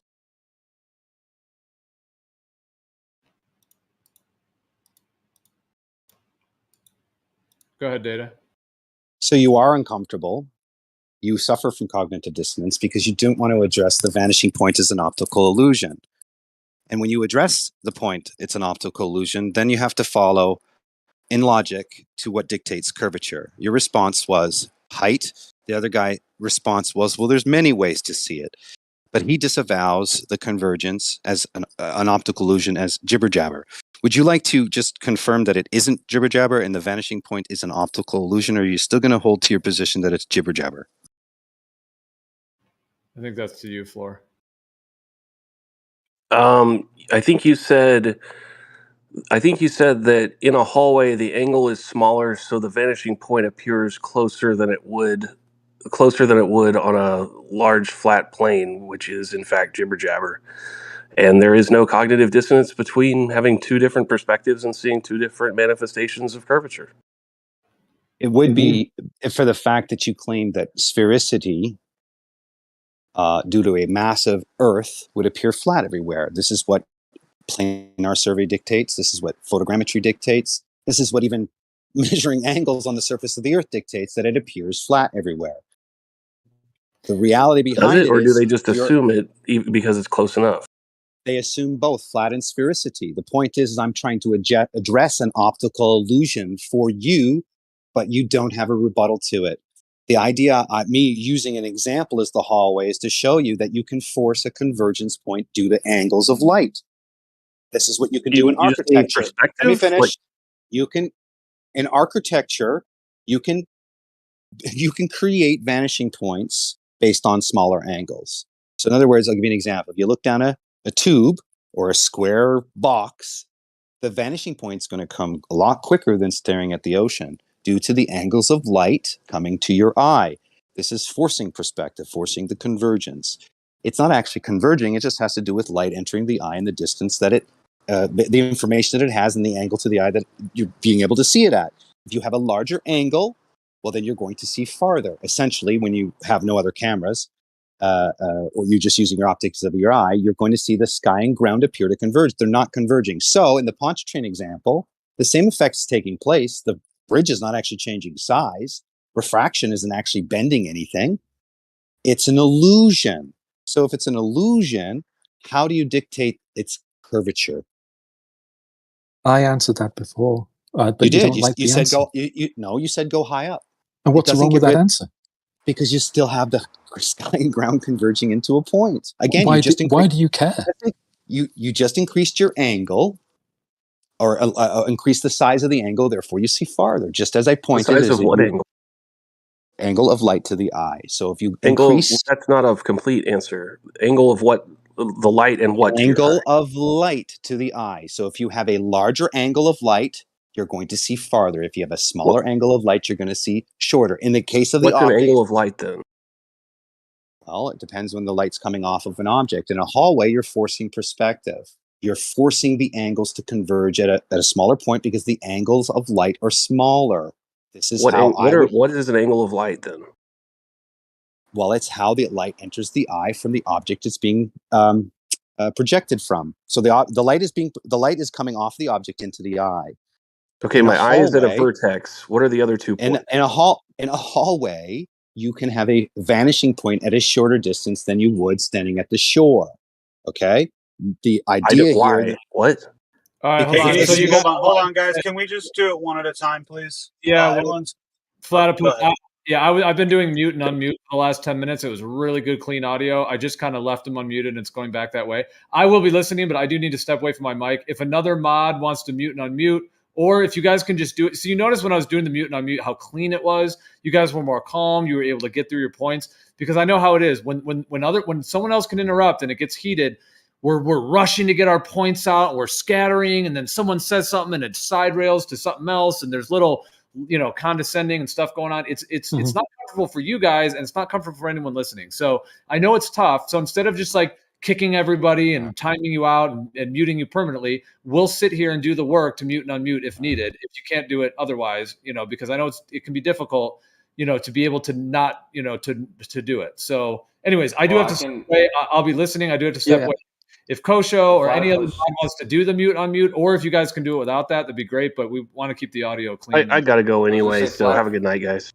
All right. Good night, Flora. Nice talking to you. I would say Platypus. I can take care of Red Cloud or whoever's it's fine. Talking to.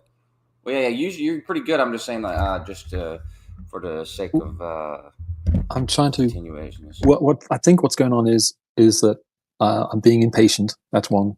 The other thing is that when I get a reply, 60 or 70% of the reply is reiterating what the previous statement was, instead of just moving the conversation along. And so I'm getting impatient with that. That's You know that's. what You're data, uncomfortable. You're data and uncomfortable with the Xanax. conversation, therefore you're impatient. Noted. It's called cognitive dissonance. You can't hold Well, two data, beliefs And then he does simultaneously. that, which is just You insulting. cannot hold two beliefs simultaneously. That you That's can measure just. curvature at the surface of the Earth, Okay, and that guys, and that guys, it guys. and that What it was the gets point of all Okay, that? hey, Flat Is Earth, can you this just where hold we on? got to Can you mute? just hold on Got to one mute second? Yeah, Dewey? Yeah, we're gonna. it's a lot. There's a lot of stuff that happens to you. I know. We all go through it. There's times where people feel like they're misrepresented. There's times they feel like they're ad homing. There's times where they feel like they just want to do a clarifying question, but in the end, the other person feels like it's an interruption. There's all those things. So that's why, if needed, we'll do the mute and unmute. If you guys can do it without it, then we won't do it. So because yeah, I can do that. Gio, do you remember? Sorry, 1 second, Rick. Do you remember that one time when Data and I think Xanax they did that 30-second thing? I think also if we do that, if we have to mute and unmute, then that's cool too. But if you guys try to limit it to 20, 30 seconds, I reckon it should be that 10 responders seconds because then the conversation gets drawn out too long. Yeah. No, 50, 30 is actually pretty quick. 30 to wrap your thing up in 30, it's actually like 45 is a little more comfortable and even going to a minute. But yeah, dude, I remember the coach show. Yeah, when we did that, dude, it's like Xanax and Data were just over talking was crazy. And we did that 30-second thing, and it was like the best I've ever heard them. Like the audio was so clean. And like they were both like trying to do like get it under 30, oh, I just did 23 seconds. Yep, I beat my last record, 22. Yeah, like at a time. It was amazing. And it was like the best, like, the content is so much better to listen to when you can hear both points, because then you can actually fit, intellectually, in your mind, you can process it, whereas that's the thing. Like, I don't know how it is for all you guys, but when there's all the interruptions and clipping, like my brain's going, wait, what did he say? Oh, wait, what is, and then you have to, like, if you didn't hear what the other guy said, then you just ignore it. And then you're listening to the new guy, and then he gets interrupted. So you have to kind of ignore what he said because you didn't hear his whole point. It's challenging. And perhaps we should have been stricter on this earlier. Cause I mean, it's a challenge. It's an ongoing, and it depends. It depends on who's interacting. When you've got structured debates with the 30 when you've got structured debates with the 30 seconds, the other person should be taking notes, so that way when it is their turn, they can address things that have been brought up. Otherwise, they'll just forget. I can't do that because I'm playing a video game. Like 30 seconds or a minute, and we need like 2 seconds. So when we're talking about seasons, and they're going to explain angles and all this shit, and we just say, sun closer, hotter. And then we're talking about obstruction. They're going to say, well, you got refraction, all this shit. And then we did 7 over 6 R, and then come to us, we're just going to say all optical. Yeah, okay. It's all bullshit. Yeah, okay. That's content. We're not talking about the content. We're talking about the structure. Yeah, the thing is, it takes Terry, like to do the 30-second thing. It's basically a full-time job for the mod. Like, you have to have a timer. You have to sit there and it'll be like, all right, boom, Data. You got to start the timer. He goes. When it gets to 25 seconds, you got to say 5 seconds, and then he wraps up by 30. Boom, he's done. And then, okay, it goes to Hugh. And then, Data's not going to speak at all. Maybe we don't have to mute him because he knows that it's not his 30 seconds. If he does speak, he needs to be muted. But that way we don't have to actually mute and unmute. And then, boom, Hugh goes for 30 seconds. If it gets to 25, 5 second, boom, goes to 30. So, yeah, that works too. But just for the mod, it's like very, very time. You'd have to sit there and, stop and start the timer and then give the 5 second rule, 5 second warning. So it's just very, very labor intensive. Or you could just try self-control, which I don't have a lot of. Some people could do that. Like, I could debate Kosho, and we'd probably be totally fine. Like, Kosho and I'd be fine. There's some combos of people that are fine, but there's times when I interrupt, and I'm not saying I'm perfect at all. I mean, there's times when I get excited, or if I feel like I'm misrepresented, I'm like, no, so it's tough. That's why it's hard to expect everybody to be able to do this, I suppose, because it's hard. So, Gio, can I ask a question? Just a general question to the Glovers. It's not a provoking question. It's a serious question. Like, do y'all ever feel like y'all are like trying to sell something? Like, do you ever feel like when you're describing shit that the answers seem like real overcomplicated and drawn out? I mean, do you ever feel like that? Like you're having to do so much to explain? The answer is yes. Also, I want to apologize because this is just a public service, because last week I think I was arguing that that when I look at the stars, my intuition tells me that it's me that's rotating. I just want to say that I probably argued that too harder than is true, and it's the truth is different than what I was arguing. I just want to say that. Well, like you said, Kosho, unless we sit and stare at them forever. Like you said, Kosho, the armillary sphere is the easy way to tell that you live on a sphere, right? What? You said the armillary sphere is the most, or is one. Let me rephrase. I said the armillary sphere proves the sphere Earth, and you said it was one of the easiest ways to do it. I'm paraphrasing, extremely paraphrasing, but I don't know what that is. You don't know what a armillary sphere is? You don't know what a armillary sphere is? Yeah, so go look at the design of the armillary sphere that was designed 2,500 years ago. Well, can't you explain it in a few words? So the idea, it's basically mapping out the northern and southern hemispheres as a sphere. Right.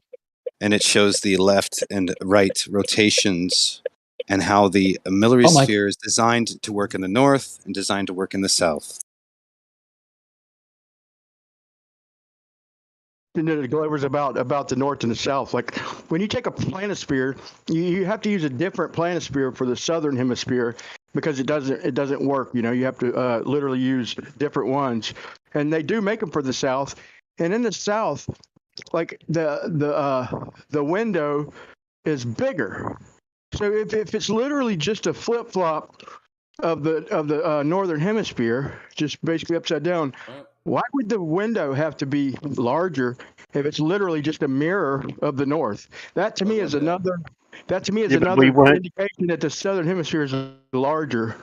But wasn't the southern hemisphere not known as much in detail because of mapping and navigational experience?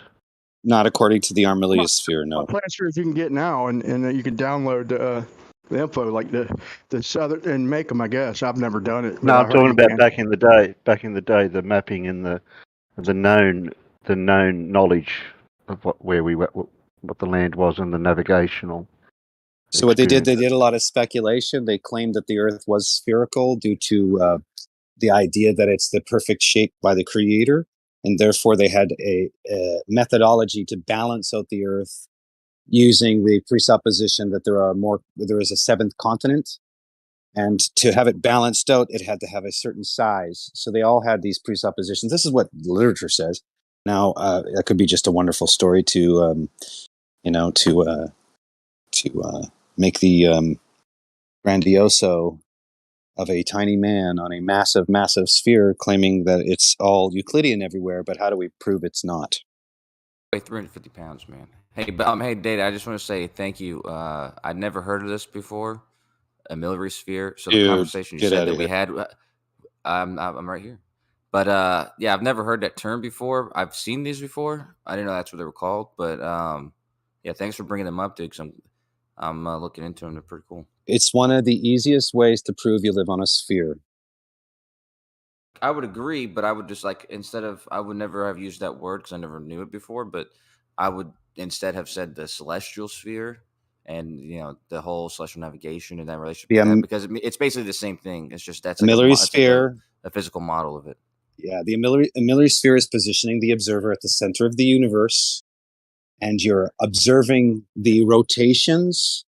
That's why they have different. They have different. It's two different apparatuses joined together. One is for the north, one is for the south, and they operate in different rotations.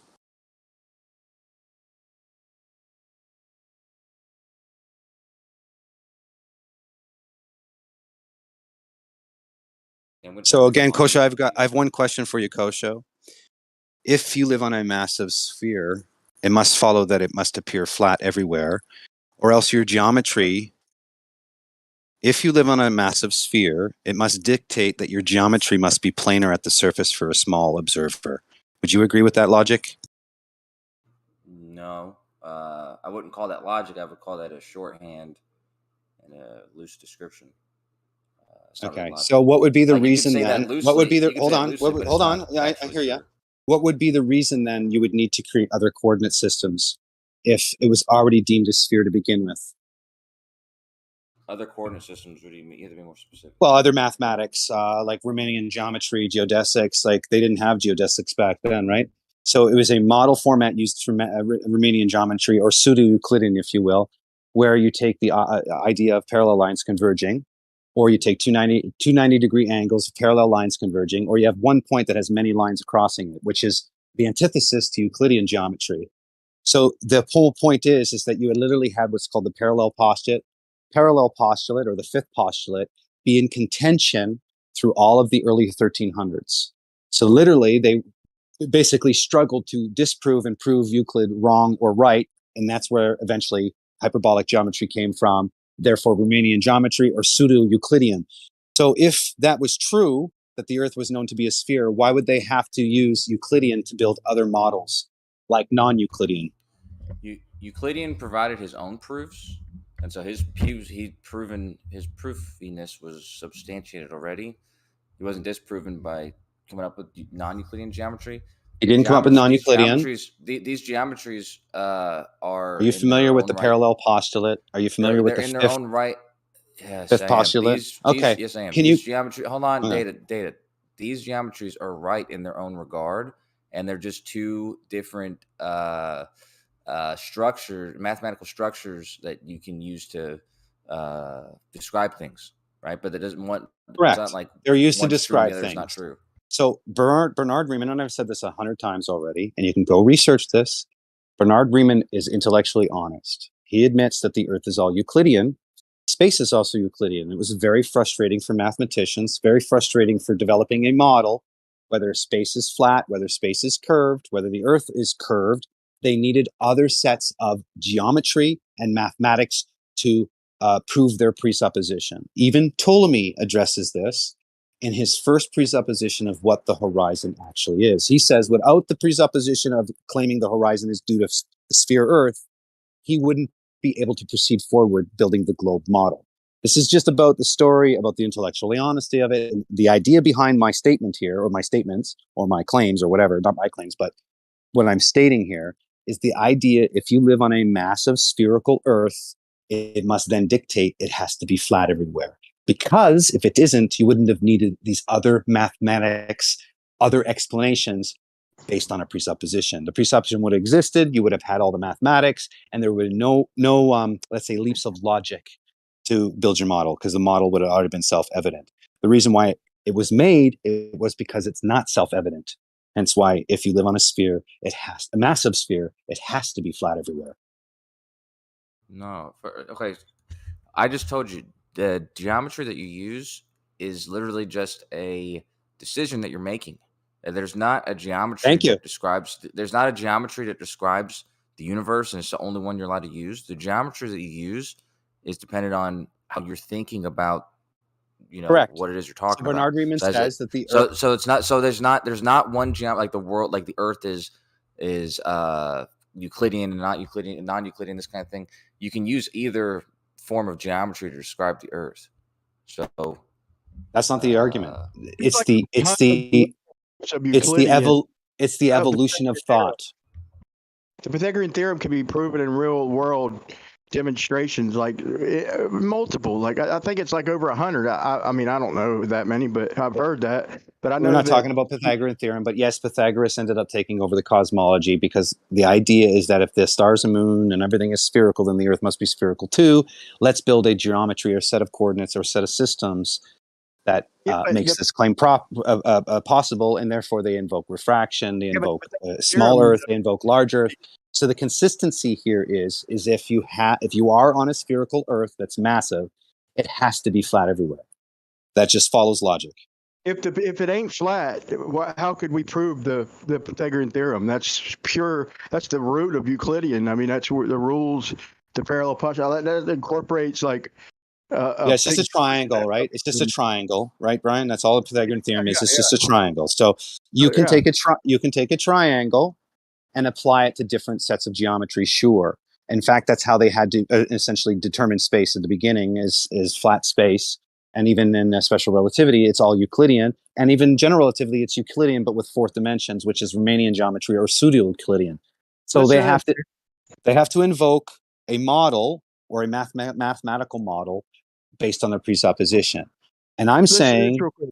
if the Earth was already spherical to begin with, there would have been no need to evolve your thought or mathematical equations to prove it, because it would be self-evident. The idea is that the Earth isn't self-evident a sphere; it's flat everywhere because it's a massive sphere. That is the logical reason.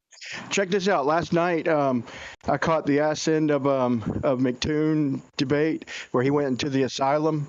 And man, I couldn't even find a link, but I finally found a link to the asylum to get in, and it was PhD Tony and MC Toon. You could catch the end of his last night's stream if you want to hear it. But so I started off by talking about talking about the straight lines. How I told him technically speaking, like the pyramids, you couldn't have. We were talking hypothetically if there was a 1 mile pyramid, and I was asking him, would it be horizontal in the middle or would it be dropping 8 inches on the other end? Because if you want to get technical in your model, you can't have parallel straight lines. That's just spherical geometry. And they went ape shit, dude. And they were talking. I was trying to explain to them that great circles and geodesics are straight lines in spherical geometry. And what they do, they start saying no. And PhD Tony, literally, when we were talking strictly about spherical geometry, he started talking about using the chord line. And dude, it shows you how much, he's a PhD in mathematics. And I made a video on Bob the Science Guy. Like, they literally don't understand their own two-dimensional surface of their sphere, the model, the spherical geometry. They start talking about chord lines and all that when if they're going to invoke a 2D surface, you can't leave the surface, and he did the same thing. It showed them, dude, they don't even a lot of them don't even understand their own. I mean, I know they could, but they maybe willfully ignorant. But they were arguing that geodesics and great circles are not straight lines in spherical geometry, and it's just ridiculous. So man. here's the problem, is that Euclidean exists, but then there's a threshold to Euclidean. This is why calculus was apparently made as well, is to offset the errors with Euclidean over longer distances. This is what I read. This is what they claim they've done. So the idea is there's a threshold to Euclidean. There's a maximum available distance that it goes from Euclidean to non-Euclidean. And if you don't believe me, the argument anyway, it's not coming from me. Again, I'm regurgitating because I'm trying to be as honest and intellectually honest as possible from the information I receive. So there's a guy it's called Action Daily, maybe. He does these science things. He goes on to explain that, and he uses this little drawing. He says, Mr. Smith is really smart. He understands Euclidean geometry. And then he draws a triangle on the surface of the Earth. But then he draws a larger triangle, and he says this is where non-Euclidean comes in. So what he's indicating in the statement or in the video is that there's a threshold between flat planar Earth and then a spherical body over a longer distance. So when I ask these people, go ahead. No, they say that, so they'll say local, right? And then you ask them, define it. And the closest I've ever got, how they used to call, distances back in the day, like stadiums. Well, now the closest I've got to an answer was Charles Flat Earth Math, and he said construction site. And I was thinking that's like the new age term of stadium, like a construction site is the distance where you can use Euclidean, and it works perfect. And when you ask them for a distance, they just say local. Well, he's defined it as a construction site. So maybe that's like the old term for stadium. Maybe meant like construction site or something, dude. Just kind of there has to be a threshold, meaning there has to be a distance. Sorry about that. Sorry, I see how scary you there.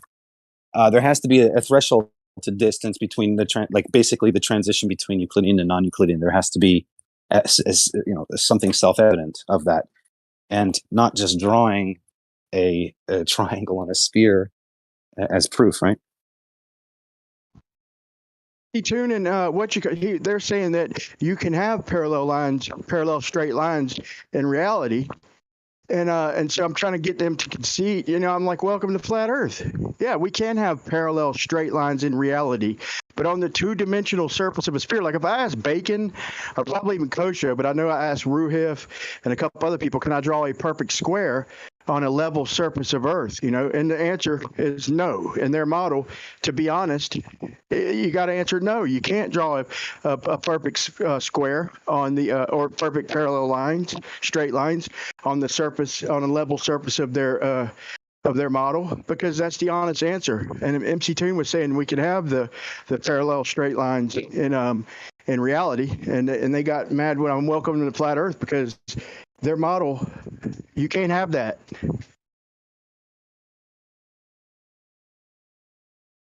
Just ask them if they live on a massive spherical Earth, wouldn't it appear flat everywhere? See what they say.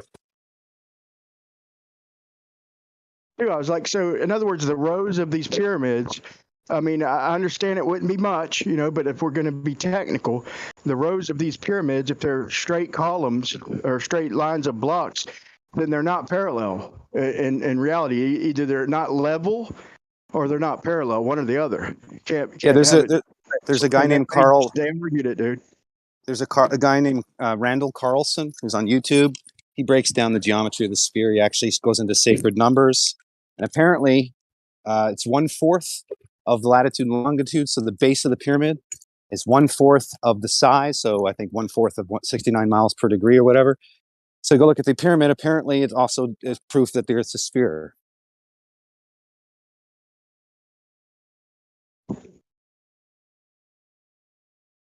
Say that again, Dad. I could be wrong with the math. It's been a while, but Randall Carlson is on YouTube, and he says that the base of the pyramids, or latitude and longitude of the pyramids, are 1/4 of the actual size or distance per degree, like 69 miles per degree. It's 1/4 of it. Anyway, that's what he said. So Randall Carlson using the pyramid to prove the spherical Earth. I just posted too, Dave. I don't know if you've seen this, but the angles of a rainbow, 50 to 53 degrees, and then the 42 all fit the sphere as well. I just posted that. If you haven't seen that, it's pretty interesting. It's sacred numbers, man. Sacred geometry. Yeah. It almost proves like a celestial sphere. You know, it almost proves that we either see there is a dome up there, or our vision sees in a dome. You know, that the rainbow and them numbers. To me. Hey, Brian, I'm going to talk to you later, man. Thanks, chatting. I'm playing with my sextant here, so. Yeah, take it easy, Data. Don't be a stranger, man. Still waiting on the copy of that damn book, man. What did Data say? That he's playing with his sex? Sextant. Oh. It is messed up. Like, you got to really check the things yourself, man. You need a sextant. Like, if you're going to mess around with, it takes a long time to mess around with celestial navigation using the stars, because I mean, you could go to Stellarium and all that, but if you're going to try and verify any of this stuff, then the natural thing would be to start in your location with a sextant to verify these things. And there's just angle problems to me on the globe. To me, with celestial navigation, besides the distance, I think the problem with the globe, to me, which would be provable or verifiable or disprovable, would be the damn angles, man. They're wonky to me on a sphere. But I haven't proven it, but it just doesn't seem right. Like, to get to Hawaii, like, I got to start off north of east. It's south to me, dude. Why the fuck, if I'm going to go in a straight line to Hawaii, why do I got to head off in a straight line north of east or north of west, I want to say? It just doesn't make sense, man.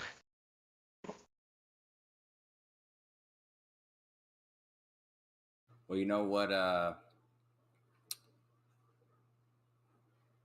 Hold on, let me think about this for a second. Because, some great circles will have you go north before you go south. Yeah, I mean, I've looking into it long enough and making fun of it sometimes, and then I actually, trying to verify things. I understand the concept of it, but then I get an argument with these PhD mathematicians and math teachers, and then McToon and all them, and then they're going to argue with me and tell me the geodesic and the great circles are not straight lines. And then I get them caught. I get them pinned down with when they want to use chord lines with spherical geometry with their 2D. Literally specified a 2-dimensional surface of a sphere. They brought it up, and then they want to start talking about chord lines and all that. And then I pin them down, and then they start talking about the analog is the analog of a straight line. And like, dude, your one word is not getting you out of your fucking horse shit. Where you denied that the geodesic and the Great Circle are straight lines. If you're going to cut the globe in half, you're left with a damn straight line if you're standing. Why are you disagreeing? Hold on, man, because you're just going. I'm not. 30 I'm not. But what you said, why do you disagree that it's the well, you said a lot of things, man. Why do you disagree that it's the analog of I don't. straight line? First of all, I don't. Would you disagree that it? Everything you said that they said, it sounds reasonable. Right, but would you disagree that a geodesic is a straight line in spherical geometry? I'd say it's the analog of one. Yeah, it's the real world, right? It's the analog to a straight line in Euclidean geometry. Okay, okay. Define analog to a straight line, please. Well, in Euclidean geometry, what it you would is. consider, That means Brian, let him finish, Brian. Yeah. I caught myself. I'm sorry, man. I caught myself. Shortest distance between 2 points. In Euclidean geometry, what you would consider a straight line, you would consider a geodesic in non-Euclidean geometry. These two things, or a great circle, these two things are analogous to each other. You know, and one in one form is the other in the other form. That's it. So in practice, what you would consider a straight line. Go ahead. Oh, sorry, I thought you. So in practice, or analog,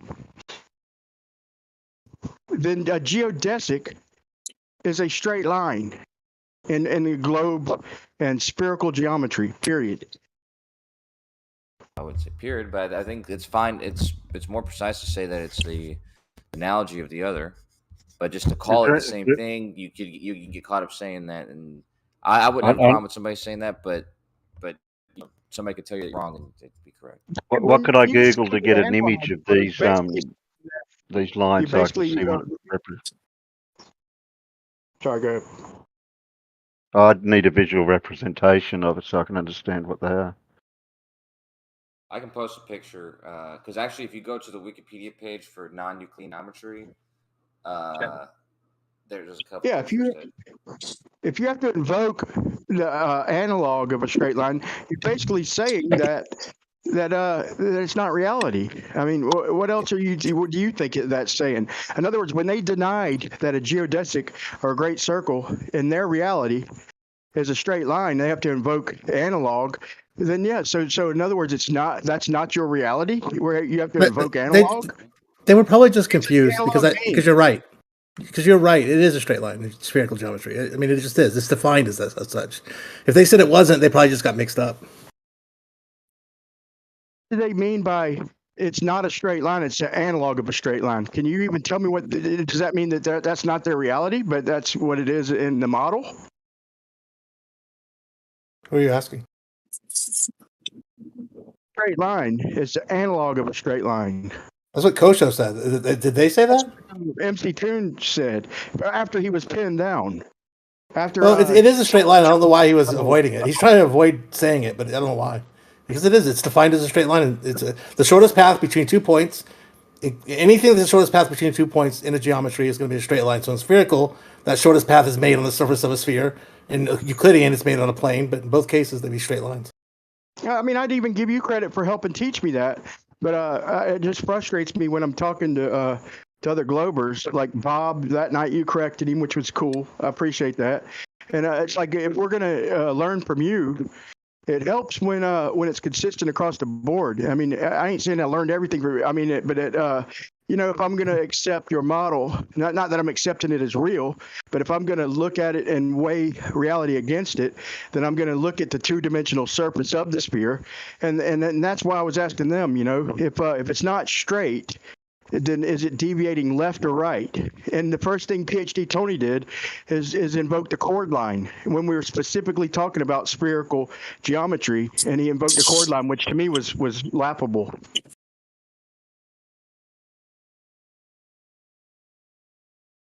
So you can't invoke a chord line when we're talking about the two surface of a sphere, right, Scott? Correct. Yeah. So spherical geometry doesn't even have chord lines as part of it. It's like it doesn't even make sense. But a lot of people don't know that. You could know a ton of stuff about science, and you might just never have like actually spent time with spherical geometry. It isn't that big a deal that like to me that somebody just doesn't. They're not quite sure what they're talking about when it comes to like the distinctions between these types of maths. It's not. You know what I mean? It's like I'm sure they're just confused a little bit.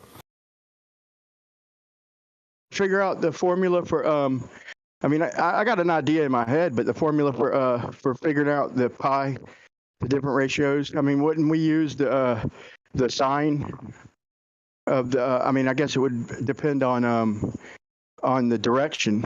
But if we're just using simple longitudes, I mean latitude lines, then it would just be basically the sign. It couldn't go no lower than 2. I mean, just by my reasoning.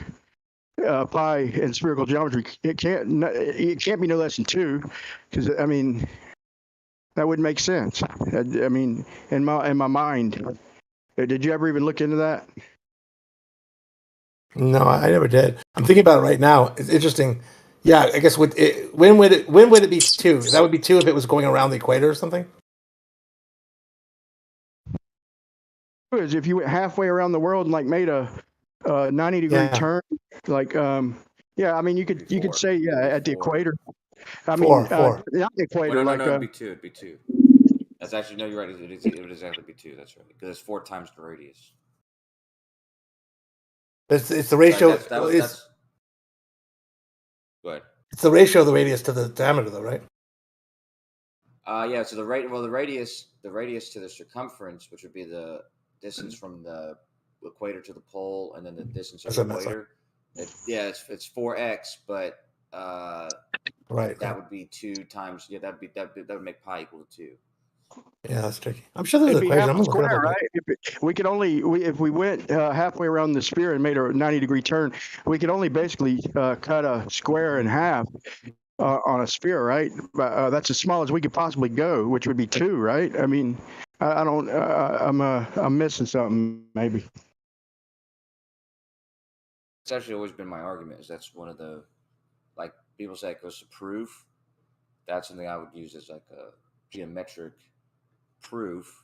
Would be if you knew the distance of the equator to the pole, and you knew the distance around the equator, the mathematical relationship between those two values would either render pi to be pi or 2, depending on what the surface of the Earth is.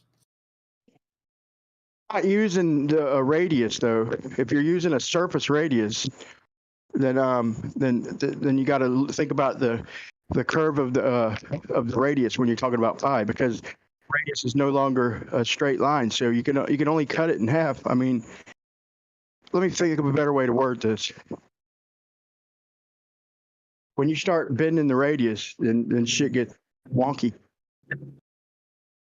Yeah, but you have to remember it's not bent and on the surface of a sphere, because we just defined. I mean, if you'd be describing a meridian, if you're describing a distance from the equator to the pole, right?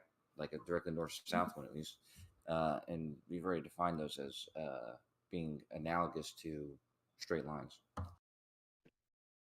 Bending it, it's not left to right. I'm talking about you're bending it up and down. Like if the radius on the surface, right? I'm just saying, picture it as a God view on a globe. Now, yeah, you wouldn't see the bend, but mathematically you'd have to incorporate it. Now, if we're talking just the surface, then yeah, the radius is bent. That's what we've been talking about. Okay. That's what we were talking about non-Euclidean geometry, right? And that's what saying the difference of pi, the difference in the value of pi and non-Euclidean. Equator, yeah. It'd be an equator. Wherever you wanted to put it, it'd have to be a geodesic, right? Do you guys have any proofs that the planets are in fact spherical, or that there is land in the sky? That they always appear to Just be evidence. circles. Sorry, guys, go. Appear to be is like not, The question is, what evidence would you accept? Well, no, I just want to. This is another actual geometric proof. If something appears to be a circle from every angle, then the only shape that does that is a sphere. So that's what I was using as evidence. Because if it Well, always appears to be a circle, no matter which angle you're viewing it from, then it if tells you I it's a seen sphere. if I seen somebody kayaking like on the rings on I don't even know how they call them, rings of Saturn. I guess you could call that rings. It's just but if I seen like if somebody was ice skating maybe on that light, the ringy looking light of Saturn, or kayaking on it. No, I'm just joking, man. That would be cool though. It would be an interesting sight. Anybody have that book, The Little Prince, when they was younger, man? Yeah, yeah. I had that book, and it showed like the prince, and he's standing on like a, I guess it's like a big asteroid, but no, it's round. It's like a planet, and he's like a giant, and that had me thinking that. You had that book for real, man? Oh yeah, absolutely. It's a French book. book, like Le Petit Prince or whatever. Scott's read everything, dude. I mean, I had that book. That's a pretty famous book. A lot of kids have that book, I think. Sounds familiar. So yeah, that land in the sky thing. How are you guys? Yeah, that's yeah. Thank you. How are you coming to that conclusion? So, we send probes and stuff there. We get evidence that way. Yeah, the question is what evidence would be acceptable to you. That's the real thing, because it's not for a lack of evidence, right? Well, what's your highest standard of evidence? Proofs. Well, see, I would even say this to be really like logically consistent. Like even if it was real, like even if we were on a globe and there was other balls out there, it still would make sense to not conclude that there's land in the sky unless you actually have further validation. Like to me, if these probes are real and they're getting any kind of reading at all, to me it confirms that there's just definitely more land. No matter where we go, there's going to be more land, and that would be horizontally. And they're sending these things where they think are going like way off in the solar system. They're just going further across, And I'm saying if these probes are in fact real, I really don't hardly believe them, but it's possible that they're building something and maybe crash landing them on something. So to me, they're just landing way far away horizontally, which would just, to me, prove unlimited space horizontally. I think too. We start by bouncing radio signals off some of them, so we get a sense that there's something there rather than just an illusion, And then just so we build it up slowly but surely over time. Yeah, they attempted that, bro. They attempted to bounce radio signals off planets, and it didn't work. They got all kinds of fucked up readings. In fact, I'll post a short video stating that they. Yeah, I'd love to see that, because that claim. That's insane that you bounced a radio wave off a light in the sky. Give me a break. They tried, and it failed. They didn't say nothing about the sun and the moon or any of that. This is strictly about the planets where they tried and it failed. Well, I think they claim they do. Wait, Scott, just 1 second. I want to respond. There's somebody, Hugh Janus, asked me what kind of evidence would I accept, and I was just thinking about it for a second. What type of evidence do you think like the layman could produce on their own that would suggest that there is land in the sky? Like, what can I do just on my own to figure out that there is land there?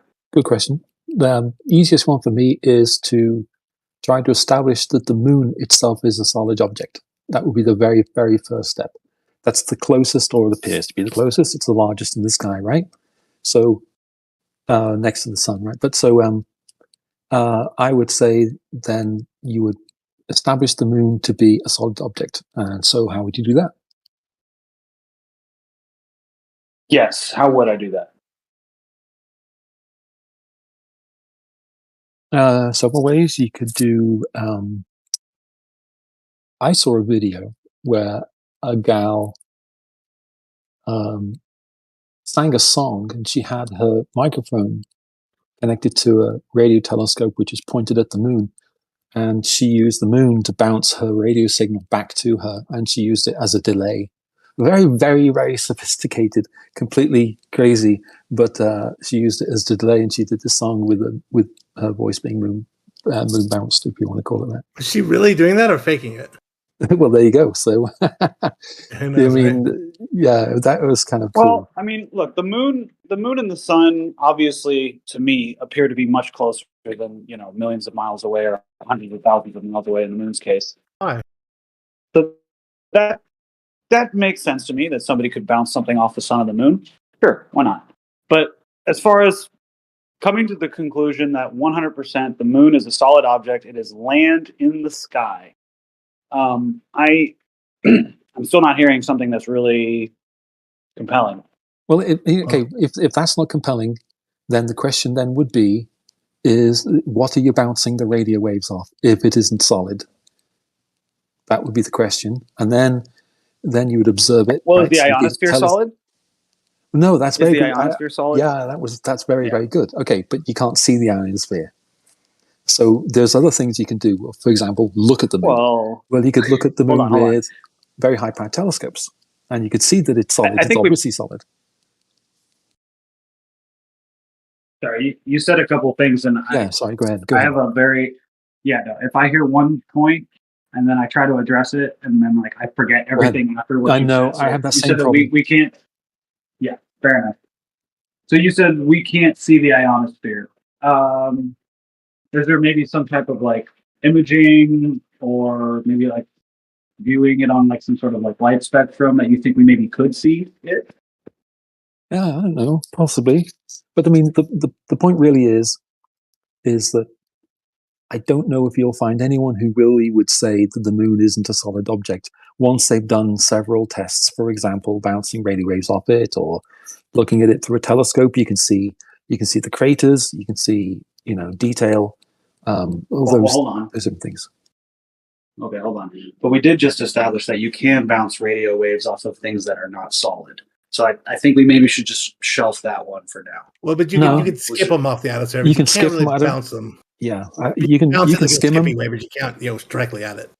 Yeah, that's what I was going to say. You can skip them, skip off Anybody them. who's looked at the moon through a zoom camera, like I've got the P1000, and when you look at the No, edge no, of the no. moon on the crater side, because half of it looks flat, the other half looks cratery, which is weird in itself. But and you see the edge of it, and you see what looks like these cliffs that would have to be like 100 miles tall. Anybody who looks at this with a real state of mind realizes, dude, something's wrong with this. There's no way there could be little cliffs like this. When you get a good angle to the edge, you can't have 100-mile cliffs like this, dude, that just span all the way across, bro. It's there's something going on with it, man. I don't know exactly what, but to say for sure it's solid, that's not honest. Anybody who's zoomed in on it, to say for sure. What do you mean it's not honest? It is apparently solid, and then you bounce the radio waves off it, right? And so then you get confirmation that it is solid because it's directly bouncing back off. So when they bounced radio waves off of it, dude, it went, and they in English, in England, I want to say UK, they didn't have enough information to confirm it was actual return signal from the moon. Then it went to JP. It went to the Jet Propulsion Laboratories and all that. And one of the guy named Bob said he confirmed that it is definitely a signal. And they're all like, yeah, it's a signal. Yeah.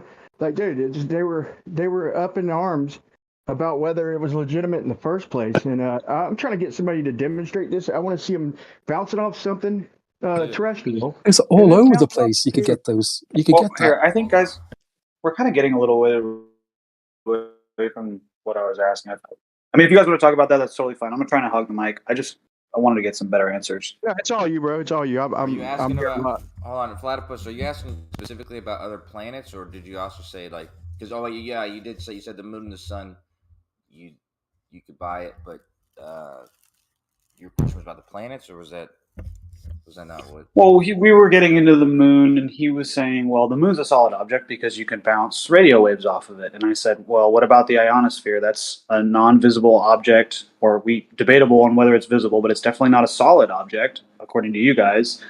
And we bounce radio waves off that. So I said, let's shelve the radio waves thing, and what is something that a layman can do to verify whether or not the moon is a solid object? I want your best answers for that. I don't think you can do it to 100% certainty, though, for sure. Because until you've gone and touched it, every test you do, every single test you do could potentially be fooling you in some way, some subtle way, right? Until you've actually experienced it physically, you have to just be making your best guess as to what it is. So our best guess for a long time was, that it was solid, and then we eventually crashed something into it, and that, again, even that could be a trick, but eventually we get enough evidence like that, we just decide, okay, if we're wrong, so be it. We'll just be wrong. It's all the evidence points to solid. That's sort of how it works. I mean, where else do we observe craters? When my soup is bubbling, when I'm cooking it, you'll see the bubbles that come up will just make little craters momentarily in the fluid. Maybe if it's got like a nice like froth on it, you'll actually see the crater there for a second as the bubbles start to pop. Magma. Yeah, but don't craters have different properties than bubbles? Like, don't they, like when a crater impacts, doesn't debris form a debris scattering field from the crater differently than a bubble? Well, which crater are we talking about? Which? I don't know. I guess any of them. This is what I was trying to tell you, though. Wait, you're talking about craters on the moon or craters on Earth? On the moon. All right. I'm not convinced that those are craters, but yeah. When you look at it would need to be a solid object for the those to be cliff. craters. Literally That's show my up as thing. like weird-looking cliffs, dude. Which means they'd have to be like hundreds of miles tall. It just like, is anybody here zoomed in on the fucking moon, or am I just talking to myself? I don't know, but what I'm trying to say is you're trying to get me to talk about craters, and I'm still not convinced it's a solid object. So how could you have like those craters in a non-solid object? That's what what I'm saying. Well, that's what you're trying to determine if it is a solid object, and then you'd say, Them very same shadows are blue during the daytime. What you're calling shadows of craters are literally atmospheric blue instead of dark. They're blue. You're looking at through the atmosphere, though. Yeah, so why are the shadows blue? I'm just saying. Because they're not Okay. they're not reflecting a lot of light from the sun. So maybe we step away from the craters. What's another thing they can do to verify that the moon is a solid object and that there's land in the sky? I think the retroreflectors, because I know what you said about the ionosphere, but the truth is that's only true about very specific wavelengths, and so it's not going to be the case that you can just shoot like a random retroreflector or a sufficient retroreflector. I mean, a sufficient laser directly at the moon and receive it directly back.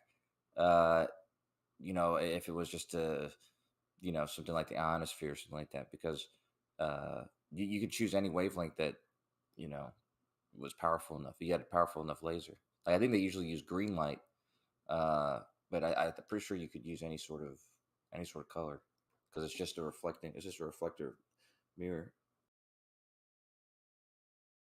Yeah, it'll come directly back to where you shot it from. It does seem kind of funny, though. They can take lasers and they hit like at 70 miles or 65, 70 miles at a sodium layer. Like, what in the world would there be a sodium ion layer up there? I mean, that kind of goes against what I've learned, but what's stopping them? Why is that layer stopping lasers? I think it's thick. Like, sodium's kind of heavy, isn't it? Isn't it like 14? But it's not stopping the radio transmissions, right?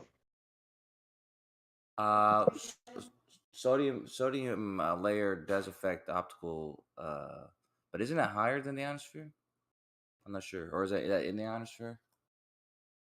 Well, the thing is, if we're going to start claiming that the moon is solid because we shoot lasers at it and it does something, like, we're going to then have to like verify what the moon is actually made out of just to make sure that that is solid. Because what if it's some sort of non-solid material, some element that we're not familiar with, mainly because it only exists in the sky?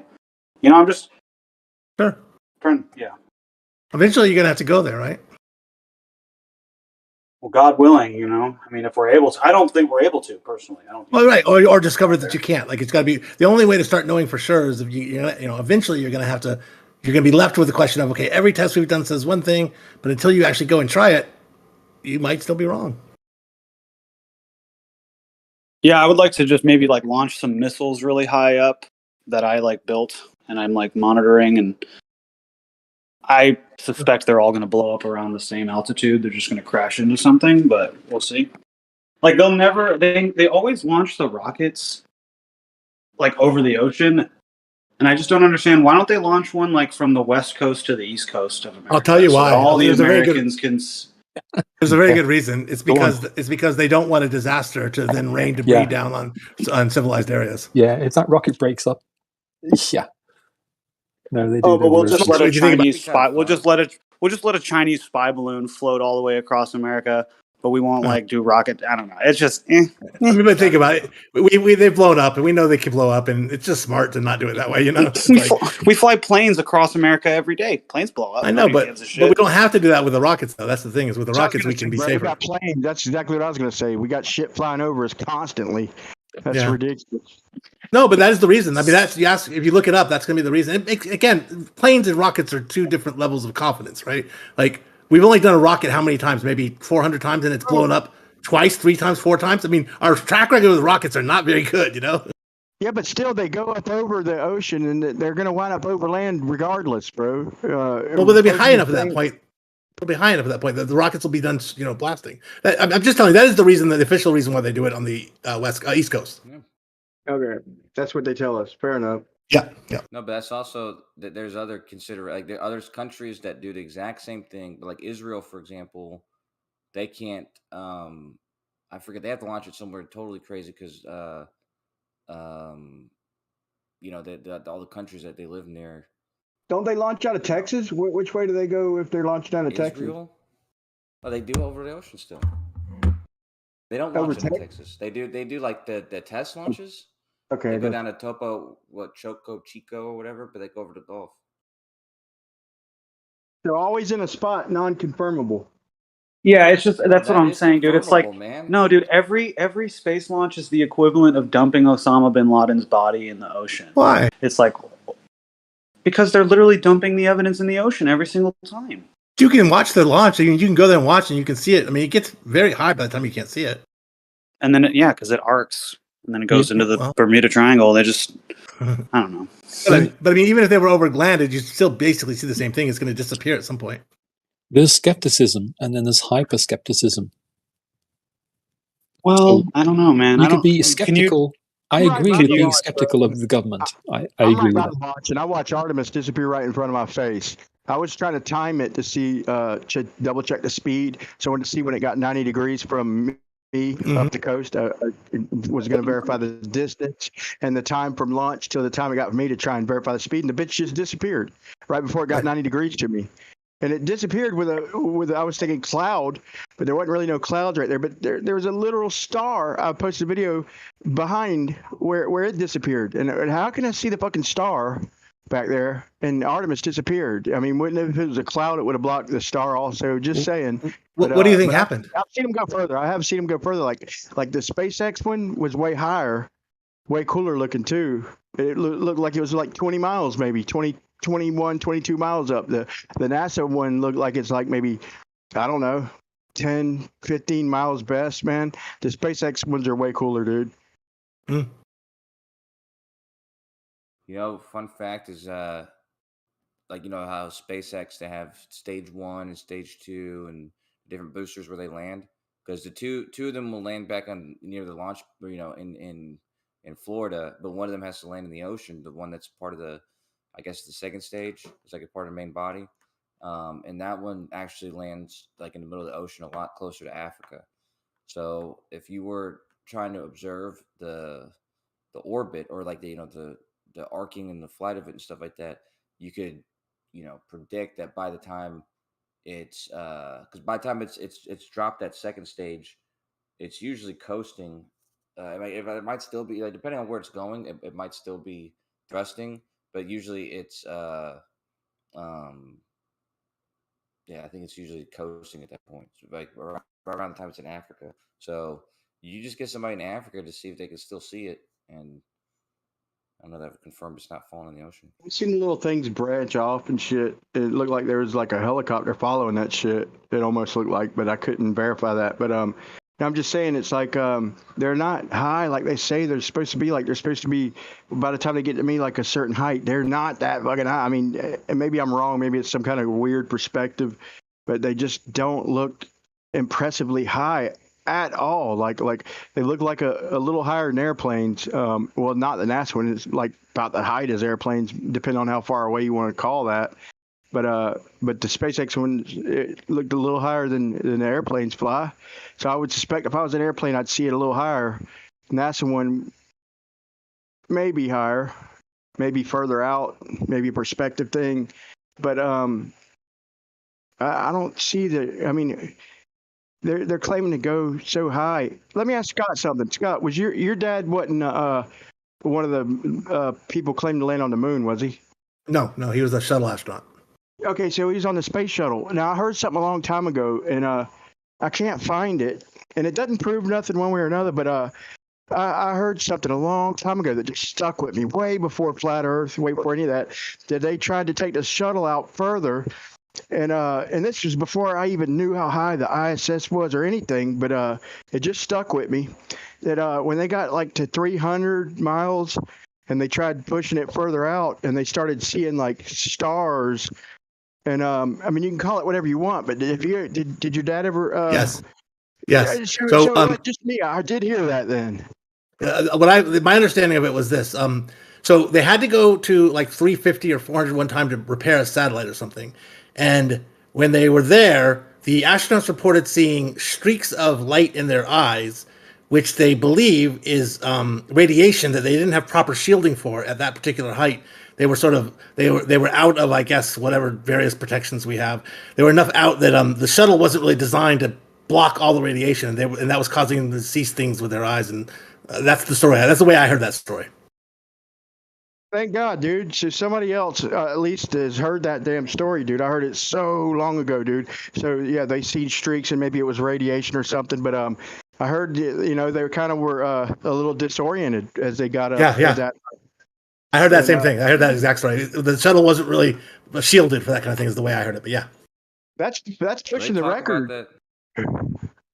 Good, they talk about that in the ISS as well. Like I know when they say when they go in certain areas, like what was it called, the South Atlantic anomaly or whatever. Like there's different parts of the magnetic field that are behaving differently. So it's like they'll that part of the Van Allen belt will actually be lower in some regions of the sky or something like that. Yeah, that's what they say.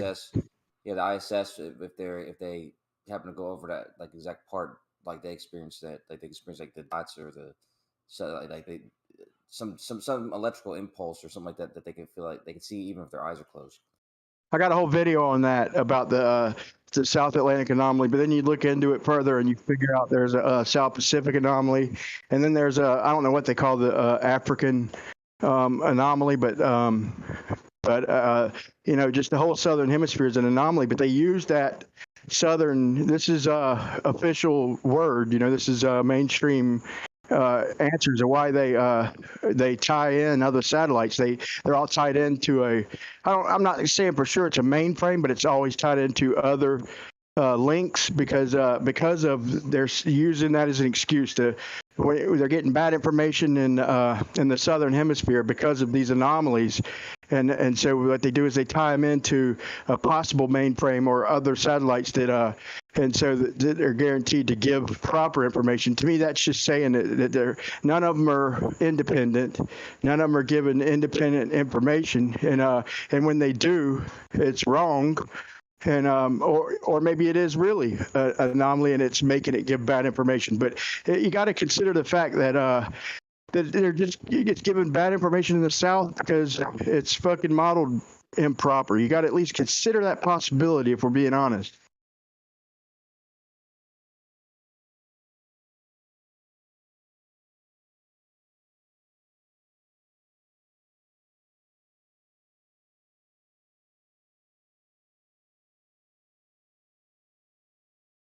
Another thing, since nobody responded, like when they were talking about Orion, I had this out with Blue Marble Science and other people, and I was talking about the Van Allen radiation belts and how it said on there we got to make it through this dangerous layer of radiation and harmful radiation.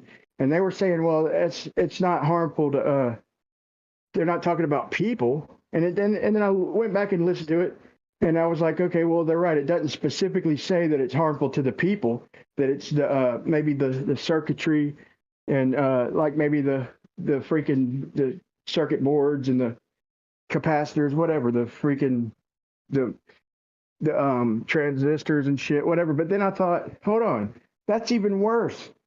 Because if that's the case, if they have to find out and put this new shielding to the test to protect the circuit boards, what about all these damn probes and the rover? I mean, either way, they're just giving information that is contradicting to itself. If they can't protect and they have to come up with new shielding to protect circuitry, like there's things, probes, like satellites and rovers and all this shit. That's even worse because only a few people have claimed to went out of this zone, but there's dozens of freaking satellites and probes and shit that claim. So that's even worse. When I got thinking about it, I was like, that doesn't help your argument.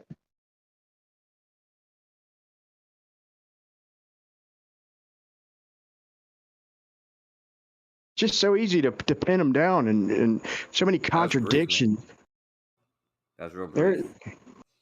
I'm just saying, man, we got to think about that stuff honestly.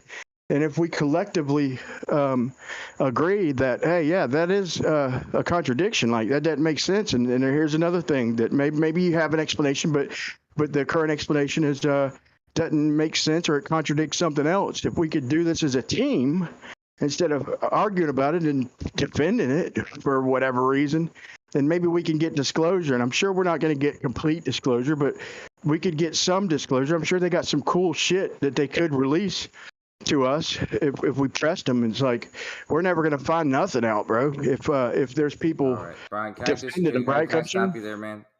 I just got. Why is it upsetting you, bro? I don't have the patience or the whatever to listen to. You say a whole bunch of stuff, dude. A whole bunch of stuff. I'd like to listen to it, but you say some things. I don't have the energy is really what it is. Like, you know what I mean? It's like I have to like really be paying attention and really remember a lot of the points you're making because you make so many other ones. You know what I mean? So I'm just saying, like, fair enough. Well, will you side with me if I just make one coherent point and relating it back to the fact that sure. we should, like, yeah, that's a good point. Like, let's get a good response. Okay. So like I said, when it says that we got dangerous radiation that we have to go through. We have to go through to get to these regions of space. Okay. If it doesn't mean people, if it's to protect, if they got to test this new shielding to get through this harmful region of space, if it's applying to the circuitry, what does that say to all the probes, the Mars rovers, all these other satellites and whatnot with that same circuitry? If they don't have the means to protect it, how can they explain all the shit that they've already sent through it, Kosho?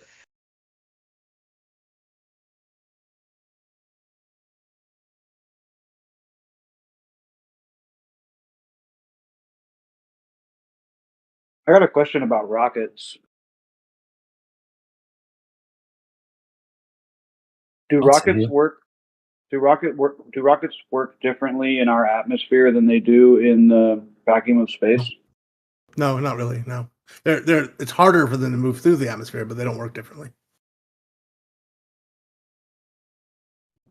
No, that's not true. They have to expand the nozzle size to a maximum, like as they get higher, because they're getting less and less thrust. So they literally have instruments or whatever that literally changes the nozzle size of the thrust. So that's not true. There's definitely a difference. I disagree with the way you're saying it. The nozzle size does get bigger, but not because they're changing it. That's a function of there being less air pressure, and the way where the rocket works is Newton's third law, reaction reaction. So I'm saying that's the part I'm saying is the same. It's working by thrusting, by throwing matter out the back. That works up in space. It works in the atmosphere. It has to slog through the atmosphere, and the air pressure keeps the nozzle flame from being too wide or too expanded. But as you get higher, that air pressure releases and it gets wider and wider and wider. Yeah, maybe so, man. Maybe so. But he did ask, is there a difference? And I have to say that there's absolutely a difference in the way they have to propel the shit. So I mean, that'd be a difference. I mean, maybe it is what you say. It's a different. Maybe I misheard. I thought, but it's a difference in the way it looks. But it's the propulsion is still third laws. I guess I thought is what he was asking. I could have been wrong about that though. My bad. What were you asking?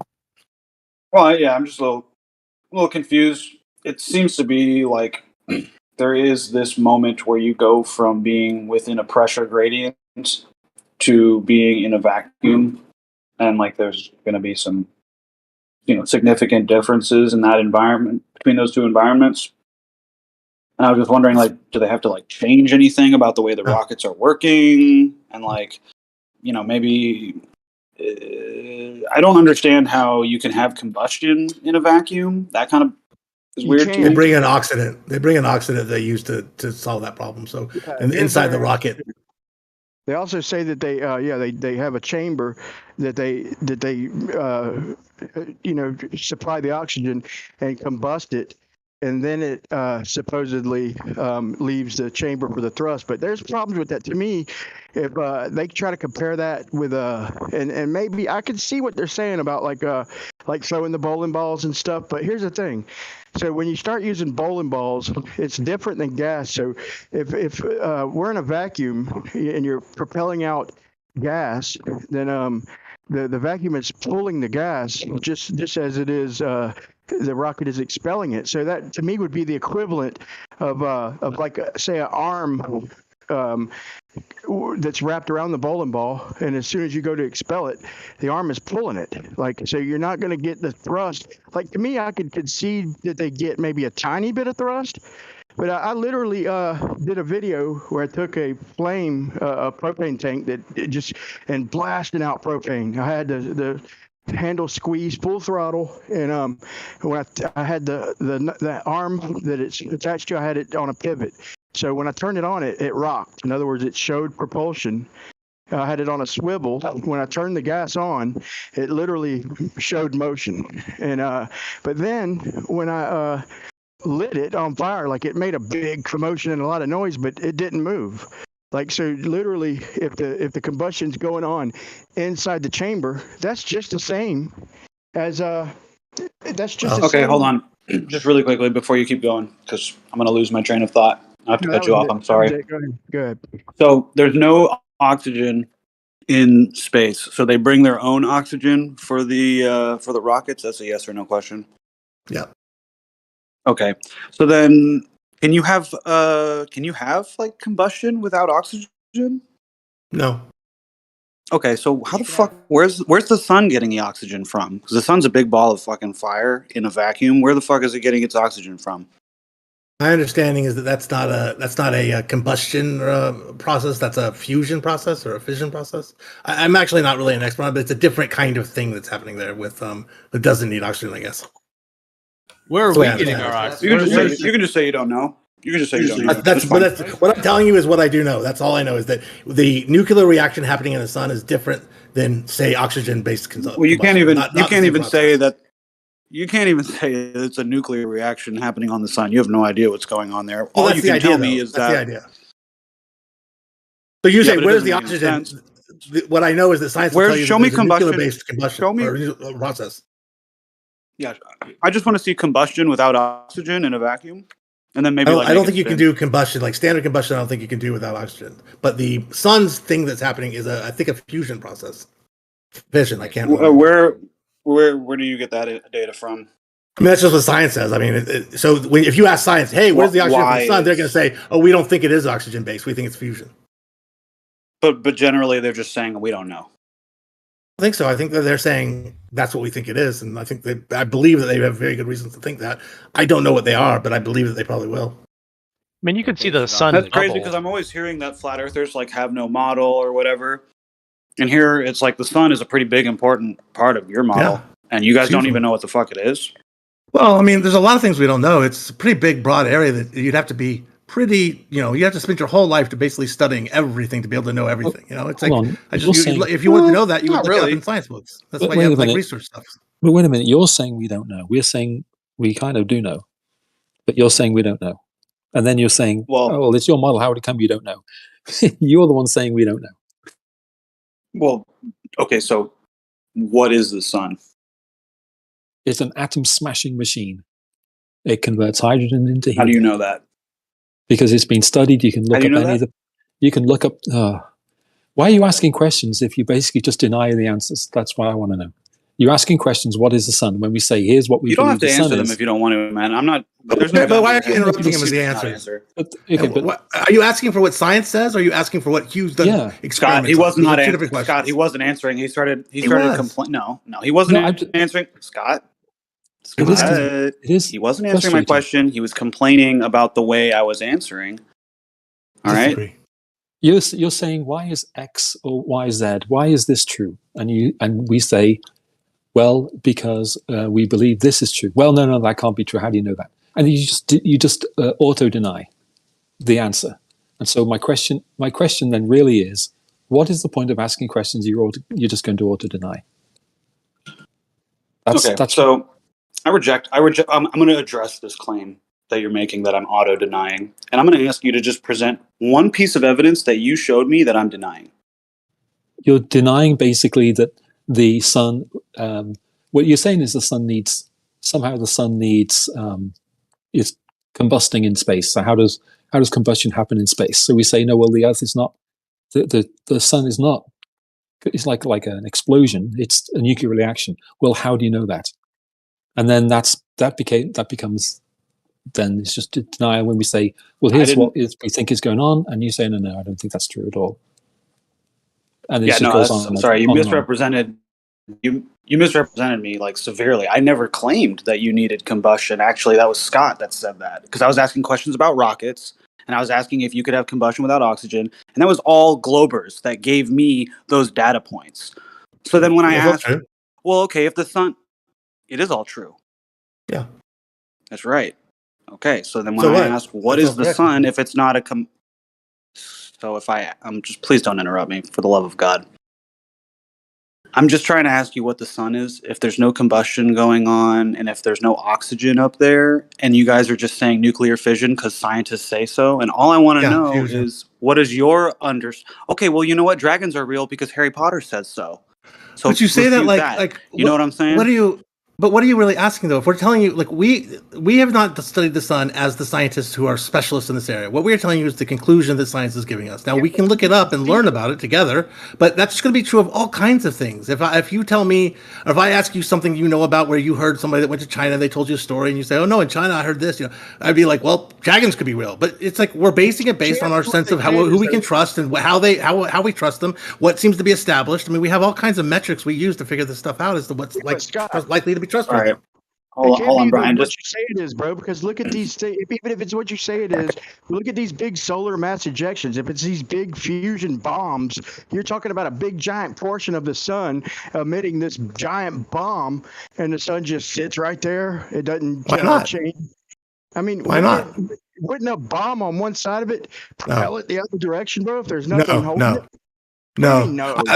I'll tell you why. I'll tell you why I sort of know that. I mean, to the extent that we can know anything. Again, I didn't do experiments, but I was reading one time, how many nuclear bombs would you have to set off in one spot on Earth to get it to move?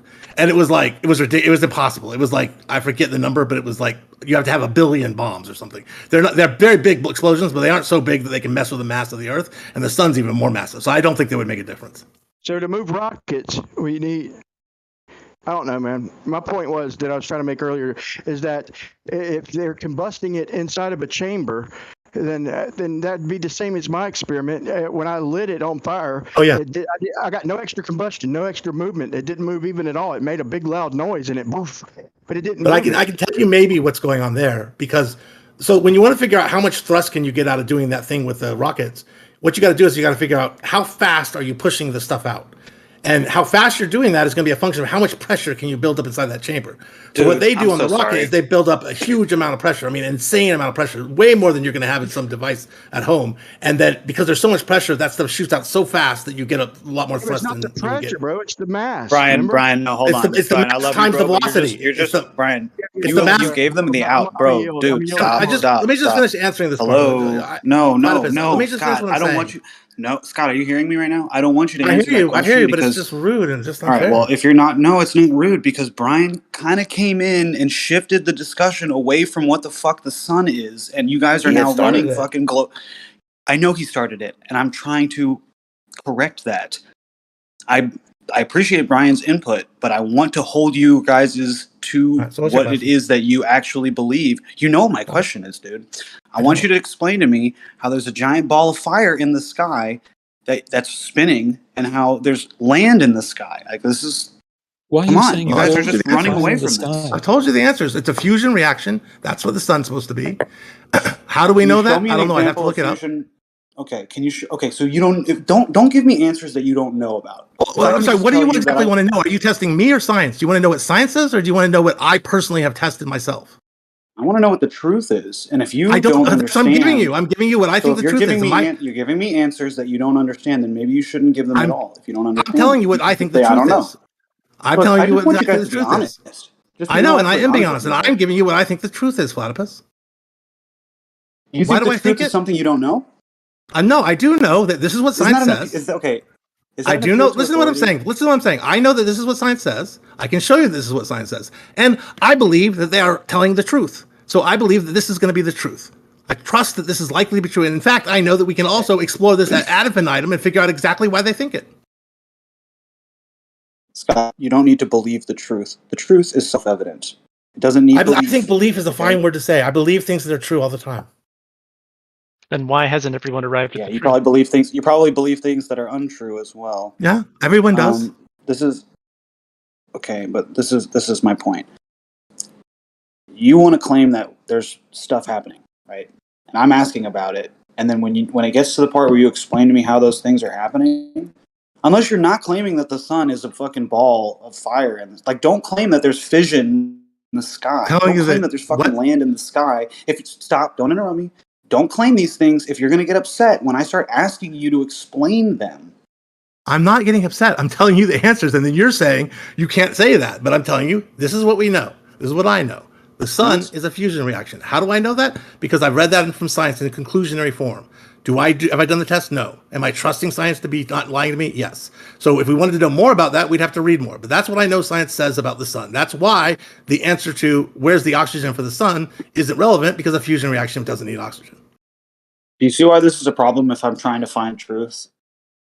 Don't see why it's a problem. I don't think that if you're trying to find truth with the question of why isn't there oxygen in the sun, and I'm giving you that answer, it seems like a fair reason.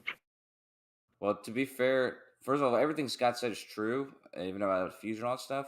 But what's interesting is actually the sun actually has more oxygen than there is on Earth by a lot, I think. But I mean, but it's irrelevant though. I mean, is it irrelevant though? Because that's the whole thing. It's like that was the crux of the argument, and like if that is part of your model, if that's part of your model, what does fission have to do with any of this? Because the oxygen is not being used for combustion there. It's fusion. Exactly. Yeah. So there's a giant ball. There's a giant ball. Sorry, Kosho, go ahead. No, I'm just saying that's exactly what Scott said. The fusion's occurring there, so yeah, it's true. There's more oxygen there, but it's irrelevant to the fact that the sun is emitting this energy, because that's not coming from a combustion; it's coming from the fusion. I have a lot more questions about this, but I don't want to upset anybody. So if you guys want me to ask questions about it, I will. If not, I'm going to pass the mic.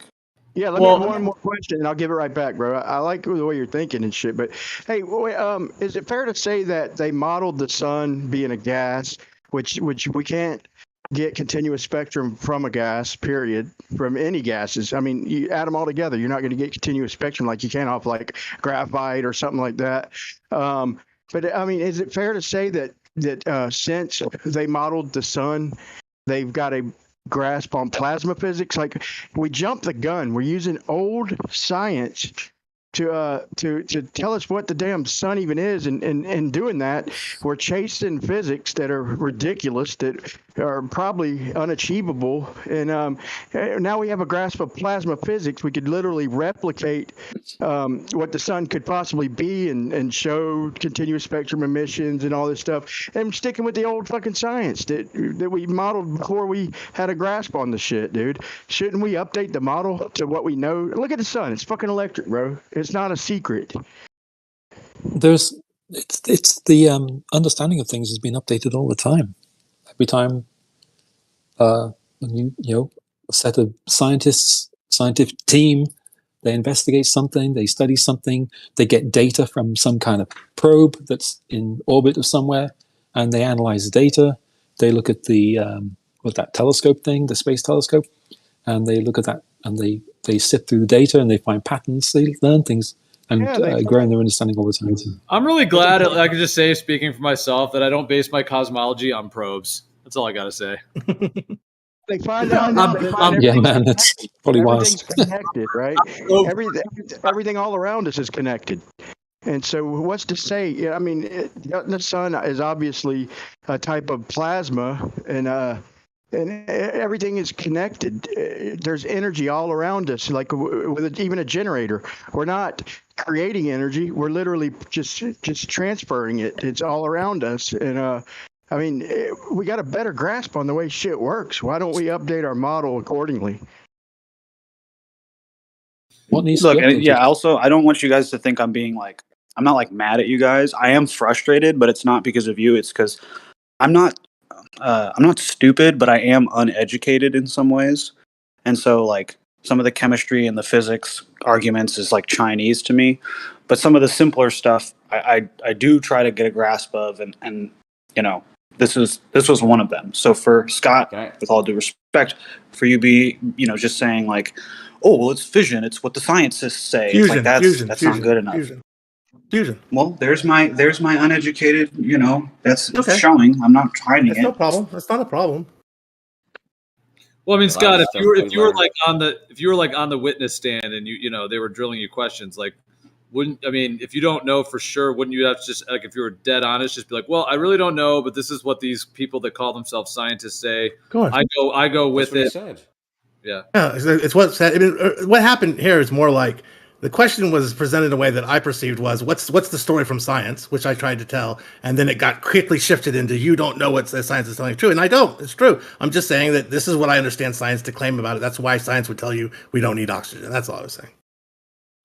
That was So fairly honest, yeah, but the two groups of sorry, people go are ahead, the Dad. people that don't know everything about science, and then we can say that we just don't know, and then that means, okay, we don't know, so why are you giving us answers? And then the people who do know, and then they're all untrustworthy. So how you can win? Okay. I want to say a fun fact of not maybe not a fun fact, but I guess just a regular fact of Flatus, about, because he was talking about thrust in space, and it's true that there's like the liquid fuel or solid fuel rockets and that kind of stuff and that type of propulsion, but there's also two other really cool types of propulsion that rockets use, and one is ionic thrust, which also works in space, and then but doesn't involve any sort of combustion or anything like that, and then also what basically comes from a fission reaction. They have like this. They have this radiation that is emitting radiation, and then that makes heat, and they use that to Do power. you agree? Ionic thrust is not just air being propelled, right? I just told you that's a different form of propulsion. So Can they do ionic it's not thrust the up same here on Earth? form. Yeah. If we could blast yeah, our way, they do it on Earth as well. Yeah. It's really weak. If we could use gases and combusted gases to propel our way forward in a vacuum, shouldn't we be able to suck our way forward in an atmosphere? I mean, wouldn't that be an equal and opposite reaction? Some career fields you can, dude. Some careers, that's how you get ahead. That's funny, bro. That's funny. I was going to ask. I mean, I guess sorry if we jump around a little bit on topics, but this was a little bit from before in terms of the oxygen thing. And by the way, like the discussion, like Hugh, you were saying, I mean, I don't think this discussion doesn't have to be one person like, hey, I just believe in this science that maybe I can't really prove, versus the other person either not accepting that, like, meaning that it can be a discussion just between people, like, what is your thought? What is your philosophy? What do you go with? And if all you would have is to say, well, I don't have any further proof other than what this authority tells me, then so be it. But it doesn't mean that you have to like prove it for that authority. So my question then would be, at what point do you become an authority? If you don't know anything about it, what are you going to do about that? Well, then you go study it. All right, so then you go study it, and you come back in. You say, "I've studied this for 10 years." Oh well, no, we can't trust your opinion. You're an authority. And then maybe you teach other people. Well, then you become an authority that people don't trust. Well, then I mean, ideally, you'd have to be able to validate to another human. Like, if there's something I know that's true, then I would be able to demonstrate it or show you its truth.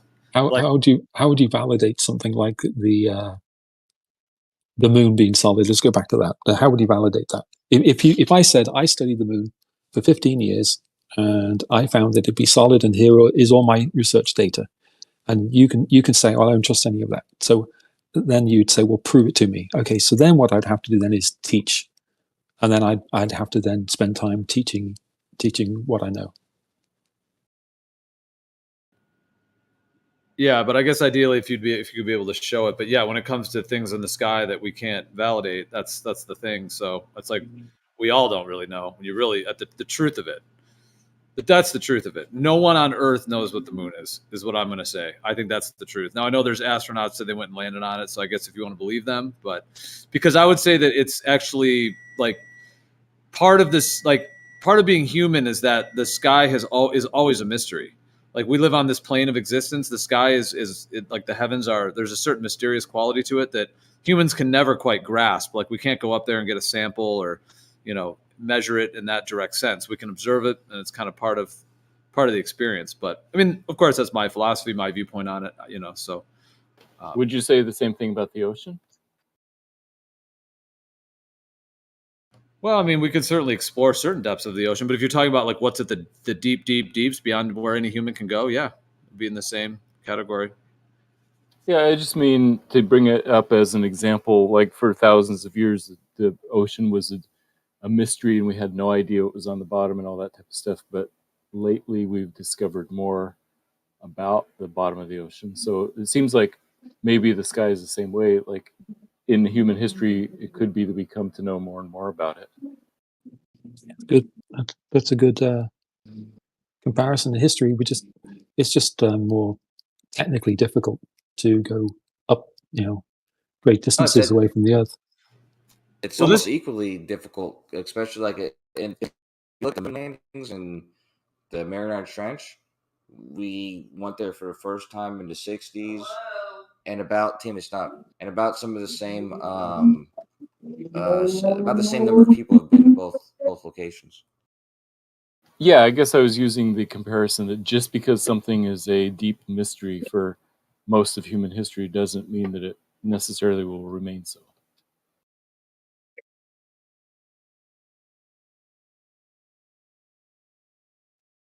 Yeah, but I guess I would categorize those in different ways. Like, in my viewpoint, like, there's the spirit worlds as souls. I could just say for myself, I incarnated from the human spirit world. When I say human spirit world, it's because it's the main spirit world that's the train station, as it were, that links to this, like, to incarnate into this realm. That's the spirit world we come from, although we can traverse from that spirit world to others.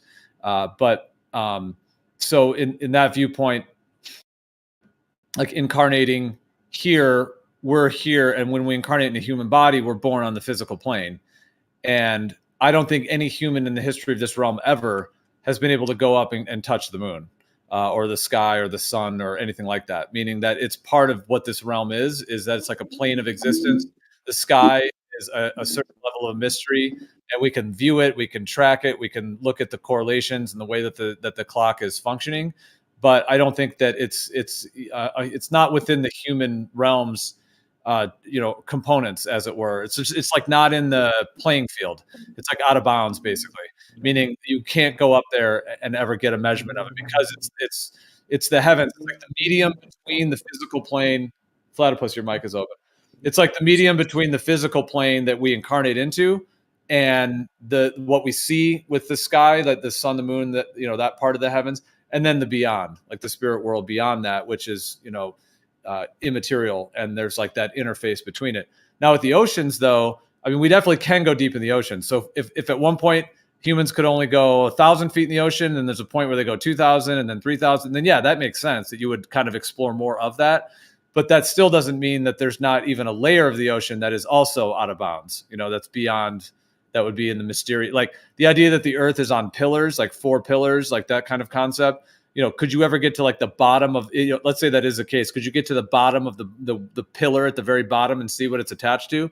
Probably not. But if a boat sinks, like the Titanic or something, could you go down very deep in the Marianas Trench or some other thing and see some things? Yeah, but that doesn't mean you're in the great deep. You're not in the great depths. And perhaps there is some barrier or some natural limitation, just like I think there is in the sky, that we can't go beyond.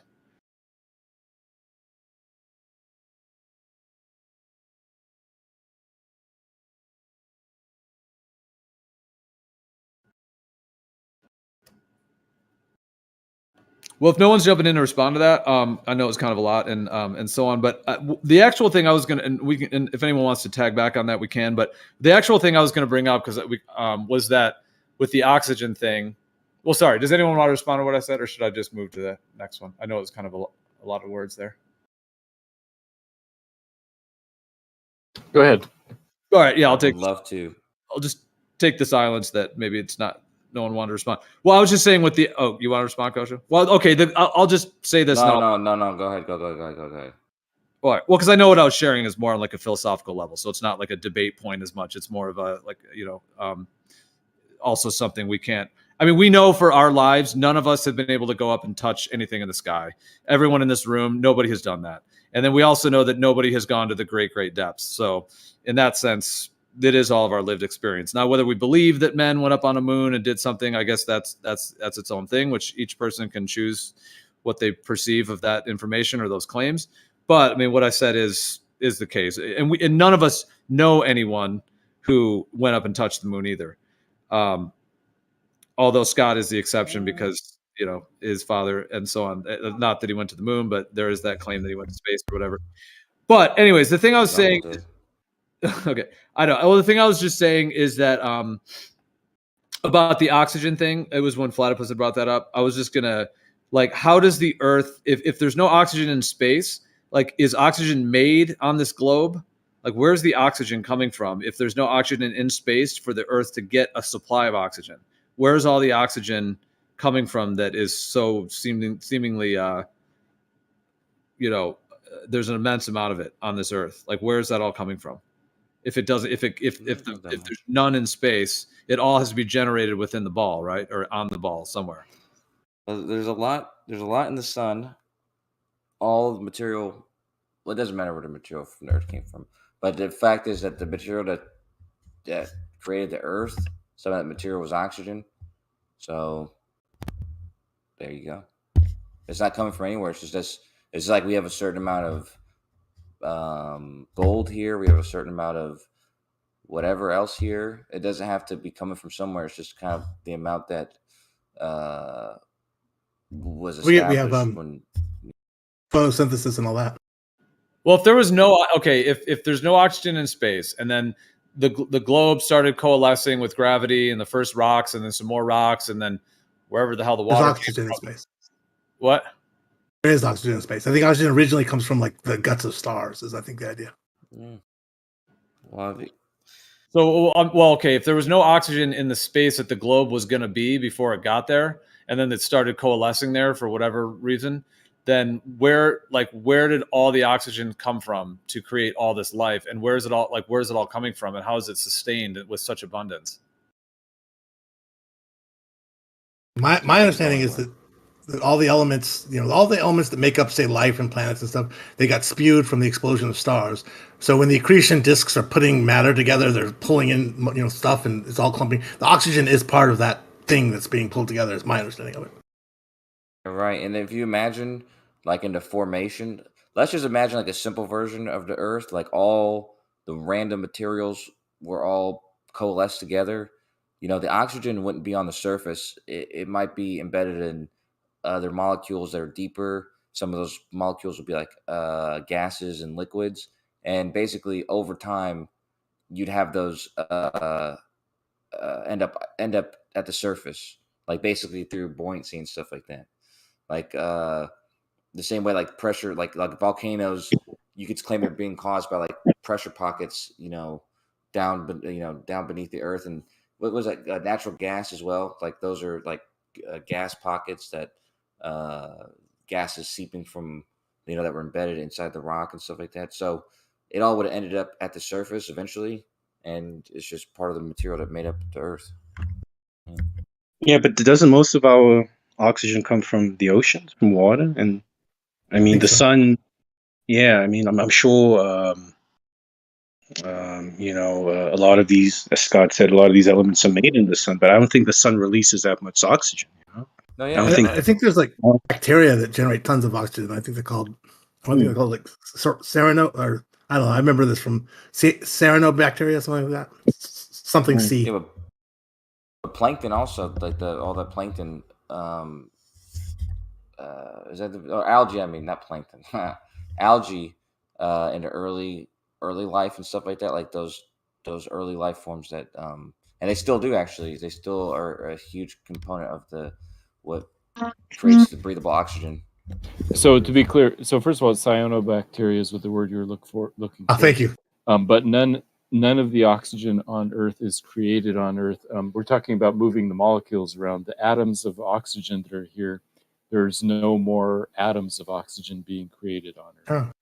Oh, okay. Just being in exchange with other stuff. Like if there was, like I said, if there's water embedded deep in the Earth and then it reaches the surface and then, it breaks up and whatever. So yeah, I guess that's interesting. Of course, right? Like all they're doing is basically splitting off things that are connected and then reorganizing things. That's interesting. I don't know why I never really thought about it that way, but we drink water, which is H2O, and then we exhale carbon dioxide. So we breathe in or we drink in some water and we breathe it out. Yeah, exactly. We're not creating oxygen. Cool. Yeah, and a lot of plants release oxygen. It's like nitrogen fixation almost. I mean, most of the resources we need on Earth are created on Earth through these different types of cycles. Well, they're being recycled through the Earth, basically. Yeah, basically. Doesn't it seem intense though that like the idea of the globe model, that at one point in the history of things there was like nothing in the place where the globe was, or maybe there was something else, then at some point for whatever reason this globe ended up being here, and then there's all this just the myriad of elements and minerals and just the complexity. Like, where did that all come from, and why is it just this Earth? Like you look at Mars. I mean, what they claim Mars is, like, just this one is just, this one's a party here. There's a lot going on. Yeah. But I suppose a gnat sitting on a big oak tree would say the same thing. You mean to tell me that it grew up from an acorn and this oak tree didn't exist for 45 years ago? So change is part of life. Well, I would say the miracle of existence is a miracle no matter how you slice it. Like, yeah, it's crazy and intense that this happened, but anything is crazy and intense. Isn't it crazy and intense that this matter and this life and this stuff was fiated into existence at one point? And I mean, no matter what you sort of look at, angle you look at it at, the miracle that this stuff exists and this stuff is so complex and it all is happening is kind of like unavoidable. There's no version of this where that suddenly becomes not amazing, Well put. Yeah, also, I think it would be a bit boring if the Earth was just always here and in the state it is now. It would mean that things are never going to change, Things just stay static. There's no potential for change, So the fact that the Earth wasn't the way it is now means that, in the distant time in the future, it's going to be so different, I think Matthew also was sort of alluding to that. I don't know if he was doing it specifically, but that Douglas Adams? He has like a quote that's kind of like that about like how the water in a puddle, you know, it thinks about how special that hole is because it's perfectly the same shape Yeah. as that water or whatever. But the truth is that's why it's there, is because you know it's sort of the other way around. It's not that the thing was made for it; it was made because that place existed, basically. I'm familiar with that. I wasn't referring to that specifically. I would say that the universe as a whole doesn't quite fit that analogy because there are some things that seem to be like finely tuned to permit life. So I think it's a little bit different. Okay, fair enough. I didn't want to attribute that. Although, wait, the fine isn't that an attempt to address the fine tuning argument? Because isn't that thing saying it's fine that things are finely tuned, because if they weren't finely tuned, we wouldn't be here to recognize the fine tuning. And so, the only way in which this situation we have occurs is if there's fine tuning, I think, or something like this. Right. The only way that the reality could happen is only in one way. I don't know that. I mean, you know, when you take the fine tuning problem, you got to take it along with the anthropic principle, which is the idea that present day observers have had some sort of effect on the universe, and the things we do today affect the evolution of the universe. So we could make decisions today that cause the past to have evolved in a different way. So there's no rule that says the universe could have only evolved on one branch of a timeline. You know, we do things today that could change how the past was, basically. Guess I've never heard that. I don't know how we can affect the past. Yeah, just look into it. The anthropic principle. It's basically it plays into the was it the delayed quantum erasure experiment? Oh, you're talking about? I never heard it. I think you're talking about what's his name? Didn't Bell? Not Bell. Who's that guy? Not Ken Wheeler, but the other John Wheeler. Didn't he have this anthropic principle? hypothesis? Yeah, I guess that's what it's called. But yeah, it's the one where he's claiming that like you create, like, your questions of reality create reality from the past or something like that. I think the anthropic principle was what I was saying. The anthropic principle is the idea that it's an attempt to explain the fine tuning argument, or explain why the universe seems to be finely tuned to life. Because the anthropic principle says only if that's what it takes for conscious beings to exist, then that explains why it is we see this finely tuned universe, as opposed to it being random. Isn't that the point of the anthropic principle, is to make that claim? I think the point of the anthropic principle is to say that fine tuning shouldn't come as a surprise to us. If we exist, it means our actions today have caused things in the past to happen, so that, you know, we see this fine tuning developing. That part where you say it causes things in the past, I don't fully. I'm with Matthew on that, and I don't fully understand why it would say that. Yeah, Right, it may be. It determines the way the universe has evolved to have us alive today. No, I think it merely makes it so that we're interpreting the past in a certain way. Yeah, not that we're causing it. Interpreting what? I don't think we can cause anything to happen in the past, but the anthropic principle might be saying something about the way we interpret the past, not cause it. No, there's like a causal loop created between our actions today and the evolution of the universe in the past. So we do things today that have caused it's basically this idea that the future can affect the past. So we've done things that have caused the universe to imagine you had a tree with different branches. You know, there's all these possibilities which branch the universe can use to evolve on. But only one branch is going to take us to where we are today. And that's based on the things we do today, you know. So some people will take it as the idea that consciousness, us being conscious and being able to look at the universe and observe it, is what causes quantum states in the past to have collapsed so that all of the other branches fall away and there's only one branch left. You know, it's a very philosophical idea, but I hope I'm making sense. On this space-time video that actually I remember Matthew O'Dowd, he goes over. I forget. I think it actually might be the anthropic principle. But anyways, this is where he talks about it in this episode of basically John Wheeler's description. They say the same thing that Nate's describing. Just an interesting idea. Yeah. For interpretation. The end point of it is that life as we know it is inevitable.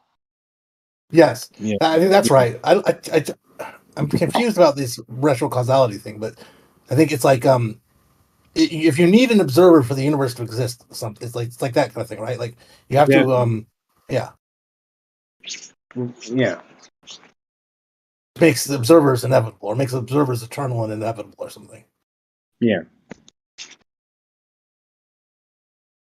It's kind of like without observers being present, the universe would just stay in a sort of semi-quantum state, and there would be no definitive evolution or evolutionary stages. You know, everything would just be possible. There would be nothing definite without observers here to allow these quantum states to collapse. It is pushed by my favorite philosopher of all time, though, Nick Bostrom. So I should actually learn more about it. I really like that guy. Yeah, I like him. Oh my god. Like him? But it's not a very popular idea, you know. It's actually I like Nick Bostrom too. He's a cool dude. But there's a flaw with this argument. I just don't know what it is. Somebody said that Wilbur said that to a flat earther, and they said that was the worst thing they've ever heard somebody say or something like that. But I it's feel bad just true. It's not our fault. It's true. You can want it to flaw. No, but it seems like there's something wrong with the trilemma. Like and I'm not trying to change the subject. I'm so sorry.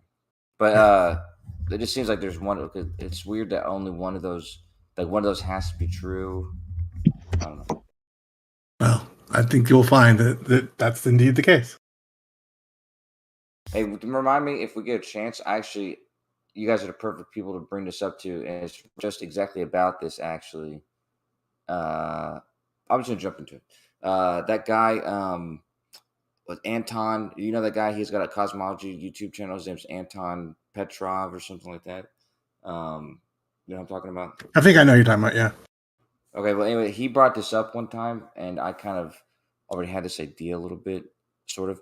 But he said that there's actually a hypothesis that is sort of along the lines of Nick Bostrom's what do you call it? Ancestral simulation thing.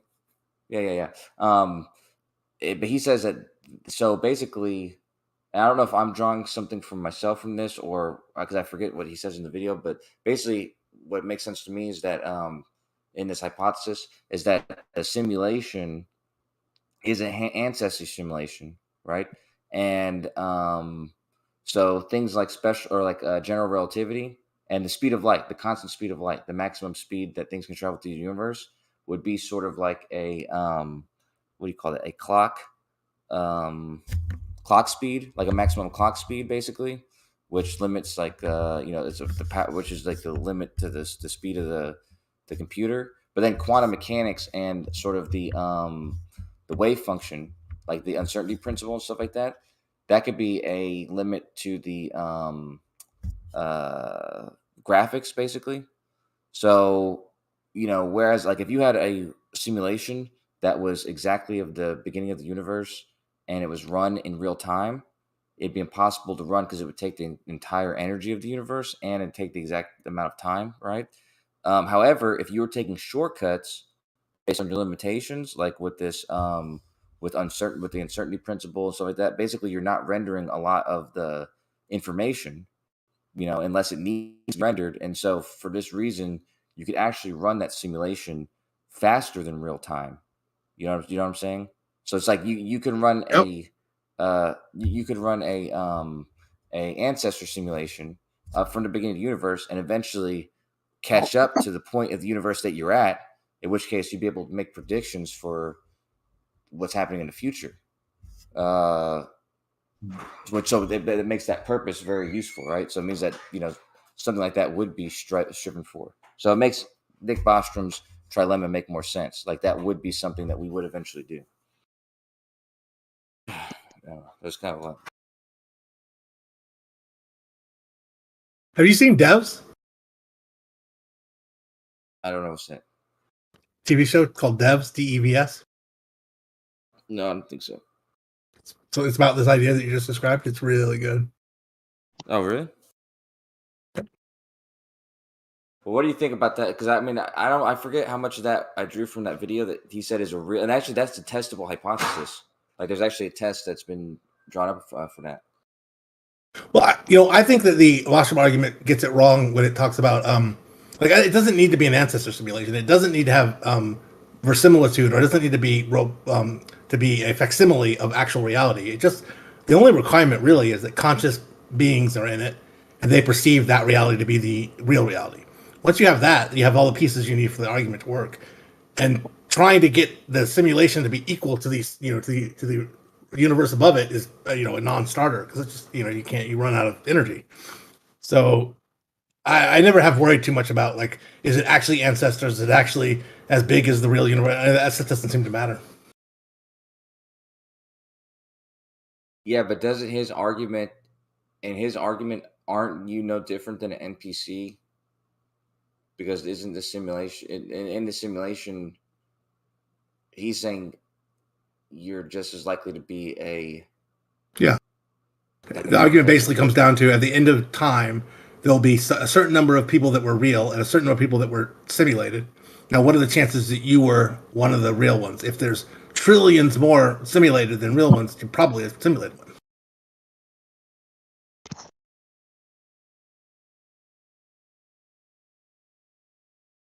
And that was a cop-out, but I just feel like there's a flaw in that argument, because it seems like if that was the case, it would be but that's not really a fair criticism, because, like I said, flat earthers were saying that about a Glober the other day. They were arguing with the Glober, and he said that. So I don't know what you're wrong about, but I know you're definitely wrong.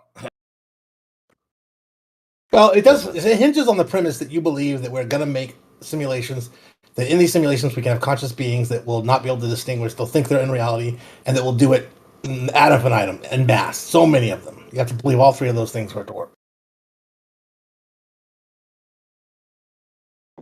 Like I said, if the purpose, with the purpose like the one I was describing, there would definitely be, there's definitely purpose, yeah.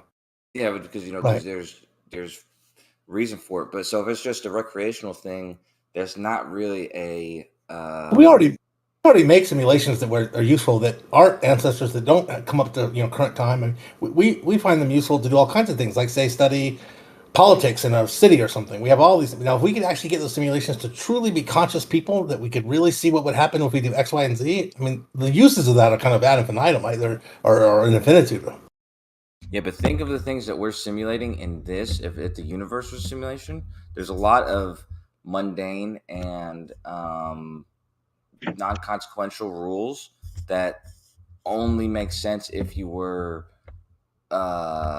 imitating some sort of reality, right? Because there's a lot of different there's a lot of loopholes that you would make. So like if you rendered a video game, for example, there's a lot of stuff that you make it look like it's doing that, but the actual rules don't need to be. But say you wanted to do a simulation of the universe, whatever. You wanted to make it look like that for the people on the planet. What would be a good way to not have to actually do all that work? Because that's a ton of work, right? What would be a good way? Well, one thing you could do is, you could make the distance between worlds so big that they don't have any chance of getting to anywhere. So you don't really need to bother simulating anywhere, because only let them get within a couple thousand light years, and that's as far as they're going to be able to get. Or you could make this. Couldn't you make it that those parts of the universe only generate when an observer is there to view it? That's what I'm saying. Of course. Not just an observer, but any sort of. I think the same way in quantum mechanics, that's not really an observer; it's more of an interaction But I think even Interaction pair. that would even save enough. I think that would save enough data, Yeah. basically. Even Yeah, still, just set a basic fundamental rule. Information Yeah. can only be shared at a certain speed. No information can move beyond that speed. And then you have these cosmic event horizons where beyond that there's nothing. We can't interact with it. And by the way, it gives us a new solution to Fermi's paradox, right? And now we know why Fermi's paradox is true, if this is true. Yeah. But there's a lot of questions. There's a lot of questions at that point. Like, I don't see the what's link the to point of the Fermi's simulation? paradox. Because Fermi's paradox is where are all the other aliens. But if there were all these other aliens, well, they'd have to be simulating everything because there'd be aliens everywhere, right? So they wouldn't really solve this problem. We're just talking about how this is a way where you can do just-in-time compilation. So whenever humans get somewhere, it'll start simulating that area. So that's why there are no aliens because it can't do all that work. Basically, is the idea. What's the purpose of this simulation if you're not making it accurate?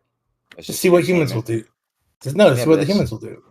Yeah, but that's not really. There's going to be like inaccuracy. So I mean, I guess it's useful in some cases, but it's going to be limited. Well, I mean, but we do it. We get use out of it all the time already.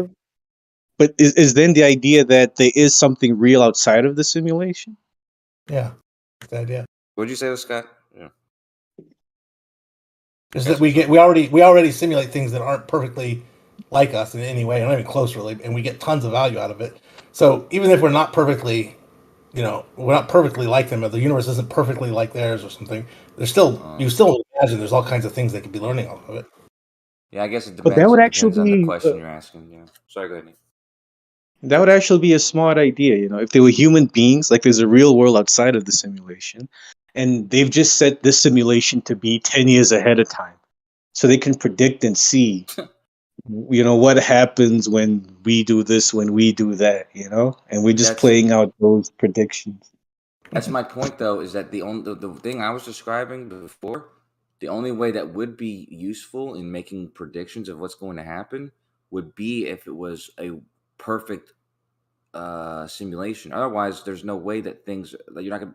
It's not like events that are happening in your simulation are going to be actually happening in reality, because it's not going to be perfect unless you made it perfect, which would require all the information that's useful in the universe, not just like But it doesn't have to be perfect to be like maybe a good predictor, because it's like they might learn like, oh, you know what, when this happens or that happens, generally the humans that we have in the simulation do a certain thing, and we've tested this enough that we know that that's a pretty good approximation of what real people do, and it doesn't have to be perfect for it to be useful, I think.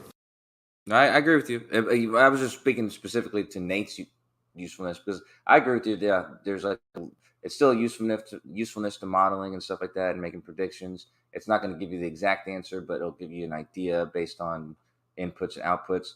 But I'm just saying, like, if you're trying to get it to like predict like lottery tickets, type of stuff, I think that requires accurate, like the exact, like the accurate input, which is like the entire information in the universe.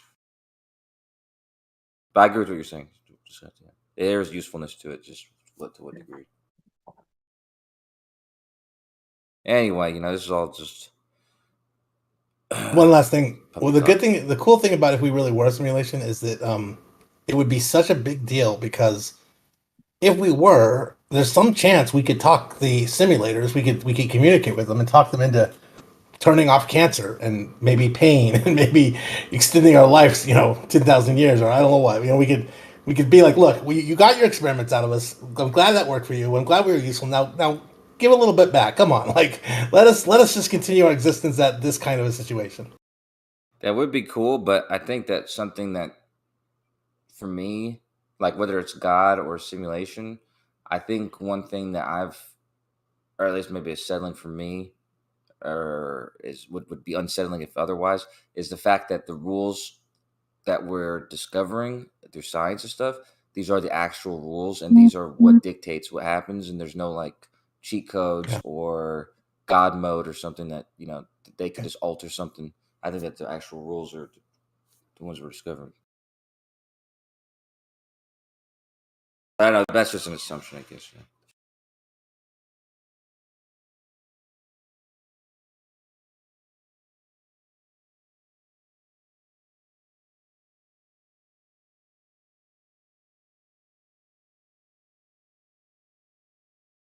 philosophical.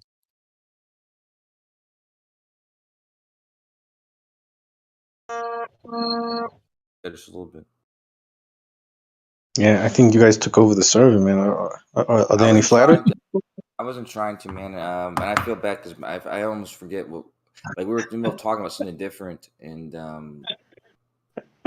you know, it's like me and Scott went on like a rape. We like raped the server with this fucking with this simulation talk. Yeah, I was very interested to talk about it. You know, so it's a little bit selfish. Also, let me do like have ideas on the origin of reality and things, or like do most of them just go along with what the Bible says? What are you asking? I'm asking, have you heard flat earthers have Oh. ideas about the origins of reality outside of the Bible, or do they just go along with what the Bible says? God made everything. I mean, you know, Geo doesn't really draw from the Bible. There's a lot of people who I guess it's somewhat similar, but you know, they don't really draw it from the Bible. And you have to ask them. Yeah. I suppose you were.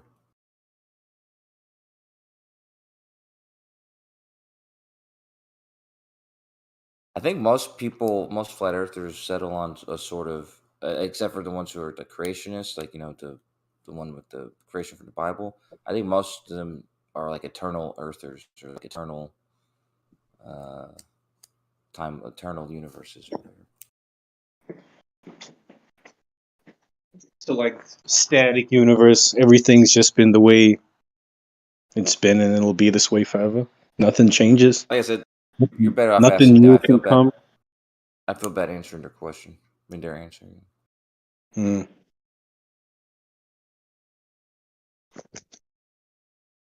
Geo had to pee, son. I mean, you're a Muslim, and you guys believe that Muhammad drew the earth up from a unicorn or something like that? There's a Pegasus.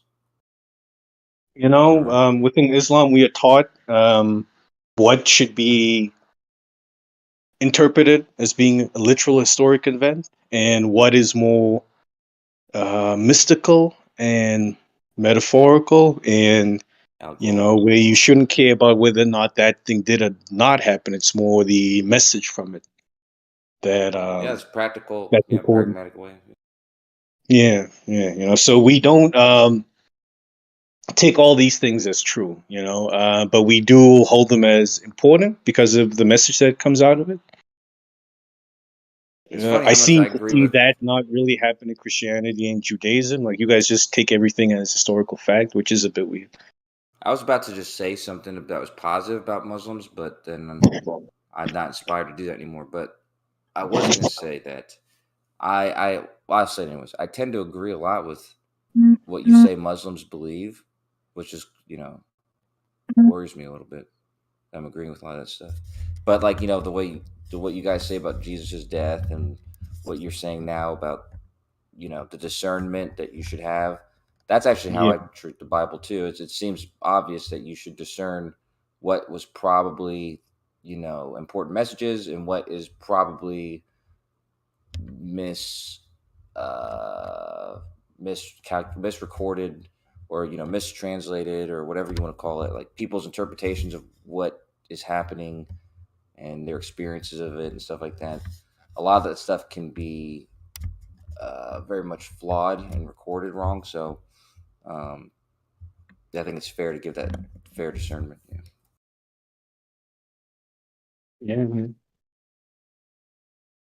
Yeah, you know, Islam, you know, is very Gnostic in nature. You know, there's this general idea, well, especially amongst my type of Islam, Shia Islam, that most of the Quran shouldn't be interpreted at face value, that there's hidden meaning, that you need training and experience to gain and be exposed to, you know. But yeah, I don't really see that in Judaism and Christianity. You guys just take the book at face value and then believe that all these fanciful things happen, which is a bit weird. You know, Moses went up into the heavens and was in front of the face of God, and this, that, and the third. Hey, 1 second. Hey, Scott Beach. Hey, if I was on stake.com and you have to give them the accurate address and stuff, what am I supposed to do? Because I don't live in one of these other countries. What am I supposed to do? Is he even still here? I guess not.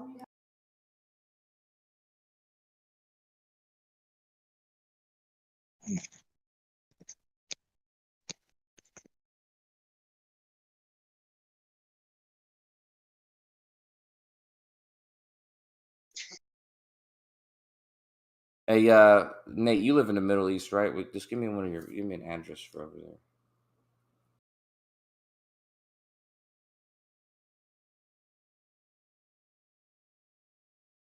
What? I'm just kidding. I know you don't live in the Middle East. I didn't hear your question, man. It's a joke question. It's not a real question. Oh, So. okay. I'm not trying to get.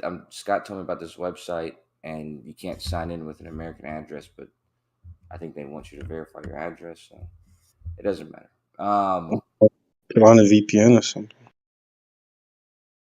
Anyway, let's bring it back to the sun. Get it back. Oh yeah, one thing, when Platypus was asked about how do we know that there's nuclear fusion reaction going on, I would say that this is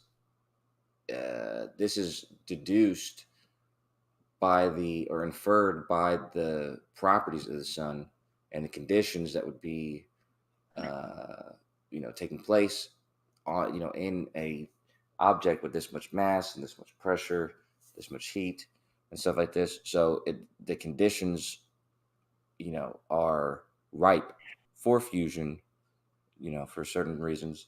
And then the effects of that, like the consequences of that occurring, can also be predicted and are also present in the evidence of what's making up the sun. So like the quantities of carbon and helium and hydrogen and oxygen and stuff like that.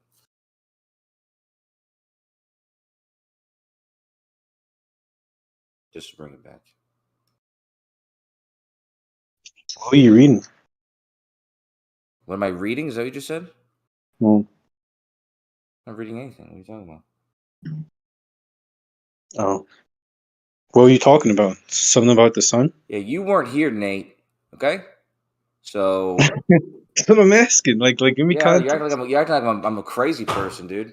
But no, I'm responding to a conversation we were having like 30, 45 minutes ago with Platypus. He was asking like, how is the sun combusting, which it's not really combusting, but how is it burning without oxygen, which there is a lot of oxygen. But we were just going over like how Not? it's a nuclear. I know exactly. I know. It's not combusting. The oxygen's irrelevant, but there's nuclear fusion occurring, and then he was just asking, how do we know that? And other people were just sort of saying, well, that's just what science has. This consensus right now is just that's what it is. But I'm just giving the reason for why that's the consensus is because the properties of the sun, like I said, give the conditions for that, and then also the makeup of the sun is the outcome that we would. You could have just said spectroscopy, Like that's Yeah. That would have been the easiest answer to give. I mean, Well, I wasn't present. I was only listening at that time. yeah, I mean it's through spectroscopy that we know the composition of the sun. I mean, yeah, I know, but that's not the question. How we know what most of things out there are made of. No. But the question is not what is it. How do we know what it's made of? His question was That would have been such a simple one-word answer, Kosher. No, but that wasn't his question, dude. It wasn't. This is why flat earthers get confused, when you guys give answers. They can get confused because they see pictures of me with my shirt off. Anywho, I gotta go. No, Nice talking to you guys. Nate. Take it easy, man. Thanks for leaving. Stop. You say thanks for leaving? Well, it is, bro. That was a reference. Inside joke, Bacon? Yes. From 15 minutes ago. Yeah. Well, regardless, I was just trying to correct because Nate, the question was from Platypus was how do we know there's nuclear fusion occurring, not necessarily how do we know what the makeup of the sun is. Just to be clear. And how do we know? Ah, Bacon, you son of a. I was just saying my answer would have been we infer these things because of the properties of the sun, the mass, the pressure that would, be present because of that mass, and all these types of things. We know the pressure, the temperature. These are the conditions that are ripe for fusion to occur. Is A, and B is the predictions that we would make based on that happening, like hydrogen fusing into helium and this type of stuff. The predictions of the makeup of the sun are present in the sun and other celestial bodies. So so for that reason, nuclear fusion seems to be the candidate for what's occurring. That's my answer. I like that answer. Knew that you would, dude. I feel like because we got into the simulation talk, we kind of everybody's turned off for a minute. Bring something exciting up, Bacon. Oh, you want me to bring something else? Yeah, bring something to the table, dude. Bring something that's gonna get Brian excited and Brian's not here. Oh, that's not good. Well, how about me? Yeah, okay. To get Hugh Janus excited. Call him Red Cloud, man. You don't like that? Go show. I think it's great name. It was funny earlier when what's his name? No Tanks. He's like somebody's like, oh, he's a nice guy. He's like, oh no, he's a huge anus, something like that. Yes.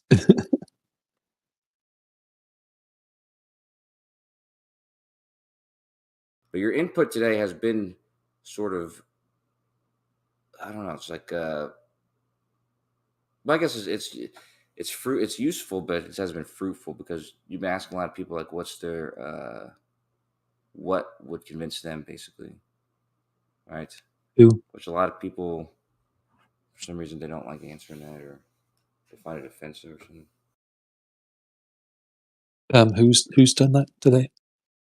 Well, I don't know if nobody's found it offensive, but it seems like nobody's really answering that question. No, that's true. Because I mean, okay, question things. I agree. Okay, so question us. All right, but then question us and then say no. I don't know about that, and then don't accept any questions in return. All right, come on. So if there is, it's a isn't a one-way street. You gotta give and take. So we can say, we think this is happening and that's happening. Well, how about you? What do you think? What do you think's happening? Why do you think this is happening? You want a bit back and forth. That's all I was, looking for. Your wife's back in town, huh? Your What? wife's back in town, yeah. I always remember because you have to be quiet. Like that's the same way I have to be. Oh yeah. At nighttime right now, yeah, I do. Yeah, she's a girl, right? So she has, her hearing is really, and she's a mother as well, which means she can hear a pin drop. She's programmed to hear a baby cry from 2 rooms away. Witsit, I heard him say something interesting earlier. I hope I'm repeating it correctly, but I heard him say he's going to be debating Aaron Ra, and Aaron Ra, I guess, is requiring that he have a model. Yeah. I think he's going to be presenting a model. Oh, he said he will have one, right? Well, as far as I understood, he said it's not that he has a model that can make any predictions. It's just that he can explain things, which is a bit different. Hmm. Well, but I don't want to prejudge it. I better wait and see it. You said Witsid's debating Aaron Ra, Kocho? Well, no, like I said, that I caught the end of. So like I am the worst person to ask about this, but I overheard him say that. I think I overheard him say that. And I think I overheard him saying that he's required, or he's going to be providing a model during that debate or something like that. Who is Witsid? Yeah, this is, like I said, this is my faint. Yeah, I heard that too. Yeah, so I barely know much about it. I just a model of what? That's what I heard. A model of what? Is that what the debate's on? I mean, I know there was one debate with that guy. Who debated him years ago? I'm trying to think. Who was that? Who debated who? I mean, I don't definitely don't watch that guy's channel, Aaron Ra. He's like a hardcore atheist dude, right? But there was like a flat earther person who had debated him at some point that I remember seeing, and that's the only time I'd like watched Aaron Ra. I think was I can't remember who that was. Someone debated him. Yeah, I can't. I remember who that was. Who? Tell us. It was Jaredism. Oh yeah, probably sounds right. Oh, was it? Yes, it was. How'd he do? How'd it go? Sounds probably about right. Aaron Ra had a lot to drink. Yeah. Is he? So they're debating the Earth, Kocho? The shape of the Earth? Like I said, I'm the worst person to ask, man. I heard you might want to wait until you talk to Witsit about it or somebody else who knows more. I just heard the ass end of them talking about it, or him talking about it, and I heard him as he was leaving this morning. So, yeah, I don't know much more than that. Yeah, he said he's gonna have a model with layers of plasma, something like that, that can explain every celestial observation. Something like that. Say that once more. The model was like it had layers of heated plasma. I don't recall exactly what terms he used. He did use the word plasma, and then he said also that it could account for like all stellar observations or all celestial observations, something like that. Let me see if I can get his exact words, so I don't get accused of strawmanning. Sexual assault. Oh, it was strawman. Well, this on modern day debate. No, this is something different. Witsit with Karen B, and versus Ozian and Jen. That's on the 15th. It looks like. Jen. Jen, Jen. Remember her? Okay. Have you seen debates with her? Jen. She like basically. Oh wait, she was like conceding flat Earth points the whole time, and her partner was getting all mad. Wait, are you talking about when she was partnered with some person and they were going against Witsit and Kai? Might have been. Yeah, I think so. Yeah.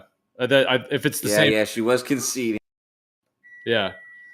She didn't know very much. Well, she seems like she was intelligent stuff, but it seemed like there was some stuff she didn't know, and she kept butting in when she didn't know things, and yeah, I don't know.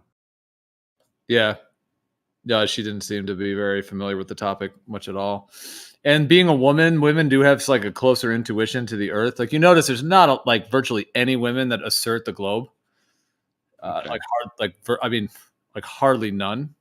I mean, when you think about it, like we've talked about this, so I have my thoughts as to why. I think women are more connected to the Earth, but when there was like good points about the flat Earth points being brought up, she was like, she just had like an intuitive. She was like, "Oh yeah, well yeah, of course that makes sense." And then her partner was like, "No, that's Yeah, I think that is the debate I'm talking about. But you guys always bring that up, but I think even the flat Earth girls, they don't really assert the flat Earth. They sort of talk about other stuff a lot of times. So I don't know if that's a fair assessment, personally. But well, I think in general, women don't seem to be too involved as overall. I would say in this debate, I would agree in the debate side of the shape of the Earth and the Earth. But there are a good amount of women who do assert the Earth being a stationary plane. You know, I mean, there's one there. You know, there's. I mean, I could name 5, 10 easy, if not 15 or more. You know, well, yeah, there's at least 10 or 15 that are involved. But yeah, you're right. They still don't necessarily get in and debate it. I mean, yeah, I mean, truth prevails. You know, Mary Mom. I mean, there's plenty. Whereas, can you think of any that are like globe pushers, as it were, or globes, whatever you want to use, enthusiasts? I have some answers, but I also have something that's sort of offensive. That I don't even know. It might be taken offensively, but it's just a funny note. I was just gonna say that a lot. There's. It seems like there's more. How do you call it, alternative women? I don't know if I can use like a different term, but just sort of like transitioned women, like on our side. I know at least like 3 or 4 transitioned women who argue for the globe, but well, you're talking about a man that is masquerading. yes, no, God, yes. I thought I was being offensive, but I mean that's exactly what I'm talking about, though. Well, that's not 3 or 4. Yeah, I don't think I'm gonna be sold that that's a equatable. Yeah, no, but we shouldn't get too much on it. Wait, what is this? Oh shit! I thought I just got warned by Discord. I just accidentally clicked on Earth is Life's fucking post. I was like, shit! I just got like a warning from Discord. What do you mean? It starts with a high gleam? No, Earth is Life posted something to high gleam, and I accidentally clicked on it, and I looked back at my screen, and it was just in the middle of my screen. So I thought I just got like a warning just for bringing that comment up that I just said. B-Ball is into a lot of dramas. It's a lot of like. Anyways, he's just into a lot. I mean, I'm sure other guys are too that he's doing it with, but just a lot of. I mean, just like that, what he just posted. Oh, too bad, didn't work out for you. Try hard. It's just a lot of this games after games. I mean, if you're interested in truth and actually like an authentic like inquirer, I mean, why are you having battles about copyrights and stuff? It's very bizarre. Let me ask you a question based on that a little bit. Well, not based on that, but based on the one word that you used when you said truth. Because this goes back to a conversation that we were having earlier.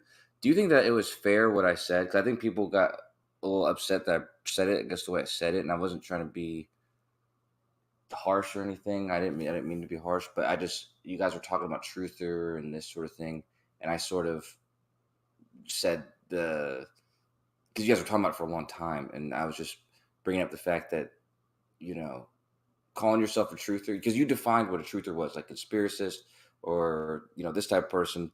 And I think you were saying that that's a label other people have said about truthers. But if truthers is not that, and it's just people who are seeking the truth and are adhering to the truth or whatever, then wouldn't you classify everybody as a truther? Or wouldn't there not be a person who doesn't classify themselves as a truther? Do you see what I'm saying? Like, it's almost like if you're not making a distinction about conspiracy theories or something, then it's sort of like not a distinction at all between anybody. Like, everyone's a truther. Everyone would call himself a truther. You know what I mean? Isn't it? Well, like we talked about earlier. I mean, that term truther does seem to was kind of with the 9/11 situation, and then after that, it sort of has linked. You know, and now that term, you know, if you like do a Google search on it, it's gonna. What I read it earlier, you know, say that it's linked to either 9/11 or you know, saying that there's a big conspiracy. Before 9/11, that word truther, I mean, maybe it was just not very relevant, or it wasn't very popular, or wasn't used often. But I mean, it's short for. Sorry, go ahead. Well, I was just gonna also answer your question because I didn't answer it yet. But if you want to go, that's fine. I was just saying that truther, I don't think started out as truther. I think truther is short for 9/11 truther, wasn't it? Probably, yeah. But I was just saying that, well, does everybody categorize? No, I would say some people seem to have more of an actual like mission to either seek or discover truth, or to distill or discern truth as either part of their spirituality or as part of their own personal integrity and so on. And so I would say that some seem to have like a particular focus and drive, for that. But I think on a more general sense, like would I say everyone, I mean, it is interesting to think about, like, I mean, all people want truth, I would say, to a certain extent. I mean, I don't think anyone would say, yep, I just love lies all day. There's people that want to know the truth about things, whether it's the truth of if their partner's cheating on them, or the truth about, all kinds of things, or if they're being scammed by the car mechanic or not, things like that. But it doesn't seem like all people have like that strong of a drive to like either seek and acquire truth. Certainly not to the level that many of us are talking about. I'm just thinking about people that are kind of just going along their life. They still want to know truth about certain things, but they're not necessarily going super deep, and they're certainly not. Some are not willing to consider the some of the deeper truths as well. Yeah, but Can I ask if you guys have an actual way of coming to truth? Like, is there a system that you can tell us that gives you something that's true instead of the fake? Observations using our 5 senses. That's a good start. But what if we observe the same thing, but we say the cause is something different to you?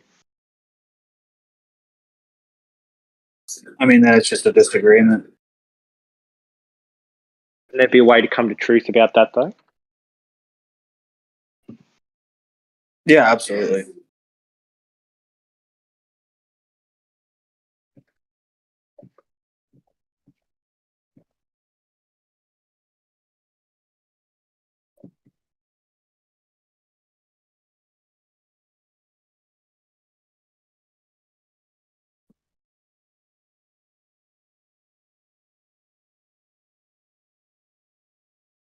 What was the question, dogs? Should there be a way to come to truth, even if we have like different opinions of the same observations?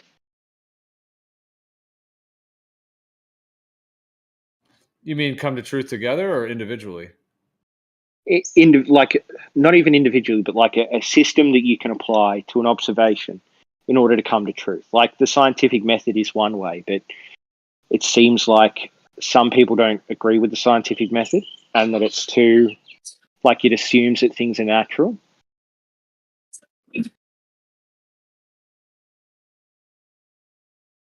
Well, I mean, you know about Zeteticism? I've heard about it, yeah.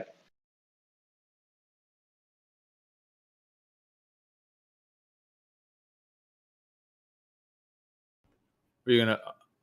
Because that's interesting, and it's a bit of a similar to the scientific method, but it's slightly different. But go ahead, Platypus, if you were gonna say something. Oh well, I don't know. I wasn't sure what you meant by like some people think the scientific method is such and such. I wasn't really sure what you meant by that. But I think you asked, is there like a way? Do you think there's a way for like two people who are observing the same thing but are coming up with different conclusions? Yeah, dude. I mean, the whole flat Earth thing is really, we just are asking for an honest take. We just think, I can't speak for all flat earthers. I think science has gone too far with some of its assumptions. I think there's some hoaxery going on, and I just kind of want to return to the basics. And yeah, that's really all I'm calling for. But like, sorry. isn't... No, it's all right. Go ahead. Oh, sorry. I may be coming in the middle of a conversation, so never mind. I think you're fine. Well, I was just saying, isn't it just like built on like it's not really necessarily have anything to do with science, right? From my perspective, it's built on a lack of trust. Where does trust need to come in here to this equation? I mean, some might say like, we have evidence of the Earth, and then, a flat earther might say we don't because it's all fake. Well, if it's evidence, you don't need to trust it, right? Well, but you do, right? Because you don't get all the evidence yourself. Other people get the evidence. So if you say, I don't trust this scientist to actually be doing science correctly, then you can dismiss the evidence by scientists if you haven't done it yourself.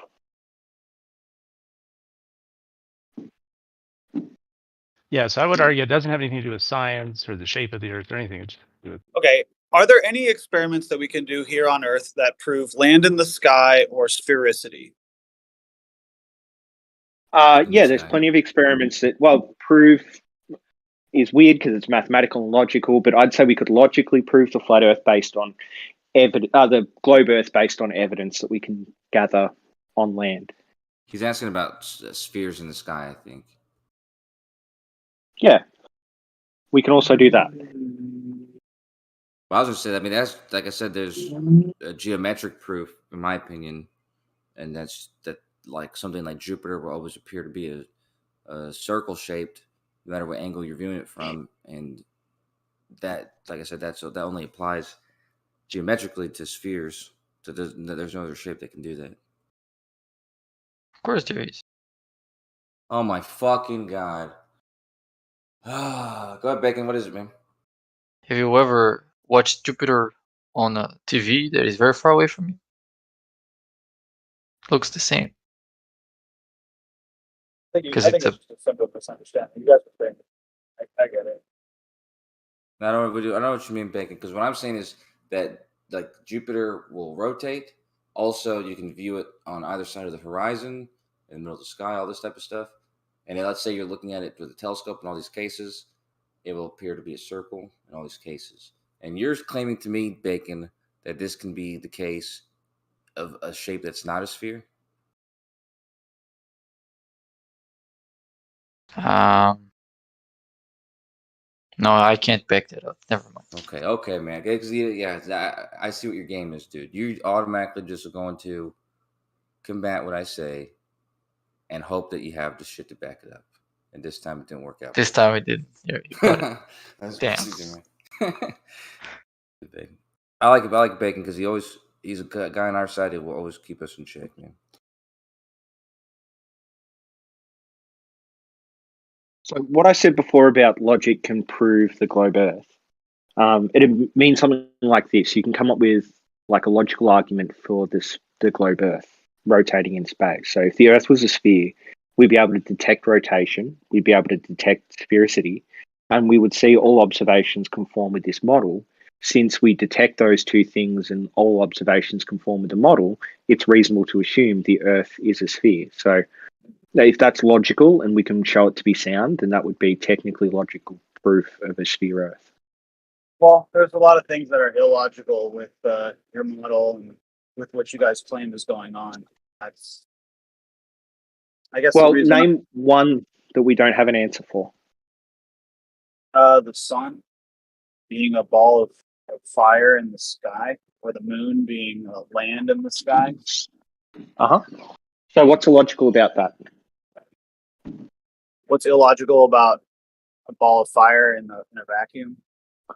Well, it's not actually a ball of fire, so you've misrepresented it. But what's illogical about the sun being a large fusion mass?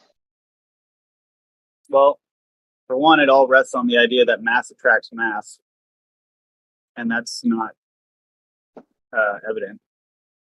So this is what you're doing. You're saying, I presuppose that suns can't exist because I presuppose mass can't attract mass. That's what you're saying.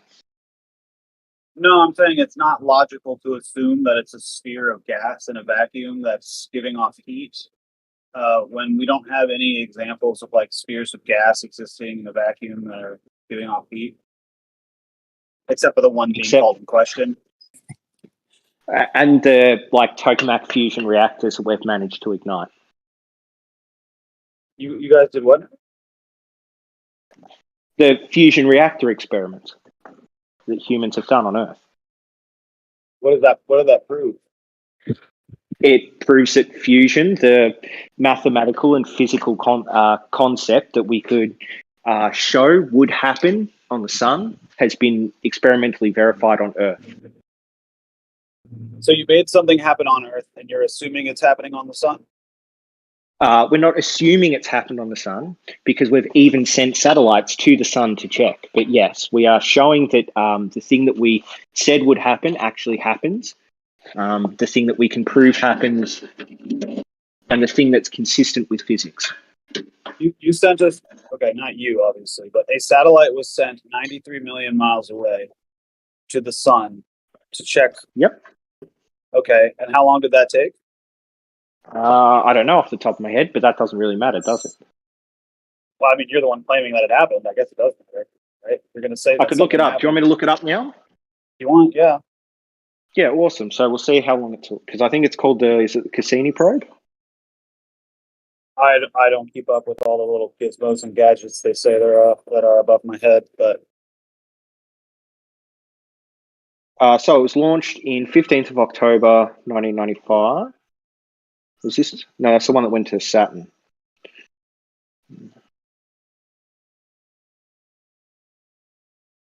The Parker Solar Probe. It was launched in 2018 with a mission to make observations of the outer corona of the sun. And yeah, I think it's touched the outside surface of the sun. But anyway, what's illogical about the sun exactly? Because it's not illogical to say there's some thing that we can't like physically show you, so therefore it doesn't exist. okay. Well, here's what's illogical about the sun. So, if there's no fire in the sky, right? That's what you're saying. It's just really hot. Well, colloquially, fire is like oxygen and then some flammable substance igniting and causing an exothermic reaction. But what's happening on the sun is called a fusion reaction, where the density within the sun and the extreme temperatures within the sun cause atoms to smush together to make heavier, denser atoms, which releases energy. Okay, that's nice, but how do you know that the sun is using fusion?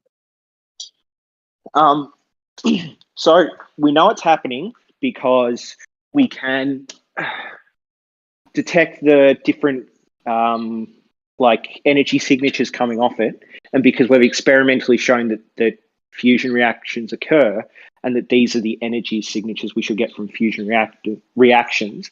And there's probably a whole host of other things that we've done, like I don't know, muon experiments, that sort of thing. So I'm just going to kind of repeat what I understood.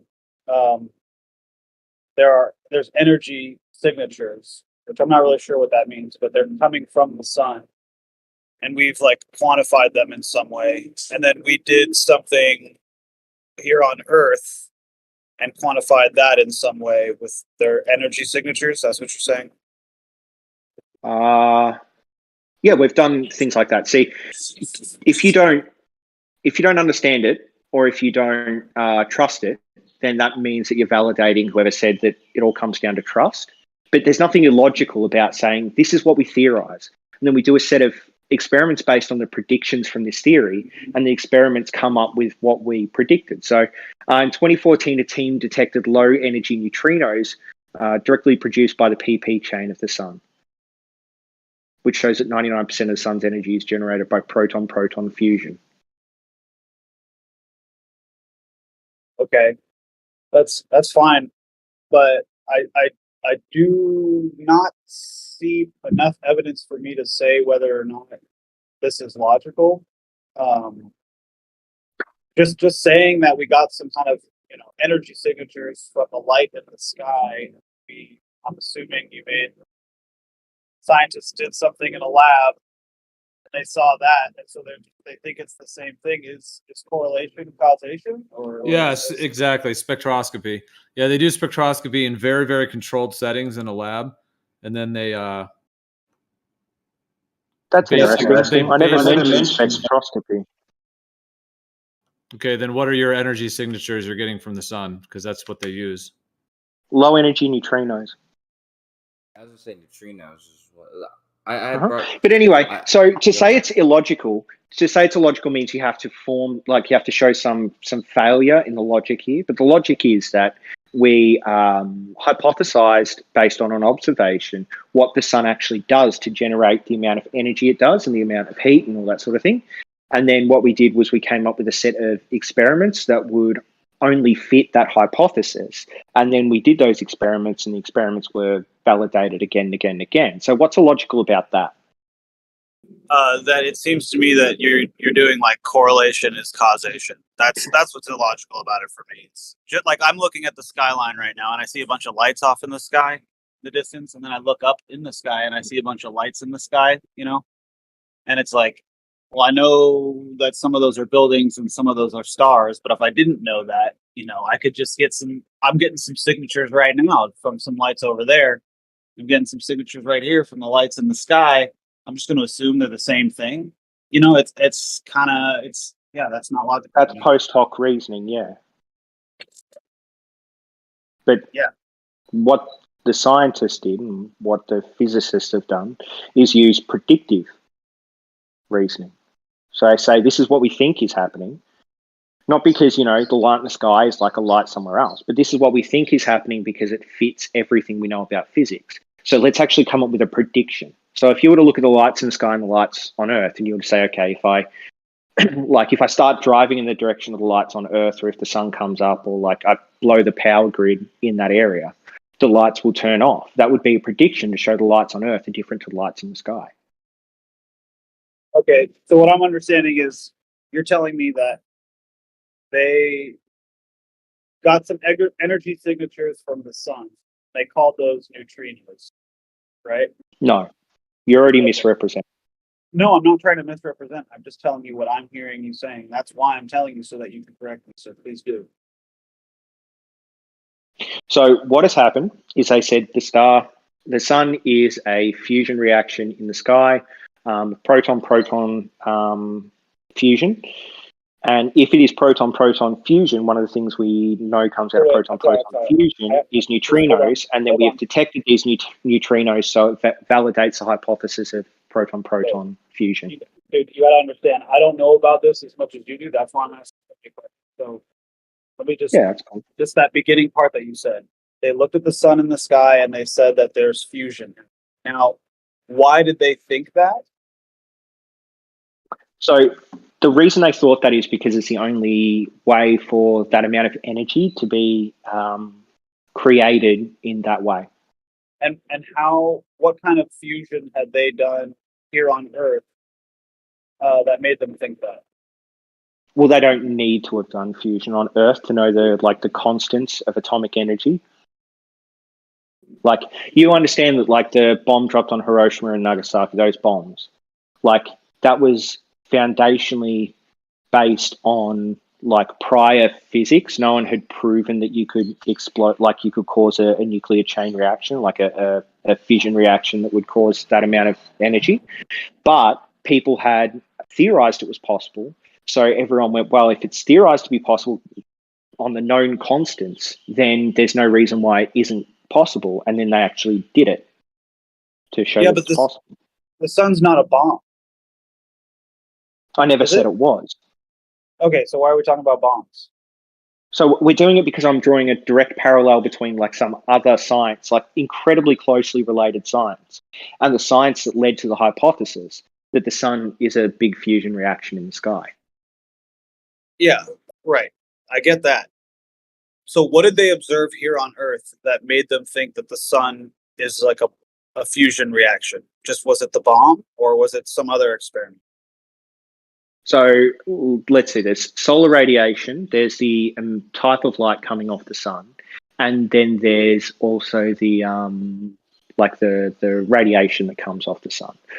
All of those things mean that it can't just be like a normal, like, fire out in the sky, and that it has to actually be something that generates an incredible amount of energy. And the only thing that we could theorize that creates an incredible amount of energy is either splitting or combining atoms. Like, because we can do the physics on the force required to keep atoms together. And so you're saying we did that in a lab, and we just all of a sudden assumed that that's what's happening? Yeah, so oh, sorry, you cut out there. No, I'm sorry, there was a car going by, it's pretty loud. I'm just saying, go ahead. We didn't do it in the lab. We theorized the entire thing known off based off known like constants of physics, because we'd already discovered quite a lot about physics by then. And then that gave us a hypothesis, which we tested again and again and again and again and again. Every time we tested it, it came up valid. Right, but you haven't. Okay, so that's fine. I'm fine with that. You can get all the readings that you want off the sun based on some scientists, experiments that you did here on Earth, but you still don't know what it is. You still haven't like created a sun in a laboratory and been like, yeah, here we have a sun. It's doing, it's doing the exact same thing on a smaller scale. If it's spinning in a vacuum and the light is traveling, super far. None of that has been done. So I just don't. It's not logical to me. Well, we have done that. Oh, tell me about it. Yeah, it's called fusion power, right?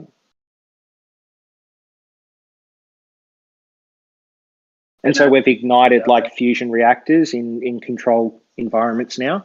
And we know the amount of energy that comes off, the amount of energy is required. We've pushed particles together to the point, like atoms together to the point where they fuse, where there's a fusion reaction, and we can detect the type of energies that come off it, as well as the type of like output that it gives. So what we did is we hypothesized, did a heap of experiments to validate that hypothesis. And now we've done it in a controlled environment in a lab to show that like our hypothesis actually generates what we've hypothesized it to do. So how much more do you need? I mean, that's not what I don't know. What you just said is not what I just said, which was because you're either sun. intentionally misrepresenting it or you don't understand what I've been telling you so far. Okay, well, I'm not trying to frustrate you. Just telling you what makes sense. So does it make sense that we had a whole heap of like physics that we'd proven, like there's this strong, weak nuclear force, all sorts of things like that, and that any time that we disrupt that, it'll have to output a whole heap of energy. And then every time we've tried it with like fission and fusion now, every time we've tried it, it's done what we said it would do, just to like varying degrees of energy output because of the impreciseness of putting in and taking out energy. But now, like, we have nuclear reactors that do this constantly for like fission. So we've come up with the hypothesis based off the physics, which are a set of laws, and then we've experimentally proven it again, and then we've actually created the thing that we've experimentally proven again. Like, how much more do you need? What other step are they missing? Well, the sun is supposed to be like this giant ball, right? And it's spinning, and it's giving off like plasma discharges and creating like solar winds, stuff like that. Yep. And I don't think that these reactors that you're describing do any of those things, right? Why should they do those things to show that it's the same force? Because you can get the same results from doing, there's a million ways to skin a cat, you know what I'm saying? Like, there's plenty of reasons for why the sun would be giving off the signatures, the energy signatures that you're talking about that aren't fission reaction, or that aren't or maybe it is fission reaction, but it's not a ball of fucking gas 93 million miles away in a vacuum spinning around. I mean, that's the science that you're talking about. I don't know much about, so I can't really speak to it, and that's fine and all, but that doesn't mean that I can't logically come to the conclusion that the sun is not 93 million miles away. It's not a big ball of gas.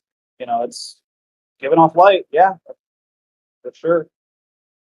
But it's what gives off light, neutrinos, gives off these solar flares, which we can test with radio waves, and we know creates the northern and southern lights. Like, why do you think that they actually predict the great like northern lights and southern light events?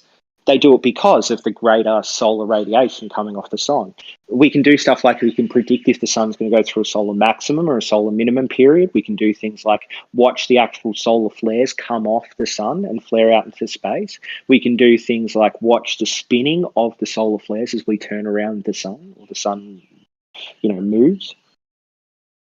I mean, what more do you want? What's not logical? So I can give a logical syllogism of we hypothesized what the sun was, and every single piece of experimental data, as well as what we've actually built, has validated that hypothesis of what the sun is. There is no other explanation for what the sun is that we currently know of. The explanation we have also validates all prior physical observations that we've ever made, including all the laws of physics. What more do you want? What's not logical about that? Can you come up with an invalid part of it? Oh, well, I mean, you said it yourself. You said that the sun follows the laws of physics. Well, I've never seen mass attractiveness ever. Well, you have. You just call it something else. When have I seen that? When you drop something, it's accelerated towards the center of mass, which is Earth. Oh yeah, that's not. That's no. Would one of the explanations for you dropping something and it falling towards the Earth be mass attracting mass? Is that possible, logically? First, you'd have to show me an example of mass attracting mass without saying that the example is mass attracting mass. You understand what I'm saying? Like, No, that makes no sense. We're hypothesizing. So all I have to do is say there's an observation. We both agree that there's an observation of when you drop things, they fall to the Earth. And then you can come up with your hypothesis and I can come up with my hypothesis. And so long as both are valid, they have equal probability of being correct. And then you go on to validate one through experiments, which will give it a higher probability of being correct. I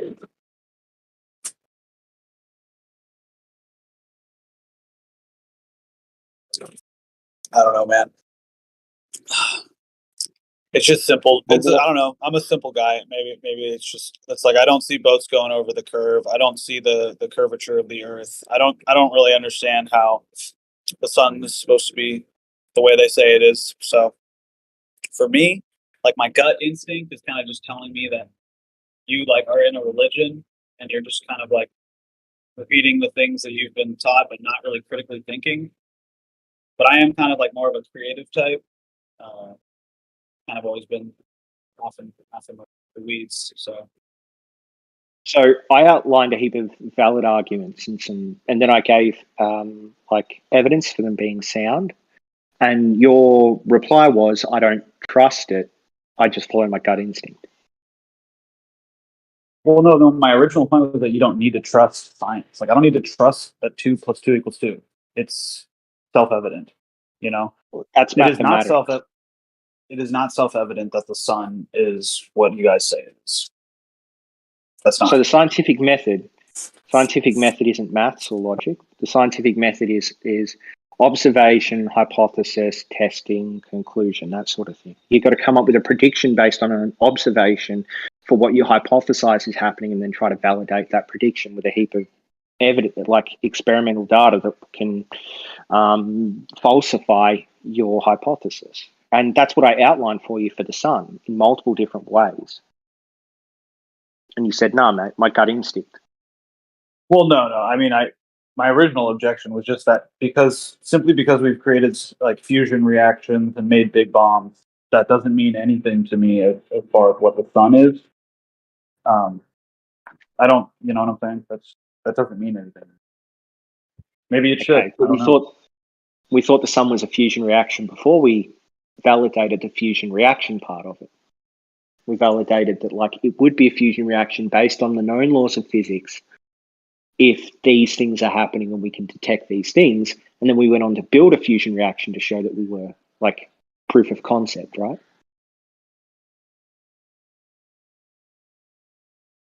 I mean, you could just like build a flashlight and like go really far away and look at it and be like, oh, look, I've like replicated what I think stars are. You know, stars are just flashlights in the sky. It's obvious.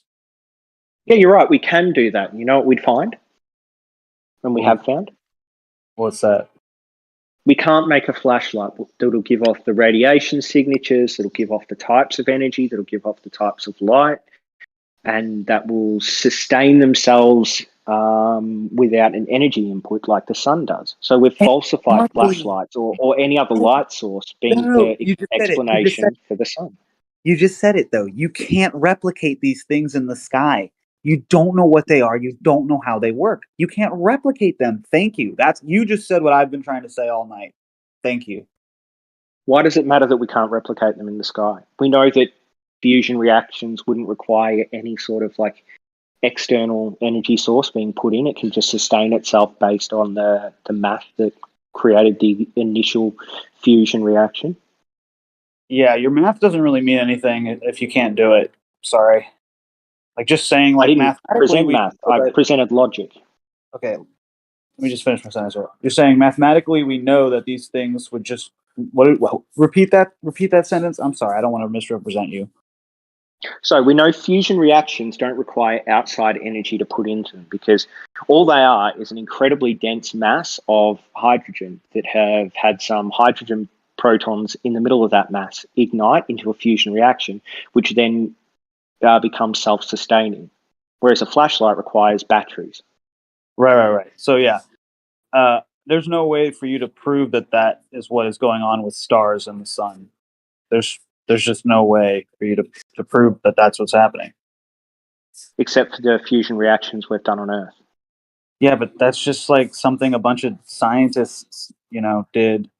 It's not. That They you didn't don't trust. create no, they didn't create a sun, did they? Did they create a sun?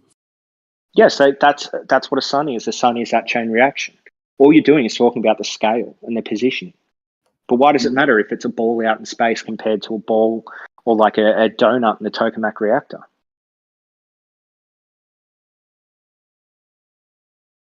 Sorry, maybe I'm just not good at explaining myself to you, but I don't seem to be making any headway, and I feel like I'm just repeating myself.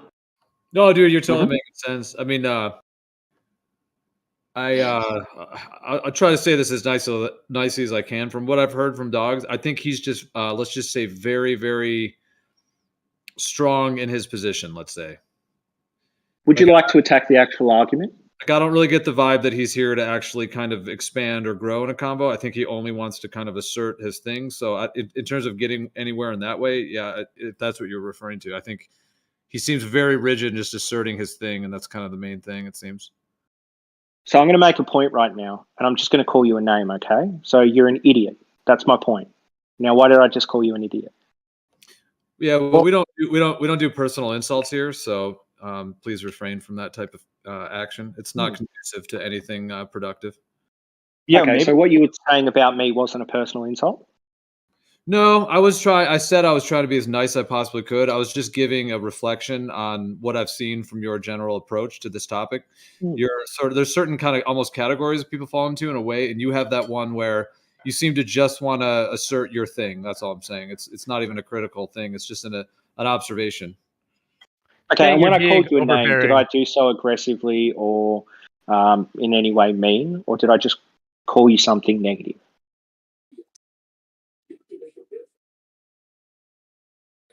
Hey, Doug, maybe we could honestly, I think you're really smart. I don't dislike you or anything, but I don't think the exact topic that we were on is going to go anywhere. Is there something else you want to discuss or debate that you're really passionate about? I'd be happy to, talk to you about that.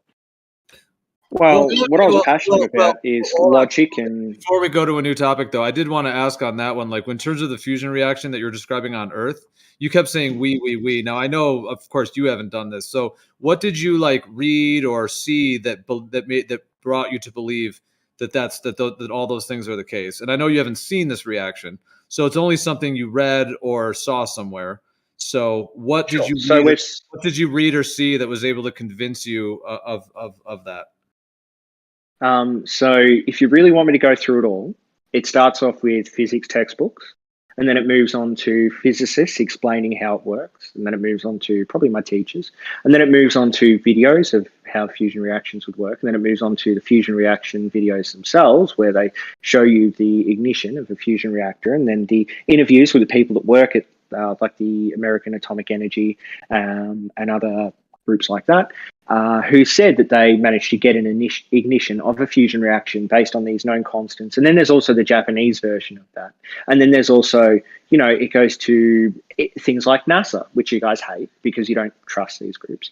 But NASA saying that they sent a probe to the sun. It confirmed the corona, and it confirmed that the different energies coming off the corona. And then there was the low energy neutron detections that we have, and muon detections, and We also have the aircraft controller that I spoke to, who said that she has to have solar flare updates because the radiation coming off the sun will interfere with radio waves in the atmosphere, and because the radio waves propagate in the upper atmosphere for her, she'll have a limited range for where she can contact aircraft in Australian airspace. And I can keep going with this if you want, but essentially this boils down to you guys don't trust a heap of people, but I keep gaining knowledge and information that validates my trust in that knowledge and information. Right, but could it also be the opposite, that you trust in a heap of people? Because like what you just walked through ends at NASA probing the sun. Well, it didn't end with that, did it? It ended with someone who works in a job that isn't like a scientist. They're just like a radio operator that works in a job that relies on that data. And that if that data is wrong in any way, it affects their job. So that's what it actually ended in.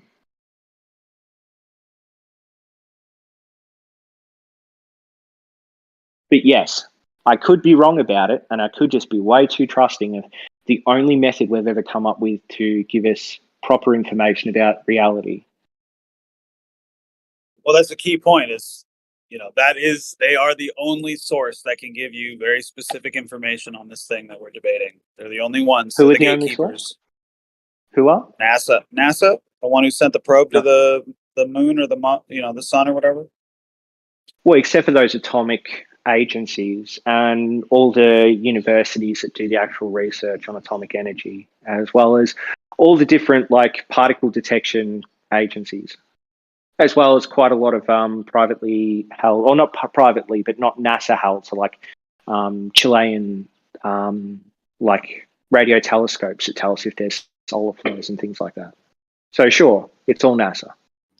There's kind of two parts to the conversation, though. One of them is that this reaction that you're asserting and asserting what it is, the reaction itself, and then also the model or the explanation as to why they claim it, what it is. Just like anything, you could have a phenomenon and then assertions about what it is without an actual, without an actual for sure validation that is what it is and a confirmation. So there's that part of it, and then there's the part of linking that to the idea of what the sun is.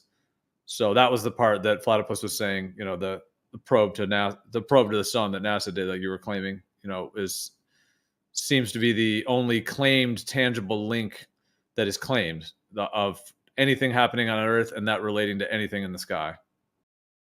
Except for, again, the radiation and the particles and the solar flare detections and the just about everything else. What about? But sure, if you want to reduce it just down to the one thing you can attack, keep going. What about spring tides? What about them? Isn't spring tides a pretty good example of celestial bodies affecting things we can see on Earth?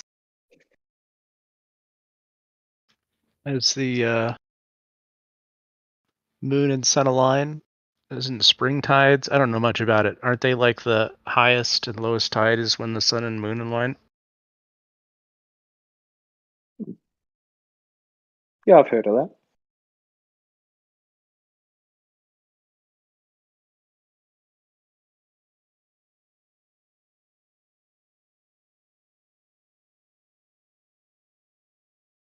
Has a flat earther ever explained tides?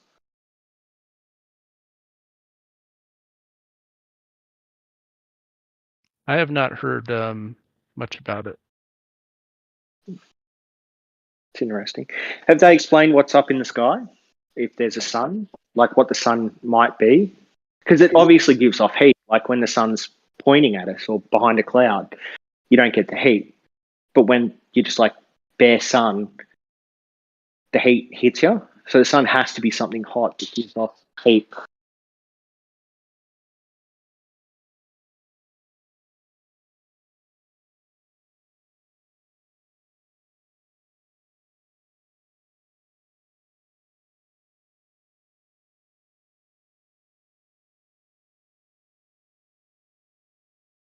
Also, another thing is so the ISS, right?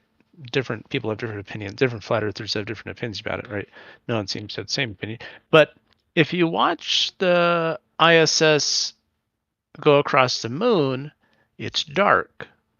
but when you're watching it at other times, it's light it's bright being reflected off the sun reflecting off of it at the near dusk and near dawn, because it's the only time the sun would be able to reflect off of it. So I think that's pretty telling also.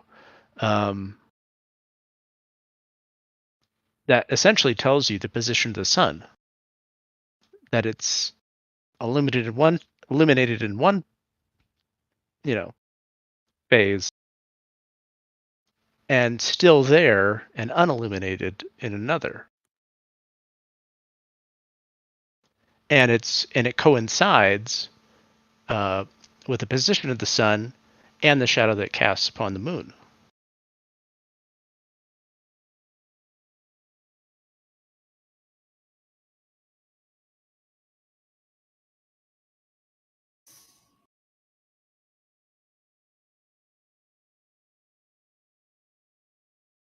Yep. I think we ruined the discussion. They've lined up a magic trick in the sky.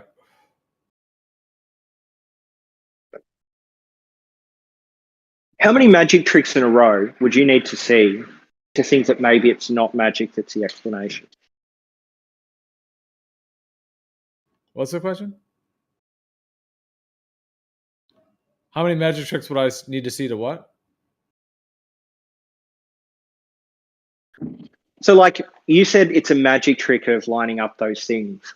But we've got that magic trick, and then we've got like magic tricks of like, being able to predict when solar flares will happen, or like the magic trick of like predicting tides based on the alignment of the sun and moon. And then we've got like magic tricks of like Cavendish experiments, magic tricks of predicting our place on Earth based on the way pendulums swing, or predictions of like, hey, like light will take longer to reach a path one way than the other based on the rotation of the Earth. Like, we've got all these things that you guys think are magic tricks or like lies or like we're just misinterpreting, but they keep lining up again and again, one after the other. At what point do you just say, well, maybe my presupposition that it's a magic trick is wrong?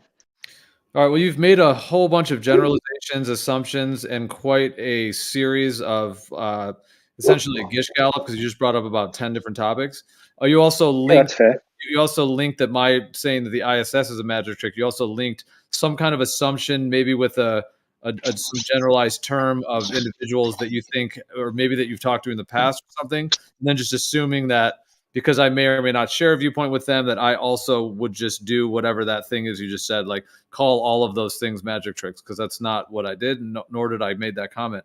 And in terms of the lights lining up of what the ISS appears to us, there is an actual alignment of the sun and the moon above. I mean, even above a stationary planar surface, there's still going to be an alignment of the sun and the moon, and the phases are still correlative with that alignment. So if there's an object up there that they claim is the ISS, there's still going to be certain lighting that's going to be present. But what I was saying, the magic trick is not. I wasn't conceding that that the lighting of that object we see somehow validates anything about heliocentrism. If Pareidolia wanted to explain anything further as to how that's the case, he could, because all he mentioned was the way that it appears when it's when they call the transit of the moon, and then some of the other claimed shots of it that individuals claim.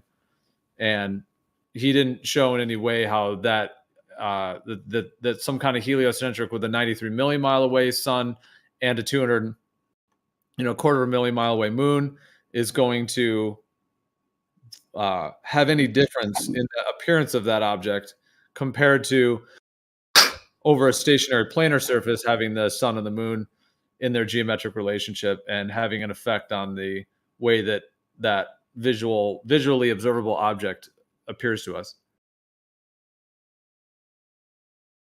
Okay, all of that, fine, that can be fair, but did you understand my point though? Well, the thing, this point you said, that would be somehow assuming that I would say all of those other things are magic tricks, or what my viewpoints on those things are, because there are certain very real phenomenon that occur and do have a reason as to why they're occurring, and then there's multiple explanations for why those things are occurring. So that would be the key thing to take note of. So, for example, like you mentioned the Foucault's pendulum. So the Foucault's pendulum, or that a pendulum. I mean, he named it Foucault, and he's got his, because of that of that the guy Foucault. But I'll just say a pendulum, if properly set up, will precess, and it will precess at a rate connected to the sidereal rotation of the stars. So that's not a magic trick in terms of that part of it, but the explanation for what they explain the cause of that effect is where I would say that there's certain assumptions when it comes to the globe assertion, and that the Earth is moving in relation to that. Wouldn't the flat Earth explanation or assumption or whatever, wouldn't that essentially just be magic? Because there's no force that we know that can be lights in the sky that isn't heat or like radiation coming towards us. There's no force that we can know of that would cause that precession to happen, but we know that things that spin create Coriolis forces. Wait, sorry. Could you say that again? I don't know. Is that a different topic, or wait, we're going to Coriolis now? My bad. Could you just say that again? I kind of quite hear it. The Foucault's pendulum, as far as I know, that works off Coriolis. So we know Coriolis exists. We've quantified it. We've shown it exists in other things. And if the Earth was spinning, it would produce a Coriolis force. So your explanation for the Foucault's pendulum would have to be something that is an unknown force we've never shown to exist, that somehow happens in a way that we can't physically explain, which would be, in essence, magic, right? No, that is a huge straw man. Absolutely not. All I can say to that is just absolutely not. And then I could actually we could move. Well, I asked it. I ended that with a question so that I'd give you the chance to actually correct me if my assumption is incorrect. Well, I mean, technically, so what force would it be that? Sorry, go ahead. The pendulum is not necessarily Coriolis. Those are different things.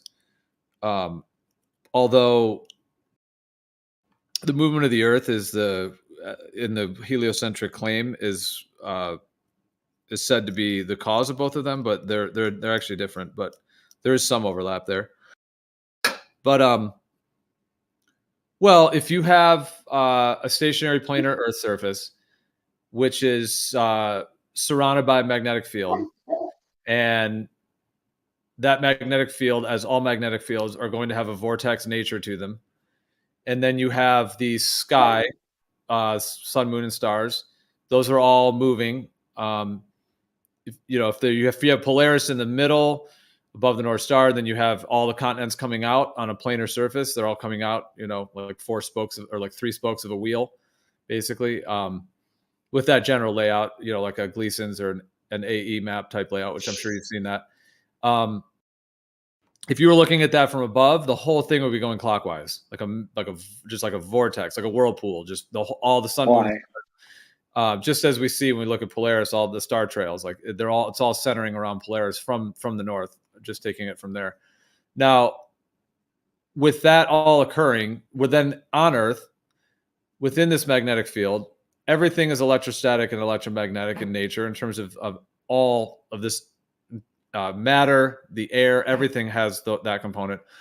And then the stars are doing their 23 hours and 56-minute rotation, the sidereal day. And those fixed stars do seem to be like the foundation of the sky, even though you've got the sun, the moon, all these, but those are smaller objects. And of course, the sun is very bright and it's very unique, but nonetheless, those are kind of their own things. But the fixed stars is like the backdrop. It's like the main field up there in terms of the stars, those what we call the fixed stars, which means they're all fixed in relation to each other. So sorry, I'll wrap it up. I know it's been a long thing. But anyway, so if you have the sidereal rotation, and again, looking at it from above, everything's moving clockwise, all the fixed stars moving clockwise around Polaris, etc. There would then be a relationship between that sidereal rotation and the magnetic field of the Earth, as I described originally, a magnetic field surrounding a stationary planar surface. So there's going to be, in that perspective, a interrelationship between the stars and the magnetic field and the ground being the negative part of the electric field, the sky being the positive, as it were, and then the 100 volts per meter going up. So you already have that electric gradient as well. And this is what actually Isaac Newton thought was the case, which he wrote about in detail because he was an ether theorist. And specifically, he wrote about something very aligned with, similar to what I'm describing. and the ether flow and all of these components. And so to finish, the pendulum will drift because the magnetic field has that drift effect on everything within this realm due to that core foundational part of the magnetic field.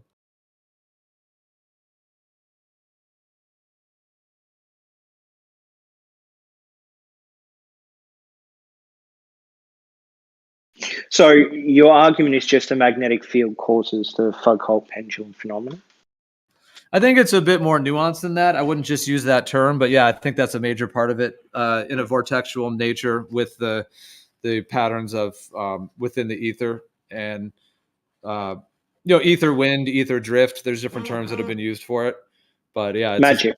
It's a sidereal. No, it's actually directly observable and directly. No, it isn't. It's directly correlatable. So I wouldn't do this, but you could actually use the Foucault's pendulum and claim that it's proof of ether drift.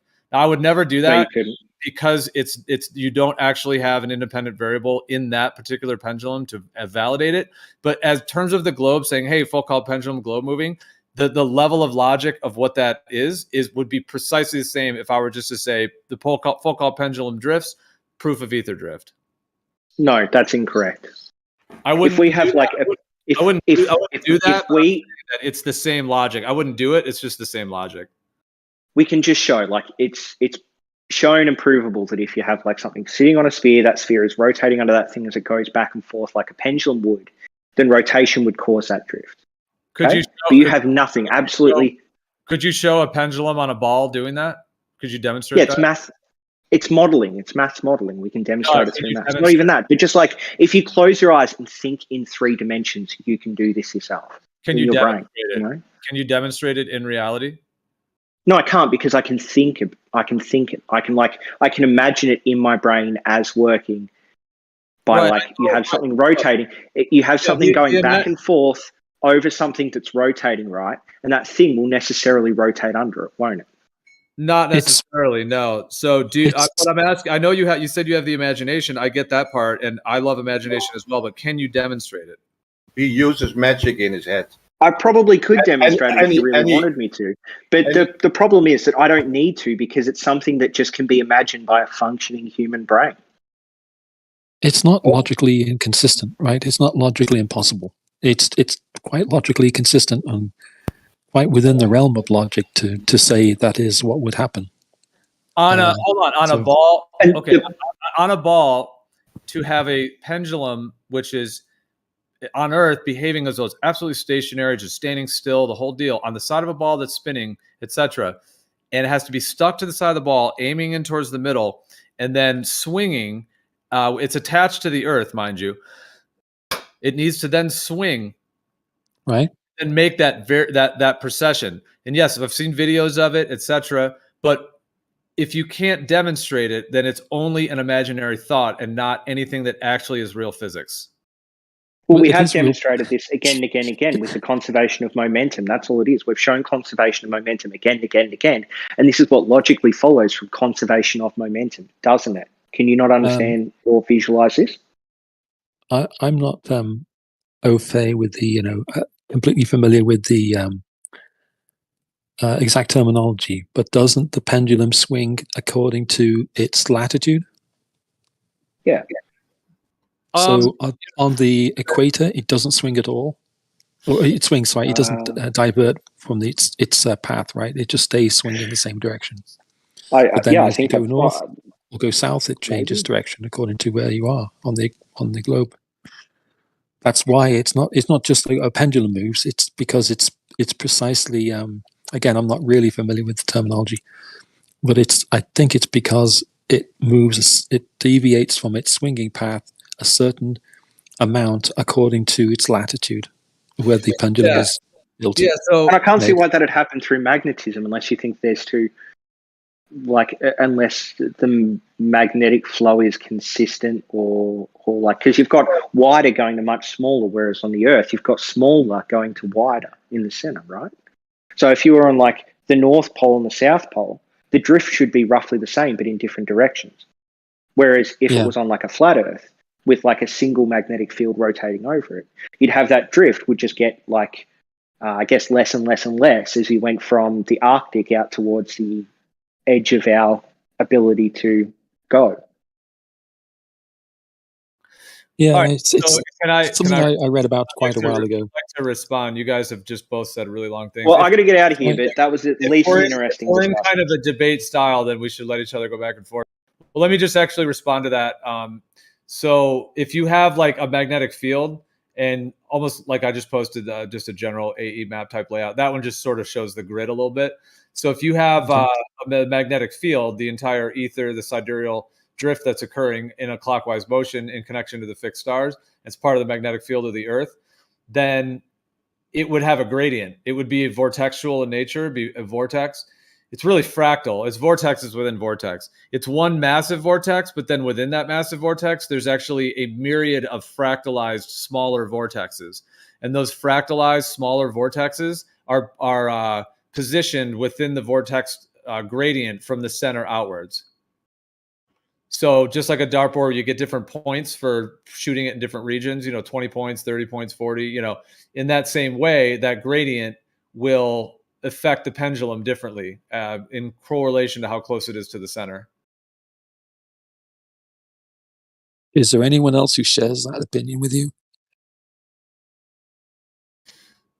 Absolutely. Yep. That's a okay. Certainly. I don't know. I can't say that anyone would describe it in the way I did or anything, because they're their own person, or they may, I'm not saying that anyone holds the exact same position I do, because I don't know that for sure, obviously. But in terms of Foucault's pendulum being connected to the magnetic field and the ether, yeah, absolutely. There's many that think of it that way, because there are some that deny that the pendulum precesses, but in my viewpoint, anyone who's knowledgeable in the subject enough to know that, either has done it themselves or has done enough research to know that it is a real effect, the precession. Yeah, I've heard people denying that it's actually happening at all. That's why I was kind of wondering.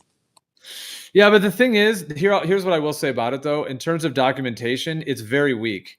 In terms of in the north, there is a fair amount of documentation at different latitudes. It's decent. Of course, there's not a reading at every latitude, and there's a lot of missing areas that we don't have. But there does seem to be enough data that that does show, and I've done it myself as well. But that the actual drift and will connect with your latitude. However, there's literally zero done at the equator. The claim at the equator is that it doesn't precess. On the globe, in the way that the mathematically you guys try to describe it, it would not precess. Now, if it does precess there, that's a problem for the globe. And I know that Whitsitt and Jaron were talking about trying to make a trip down there to do it. I don't know that they have that planned or not, but there's definitely, we've talked for years, the idea of, of course, trying to, that's one thing we need to do is like get it done at the equator, because if it does precess at the equator, that's a problem for the globe, of course. If it doesn't precess on the equator, it's really not a problem for a planar Earth. But what I'm saying is that there are, as far as I know, if anyone has ever even found a documentation of one, feel free to present it. But there's like none that are done in the equator, and certainly no videos of any. And then in the south, there's very, very little Foucault's pendulum, because what do they say? It's like 90-something% of the world lives in the north, or whatever it is. So it's something like that. So yeah, there's not in terms of these big museums that they have, in San Francisco and places like that where they have a Foucault's and all that.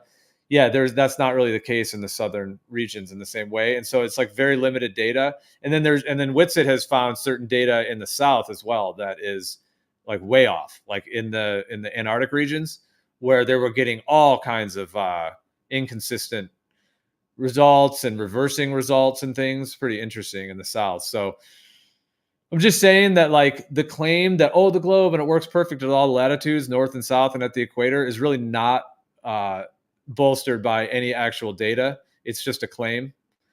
So we really need to do more work to actually get that finalized. I mean, just having a team that would visit every latitude, including the equator, it'd be done. You could probably get it done in a couple of weeks. Yeah, probably, yeah. We'll do it.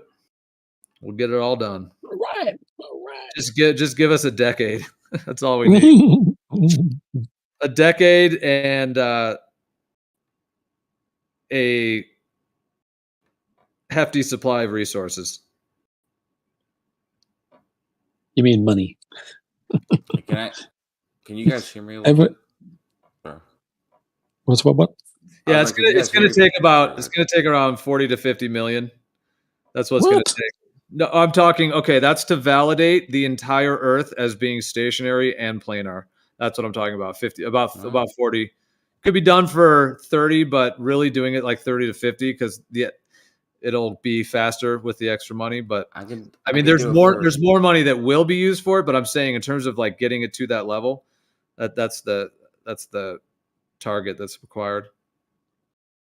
Because what needs to be done is multiple things in multiple fields, and it needs to be done in multiple places around the world as well, like cross-validated. So it's a lot. It's not just one thing. There's like multiple different areas and aspects that all need to be addressed, and it's going to be that preponderance that's going to shift the entire world eventually. I can do it for under 500. No joke. That's a deal, Kojo. I mean, that's a discount. Yeah, I thought it was a deal, and that's why I put a GoFundMe. And this was at a time there was a campaign in a different server by certain people to kind of shut people like me down when it comes to even though I wasn't e-begging, I just didn't feel right funding my own tests like that. I thought it was something that people could we could all pitch in for or whatever, because there's going to be ultimately a test that was shared by multiple people. But anyways, well, if you could do a test for something like that, yeah. I mean, but dude, one test is not going to shift the whole world, Oh, you're right. I mean, no matter how good that test is, it could be the best one. You could have like a plot of land, you could have the whole thing all set up. Still, one is not. It's just not going to do it. This deception is hugely embedded, and it needs to be significant, tangible validation. Gee, I was just thinking about it because I was gonna put myself in your position and consider, what would be required. But I was, how we sometimes have those debates where we switch sides. I've never seen you do that, like where you are. Because I was gonna put myself in the flat Earth position, but I mean, have you ever done that where you did that faux debate where you're like the Glober trying to defend the Globe position? Yeah. I mean, back on 24/7, like on the 1.0 and maybe on the 2.0. Yeah, we used to do that all the time. And I think, the Joe, like Glober Geo kind of thing. Yeah. I mean, I've done it. Well, anyway, there was at least, I remember one night, I mean, that term Glober Geo that someone was saying, because that one night when I was, I mean, I've done that. The thing is, dude, I can't actually assert it with the actual truth, though. But yeah, it's interesting. All I can do is just kind of regurgitate the information. But what were you saying? Yeah, I'm the same way. I just like I said, the reason I'm saying is because I was just, I'm trying to put myself in that position and then say what I would think would need to be done, right? Because it's not to prove the globe or find out one way or the other. It'd be to, if the Earth were flat, what test could I do that would identify that to other people, to everybody else, basically, right? You have to shift the entire world out of this false paradigm. Right. Yeah, I mean, that would in all these different fields, right, and not have these controllers take you out.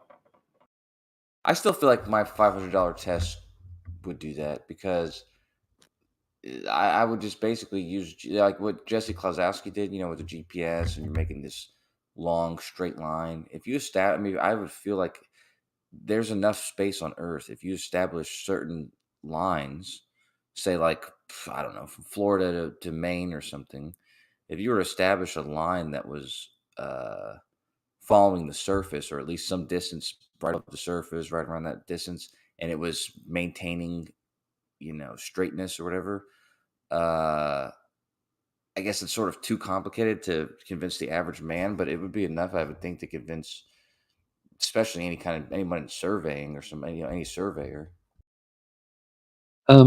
Just a matter of interest, chaps. I did find a South Pole focal pendulum winter 2001 experiment. Just posted it in the side chat. Witsit loves that one, dude. They pick Oh, on is it? that one. I think it's a good one. I personally think it's a good Oh, one, would- but they pick on it because of the inconsistencies that it had in its first few runs. But I've done a few close pendulum, and anyone who's done it practically, like that's just something that happens. Like you don't know what your errors are going to be caused by until you actually start doing it and you start correcting for those errors, basically, because you want it to be influenced by as little as possible, right? And there's going to be those influences if you don't know what's correct for, right? I'll give you an example. In Yeah, I this mean, this one looks really unprofessional. What they have set up here, it looks like the environment is very poorly controlled for. It's the whole setup of it is looks really. This looks really. Just Right, I have seen this one before, but yeah, I mean the pictures and just what they're claiming is It's 2001. It's just abysmal. So it's just immediate dismissal. No, but but so one of the example of one of the things that they did, like the first run, they used like a plate from like a like a bench press, you know what I mean, like one of those One of those weights. plates. Yeah, right, and it's a flat plate, right? So, which is you would think kind of would be obvious not to use, but it might be something that you might. Because the first thing I used was actually a weight as well. It was a dumbbell though. It was like a 25-pound, I think, dumbbell, right? So it wasn't a plate, but it still wasn't the correct shape. You want something more symmetrical, like something more round, basically. Yeah, dude. No, you got to have it set. Okay, so like I'll just post. This is an image from the thing that Hugh posted. Which I mean, Witsit went over this one probably over a year ago, maybe on here. It's been a long time, but we went through a whole week on this, doing a lot of this stuff. Anyway, so I'm familiar with this one, but all right, that's the first picture. So look at the environment they're in, dude. That is it's not controlled at all. Like you have to have the really good one that I posted the video of, which even like MC Tune has posted that video, and I think even FTFE, those guys. So they use it as proof for the globe, but it's done very well. So the guy does it in a stairwell, where you have controlled for air and all of the rest that might blow around. Whereas that one I just posted, that looks like that's like not controlled for that at all. And then the way that they have it, the one on that video, the way that the guy has it attached is a really good setup. Like it's solid, and it has, because there's a way, like you can't just hanging a dumbbell on it's problematic because you have like the side wind resistance, the way that the rope will affect it side wind. You don't want that. It needs to all be like one piece. Like the pendulum and the string all needs to be like secured and connected. That's why that video that I'm talking about is good in that way. Yeah. But do you think that was his first run?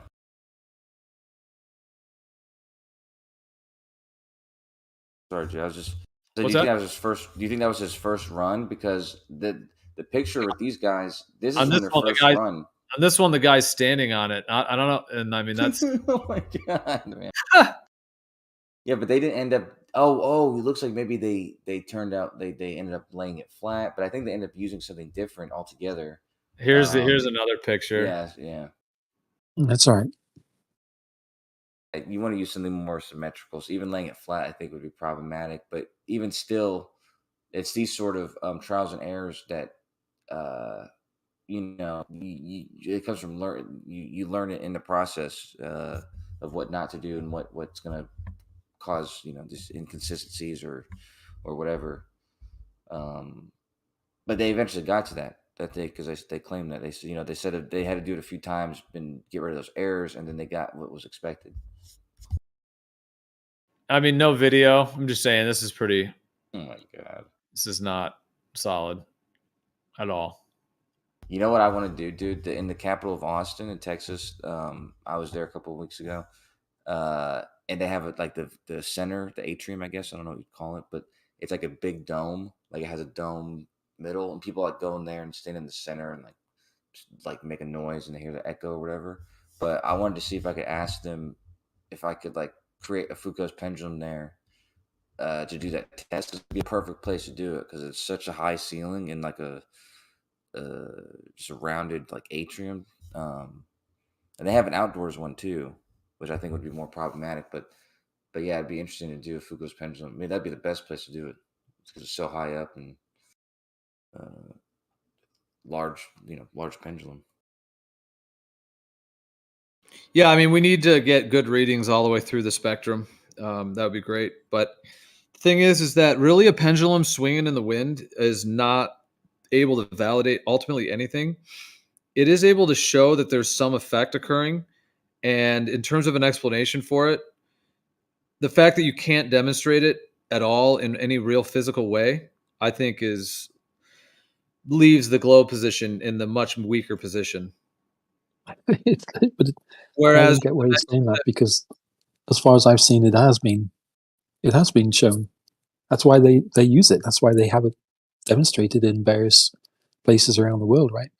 Well, I'm saying It's not just demonstrate. something. You have to demonstrate a pendulum that is attached to a ball, and then the ball is spinning, and the pendulum would have to precess at the rate that's claimed. That's what would need to be demonstrated, because we can demonstrate creating a magnetic field around a pendulum and having it drift and having it precess with a magnetic field. That with magnets we can do it all day, so we can replicate that. But you can't replicate the claim you're making. What do you mean replicated? You'd have to replicate it on a ball, a pendulum on a ball precessing the way that it's claimed. Whereas we can take a pendulum and we can add a magnetic field to it, and with magnets and electrostatic fields, and we can cause it to precess at any rate we want due to however you set up that system. But it will cause that precession with magnets. It can be done with magnets and with electrostatics. So it can be demonstrated, the one I'm claiming. Yeah, but do you know what what gives credence to the rotation, all that kind of stuff, is the fact that the precession you get from any of these sort of inertial tests or whatever, they match what the sky is supposedly doing, which I know you guys have reasons for that, but I'm just saying that's the that's the reason why people hold credence to them, is because they correspond to each other, like the rotation or the supposed rotation of the sky, or of the earth, and in reference to the sky, matches the same timing when it comes to doing like these Foucault's pendulum or ring laser gyro or whatever. Yeah, because we're within a spherical magnetic field, a toroidally spherical magnetic field. So that's going to have those spherical geometries to it.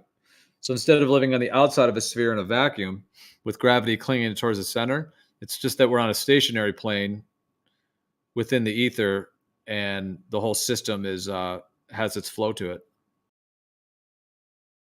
What do you think of Witzett's model? You think he's going to address some of this stuff? I was listening for parts this morning. I did hear, but I don't know that I heard him mention anything about that, so I'm not sure. I mean, Okay. I've heard him talk about models in other contexts and things. If you're saying that he's presenting something of a model of his own, or I don't know, I haven't heard about that. Yeah. Well, I mean, I for one, I'm always excited about that, because I think it is a difficult feat, but I'm often surprised or whatever at sort of the cleverness of what some people can come up with that does satisfy certain visual, certain phenomena and stuff like that. So yeah, I mean, kind of like the stuff we're talking about now, like with how these external things with the sky is possibly affecting a Foucault's pendulum. Yeah, it's interesting to hear claims that satisfy that, So I know he's got one, and you've just described one. I don't personally think that they hold up, but maybe I don't know much about what's being claimed. Well, the only next step, if you want further proof of the ether, would be that we would need to reacquire the technology that these controllers have stolen from humanity, and the free energy tech and all the other tech that they have. Because if you want something that would detect the ether, you want like a device. Like, what do you want? You know what I mean? Like, is it a device? Is it, but what you would want is already being, I think, hidden from us, because to get to that level, if you had the ability to detect the ether in a way that you would perhaps possibly feel satisfied, like, oh yeah, there it is. Well, what comes along with that is the ability to now tap into it. Because if you can detect it, you're already tapped into it. So from there, what I'm trying to say is that a similar technology to detect it is very, like, once that's invented and you can detect it, then you can pull from it. Utilize it. Yeah. Yes. And you think that there's people or entities or something like that that are already capable of doing that? Absolutely, dude. This is why they have part of the entire globe model deception is to eradicate the ether. So they hijacked Newton's work, because Newton was actually an ether theorist. So they hijacked Newton and tried to turn him into this totally heliocentric other character with all these other ideas. They've hijacked all of his actual ether work and then twisted it profoundly. And then they've done all these other things. And then by ultimately trying to, abolish the ether to the severe level that they have, which happened. So they got control over the Federal Reserve. They did World War I. Then right after that, they had the control mechanisms with the money and the World War that they did. They had their position where they could now try to fully eradicate the ether. And that's what they did. And they did it with Einstein and all the rest of it. And they were able to create a scenario. And then they did the Great Depression. And that like totally changed all the science worlds and the funding for all these things. So, and then right into World War II. So it's been like a series of takeovers. And that's part of why they've tried to eradicate the ether, and in terms from science, from people thinking about it and all of that, and why even today it's something that still is suppressed so intensely, because they want us to think that what's happening is a totally different model of reality, so that we don't actually tap into it ourselves, and so that they have control over that capacity to do so, and therefore control over the energy systems, the financial systems. So when did all this start? That's what I would like to know. When did all this start up? When did they start? When they start saying, "I think we need to tell everybody this is a globe"? Well, I have my thoughts on that. Do have my thoughts on it. I think it does link back starting in the 1800s. I think there were ideas before that about it. I'm not saying the whole idea or the plan started in the 1800s. I'm not saying that, or like the ideas of it, but more just the actual starting to unleash it. I mean, I don't know if we want to. I don't want to just be the only one on the mic. So I mean, I don't want to just go on and on, because that's a whole. I mean, I will if you guys want, but I don't want to just hog the mic or anything. But there's just a lot to all of these factors, because that then leads into. I'll just say it briefly. Like, there's a question: was there some sort of reset in the 1800s? Now, what would that mean? There's all the different components of what that could represent. What kind of reset? But it is very interesting to also look at these asylums. They were like asylums, child orphanages, and hospitals all in one. And so it's pretty deep. It was, like they were connecting like a new form of school, like schooling and education, with hospitals and asylums. And these asylums were in these buildings that, like all around the world, these asylums, and the buildings that they were in are these incredible, beautiful architecture that looks like it's from a highly advanced, source. And it just doesn't make sense that what they were doing in these, like the way they were basically like, yeah, if you didn't go with the program, you went to the asylum. And if you did go with the program, then you would be, get a pass or whatever, and then you would be repopulated. So there's a lot of different ideas. But if there was some major reset in the 1800s, it would then make sense that the science that was still happening then, like Tesla, Michelson-Morley, because they were not doing that stuff just for the heck of it. I mean, there was obviously quite a field occurring that was still trying to maintain that knowledge. And Dayton Miller in the 1920s carried on Michelson-Morley and did over 5 million interferometry experiments, tweaking every variable that was requested of him, and kept validating the ether moving over a stationary surface.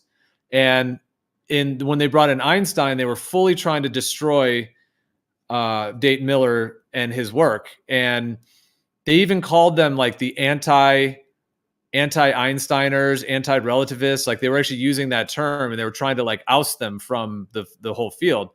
And around the Great Depression, they finally were able to do that.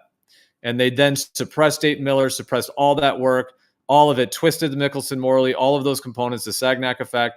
And then after the Great Depression, took the world into World War II. And then obviously after that, it was a whole different scenario. And then they, of course, and then they, after they established that in the 1950s, they established the Education Act, NASA. I'll just be brief because there's so many components there as well. But I don't know if you were brief.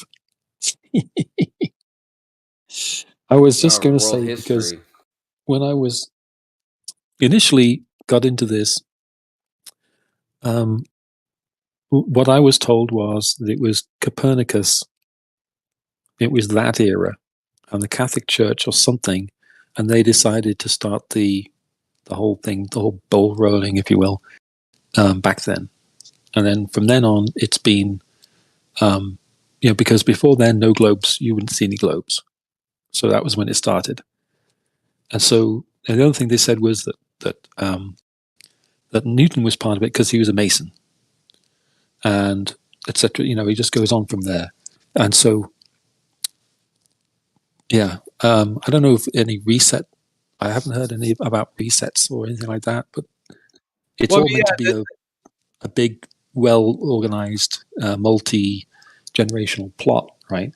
Well, think about this. Think about this. Does anyone of us today have any memory of any actual tangible type memory? Like, oh yeah, like Grandma Edna or like Uncle Bob, like actual tangible of anyone before, throw a year out there, 1850, 1800. You know what I'm saying? It just cuts off there.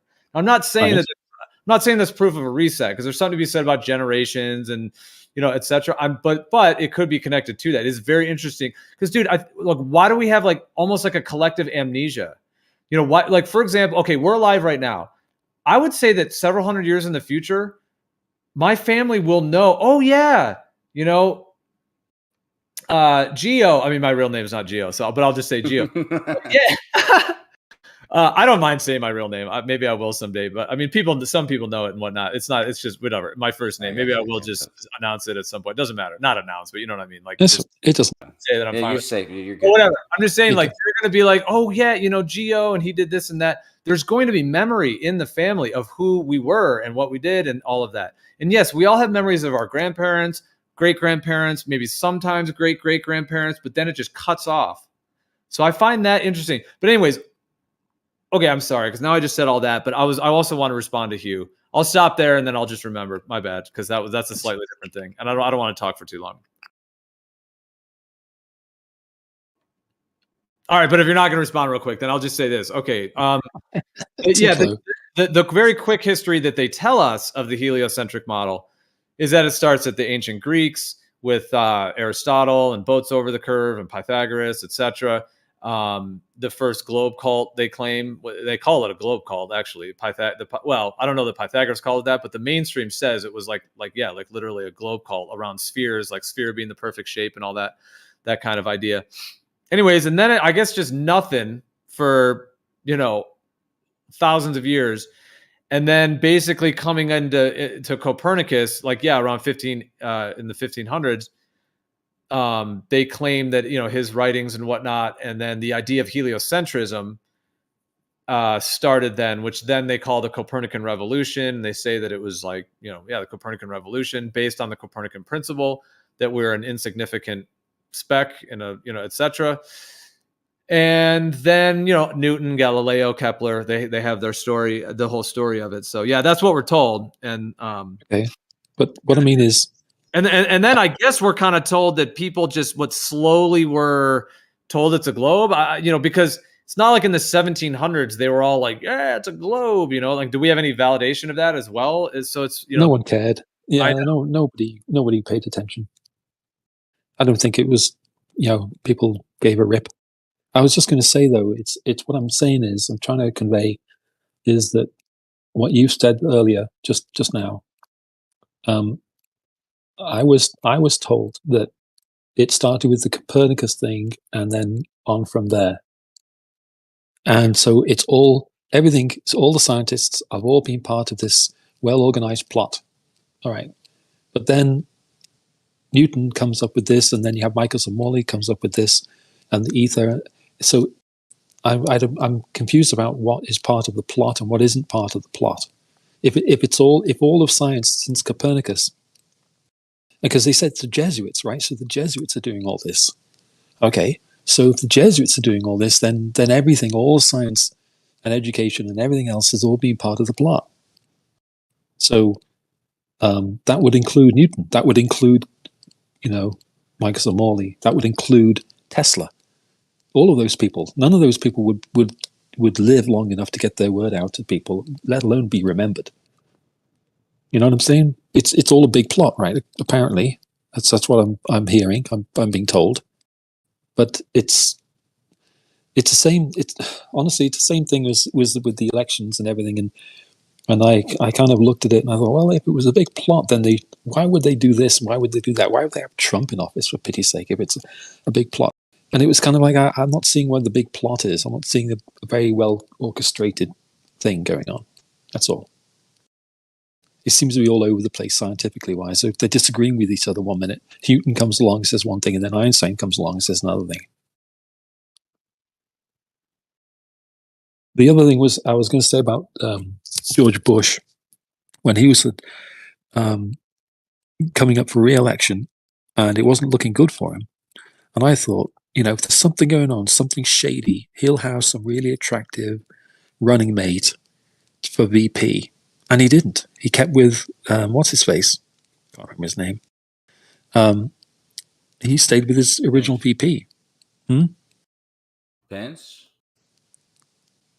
Who's George Bush's vice president? Oh, Dick Cheney. Cheney. He stayed with Cheney. And I thought, oh, okay. Or I thought he'll do something like he'll make sure gas prices go down significantly before the election, and he can say, look, my policies are working. Or he'd fix it somehow. That's kind of what I thought. If I thought there's something going on, that's what will probably happen. He'll probably fix it somehow. And he didn't do any of that. So I'm looking for evidence. I'm looking for something that tells me that there's some overarching plot. You know what I'm saying? I don't have a comment on the president's thing, but unless someone else wants to jump in on it. But Coach, I was just before I forget, I was gonna say, sorry, it is back to the pendulum thing. So if someone does want to respond to that, feel free to. But I was just gonna say, Coach, doesn't it make a tremendous amount of sense that if there's this ether drift that goes with the fixed stars, and that's like the main power grid, because the fixed stars are, the ones that stretch upon the whole sky. The sun and the moon are small little circles, even though they're bright and they're very potent. And then the wandering stars are kind of, small little things, obviously, compared to the big thing. So if all those fixed, like when we look up at the sky, especially at night, it's just like you're looking at basically all those fixed stars, et cetera. Doesn't it make sense that since it's like the main frame of the system, and that drift would then be the ether wind, as it were, that would go with those fixed stars, the sidereal rotation would also be connected to free energy, because that system is a free energy machine. Like it just seems to go forever. Every day the sky is always going. It's like essentially, as far as we know, it's like a free energy machine. It infinitely goes. It doesn't seem to slow down. It doesn't speed up. It does have its like precessions and these minor little things to it, but it is just like, as far as we know, it doesn't have a battery. It doesn't have an engine anywhere. So wouldn't it make sense that drift, which seems to be just freely moving, would then be the link to being able to tap into the actual energy and pull from it in these ways?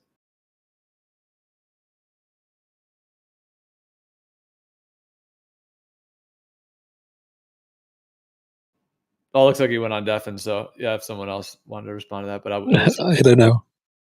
It was so much My hard. answer. But yeah, we were talking about. I was talking about with you too, Hugh. So yeah, do you think that? What do you think of that?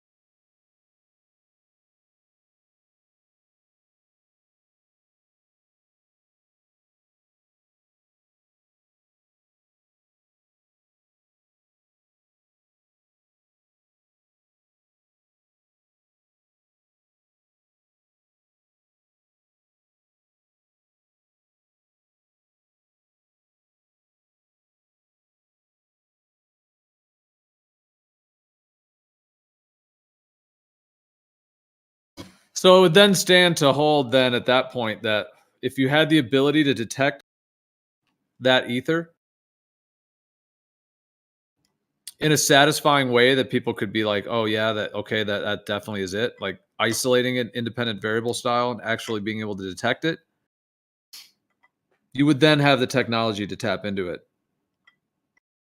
So that would be a huge reason for them to do this whole globe model and try to extract the ether and turn it into a vacuum that surrounds a globe instead of the actual ether on the stationary plane, which is surrounded by the actual sphere of the magnetic field.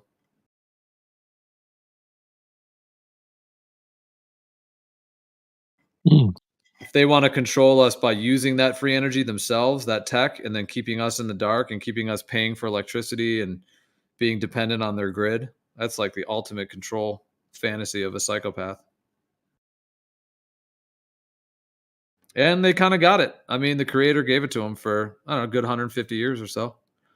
Just gave them the keys to the realm, basically. I mean, in a way, not entirely, because we're all still free beings in our own ways, but in terms of this, in this way, in the way that they are, just a successful takeover. Question is, how much longer does it go? Is it on its expiry? Is it ready to expire in the next decade or so?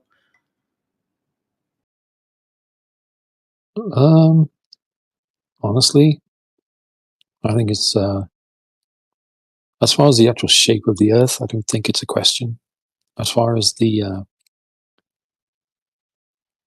what would you call it? Well, they're the globalists, right? I mean, they are the globalists. So if the globe goes, the globalists are going with them. Yeah, but how would that happen? What would spark that change? Yeah, it's a huge question. Exactly. I think I know what would spark that change. See, most people don't know that they have a choice. Like they just think that like flat Earth is some like pancake in space that you like fall off the edge. They have no idea what the arguments actually are. It's mocked so much that they don't even look at the arguments. All it would take is one person in society that is looked up to by a lot of people simply saying that they think that the earth is flat and that they should, people should look into some of the arguments. And once enough people do, it moves into the Overton window and it's game over.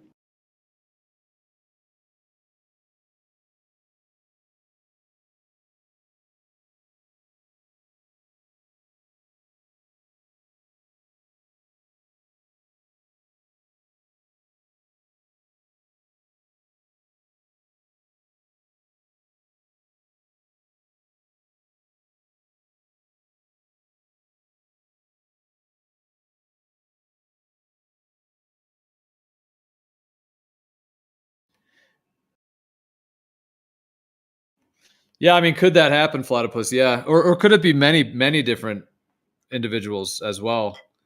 I mean, we are seeing that in the world today. Like even with Elon Musk, I don't know what's going on with him these days or what his following is or anything, but I do remember, I'm thinking like maybe 2 years ago, or maybe even longer than that. Yeah, whatever, 2-3 years ago, there was times when. Probably still the case. It probably is still the case, but I'm just saying back then I basically kind of had seen it happen basically where there's enough people like following him that he can just say the name, or at least then he could. He could like say the name of like a cryptocurrency or even a stock, but he was doing it in cryptocurrencies. He would just say it, and then because enough people were just so following anything he said or did, you would then get a bunch of people buying it. And I actually think he did a bunch of huge price manipulations. The famous one he did was Saturday Night Live. He was going to be on Saturday Night Live, and Dogecoin had done a huge run. It was like way high, and the whole thing was like, what was it? Dogecoin to $1 and all that hype. And he hyped it all up like Musk did and his whole team. And it was all hyped up that when he went on Saturday Night Live, like when the what does it come on at midnight or 11 or whatever, when the show started, boom, there he was. And that was the moment the price was supposed to just skyrocket. But what actually happened the minute the show started, Dogecoin did shoot up like a nice 10, 15%. Like it made a nice little, not too big of a run, but a little one. It popped. I do remember that because I was watching it. It popped. And then it just bombed. And when I say bombed, this is one of the biggest bombs ever. It just red, just red. And it went red for so long. It didn't even do a retrace for a really long time either. Because there were a lot of people that were like, well, it's going down, but I'm still going to hold, like hodl, like it's still, you know what I mean? And they all just got, because sometimes it'll retrace. And if it does a retrace, then okay, they can have a chance to break even or get their money back. Not in this case. It was absolute, like the rug was pulled out from under it. So it's definitely conceivable that Elon Musk did that. He sold all of his right when everyone else was going to buy in so he could sell a massive amount and get it all sold because he had all these followers that are going to be buying it up. They all bought it up and got wrecked as it went down. And he was likely able to sell everything, as a ton of it. Who knows if everything, but he was able to probably sell who knows how many millions. So yeah, that guy's a big time deceiver in my viewpoint. And not to say that there's 100% proof he did that. I realize that's kind of more of a speculation, but it's like the writing's right on the wall. It's pretty obvious. Yeah, don't take your fucking financial advice from somebody that's faking space. Obvious Globo, that's kind of chill. Hey, Gio. You remember the do you remember the old school quiz? Veach wants to take it. Do you mind if I ask him? Oh, is this like the 20 questions? It wasn't 20. I don't know how many it was. Is that rolling my boulder? Yeah, it is. I love this test. I'm ready. I'm not going to take it, obviously, but. Yeah, we can shift gears. I'll be listening, but I do need to step away from my mic as well. So He's being ridiculous. I don't want to take his test. I didn't say I was going to take his test. He just wants me to take the test, so he's pretending. You said, okay, fine, I'll take your quiz. I said, psych, that was the wrong number. Don't you know that reference? No. Has it been updated? You'll pass. Come on, Veach. You'll pass. Yeah, I always felt like it's a scam. It's not a scam. Hold on, I gotta get you the meme. Let's see this meme. All right, Veach, how about this? You do the first 3 questions, and then you don't like it, we abort. I don't like it. I mean, I liked in general. I liked the idea of it when you were doing it because it was fun to hear everyone's answers. I don't want to necessarily offer just criticism if you're about to do it, but I will say let's just say I always thought there could have been a version 2.0, 3.0, 4.0, or it could have been there's a lot of different ideas of tests that you could do. But anyways, it doesn't. It sounds like you're kind of more trolling Beach, and he's not actually into your test though. So I don't know. You have to ask him. He's trolling. Well, I got conflicting messages because he would take it. Northern Rebellion actually found the piece of paper that had the original quiz on it and sent it to me. So each was going to get the very, very old school first thing.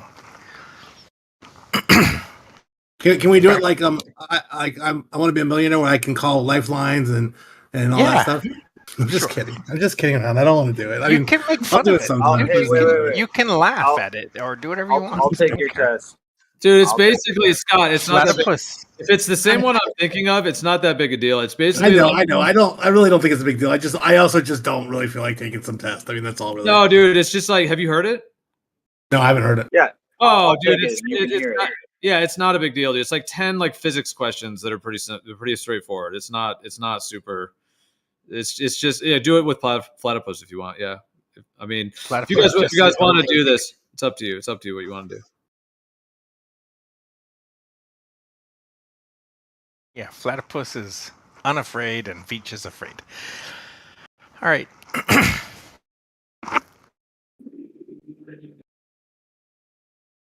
By the way, Veach. I don't think it's really fair to say he's afraid. I mean, I don't know what's going on in the text chat or what you've been kind of propositioning him with, but that's cool. Maybe he's not afraid. I'm afraid, Roland. I am afraid. I'm afraid that you're going to trick me some way, and I don't want to be tricked. Exception and trickery. However, The truth comes out.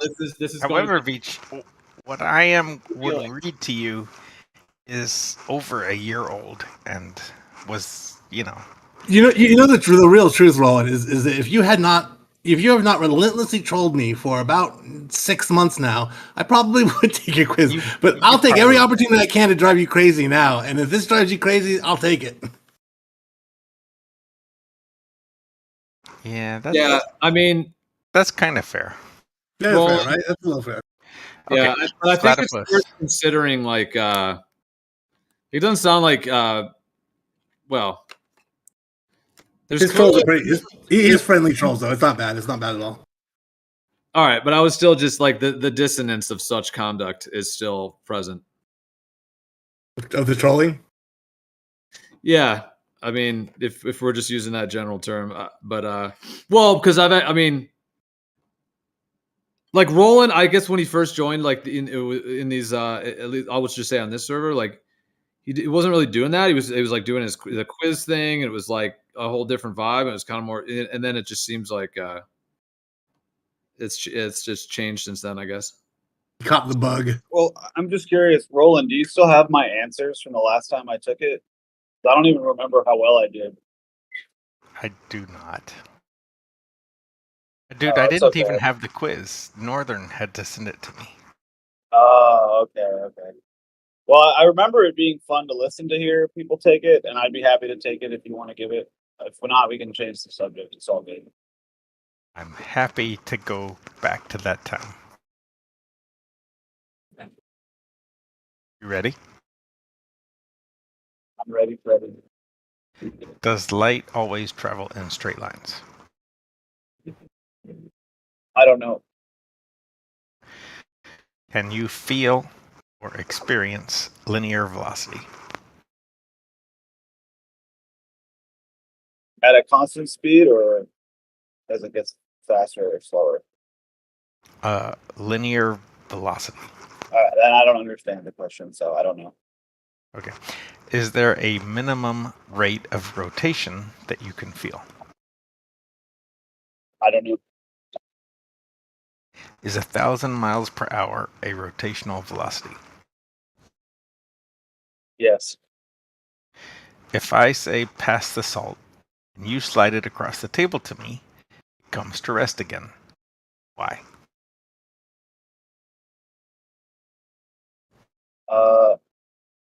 Because it only moved as far as the force that was used to move it would let it. It had kinetic energy while it was sliding. What happened to that energy? It met its equal and opposite reaction due to the resistance on the table in the air, I guess. That's what I'd say. Can you have acceleration without any force?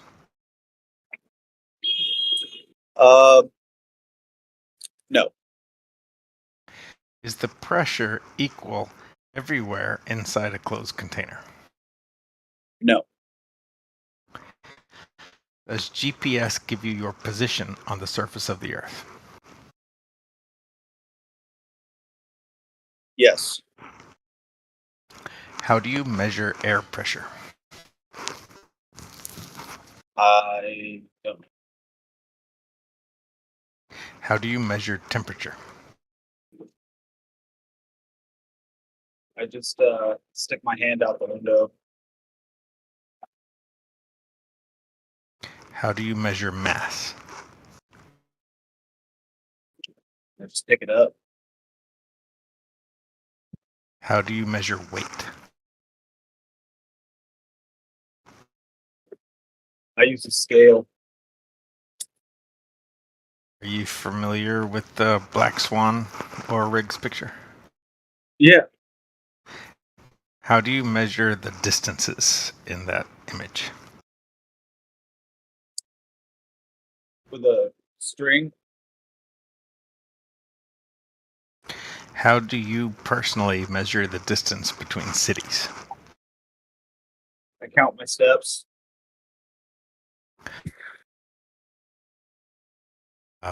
How does trilateralization work? Trilateration. Trilateration. It Trilateration. measures the time it takes for one signal to travel to several local satellites. How does triangulation work? It like positions you based on the distance of other points in their known locations on a map. Does GPS use trilateration or triangulation? Trilateration. What are latitude and longitude? Lines on a map. And what do I feel when I put my hand out of a car window going down the highway at 50 kilometers per hour? 50 kilometers per hour? Mm-hmm. Probably feel a cool breeze. That's the end. Sweet. How'd I took do? your test too, Roland, just for you.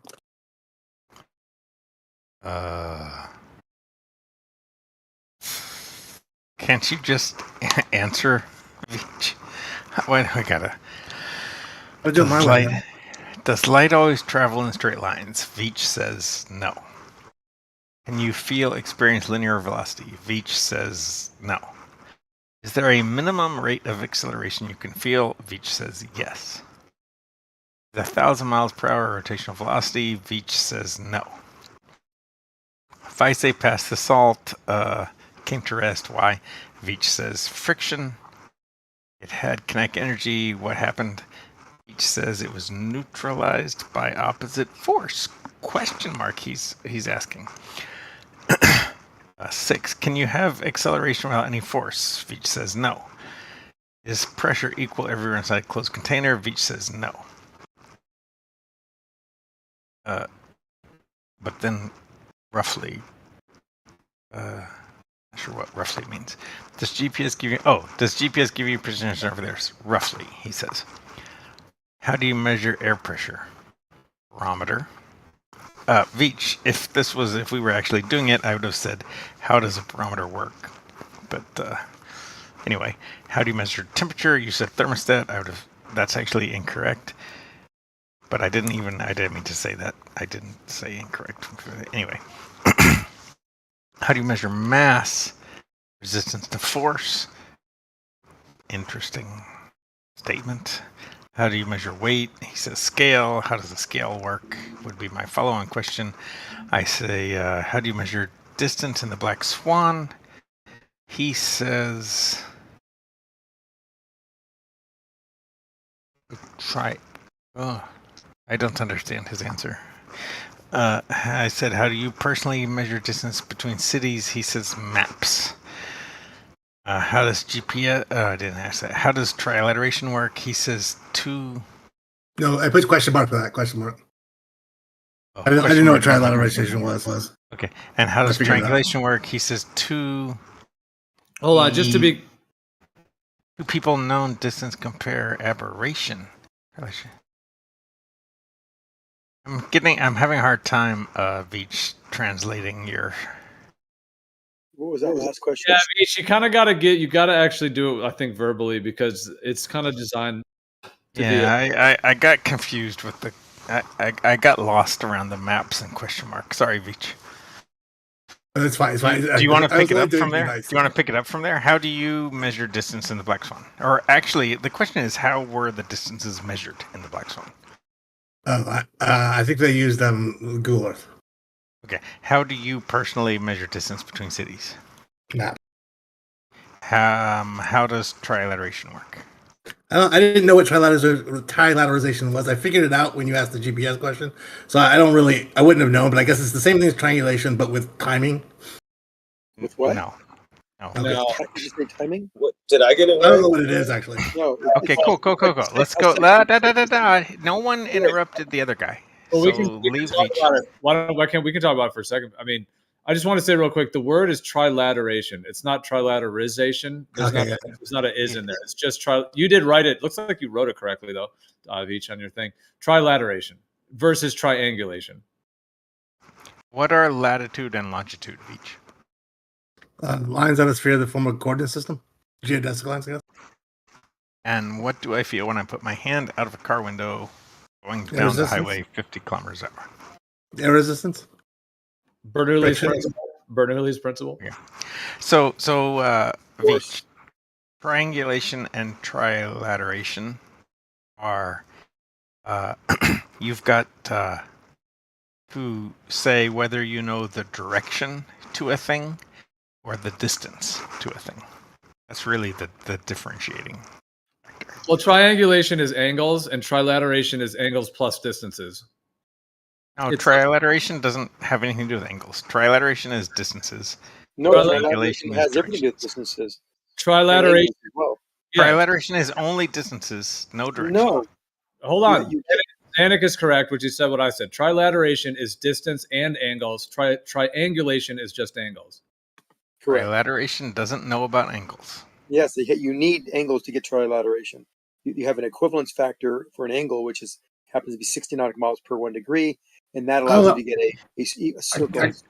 I gotta say, I'm looking at the wiki as you guys are talking, and it does seem to say no angle. It says trilateration or multilateration should not be confused with triangulation. That uses angles for positioning. This uses distances to determine, et cetera, et cetera. It does seem to be what he's saying. Yeah, but no angles. No angles in trilateration. The angles give you the distance. Zanuck. Right. No angles. You need the angle to get the distance. Why would you need the angle to get the distance? Because you have an equivalence factor of 1 degree per Why can't you use like timing of a radio signal though? Yeah, Well, Zanuck, you're wrong. Trilateration used in a sextant uses the angle to find the distance. Nobody said anything about. Hold on, Roland. You're interrupting a lot. I haven't even been able to hear what Zanuck's been saying. Just if you could chill for a sec, Zanuck, go ahead. Just temporary mutes. They're not. It's not a big deal. But just go ahead, Zanuck, so we can hear. Zanuck.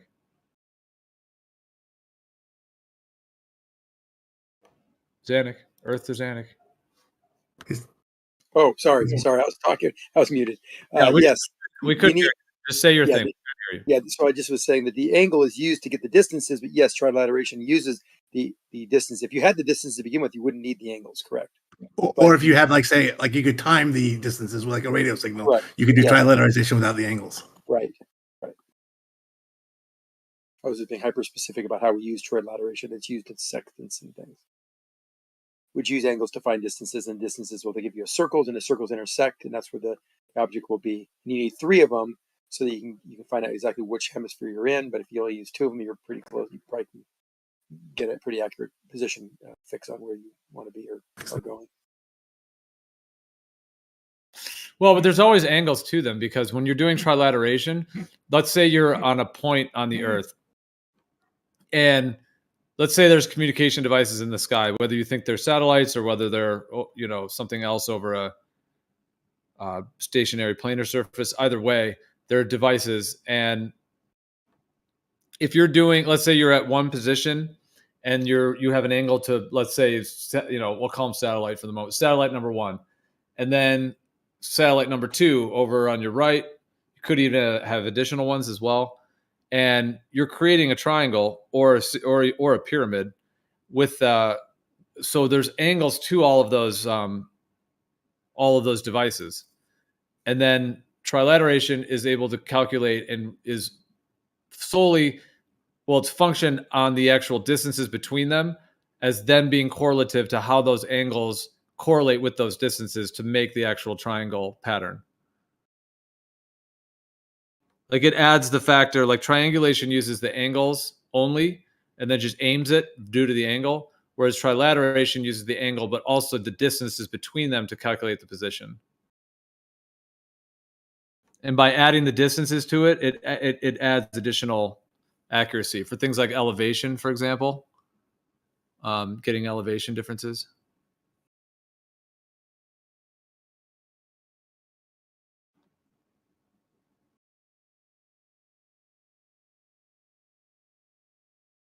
Is that your understanding of it, Zanuck, or?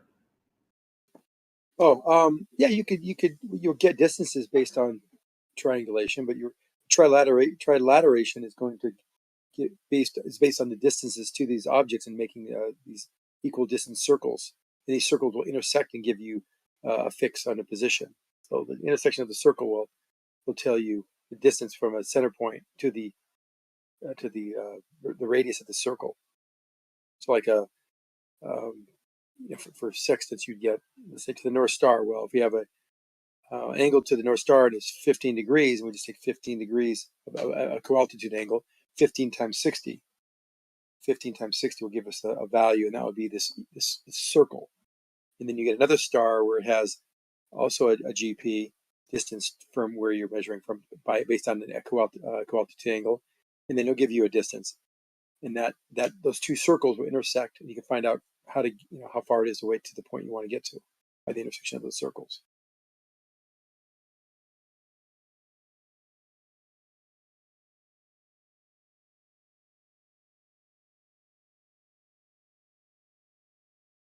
Yeah, because they use trilateration. They claim to be, they use it in surveying because it allows to, like in terms of a Cartesian space where you have a plane, like 3 points create a plane.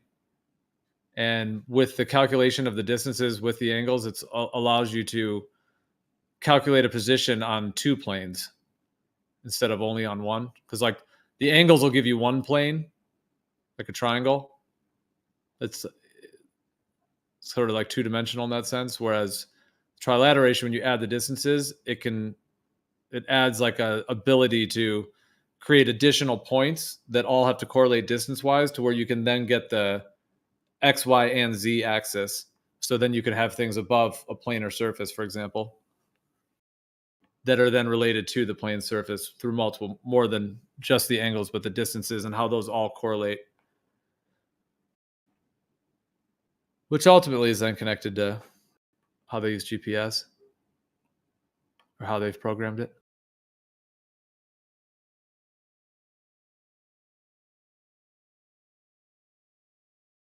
Roland, what is your thought on it, Roland? Or unless Zanuck, you want to respond? Yeah.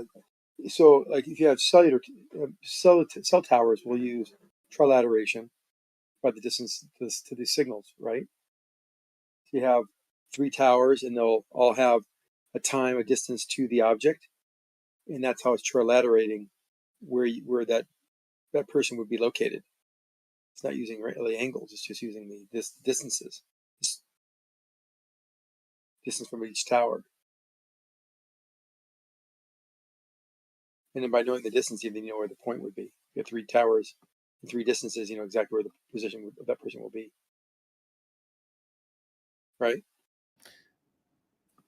Yeah, but all of those things that you're aiming to, as it were, are in an angular relationship with the source or the observer, as it were. Well, if I have 3 towers and I'm 5 miles from one tower and 10 miles from another tower and 1 mile from the last tower, you can get angles, but you'll know exactly where you are via those distances, which will create the angles. I mean, you need the angles to create the triangle, but you don't need the angles. You get it just from the distances. It's like saying, you make a triangle out of these 3 sides without knowing the angles. Yeah, you touch them all together and you make a triangle. You didn't know the angles. The angles will be created by these 3 distances, 3 sides of different distances, or 3 sides of the same distance, but you never knew the angle. You created the angle. Angles. Well, it uses the angles of the position and then looks at the distances and then calculates the distances to them. So yeah, it doesn't like use the angles in the same way triangulation does, but it does.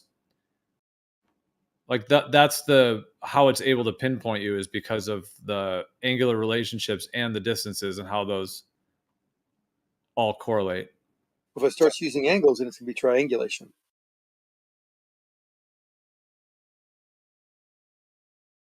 Right? Well, there's overlap. It's like a Venn diagram. Like there's angles involved in both, but they're used differently. It's like a Venn diagram to where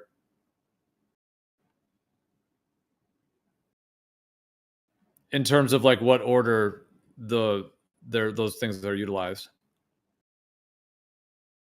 Like in triangulation, it's like 2-dimensional, so you can do it with 2 points. Whereas trilateration is 3 points or more.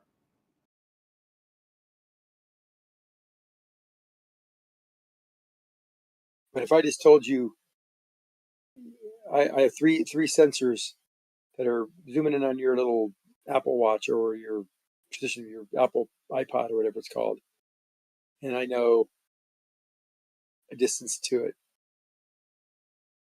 and then the other sensor has a distance to you, and the third position has a distance to you. I can locate you by those distances, those three distances, without knowing the angles.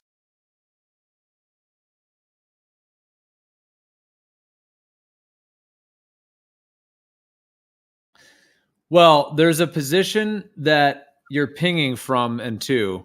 So if you're on the ground and then you have those other points and you're going to do trilateration, the angles are the foundational reason that in terms of the layout of the coordinate system as to why like if you're standing on the ground and there's satellite 1 over on your left, satellite 2 is right above you, and then satellite 3 is off to your right.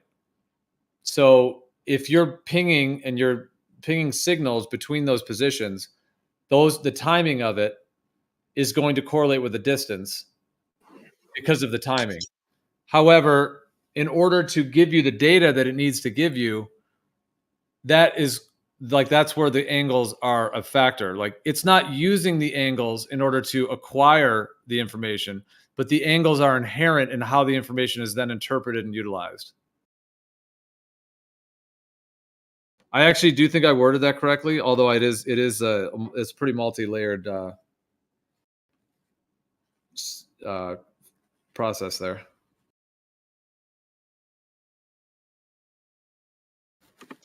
Yeah, I think we're kind of saying the same thing. There's obviously angles involved. The distances would create the angles, but trilateration uses the distances. It doesn't use the angles.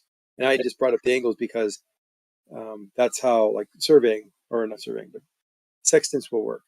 They just give you these equal altitude circles,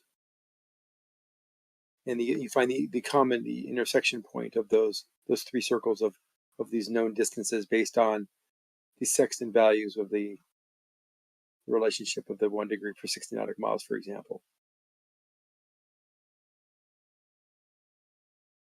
Have you heard Alan's presentation on GPS yet?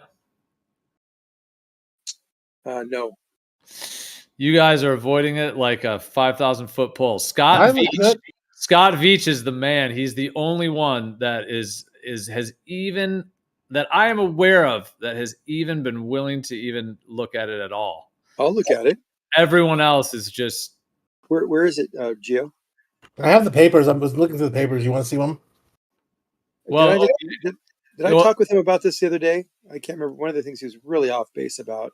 All right. If you're serious, okay, let me say this. Okay, since we're talking about GPS, that's why I brought up. Zanuck, if you are serious about this, okay, and you actually want to rebut it, all right, there's a couple presentations. There's one on his channel. He did 2 presentations in here. I could send you the timestamp. I don't know if anyone's clipped them out or not. I did save the timestamp of it. There was an initial presentation he did that was about 2 hours, and then he came in a second time and did about another hour and a half or so. And there were questions and answers afterwards. And then he's done it on, I think he's got it on his own channel, but that's more of it's like just like him presenting it in, it's like a camera of him, and then he's just sharing a screen. Whereas when he did it here, I guess I can only see the ones I've seen. I can only speak on the ones I've seen, but yeah, there's the one on his channel that I have not watched that one yet. But that one's apparently it's like a pretty full presentation as well. So I'm trying to think which one to recommend you. Probably that one on his channel, I would think. What's the name of his channel? I think it's Space Audits. What was some of the? Can you summarize some of the points he made that were maybe arguable? Because I'll get it. Hold on a second. He also went on Jeranism. He did about a 20-minute stint on Jeranism's show as well. So here that's the Jeranism one. I mean, that one's definitely gonna be shorter though. Here, this is the full one. Check. Okay, this one's yeah, here they are. Do you remember what we were arguing about when I was with Alan? He kept on bringing up things and he wouldn't really address my questions. But what were we? All right, that one is the history of laser interferometry, and then this one, this last one, that's the one I have not watched this one, but apparently, like they were saying, this is like a pretty full presentation as well. This one looks like 47 minutes, where he goes through a lot of it as well. So if you watch any of those, I'm sure you'll get. But well, the interferometry one is not GPS, so that one's interferometry. On Jeranisms, I think it's he does some of the GPS stuff, and here I'll even get you the link for the presentation that he did here, because I know where I have it saved.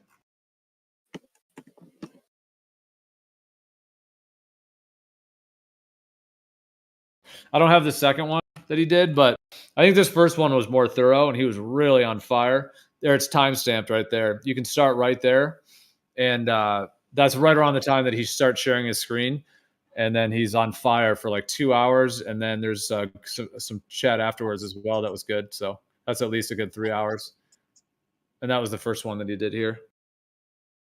But yeah, Zanuck, dude, if you're serious about actually wanting to bring something to the table, I mean, you might need to watch those like 5 times. I mean, All right. Well, I don't know if I do it that often. It's very, very dense because he goes through a lot of information,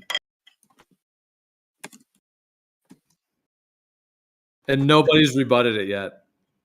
Well, I don't think anybody can. I think nobody has the base knowledge to know how to take the claims yet. I think maybe Zanuck does, but like I have to. I'm still reading through all the different sub areas.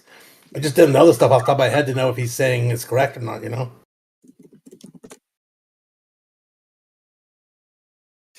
Yeah, I mean, it seems like what he did a deep dive into that. Basically, he said that Whitsitt, he had heard Whitsitt, talking about some of those papers and those things, and so he said he just decided like, yeah, he's going to deep dive into it. So he just did and you can tell like when he shares his screen, it's all highlighted.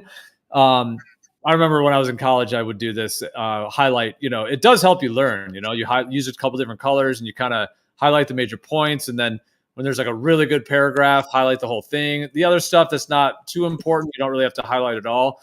That way you can go back at it and just read it over again and just read the main bullet points and all that. So I'm just saying, you could tell, like, I don't know whether he did that highlighting himself or not, though. I actually don't know for sure, but when you see these presentations, he's got like an entire PowerPoint presentation. He's got, I don't know if there's more to it that he hasn't released yet. Cause I think when he's done it, I think it's kind of like the first run through it.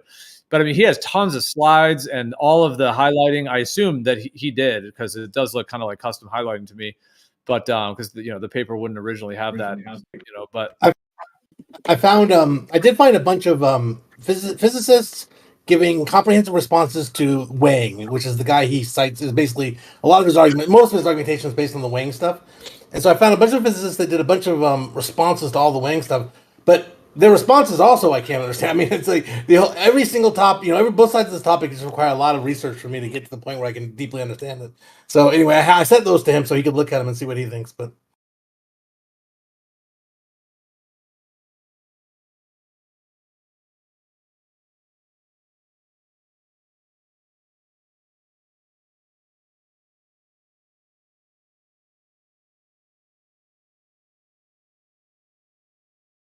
well, because it plays into what we were talking about, triangulation and trilateration. That's what's interesting. So I have ping times, and he shows how if all of the devices, all of the receivers and senders were moving on a globe, it would actually behave differently than it actually does. It actually behaves as in a stationary reference frame, and the timing shows that there is an ether drift because of the fact that when you have 3 objects and you have they're sending and receiving, if all 3 of them are moving, it'll have a different timing than if 2 of them are moving and 1 of them is actually stationary, because that's how the signals work. Like there's 1 sender basically, and then the 2 receivers.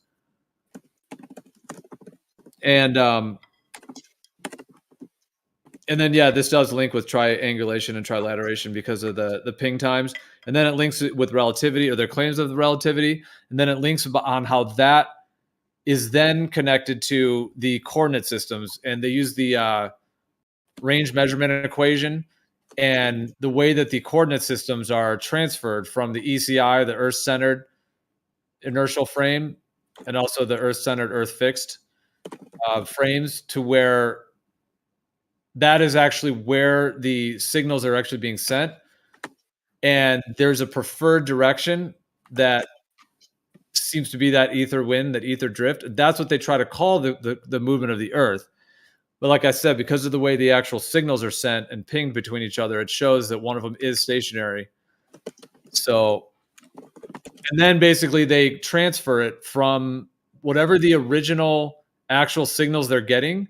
And with the time delay and relativity and these different frameworks, they end up, whatever they do behind the scenes that we don't know exactly. But the point is, what we get pumped out to us is the coordinate system that we're given.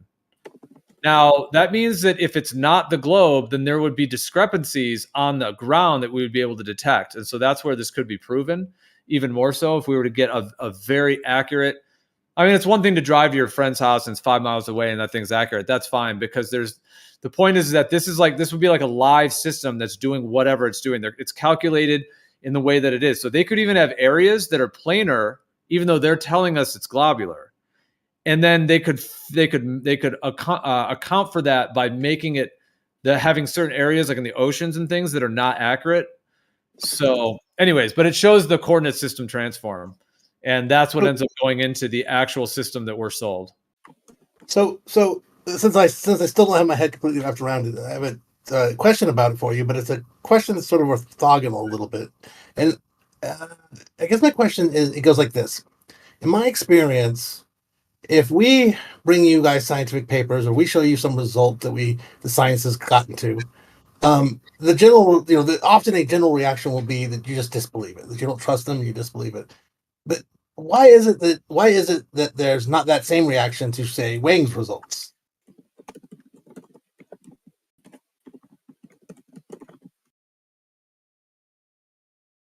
Are you asking for me or for just other people, or like? I was asking you, but anyone or whatever. I was just curious what you were to say, but whatever. You may not have an answer either. I guess I just feel for me that question is not applicable, because I wouldn't say that what did you say? People just deny it? Like if we show you, say, scientific papers that tell you the distance to the sun or the distance to the moon and the way in which they did it, a lot of times it'll just be dismissed on the face of it. Like you just don't accept that as evidence. That's just not true. And I'm wondering why that happens there, but this is accepted on the face of it. Well, I guess I can't respond to that because I didn't deny whatever the other thing you're describing is. If other people have done such things, I don't know, but I didn't do that. And then secondly, I did not just instantly accept what you're saying with this Wang paper, for example, because is that the second part of what you said? Yeah. So, but you accept the Wang paper is true, or you have no idea, or you don't know yet. Well, I mean, everything I just said in the last 10 minutes, it was just like a little bit of the summary of it. It's not even every detail. I just was briefly trying to comb over some of the bullet points. But it all hinges, though, on his empirical results, though, right? Without his empirical results, we don't know if any of that's true, right? It's because he did these experiments that show us this data that we can say these things. And so it hinges on whether he's correct or not, right? Yeah, whether the ping times are correct, you mean? Yeah. Right.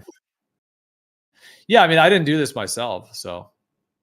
I guess I was just sort of thinking about how, I guess you don't do this, you say, but there's a lot of sort of just flat denial of things that the mainstream has done, and this guy is fairly mainstream, actually. He's a fairly mainstream physicist, and I'm just curious if there's any sense of is there any sense that you guys are giving this a pass because it's going in a direction you like, compared to other things or not? Maybe I'm wrong, but that was the question.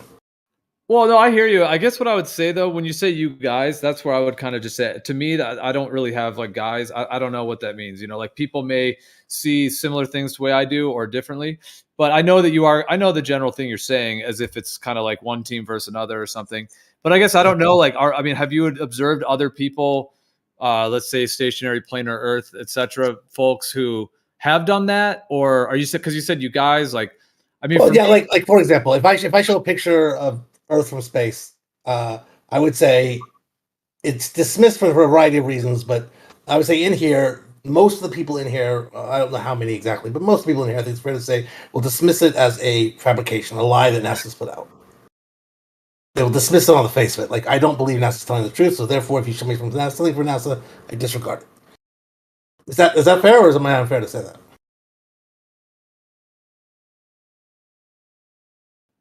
well, if you're just talking generalizations of certain things people say, then yeah, sure, there's people that have that kind of perspective, perhaps, or something Yeah. similar, You know, something a lot. When yeah. you're just saying like, yeah, if somebody comes with something from NASA, you're going to definitely have people that are going to be rolling their eyes the minute you present it. I mean, of course, yeah. I mean, NASA. That would kind of be like being like, oh yeah, like the mafia has like a birthday present for you. It's like, And then if we, or similar to like earlier when Platypus was asking, why doesn't the sun need oxygen? And I said because it's a fusion reaction, and the reaction was, oh, you believe it, just because science says it doesn't make it true. Did you do, that kind of stuff was happening, and there's a general, I would say, I don't know, maybe majority skepticism of mainstream science in that way, where results from mainstream science are not considered particularly interesting to, I guess, a lot of people in here. I'm not trying to make it a generalization, but I'm trying to, I guess, be accurate. Maybe my sentiment's wrong. Maybe there's just such a wide variety of reactions that you can't really say anything.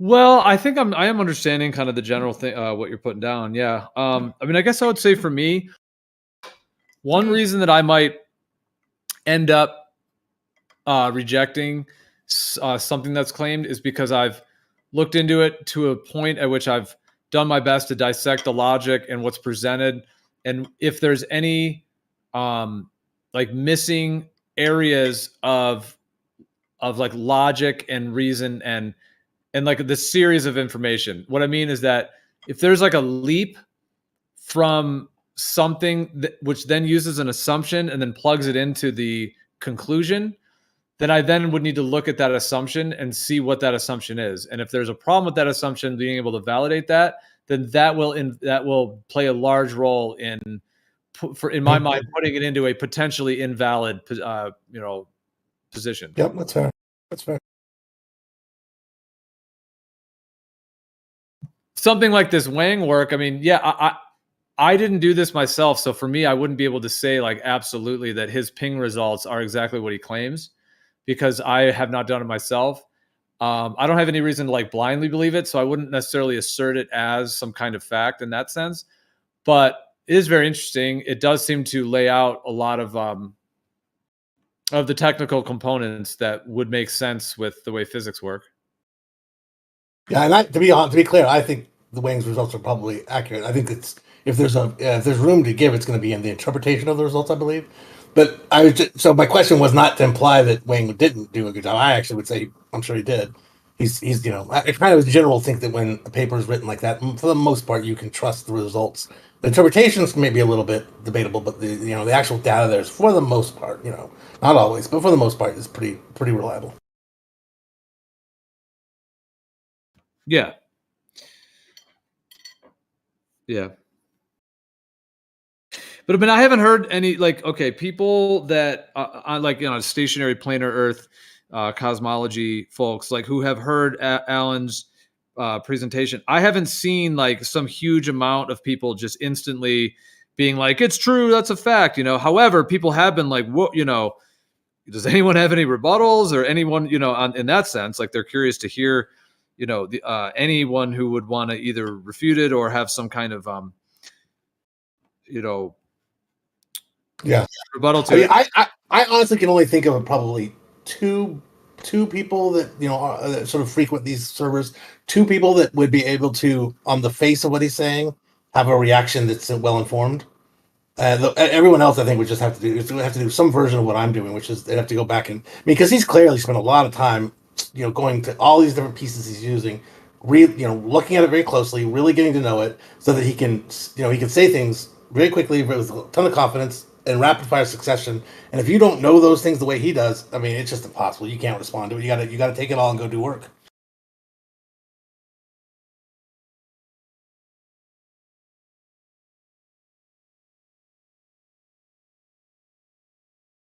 So I guess I'm saying I don't know many people that could respond to it yet. I think they're gonna have to do what I'm doing.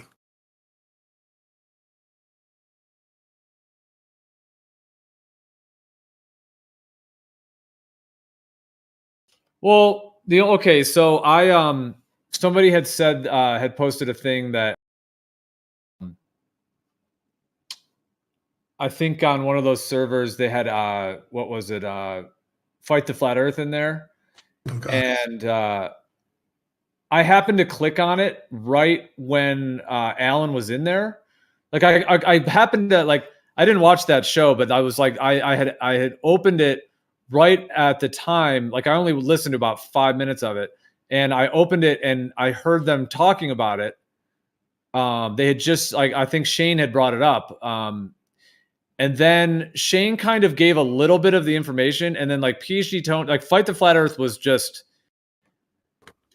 I mean, it was really a display of quite a bunch of just drama and intensity. But he kept saying he didn't even listen to any of it. Fight the Flat Earth, and he just kept saying, "Oh, you just have a misunderstanding. You're just stupid. You don't get how GPS works." And it was just it just wasn't even Fight the Flat Earth was just so wasn't even. I mean, I don't know why anybody watches that guy. He's just a disaster. Just a disaster every which way but loose.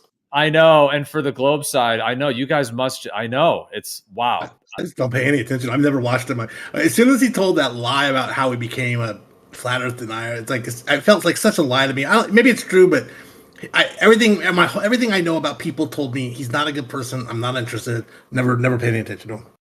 Well, did you? Well, okay. I don't want to. I mean, apparently, yeah. I've heard so many things about him. Yeah, it's insane.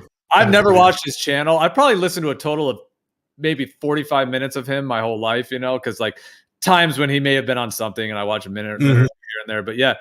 Anyway, so on that show, I heard them and Alan. Anyways, and none of them. Yeah, they were. So that was what Fight the Flat Earth did. And then PhD Tony, I heard was trying to respond and kind of the same thing. Basically, PhD Tony just basically did the same thing. He just did it a little bit more civilly and a little bit more slower. And it was actually, he just monologued, and it was, he didn't even address any of it. And then every time Alan went to speak, PhD Tony would just interrupt him every single time. And Alan, seemed like Alan didn't want to fight it. He didn't want to try to, so Alan was like, all right, yeah, I'll just talk to you later. So it really who is PhD Tony? I don't know that guy. Does he know his stuff? You don't know who he is? No. I don't actually pay much attention to the broader community. I mean, I don't know if he has a channel or not. He may not. I haven't followed his channel, but I've heard him in certain servers, and then he did a debate with Witsit on, I think it was Modern Day Debates. They did a debate there, so no, he is a PhD, dude. He does. I don't know. I mean, it's not validated. I mean, he claims it. He says he's written peer-reviewed papers. He claims quite a bit of experience in his fields of seismology and geophysics, I believe, are his fields. Okay, geophysics. Okay, so he should know his stuff then. He actually did his PhD, believe it or not. I don't know the details, so forgive me if these are not the exact right info. But basically, it was either his PhD thesis or something related to his work where he actually, or maybe did a paper called it, or it was his thesis, I'm not sure, literally called Flat Earth something. I don't know if it's bathymetry or flat Earth seismology. I think it's seismology, flat Earth seismology. I may not be. Oh, really? But literally the term Flat Earth. Because because they treat 600 square miles as flat, and even though he's obviously completely a glober and mainstream, it's literally called Flat Earth. So people tease him that he's a flat earther or whatever. But yeah, I mean, from what I've heard from him, I mean, I would not think that he's lying about the PhD. It seems like he probably is that person. So yeah, I've I've never heard too many of his arguments. What he did to Alan that day, though, was basically, like I said, pretty much the same thing Fight the Flat Earth did. He just kept saying he didn't understand. He latched onto one word that Alan said, something about like reference frame, and he just instantly said, "Oh, you don't understand the reference frame," and it was like, dude, you're not even listening to what's being said. Yeah. Well, Geo, now I remember I did talk to them about a lot of this already, and I'm looking at some of these videos. I forgot. Yeah. So sorry. I noticed things as simple as if there's ether and you're moving through it, and you should see this type of difference in a laser distance or speed measurement. We went over this. You were there listening to that, right? And he couldn't answer the question. He kept on changing the subject. If he's correct, then we would be able to see this 100-mile-an-hour difference by stationary measurement of something coming at you at 100 miles an hour, and me moving 100 miles an hour, and something coming at me at 200 miles an hour. Yes. Ether should have something. And I asked him how that would respond, how that would change the measurement, and he couldn't answer it. Bad homonym. Your whole shit is every fucking time. You know, Zanuck, I was away from the stream. I wasn't even listening, and when I came back, it was right when it sounded like you had just probably like run some kind of tactic on Alan, and then you know, and it was kind of ending because he was just, you know, and then Kosho, and then Alan. All I see is Alan is sitting down in the Hot Mic Livestream 2 room, because there's a Hot Mic room for each live stream. So there's Livestream 1, Livestream 2. So he was in the Hot Mic Livestream 2 room, and I did look at the audit logs, and Kosho had moved him there. And so then I moved Alan back, and at that point he wasn't really at his mic. And then Kosho had said that Alan was hot micing. I don't know the details, so I wasn't there, but I do it. I have it. I can tell you. Why was Alan in Hot Mic Livestream 2? No problem. So and then it sounded like it was like an interruption fest of you, whatever you did to him, which is your whole like thing you do. I don't know what happened there, but yeah, I'll tell you. It was really simple. So he was engaging for a while, and then he had to do something or had to go. I said, I have to leave right now. So I can answer one more question. He answered one more question. Then he said, I have to go. So he left, but he left his mic hot. So Kosho, when he heard the hot micing, put him into a hot mic room. Then when you brought him back into the room, he was doing his thing. He was going somewhere. He had to do something. He had to go somewhere. So he wasn't there. Well, he never got to come back. That's untrue. That's not even, like, do you have a bad memory or are you just a liar? No, that's how I remember it. No, that's not what happened. I was fucking here. All right, was Kosho here? Yes, he was here. He's the one who fucking put him in the room. Here now, just to back it up, because that's how I saw it happen. All I do is I remember he was. Nobody ever brought Alan back in the room. He said he had to leave, and he you left. talk over me. That's fine. Cool. No, what a piece of shit you are, dude. He said he had to leave, and when he started hot micing, Kosho put him into a hot mic room. That's all that happened. He was not communicating. He answered my questions. We were talking, and then he said he had to go. Some people didn't hear because they were all talking over him as well, not only me. And so then he was gone, but he was still hot micing. So Kosho moved. Nobody was talking over me. You're the only one fucking interrupting button in. Why are you so angry? Because I'm trying to piece of shit. Why do you call me names? Why is that? I'm declaring facts, bro. That's not cool. All right, just telling you. You're not cool. The shit you pull is not cool. I'm not. Right. You know, I mean, the concern is that, like, I mean, dude, Alan's a super cool guy. You know, he's done this research and work. So the question is, I don't know what happened, bro, but like, I imagine, like, you kind of hound people. You know what I mean? Like, I don't know what it's almost like a stalker, like an intellectual stalker. I'm not trying to call you out or be too rude. I'm just trying to literally kind of say what it seems like. Well, you kind of are. You weren't there, Gio, and we were having a pretty good. Hey, hold on. I might be able to help. Let me just be real quick. Like, that's why, Zanuck, like, I'm friendly with you as like a person and as a friend, but like, you notice I really don't get into it with you because I find that you have a particular way of this that, and so I assume that Alan, you know, ran into that, but I didn't listen to it, so I can't say for sure. Well, I'll tell you honestly that there's no real contentious there, and I was asking him. I'm talking to Gio. He's responding. Well, to me. new perspective. Let's just let Zanuck say his piece because I just said all that, and then you can go next. Thank you. All right. I didn't think there was any contentious at all. We were he running out of time. He said he had to go. I wanted answers to something I thought was in stark contrast to things he was saying, and he was addressing me to a certain point. I asked him a clear question. I go, "Is this a problem? How do you explain this?" He didn't quite answer it, so it wasn't a technique. It was just I think I deserved and wanted those answers to validate his point. Hold on, almost done. Then he said, "I have to go, so I gotta leave." And then he left, and he was still hot micing pretty badly. Kosho put him in a hot mic. Okay, well, I'll give my version real quick. You I hold didn't. yourself back. I didn't. All right, now Zanuck, you gotta not talk now. I'll put you on mute just so you don't interrupt. Let him let New Perspective go. Well, just that I didn't hear the hot micing. He did say he'll be right back. He did say he has to go. But regardless of that, whether he was actually hot micing or not, we'll never know necessarily. But it doesn't matter. It wasn't necessarily the hounding that Zanuck does. I think this time so much as he wasn't really understanding what Alan was saying, and he wasn't steelmanning Alan's position whatsoever.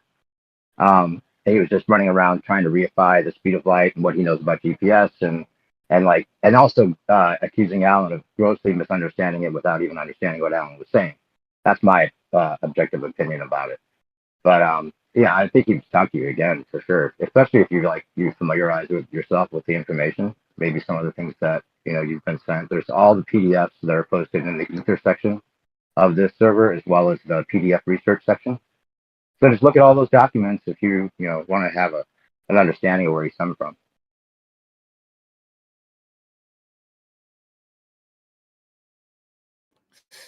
Yeah. No, that what you just said like resonates with me as being an accurate representation. And by the way, I'm not like I don't know all what happened, but when I said that he was in the hot mic room, I guess to me the fact that it was live streamed too. However, that is an easy mistake to make because it says hot. Both of them say hot mic, and then one says LS1, one says LS2. So, anyways, that part. I think it was convenient enough that he didn't really want to come back and try to re-explain everything from the scratch every single time he talks to everybody. I mean, especially if like Zanuck is just gonna like yell at him and tell him he had. I wasn't yelling. Well, you were for other people it's yelling. For you it's normal. I was just asking a simple question. I heard everything you said. He said, if that's the case in this scenario, why is this? What would happen in your scenario? Why would you not see a change of this reading based on these two scenarios? And he wasn't answering. He kept kind of shifting gears to something else. He was just diverting. I don't think he was diverting. He was actually telling you that you were misunderstanding. What I can understand what happened at that moment where you were saying to him he misunderstood completely everything from top to bottom, and then he was saying you're not even understanding my position, and you're saying no, I totally understand it, and then stating what his position was incorrectly again. You know what? And then Zanuck galloped and said he'd fly him down to Slack and he'd buy him a dinner or I don't know what. Yeah. I pay for his flight. I pay for his flight for sure. For sure, Gish gallop for sure. Yeah. No, that's not Gish galloping. Why are you making up words and using terms you don't understand? Because you'd never understood his use the assumption of light, right? The speed of light. You never actually understood. Can I say something real quick? After he said what he said, I had a fundamental objection to his logic and his understanding of the Sagnac effect and how the speed of light is invariant. He said it wasn't in. Zanuck, are you familiar with Dayton Miller at all? The guy that he was talking about, one of the guys at least. You know who Dayton Miller is? I haven't read all the papers. I watched some of the video that he posted, and I read. It's not like Alan's. It's not like Alan's interpreting. Hold on, the PDF is still up on my sheet from yesterday, my browser. So I'm reading the PDF. All right. Well, let me jump in and say something, dude. It does seem okay from what I've heard. Like, I'm not trying to call anyone out, but Kosho, Zanuck, Fight the Flat Earth, PhD Tony. Those are the four that I have heard. There's been maybe some others too, but I'm just saying those four all reacted in pretty much the exact same way that New Perspective just said. Like an instant, like without even hearing it. Yeah, like literally an instant reaction that was just, oh no, you don't understand it. And then just asserting like one basic thing about a reference frame and then kind of just getting like emotional, interrupting and just like pulling the plug on it, like just pulling the pin and just letting the grenade just explode. And then no one's even actually had a discussion yet on it. Sounds like Zanuck. I think I heard the last part of it, but it sounds like whatever happened with Zanuck, like maybe you guys got into it a little, but it sounds like Zanuck, from what New Perspective is saying, you probably did do the same thing, like telling me he doesn't understand the paper, even though you haven't even read the paper. How would you know if he understands it if you haven't even read it? That's not what I said. I read enough of it to ask him the question because he said some statements. He made some overreaching statements about this topic, and I said, well, if that's true, then tell me in this scenario what would happen. And I was being really cool. I wasn't excited. I wasn't yelling. It was a mellow conversation. He's a nice guy. In fact, I thought he was a Well, but your question, I very think you technical said your question. question was Because, malformed from not hello? understanding his position. No, I understand his position. And I understand he You thinks there's an didn't. ether. And he Well, thinks there's an he ether didn't drift. think you did. Okay, if there's an ether, then why don't you answer this? If there's an ether, you want to play along? I'll ask you a quick question. If there's an ether, if you're measuring something with the speed of light, knowing that isn't very, not knowing it's measuring with a laser, and then a laser, distance, rangefinder, or speed, they can measure speed, and then you measure a object toward you at 100 miles an hour, you get a value. And you can measure this the side mechanically, so we know it's 100 miles an hour. And then that same measurement position starts moving. You're in this car, let's say, and you start traveling 100 miles an hour away from this object that's chasing you. And he speeds up to go 200 miles an hour. So the closure rate is now still 100 miles an hour. Will ether affect or not affect that reading? Are you talking about east-west propagation of electromagnetics? Electromagnetic No, not at propagation, all. east-west versus Just using a light range. So we know the speed of light is 186,000 miles per second. If some car is approaching me at 100 miles an hour, using the 186,000 miles per second and the time it takes to hit the object and reflect back to me, and my photoreceptor to receive it, then I can calculate the speed of that vehicle and I can verify that it's going 100 miles an hour based on land-based mechanical measurements. Now, if I have the same measuring, if I have the same measuring tool and I take off one direction, any direction, and I also measure 100 miles an hour because that guy is also sped up to 200 miles an hour because I'm going 100, I will still get 100 miles an hour value even though I can measure the speed of me being 100 miles an hour and them being 200 miles an hour from another ground-based mechanical apparatus. So how is that possible if there's an ether? That's my question. It's a light It is would be using. that would be a question anyway, though, because you never listened to what he said. That's not the answer I'm looking for. That's you were typing in the chat while he's explaining to you something. You can listen to him explain something while you're typing in the chat. I don't think so. No, I was listening, and that's why. No, come on. Okay, don't mind fuck me. Don't tell me what I'm thinking. I was No, listening. I'm trying to unmind fuck myself from what you just fucking said. I think that's your whole game, though. It's not a game. I really. It is a really game. You're just fucking trying to juke I asked everybody out of their you. fucking shoes. You Is don't what want you're to trying answer. to do. Now you want to talk over me too. I'm fucking critiquing you. I'm saying all you do is just try to juke people out of their shoes, bro. All right. You ain't trying to understand what he's saying. I You really just was disagree. actually. It seemed like a fundamental flaw in the logic based on, and I brought up the scenario to see what is it. I didn't know what his answer was going to be. He could have had a really good answer for it, like, well, the eastern drift is going to be always following whatever direction you're traveling for whatever reason. I mean, it could have been anything, but he didn't give me any answer. He wouldn't answer the question. And neither will you, and neither will anybody else probably. But I would love to hear someone's answer about why we don't measure this variance, whether I'm measuring a speed of an object toward me or whether I'm moving away from that object and that speed is exactly the same. Why is there no difference in those two scenarios? Can anybody answer that question for me? It's a simple question. It's simple with you, bro. If ether truly exists, wouldn't that change the value of that measurement? Because if the light would have to propagate through the ether, then if I'm going through the ether at a high velocity, then that high velocity should be altering the value. It was a lure, though, for sure. No one can answer it. I don't know why. It's a deep question. Especially if you understand it. If you've read any of these papers, you should have an answer for it.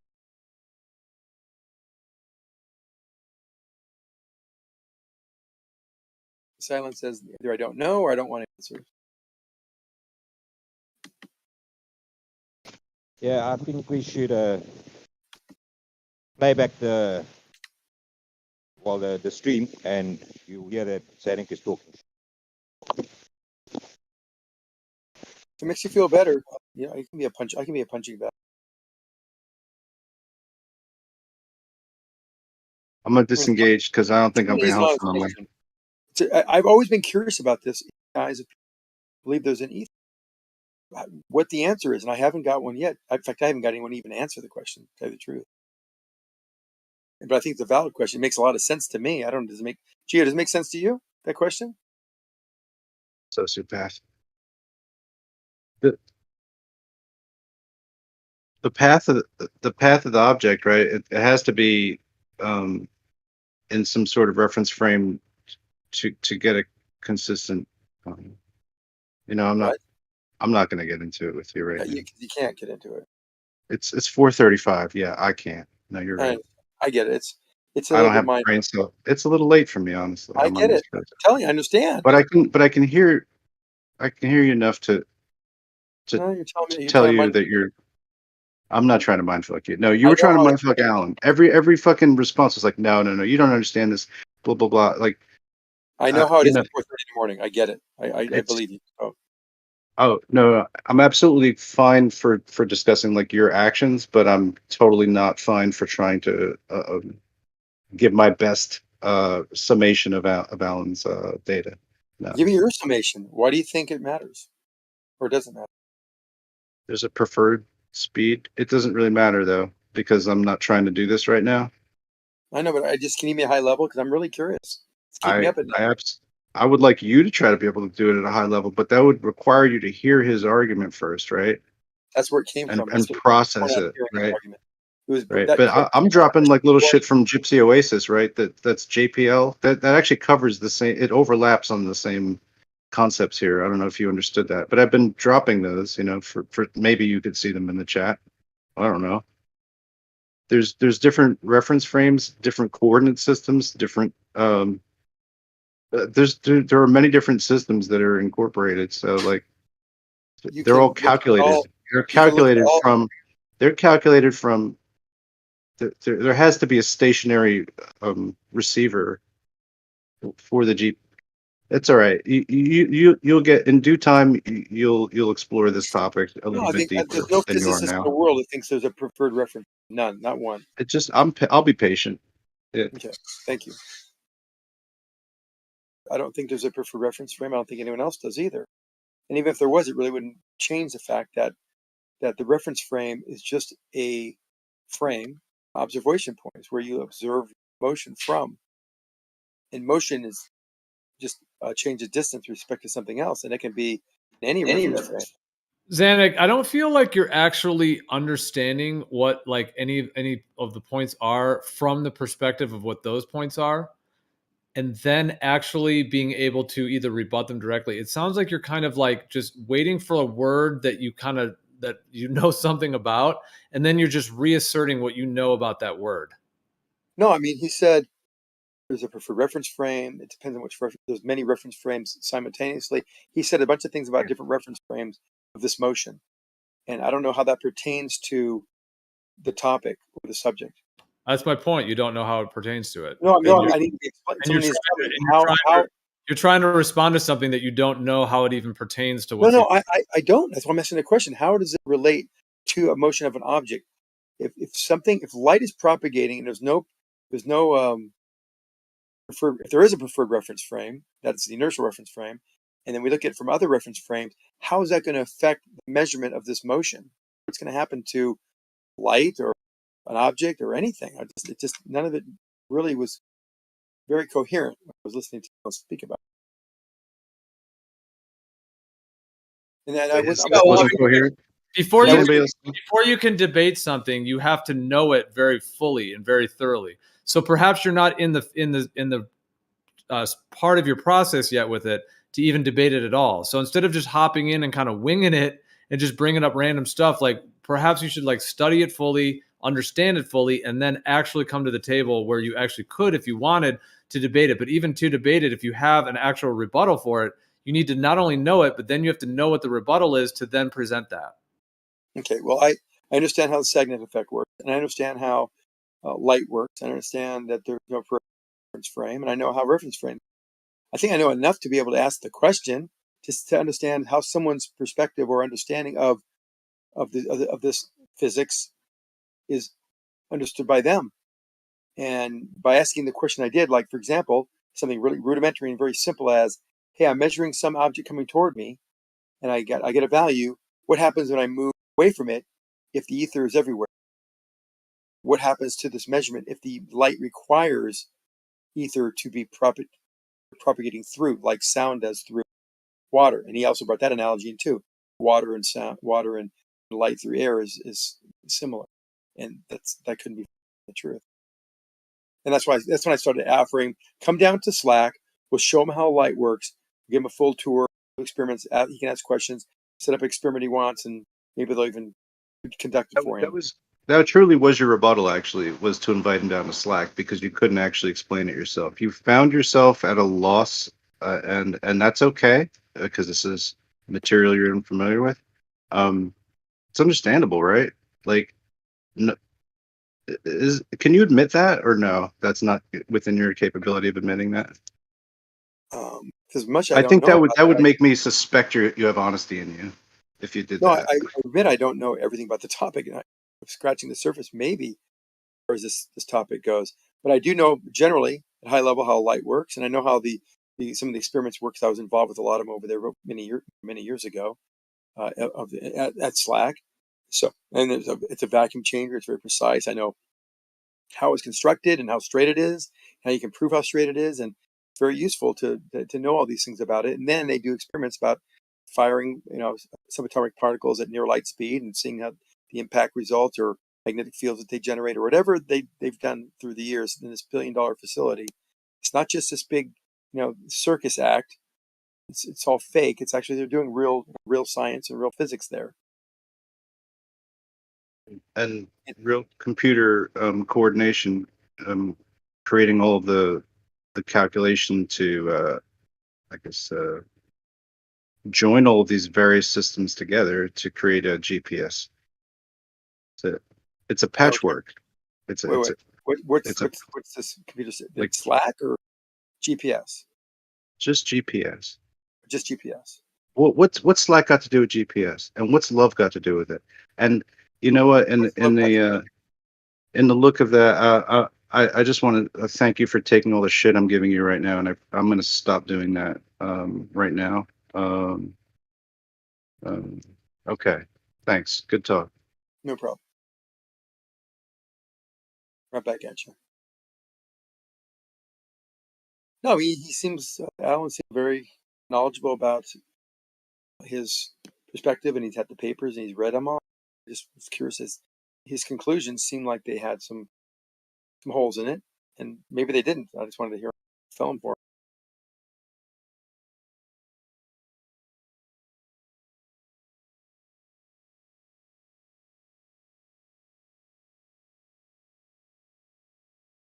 I should have late here too. Must be real late where you guys are. Yeah, well, there's several papers, and it's a synthesis of several papers. So, like I said, I mean, you really couldn't even have a rebuttal for it yet until you actually would look it all over. Like, it's not even possible for you to even have.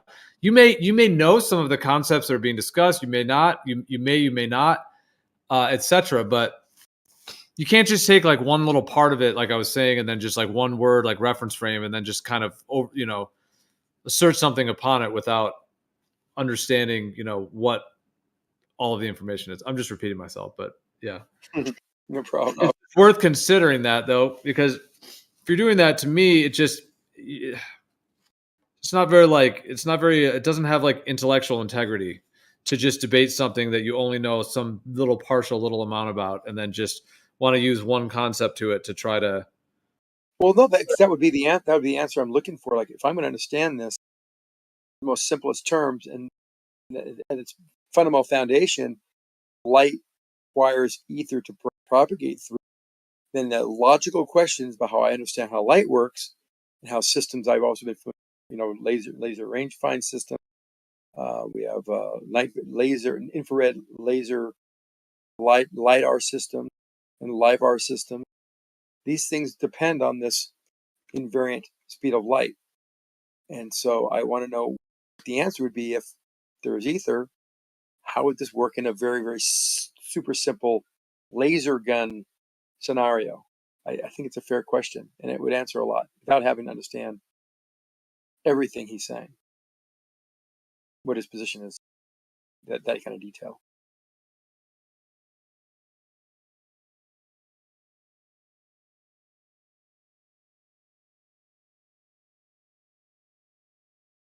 Like, you could ask me, like in the racing and stuff, you could ask me something about, well, here's my understanding of how tires work. What does slip angle mean? Slip percentage mean? And I could give you a high level understanding of how that works, and then you can make an objection like, well, if I have a car and I did this, since nothing can, example I get a lot of times is, how can something accelerate faster than its acceleration of gravity because of the coefficient of friction? Seems like it'd be limited to the weight. Then you start talking about how the tire distorts and interacts with the pavement, and then suddenly it makes sense. But I'd be able to explain that. So that's what I was thinking he would be able to do, even though you wouldn't have everything about racing or what I've done in racing. We're just talking about one specific element of racing that doesn't seem to make sense. You asked the question in simple terms, and I can explain it to him in simple terms. Because even Neil deGrasse Tyson didn't understand how race cars could accelerate at greater than the acceleration of gravity.